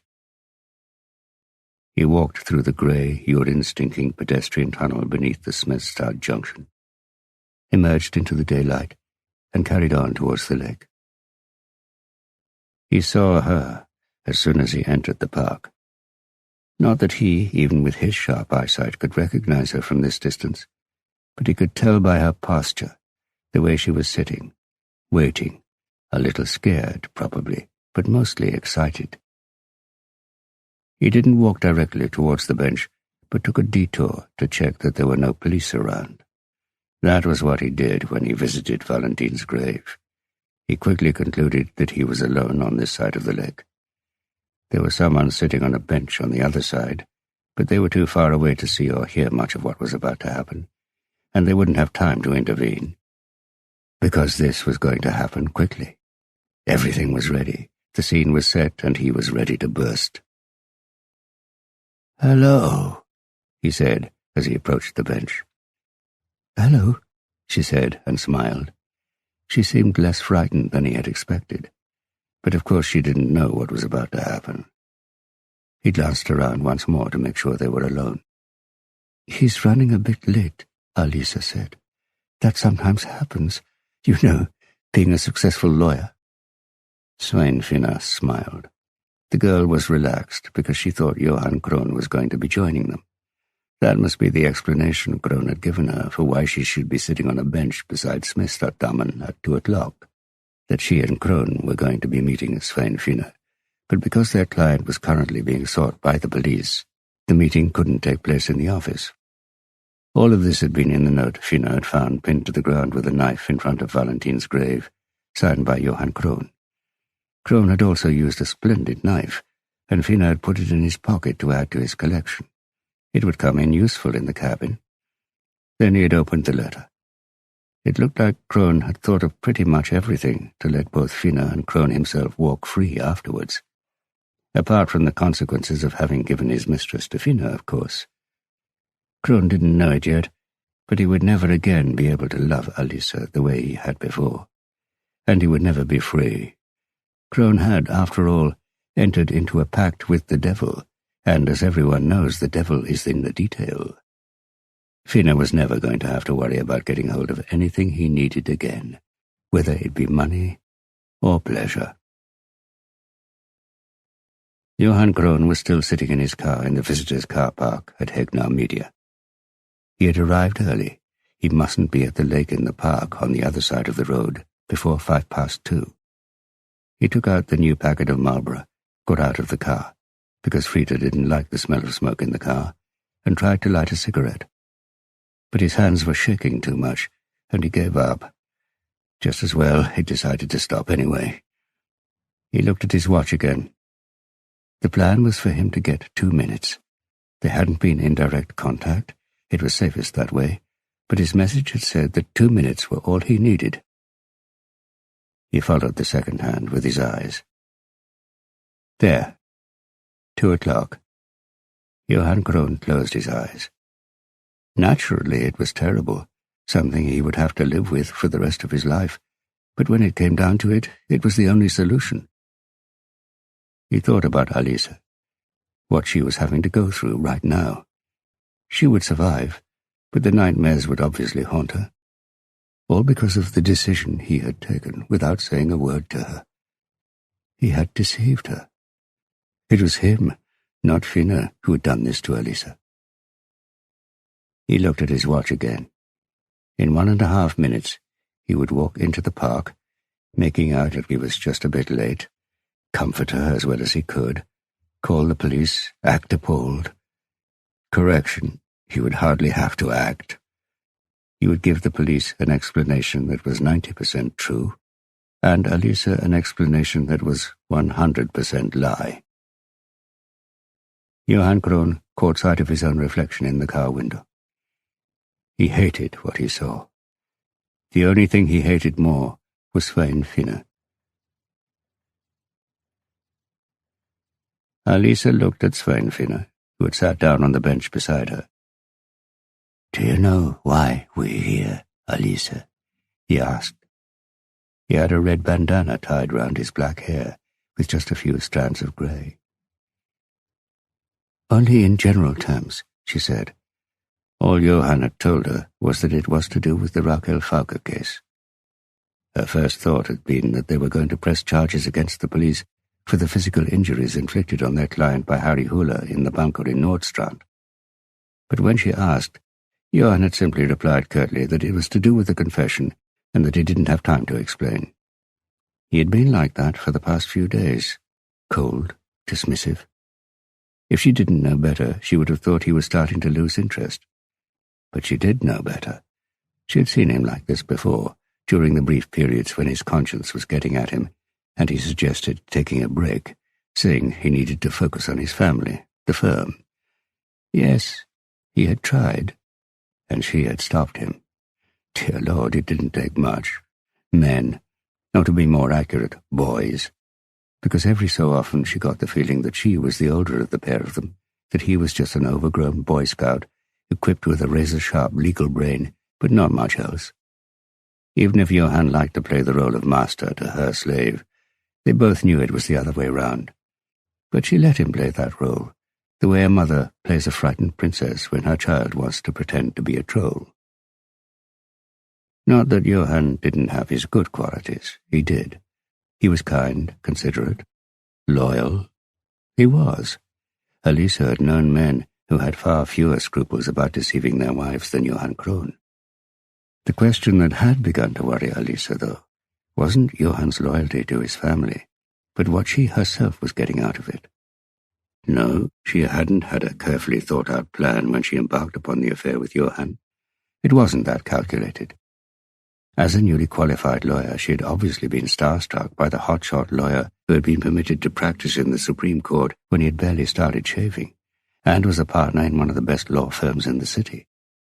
But Elisa was also fully aware of what she, with her average grades, had to offer a law firm, and what, with her youth and appearance, she had to offer a man.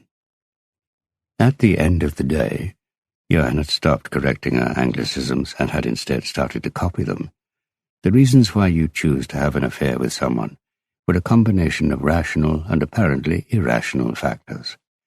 Johann would have pointed out that factors lead to a product, not a combination. It was hard to know what was what, and perhaps it wasn't that useful to know anyway. What was more important was that she was no longer sure if the combination was positive. She may have got a slightly larger office than the others on the same level as her, and perhaps slightly more interesting cases as a result of working for Johann. But her annual bonus was the same, symbolic amount that the other non-partners got. And there hadn't been any indication that she could expect anything more.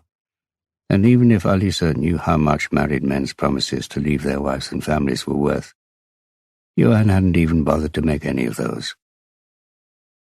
In general terms, Svein Finne said, and smiled. Brown teeth, she noted, but also that he didn't smoke, seeing as he was sitting so close to her that she could feel his breath on her face. 25, he said. You know you're heading past the most fruitful time for having children. Elisa stared at Finne. How did he know how old she was? The best age is your late teens, up to 24, Finne said, as his eyes slid over her. Yes, slid, Elisa thought, like a physical thing, like a snail leaving a trail of slime behind it. From then on, the health risks increase, and also the chances of spontaneous miscarriage, he said, tugging out one cuff of his flannel shirt. He pressed a button on the side of his digital watch. While the quality of men's semen remains the same throughout their lives. That isn't true, she thought. She had read that compared to a man her age, the risk of a man over the age of 41 getting you pregnant was 5 times lower. And he was 5 times as likely to give you a child suffering from some sort of autism. She'd Googled it. She had been invited by Frank to join him and a couple of fellow students on a trip to the mountains. When she and Frank were together, he had been rather too fond of partying, without any clear goal or good grades, and she had written him off as a daddy's boy with no motivation of his own. That turned out to be wrong.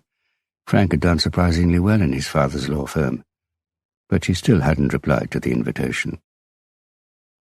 So look upon this as my and Johann Krohn's gift to you, Finne said, undoing his jacket. Elisa looked at him intently. A thought flew through her head that he was going to attack her, but she dismissed it. Johann would be here any minute, and they were in a very public place. Okay, there was nobody in their immediate vicinity, but she could see someone on the other side of the lake, maybe 200 meters away, sitting on another bench. What? Elisa began, but got no further. Svein Finne's left hand had locked around her throat and his right hand was shoving his jacket aside. She tried to breathe, but couldn't. His erect penis had a curve like a swan's neck. "Don't be scared. I'm not like the others," Finne said. "I don't kill." Elisa tried to get up from the bench, tried to push his arm away, but his hand was like a claw that had locked around her throat. "Not if you do as I say," Finne said.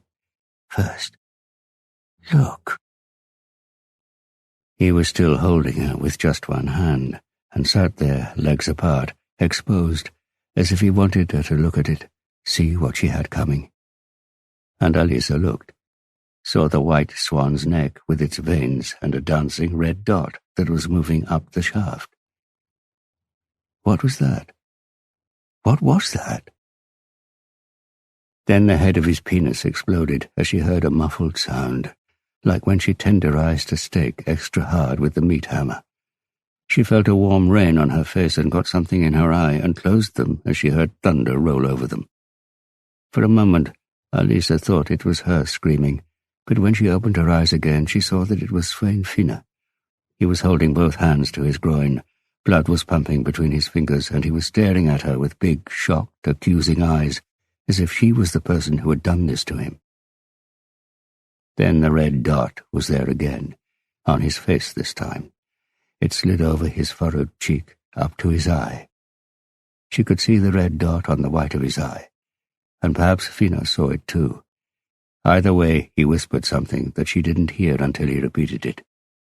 "Help!" Elisa knew what was coming, closed her eyes, and managed to put one protective hand in front of her face before she heard the sound again, more like a whip crack this time.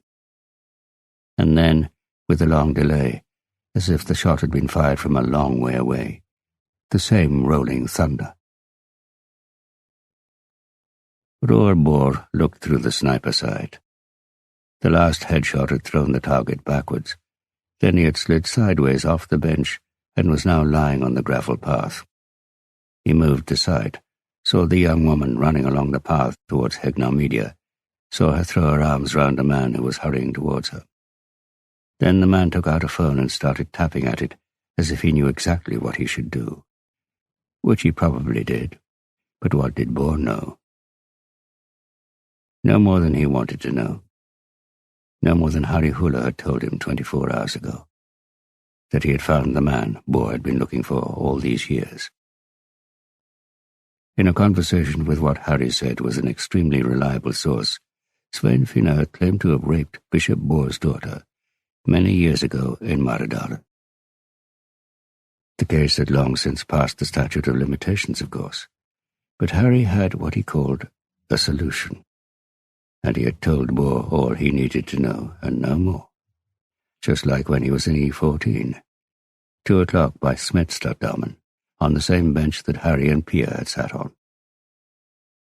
Roerbor moved aside, and from the other side of the lake he saw a woman walking away quickly. As far as he could tell, she seemed to be the only other witness.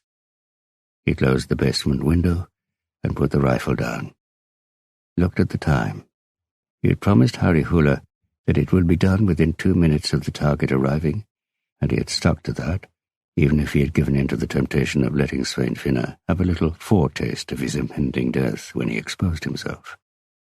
But he had used so-called frangible bullets, bullets with no lead that disintegrate and stay inside the body of the target. Not because he needed them to in order to be fatal, but because the police's ballistics experts wouldn't have a projectile that could be matched to a weapon or any point of impact in the ground, which would enable them to work out where the shots had been fired from. In short, they would be left standing there looking up helplessly at a hillside covered with something like 1,000 houses, and with absolutely no idea where they should start looking. It was done. He had shot the mink. He had finally avenged Bianca. Roar felt ecstatic. Yes, that was the only way he could describe it. He locked the rifle away in the gun cabinet, then went and had a shower. On the way he stopped and pulled his phone from his pocket, called a number. Pia answered on the second ring, Is anything wrong?" "No," Rollbore smiled. "I just wondered if you'd like to go out for dinner this evening." "Out for dinner? It's been ages since we last did that. I've heard good things about Lofoten. That fish restaurant on Tjufholmen." He heard her hesitation, suspicion. He followed her train of thought on towards the same "why not" that he had thought. "Okay," she said. "Are you going?" "Yes, I'll book a table. How does 8 o'clock sound?" "Great," Pia said. "That all sounds great." They hung up, and Rollbore undressed, got in the shower, and turned the water on. Warm water. He wanted to have a warm shower. Dagny Jensen left the park the same way she had come. She thought about how she really felt. She had been sitting too far away to see any of the details on the other side of the lake, but she had seen enough. Yes, she had let herself be persuaded by Harry Huller's almost hypnotic request. But this time he hadn't deceived her. He had kept his promise. Svein Finne was out of her life. Dagny thought about Huller's deep, hoarse voice on the phone when he had told her what was going to happen, and why she must never, ever tell anyone. And even if she had already felt a peculiar excitement and knew she wasn't going to be able to resist, she had asked why, and if he thought she was the sort of person who would allow themselves to be entertained by a public execution. "I don't know what entertains you," he had replied, "but you said it wasn't enough for you to see him dead, for him not to haunt you. You needed to see him die. I owe you that much after everything I've put you through. Take it or leave it." Dagny thought about her mother's funeral, the young female priest who had said that no one knew for certain what lay beyond the threshold of death, just that those who crossed it never came back. But Dagny Jensen knew now. She knew that Finne was dead, and how she really felt. She didn't feel brilliant, but she did feel better. Katrina Bratt was sitting behind the desk, looking round. She had packed the last of the things she wanted to take home. Björn's parents were in the flat, looking after Gert, and she knew that any good mother would probably have wanted to get home as quickly as she could. But Katrina wanted to wait a little longer, catch her breath, stretch this pause from the suffocating grief, the unanswered questions, the nagging suspicions. The grief was easier to deal with when she was alone, when she didn't feel she was being watched, didn't have to stop herself from laughing at something Gert did, or from saying something wrong, like she was looking forward to spring or something.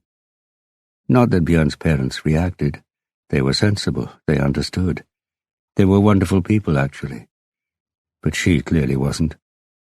The grief was there, but she was able to chase it away when no one else was there to remind her constantly that Björn was dead, that Harry was dead. The unspoken suspicion she knew they must be feeling but didn't show, that she, one way or another, must be the reason why Björn had taken his own life. But she knew she wasn't. On the other hand, though, should she have realized something was wrong with Björn when he had gone completely to pieces, when he heard that Harry was dead?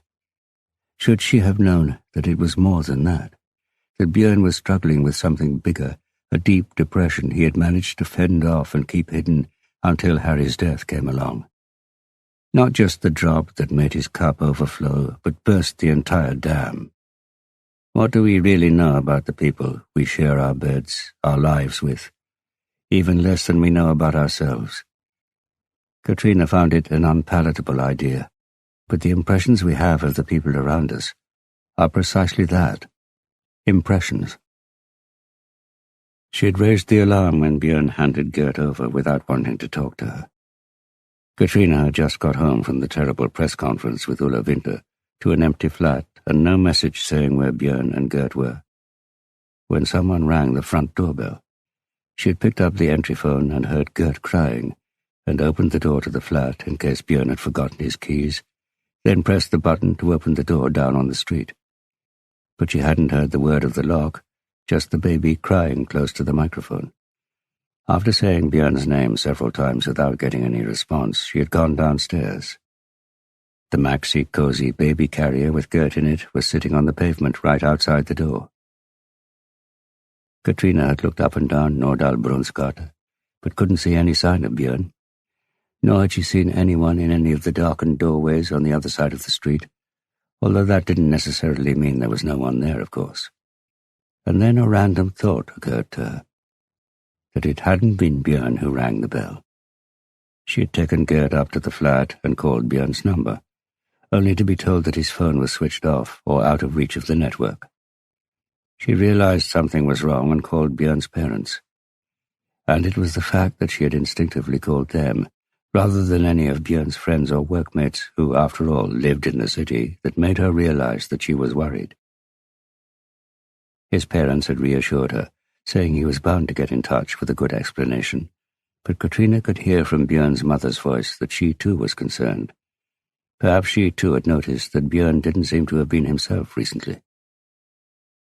You might think that a murder detective would eventually come to accept that there are some things, some questions you will never get an answer to, and you just have to move on. But some of them never managed that. Like Harry. Like her.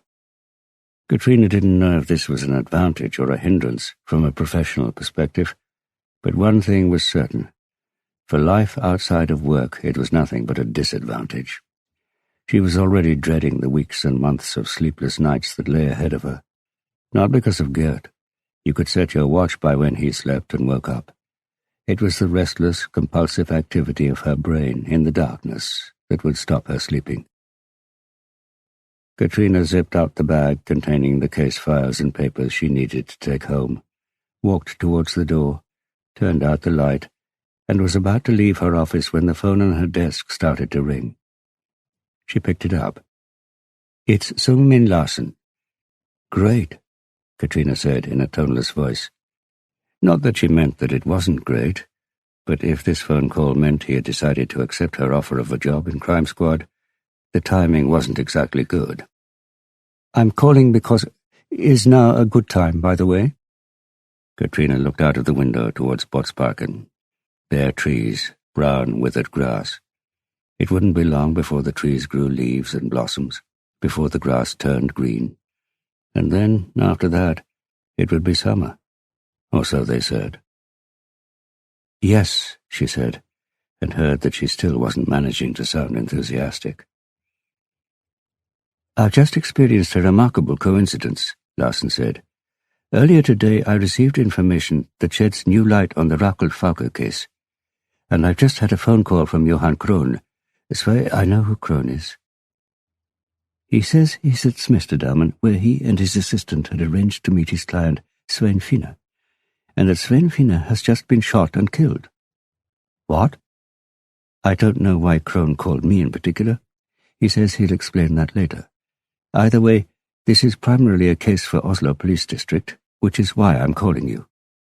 "I'll pass it on to the uniforms," Katrina said. She saw a deer creep across the brown lawn in front of police headquarters, heading towards the old prison block, Botsfingssalet. She waited, noted that Larsen was also waiting. "What did you mean when you said it was a coincidence, Larsen?" "It seems odd that Svein Finne has been shot just an hour after I received information that means Finne is back as a suspect in the Fauke case." Katrina let go of her bag and sank down on the chair behind the desk. "You're saying—" "Yes, I'm saying I'm in possession of information that indicates that Harry Fuller is innocent." Katrina felt her heart start to beat. Blood was coursing through her body, pricking her skin. And something else, something that had been lying dormant, woke up. "When you say, in possession of, Larsen—" "Yes? It sounds as if you haven't shared this information with your colleagues yet. Is that correct?" "Not entirely. I've shared it with you. All you've shared with me is your own conclusion that Harry's innocent. You'll end up reaching the same conclusion, Brad." "Really?" "I've got a suggestion." "I thought you might have." "That you and I meet at the crime scene, and we'll take it from there." "Okay. I'll come over with the uniforms." Katrina called the duty officer, then let her parents-in-law know she was going to be late. While she was waiting for them to answer, she looked down at Botsparken again. The deer was gone. Her late father, Gert, had told her that badgers hunt everything. Anytime, anywhere. They'll eat anything and fight anything. And that some detectives had the badger in them, and some didn't. And what Katrina could feel right now was the badger waking from hibernation. Chapter 52. Sung-Min Larsen was already there when Katrina arrived at Smesterdammen. Between his legs stood a quivering, trembling dog, as if it was trying to hide. There was a thin but insistent bleeping sound, like an alarm clock coming from somewhere. They walked over to the body, which was lying on the ground beside the bench. Katrina realized that the bleeping was coming from the dead body, and that the body was Svein Finne, that the deceased had been shot in the groin and through one eye, but that there were no exit wounds in his back or head. Special ammunition, perhaps. Even if Katrina knew it couldn't be the case, it felt like the monotonous electronic bleeping from the dead man's watch was gradually getting louder. "Why hasn't anyone—" she began. "Fingerprints," Sung-Min said. "I have a preliminary witness statement, but it would be good to be able to know for certain that no one else has touched his watch." Katrina nodded, then gestured that they should move away. The officers were setting up cordon tape as Sung-Min told Katrina what he had found out about the sequence of events from Alice Kroch Reinertsen and her boss, Johan Krohn, who were standing on the other side of the lake with a small crowd of curious onlookers. Sung-Min told Katrina that he had ushered them all over there to get them out of the line of fire, seeing as it couldn't be ruled out entirely that Svein Finne was merely a random victim, and that the perpetrator was looking for others.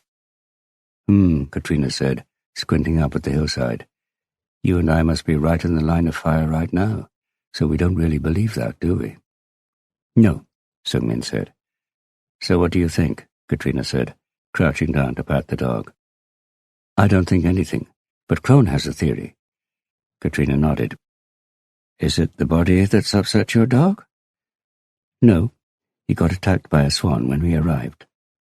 "Poor thing," Katrina said, scratching the dog behind one ear.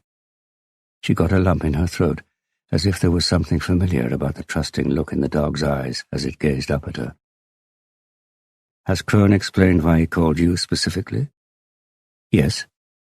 "And?" "I think you should talk to him yourself." "Okay. Brat?" "Yes?" "Like I said before, Kasparov used to be a police dog. Is it okay if he and I start to look into which direction Finne came from?" Katrina looked at the trembling dog. "I can have the dog unit here within half an hour. I presume that's one of the reasons why Kasparov was retired." "His hips are worn out," Larsen said, "but I can carry him if it turns out to be a long way." "Really? But don't dogs' sense of smell get weaker as they get older?" "A little," Larsen said. "Same as human beings." Katrina looked at Sung-Min Larsen. Was he referring to Ulla Winter? "Get going," she said, patting Kasparov's head. "Good hunting." And as if the old dog recognized what she said, its tail, which had been drooping down, started to wag. Katrina walked round the lake. Krohn and his assistant both looked pale and cold.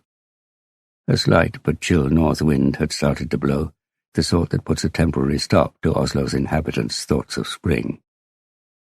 "I'm afraid you're going to have to go through everything again from the start," Katrina said, taking out her notebook. Krohn nodded. "It started when Finne came to see me a few days ago. All of a sudden he was just standing there on my terrace. He wanted to tell me he'd killed Rakel, so I could help him if and when you started to close in on him." "And Harry Huller?" "After the murder he drugged Harry Huller and left him at the scene. He fiddled with the thermostat to make it look like Rakel was killed after Huller arrived there.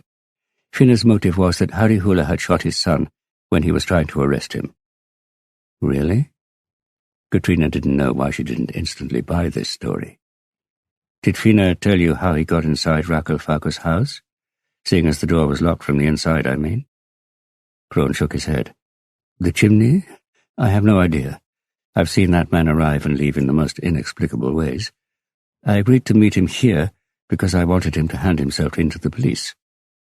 Katrina stamped her feet on the ground. Who do you think shot Finne, and why? Crone shrugged.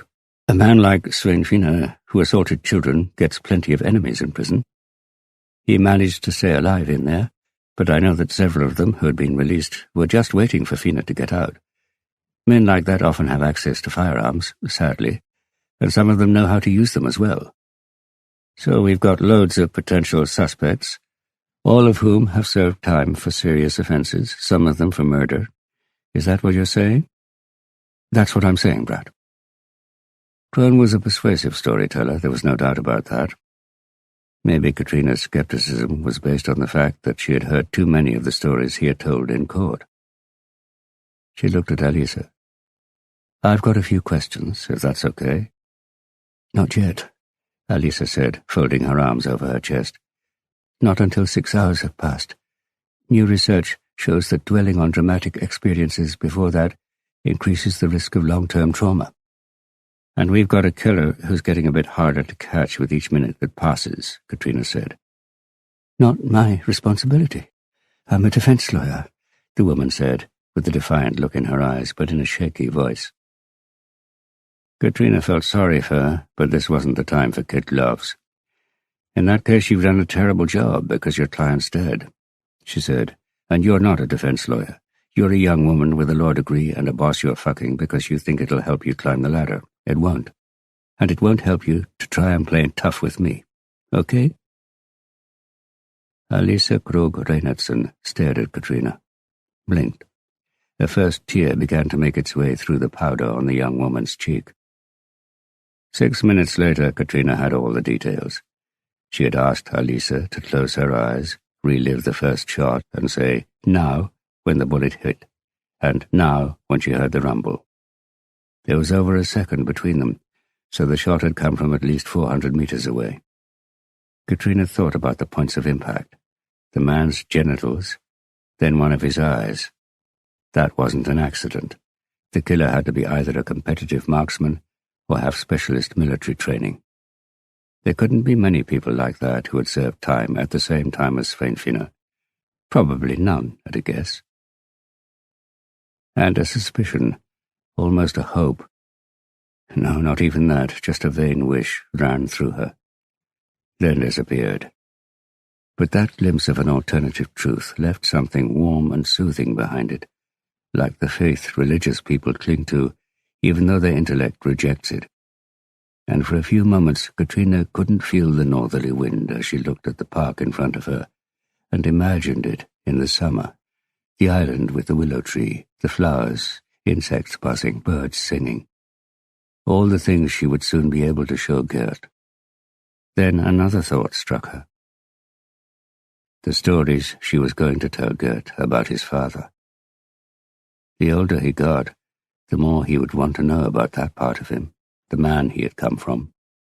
Something which would make him either proud or ashamed. It was true that the badger in her had woken up, and that a badger, in theory, could dig right through the planet in the course of its lifetime.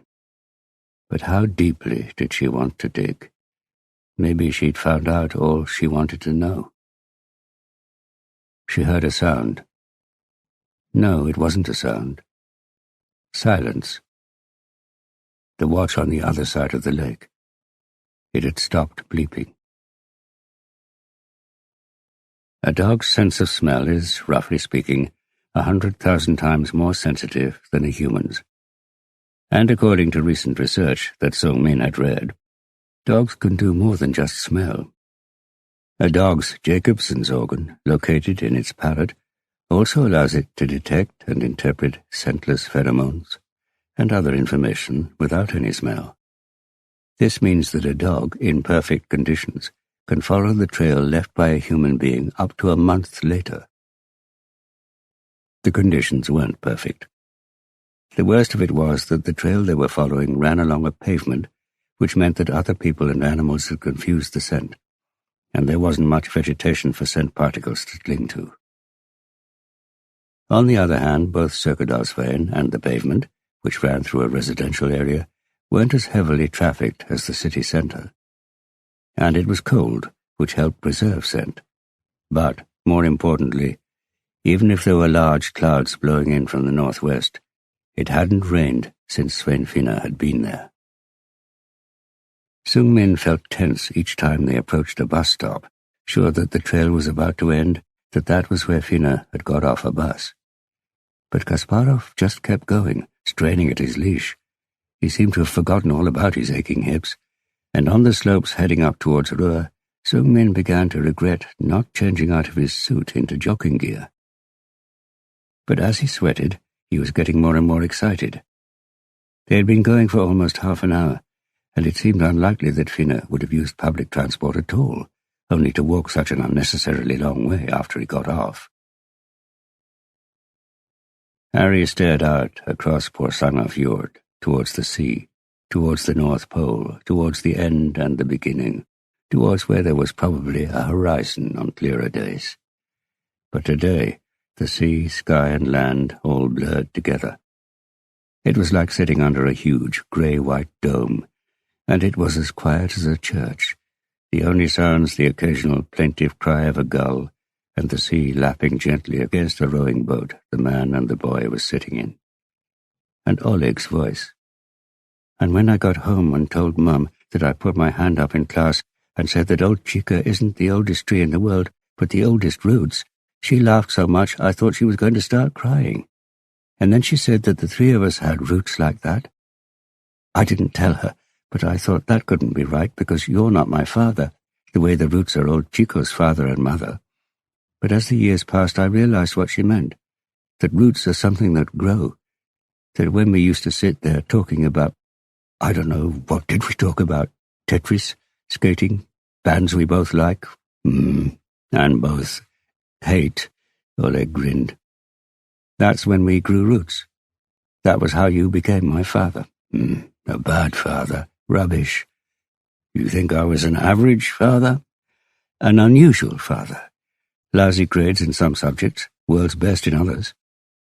You saved me when you came back from Hong Kong. But it's funny. I remember the little things best. Like the time you tricked me. I tricked you. When I finally managed to beat your Tetris record, you boasted that you knew all the countries in the World Atlas in the bookcase, and you knew exactly what was going to happen after that. Well, it took me a couple of months, but by the time my classmates looked at me weirdly when I mentioned Djibouti, I knew the names, flags, and capital cities of every country in the world. Almost all. All? Nope. You thought San Salvador was the country, and El Salvador don't even try.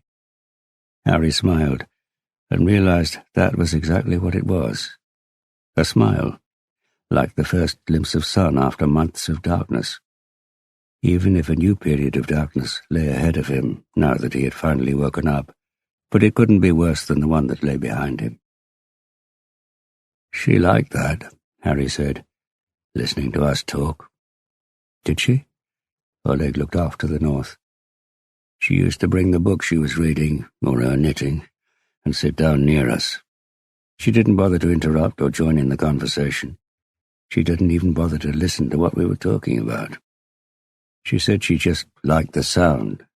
She said it was the sound of the men in her life. I like that sound too, Oleg said, pulling the fishing rod towards him so that the tip bowed respectfully towards the surface of the water. You and Mum. After I'd gone to bed, I used to open the door just so I could listen to you. You used to talk quietly, and it sounded like you'd already said pretty much everything, understood each other, that all that needed adding was the occasional key word here or there. Even so, you used to make her laugh. It was such a safe sound, the best sound to fall asleep to. Harry chuckled, coughed, thought that sound carried a long way in this weather, possibly all the way to land. He tugged dutifully at his own fishing rod. Helga says she's never seen two grown-ups as in love with each other as you and Mum. that she hopes we can be like you. Maybe she ought to hope for more than that. More than what? Harry shrugged. Here comes a line I've heard too many men say. Your mother deserved better than me. Oleg smiled briefly. Mum knew what she was getting, and it was you she wanted. She just needed that break to remember that. For the pair of you to remember old Chico's roots. Harry cleared his throat. Listen, maybe it's time for me to tell— No, Oleg interrupted. I don't want to know anything about why she threw you out, if that's okay with you, and nothing about the rest of it either. Okay, Harry said. It's up to you how much you want to know. That was what he used to say to Rakel. She had made a habit of asking for less rather than more information. Oleg ran his hand along the side of the boat. Because the rest of the truth is bad, isn't it? Yes. I heard you in the spare room last night. Did you get any sleep? Mum's dead. Nothing can change that. And for the time being, it's enough for me to know that someone other than you was guilty. If I discover that I do need to know, maybe you can tell me later on. You're very wise, Oleg. Just like your mother. Oleg gave him a sardonic smile and looked at the time. Helga will be waiting for us. She's bought some cod. Harry looked down at the empty bucket in front of him. Smart woman. They reeled their lines in. Harry looked at his watch. He had a ticket for an afternoon flight back to Oslo. He didn't know what was going to happen after that. The plan he had worked out with Johan Krohn went no further than this. Oleg put the oars in the rowlocks and started to row. Harry watched him. Thought back to the time he used to row while his grandfather sat in front of him, smiling and giving Harry little bits of advice. How he should use his upper body and straighten his arms, row with his stomach, not his biceps. That he should take it gently, never stress, find a rhythm, that a boat gliding evenly through the water moves faster even with less energy. That he should feel with his buttocks to make sure he was sitting in the middle of the bench. That it was all about balance, that he shouldn't look at the oars, but keep his eyes on the wake, that the signs of what had already happened showed you where you were heading. But, his grandfather had said, they told you surprisingly little about what was going to happen. That was determined by the next stroke of the oars. His grandfather took out his pocket watch and said that when we get back on shore, we look back on our journey as a continuous line from the point of departure to the point of arrival, a story with a purpose and a direction. We remembered it as if it were here, and nowhere but here, that we intended the boat to meet the shoreline, he said. But the point of arrival and the intended destination were two different things. Not that one was necessarily better than the other. We get to where we get to, and it can be a consolation to believe that was where we wanted to get to, or at least were on our way towards the whole time. But our fallible memories are like a kind mother telling us how clever we are, that our strokes with the oar were clean and fitted into the story as a logical, intentional part. The idea that we may have gone off course, that we no longer know where we are or where we are going, that life is a chaotic mess of clumsy, fumbled oar strokes, is so unappealing that we prefer to rewrite the story in hindsight. That's why people who appear to have been successful and are asked to talk about it often say it was the dream, the only one they'd had since they were little, to succeed in whatever it was that they had been successful in. It is probably honestly met. They have probably just forgotten about all the other dreams, the ones that weren't nurtured, that faded and disappeared. Who knows? Perhaps we would acknowledge the meaningless chaos of coincidences that make up our lives if, instead of writing autobiographies, we had written down our predictions for life, how we thought our lives would turn out. We could forget all about them, then take them out later on to see what we had really dreamed about. Round about now, his grandfather would have taken a long swig from his hip flask, then looked at the boy, at Harry, and Harry would have looked at the old man's heavy eyes, so heavy that they looked like they were going to fall out of his head, as if he were going to cry egg white and iris. Harry hadn't thought about it at the time, but he thought about it now, that his grandfather had sat there, hoping his grandson would have a better life than him, would avoid the mistakes he had made, but perhaps also that one day, when the boy was grown up, he would sit like this, watching his son, daughter, grandchild row, and give them some advice, see some of it help, some get forgotten or ignored, and feel his chest swell, his throat tighten, in a strange mixture of pride and sympathy. Pride because the child was a better version of himself, sympathy because they still had more pain ahead of them than behind them, and were rowing with the conviction that someone, they themselves perhaps, or at least their grandfather, knew where they were going. "We've got a case," Oleg said. "Two neighbors, childhood friends who fell out at a party. There'd never been any trouble between them before, solid types. They each went home, then the next morning one of them, a maths teacher, showed up at the other's door with a jack in his hand. Afterwards the neighbor accused the maths teacher of attempted murder, said he'd hit out at his head before he managed to close the door. I questioned the maths teacher, and I'm sitting there thinking, no, if he's capable of murder, then we all are. And we aren't, are we?" Harry didn't answer. Oleg stopped rowing for a moment. "I thought the same thing when they told me that Kripos had evidence against you, that it just couldn't be true. I know you've had to kill in the course of duty to save your own or someone else's life, but a premeditated, planned murder, the sort of murder where you clean up all the evidence afterwards, you couldn't have done that, could you?" Harry looked at Oleg, sitting there waiting for him to answer.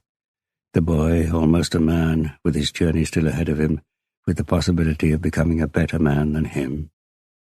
Rakel had always had a note of concern in her voice when she told him how much Oleg looked up to him, tried to copy him down to the smallest details, the way he walked, with his feet turned out slightly, a bit like Charlie Chaplin.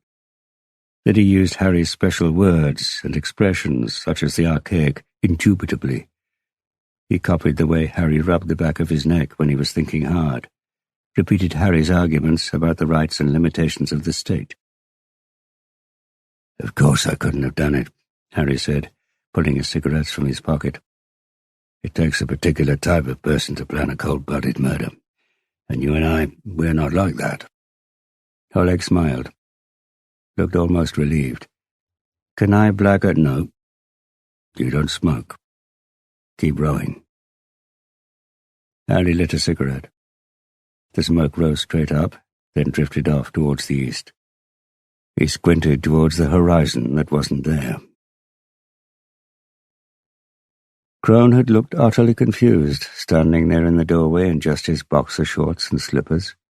He had hesitated for a moment before asking Harry in.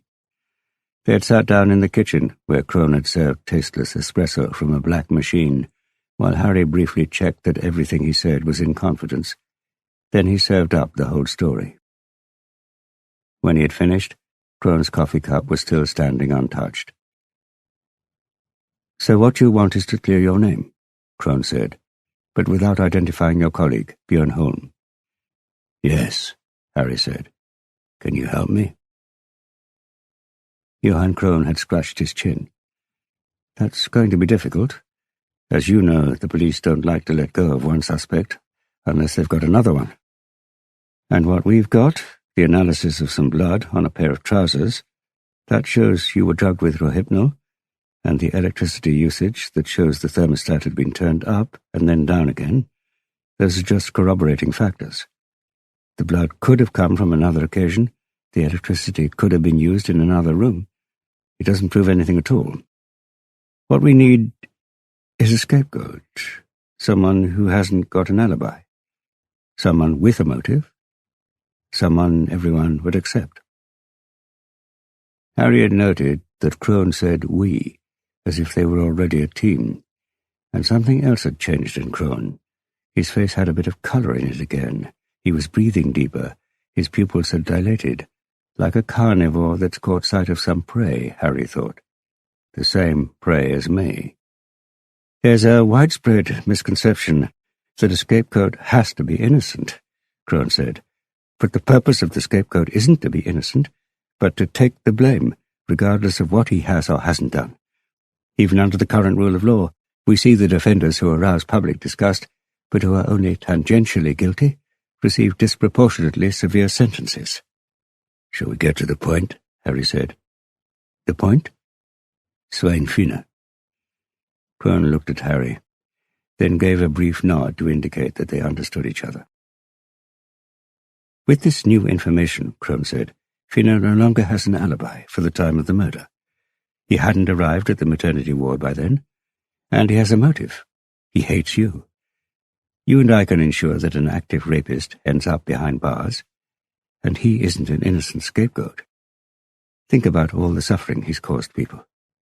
Do you know, Finne admitted, no, he boasted about assaulting the daughter of Bishop Bohr, who lived just a couple of 100 meters away from here."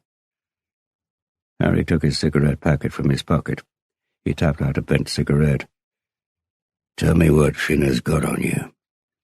Crone laughed, raised his cup to his lips to camouflage the fake laughter. "I haven't got time for games, Crone. Come on, all the details." Crone swallowed. "Of course. I'm sorry. I haven't slept.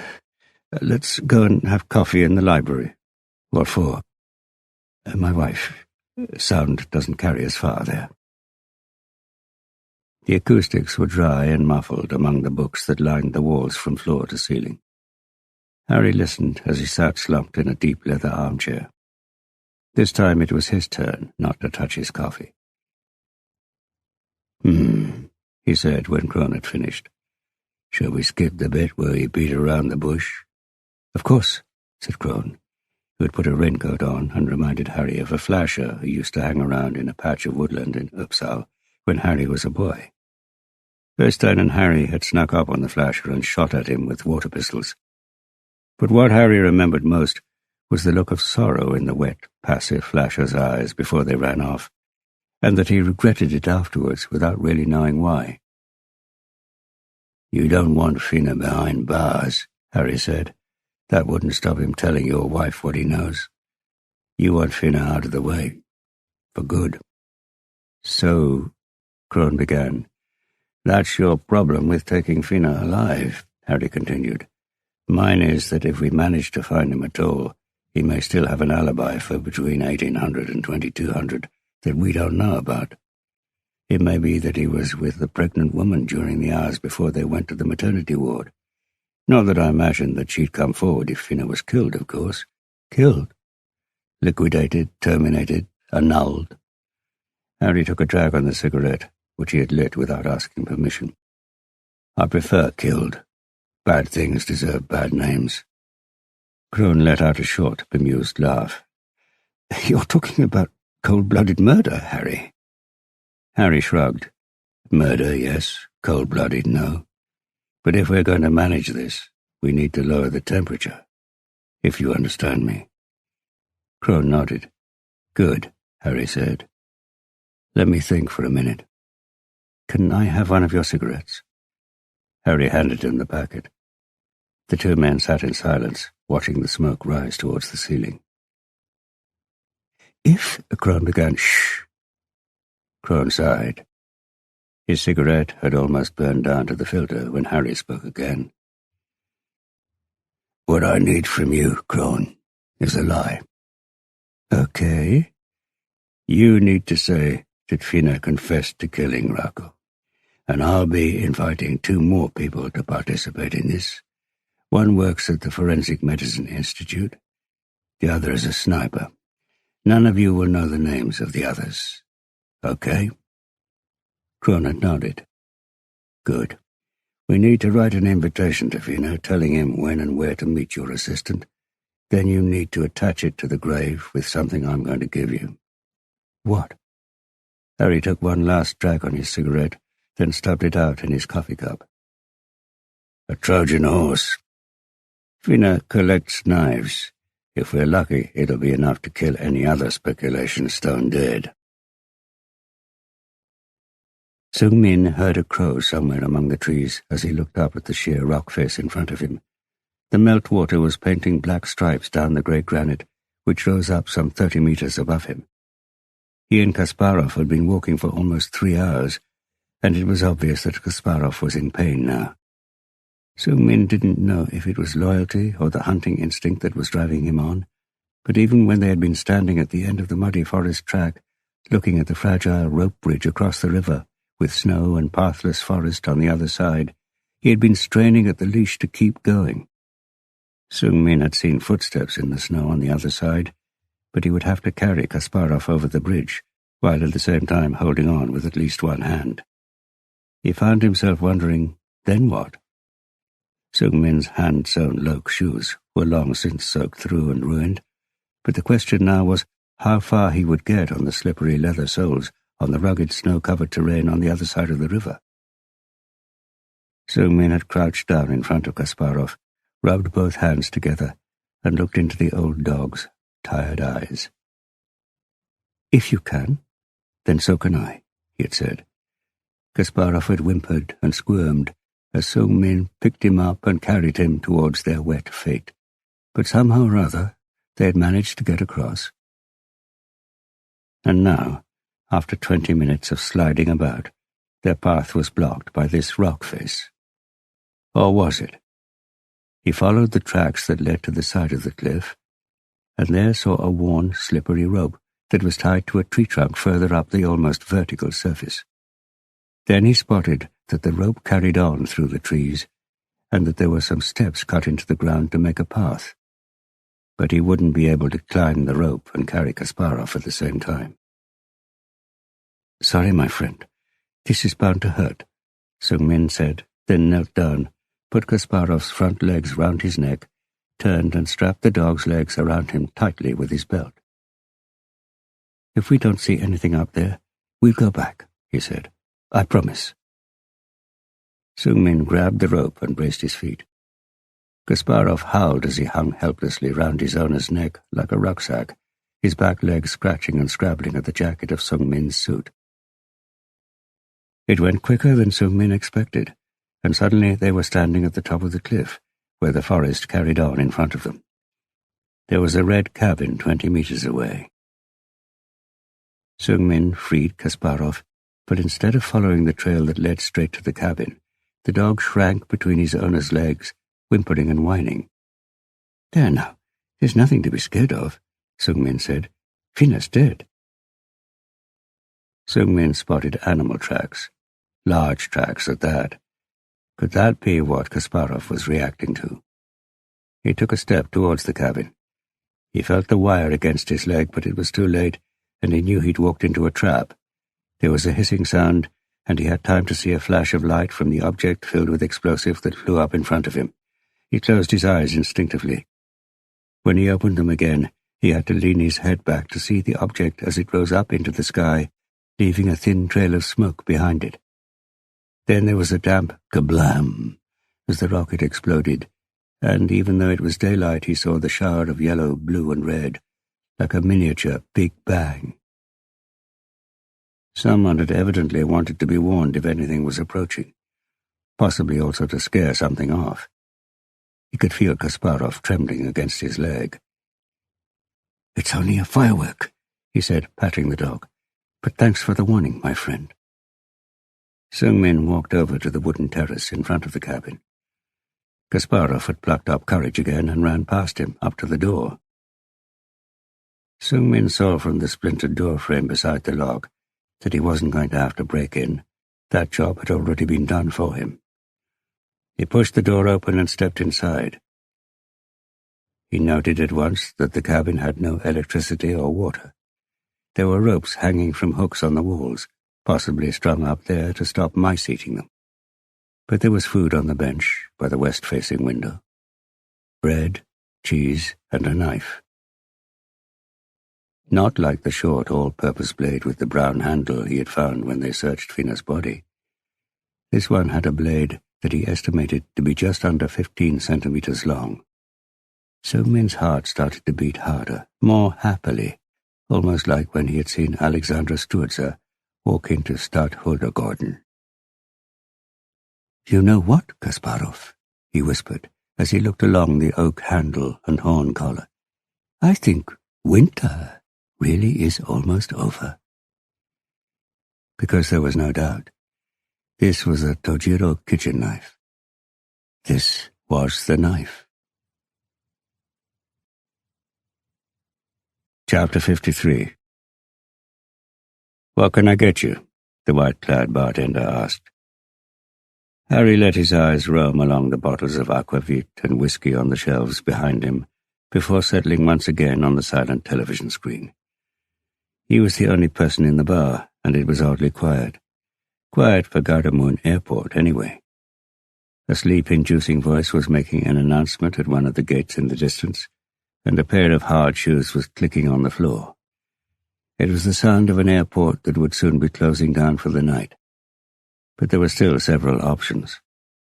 He had arrived on the flight from Lakselv via Tromsø an hour ago, and with only his hand luggage he had walked to the transit area instead of the arrivals hall.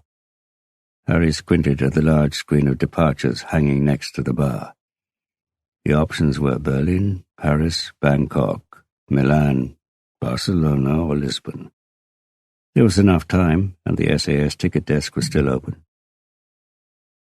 He looked back at the bartender, who was waiting for his order.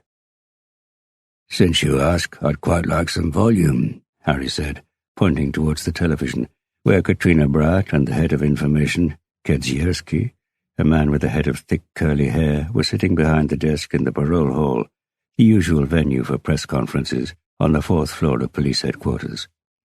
Below them ran the single, repeated line of text: "Murder suspect Svein Finne shot by unknown sniper in Smestad." "Sorry," the bartender said. "All televisions in the airport have to be silent." "There's nobody here except us. Those are the rules. 5 minutes, just this item. I'll give you 100 kroner. And I can't accept bribes." "It wouldn't be a bribe if I ordered a Jim Beam, then gave you a tip, if I thought I'd received particularly good service." The bartender smiled briefly, looked at Harry more closely. "Aren't you that author?" Harry shook his head. "I don't read, but my mum likes you. Can I have a selfie?" Harry nodded towards the screen. "Okay," the bartender said, leaning over the counter with his phone in his hand and snapping a selfie of the pair of them before pressing the remote. The television rose a few cautious decibels, and Harry leaned forward to hear better. Katrina Bratt's face seemed to glow every time a flash went off. She was listening intently to a question from the floor that the microphone couldn't pick up. Her voice was clear and firm when she answered the reporter. "I can't go into detail, only repeat that in the process of investigating the murder of Svein Finne earlier today, Oslo Police District has found compelling evidence that Finne was responsible for the murder of Rakel. The murder weapon has been found in Svein Finne's hideout, and Finne's lawyer has told the police that Finne told him he killed Rakel and afterwards planted evidence to frame Harry Hule." "Yes," Katrina pointed to someone in the room. Harry recognized the voice of Mona Dor, VG's crime reporter. "Shouldn't Winter be here to explain how he and Kripos were so thoroughly taken in by Finne?" Katrina leaned towards the forest of microphones. "Winter will have to answer that when Kripos hold their own press conference. We at Oslo Police District will be sending what we know about Finne's connection to the Rakel case to Winter, and we are here primarily to account for Finne's murder, seeing as that case is solely our responsibility." "Do you have any comment on Winter's handling of the case?" Doe went on. "He and Kripos have gone public with allegations of murder against an innocent and deceased police officer who worked here in the crime squad unit." Harry could see Katrina stop herself just as she was about to speak. Swallow. Compose herself. Then she said, "I and Oslo Police District aren't here to criticize Kripos. On the contrary, one of Kripos's detectives, Sungmin Larsen, has been instrumental in what appears to be our successful identification of Rakel Falke's killer. One last question, yes?" "Dog-blooded. You say you haven't identified a suspect for Finne's murder. We have sources who told us he had been threatened by men he was in prison with, who have since been released. Is that something the police are looking into? Yes, Katrina said, and looked at the head of information.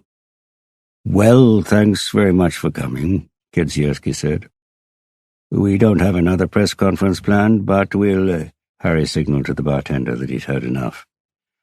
He saw Katrina stand up. Presumably she would be going home now. Someone would have been watching Gert for her. The child who had lain there in the baby carrier, smiling, just awake, peering up at Harry as he carried him through the city streets. He had rung the buzzer for Katrina's flat, felt something around his forefinger, and looked down. The tiny, pale baby fingers looked like they were clutching a baseball bat. Those intense blue eyes looked like they were commanding him not to go, not to leave him like this, not here, telling Harry that he owed him a father now. And when Harry had stood in the darkness of one of the doorways on the other side of the street and watched Katrina come out, he had been on the verge of stepping forward into the light and telling her everything, letting her take the decision for herself, for them both, for all three of them. Harry straightened up again on the bar stool. He saw that the bartender had placed a glass containing something brown next to him on the bar. Harry studied it. Just one glass. He knew it was the voice he mustn't listen to talking, saying, "Come on, you deserve a little celebration." No.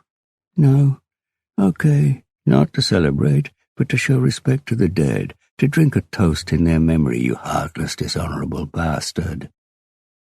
Harry knew that if he entered into a discussion with that voice, he would lose. He looked at the departure board, at the glass. Katrina was on her way home.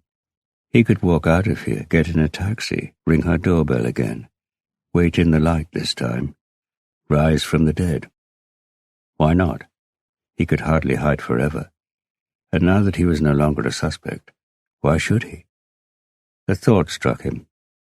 In the car, under the ice in the river, there had been something there, but it had slipped away from him. The question was, what did he have to offer Katrina and Gert? Would the truth and his presence do them more damage than good? God knows. God knows if he had invented these dilemmas to give himself an excuse to leave. He thought of those small fingers wrapped around his, that commanding stare. His thoughts were interrupted when he felt his phone ring. He took it out and looked at it. It's Kaya. Her voice still sounded close. Perhaps the Pacific wasn't so far away after all. Hi. How are you getting on? It's been crazy. I've only just woken up. I slept for 14 hours, solid. I'm standing outside the tent on the beach. The sun's just coming up. It looks like a red balloon being slowly inflated. And sometime soon it might just pull free of the horizon and take off. Harry looked at the glass. How about you? How are you coping with waking up? Being asleep was easier. It's going to be tough, the grieving process you're setting out on. And now that you've lost Björn too. Have you got people around you who can... God, yes. No, you haven't, Harry.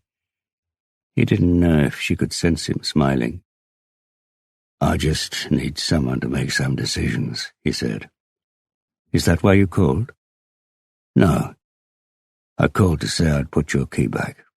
Thanks for letting me stay. Letting you stay, she repeated, then sighed. The earthquakes wrecked a lot of what few buildings there were, but it's incredibly beautiful here, Harry. Beautiful and wrecked. Beautiful and wrecked. Get it? Get what? I like beautiful and wrecked. Like you. And I'm a bit wrecked myself.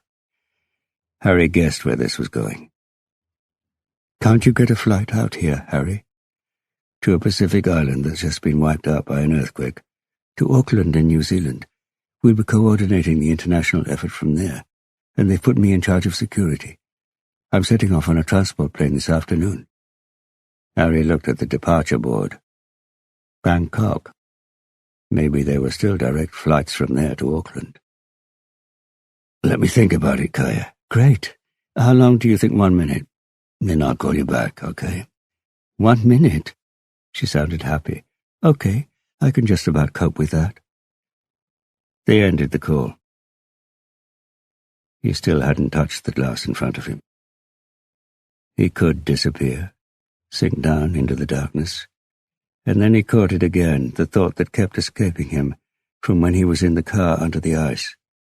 It had been cold, frightening, and lonely, but something else too.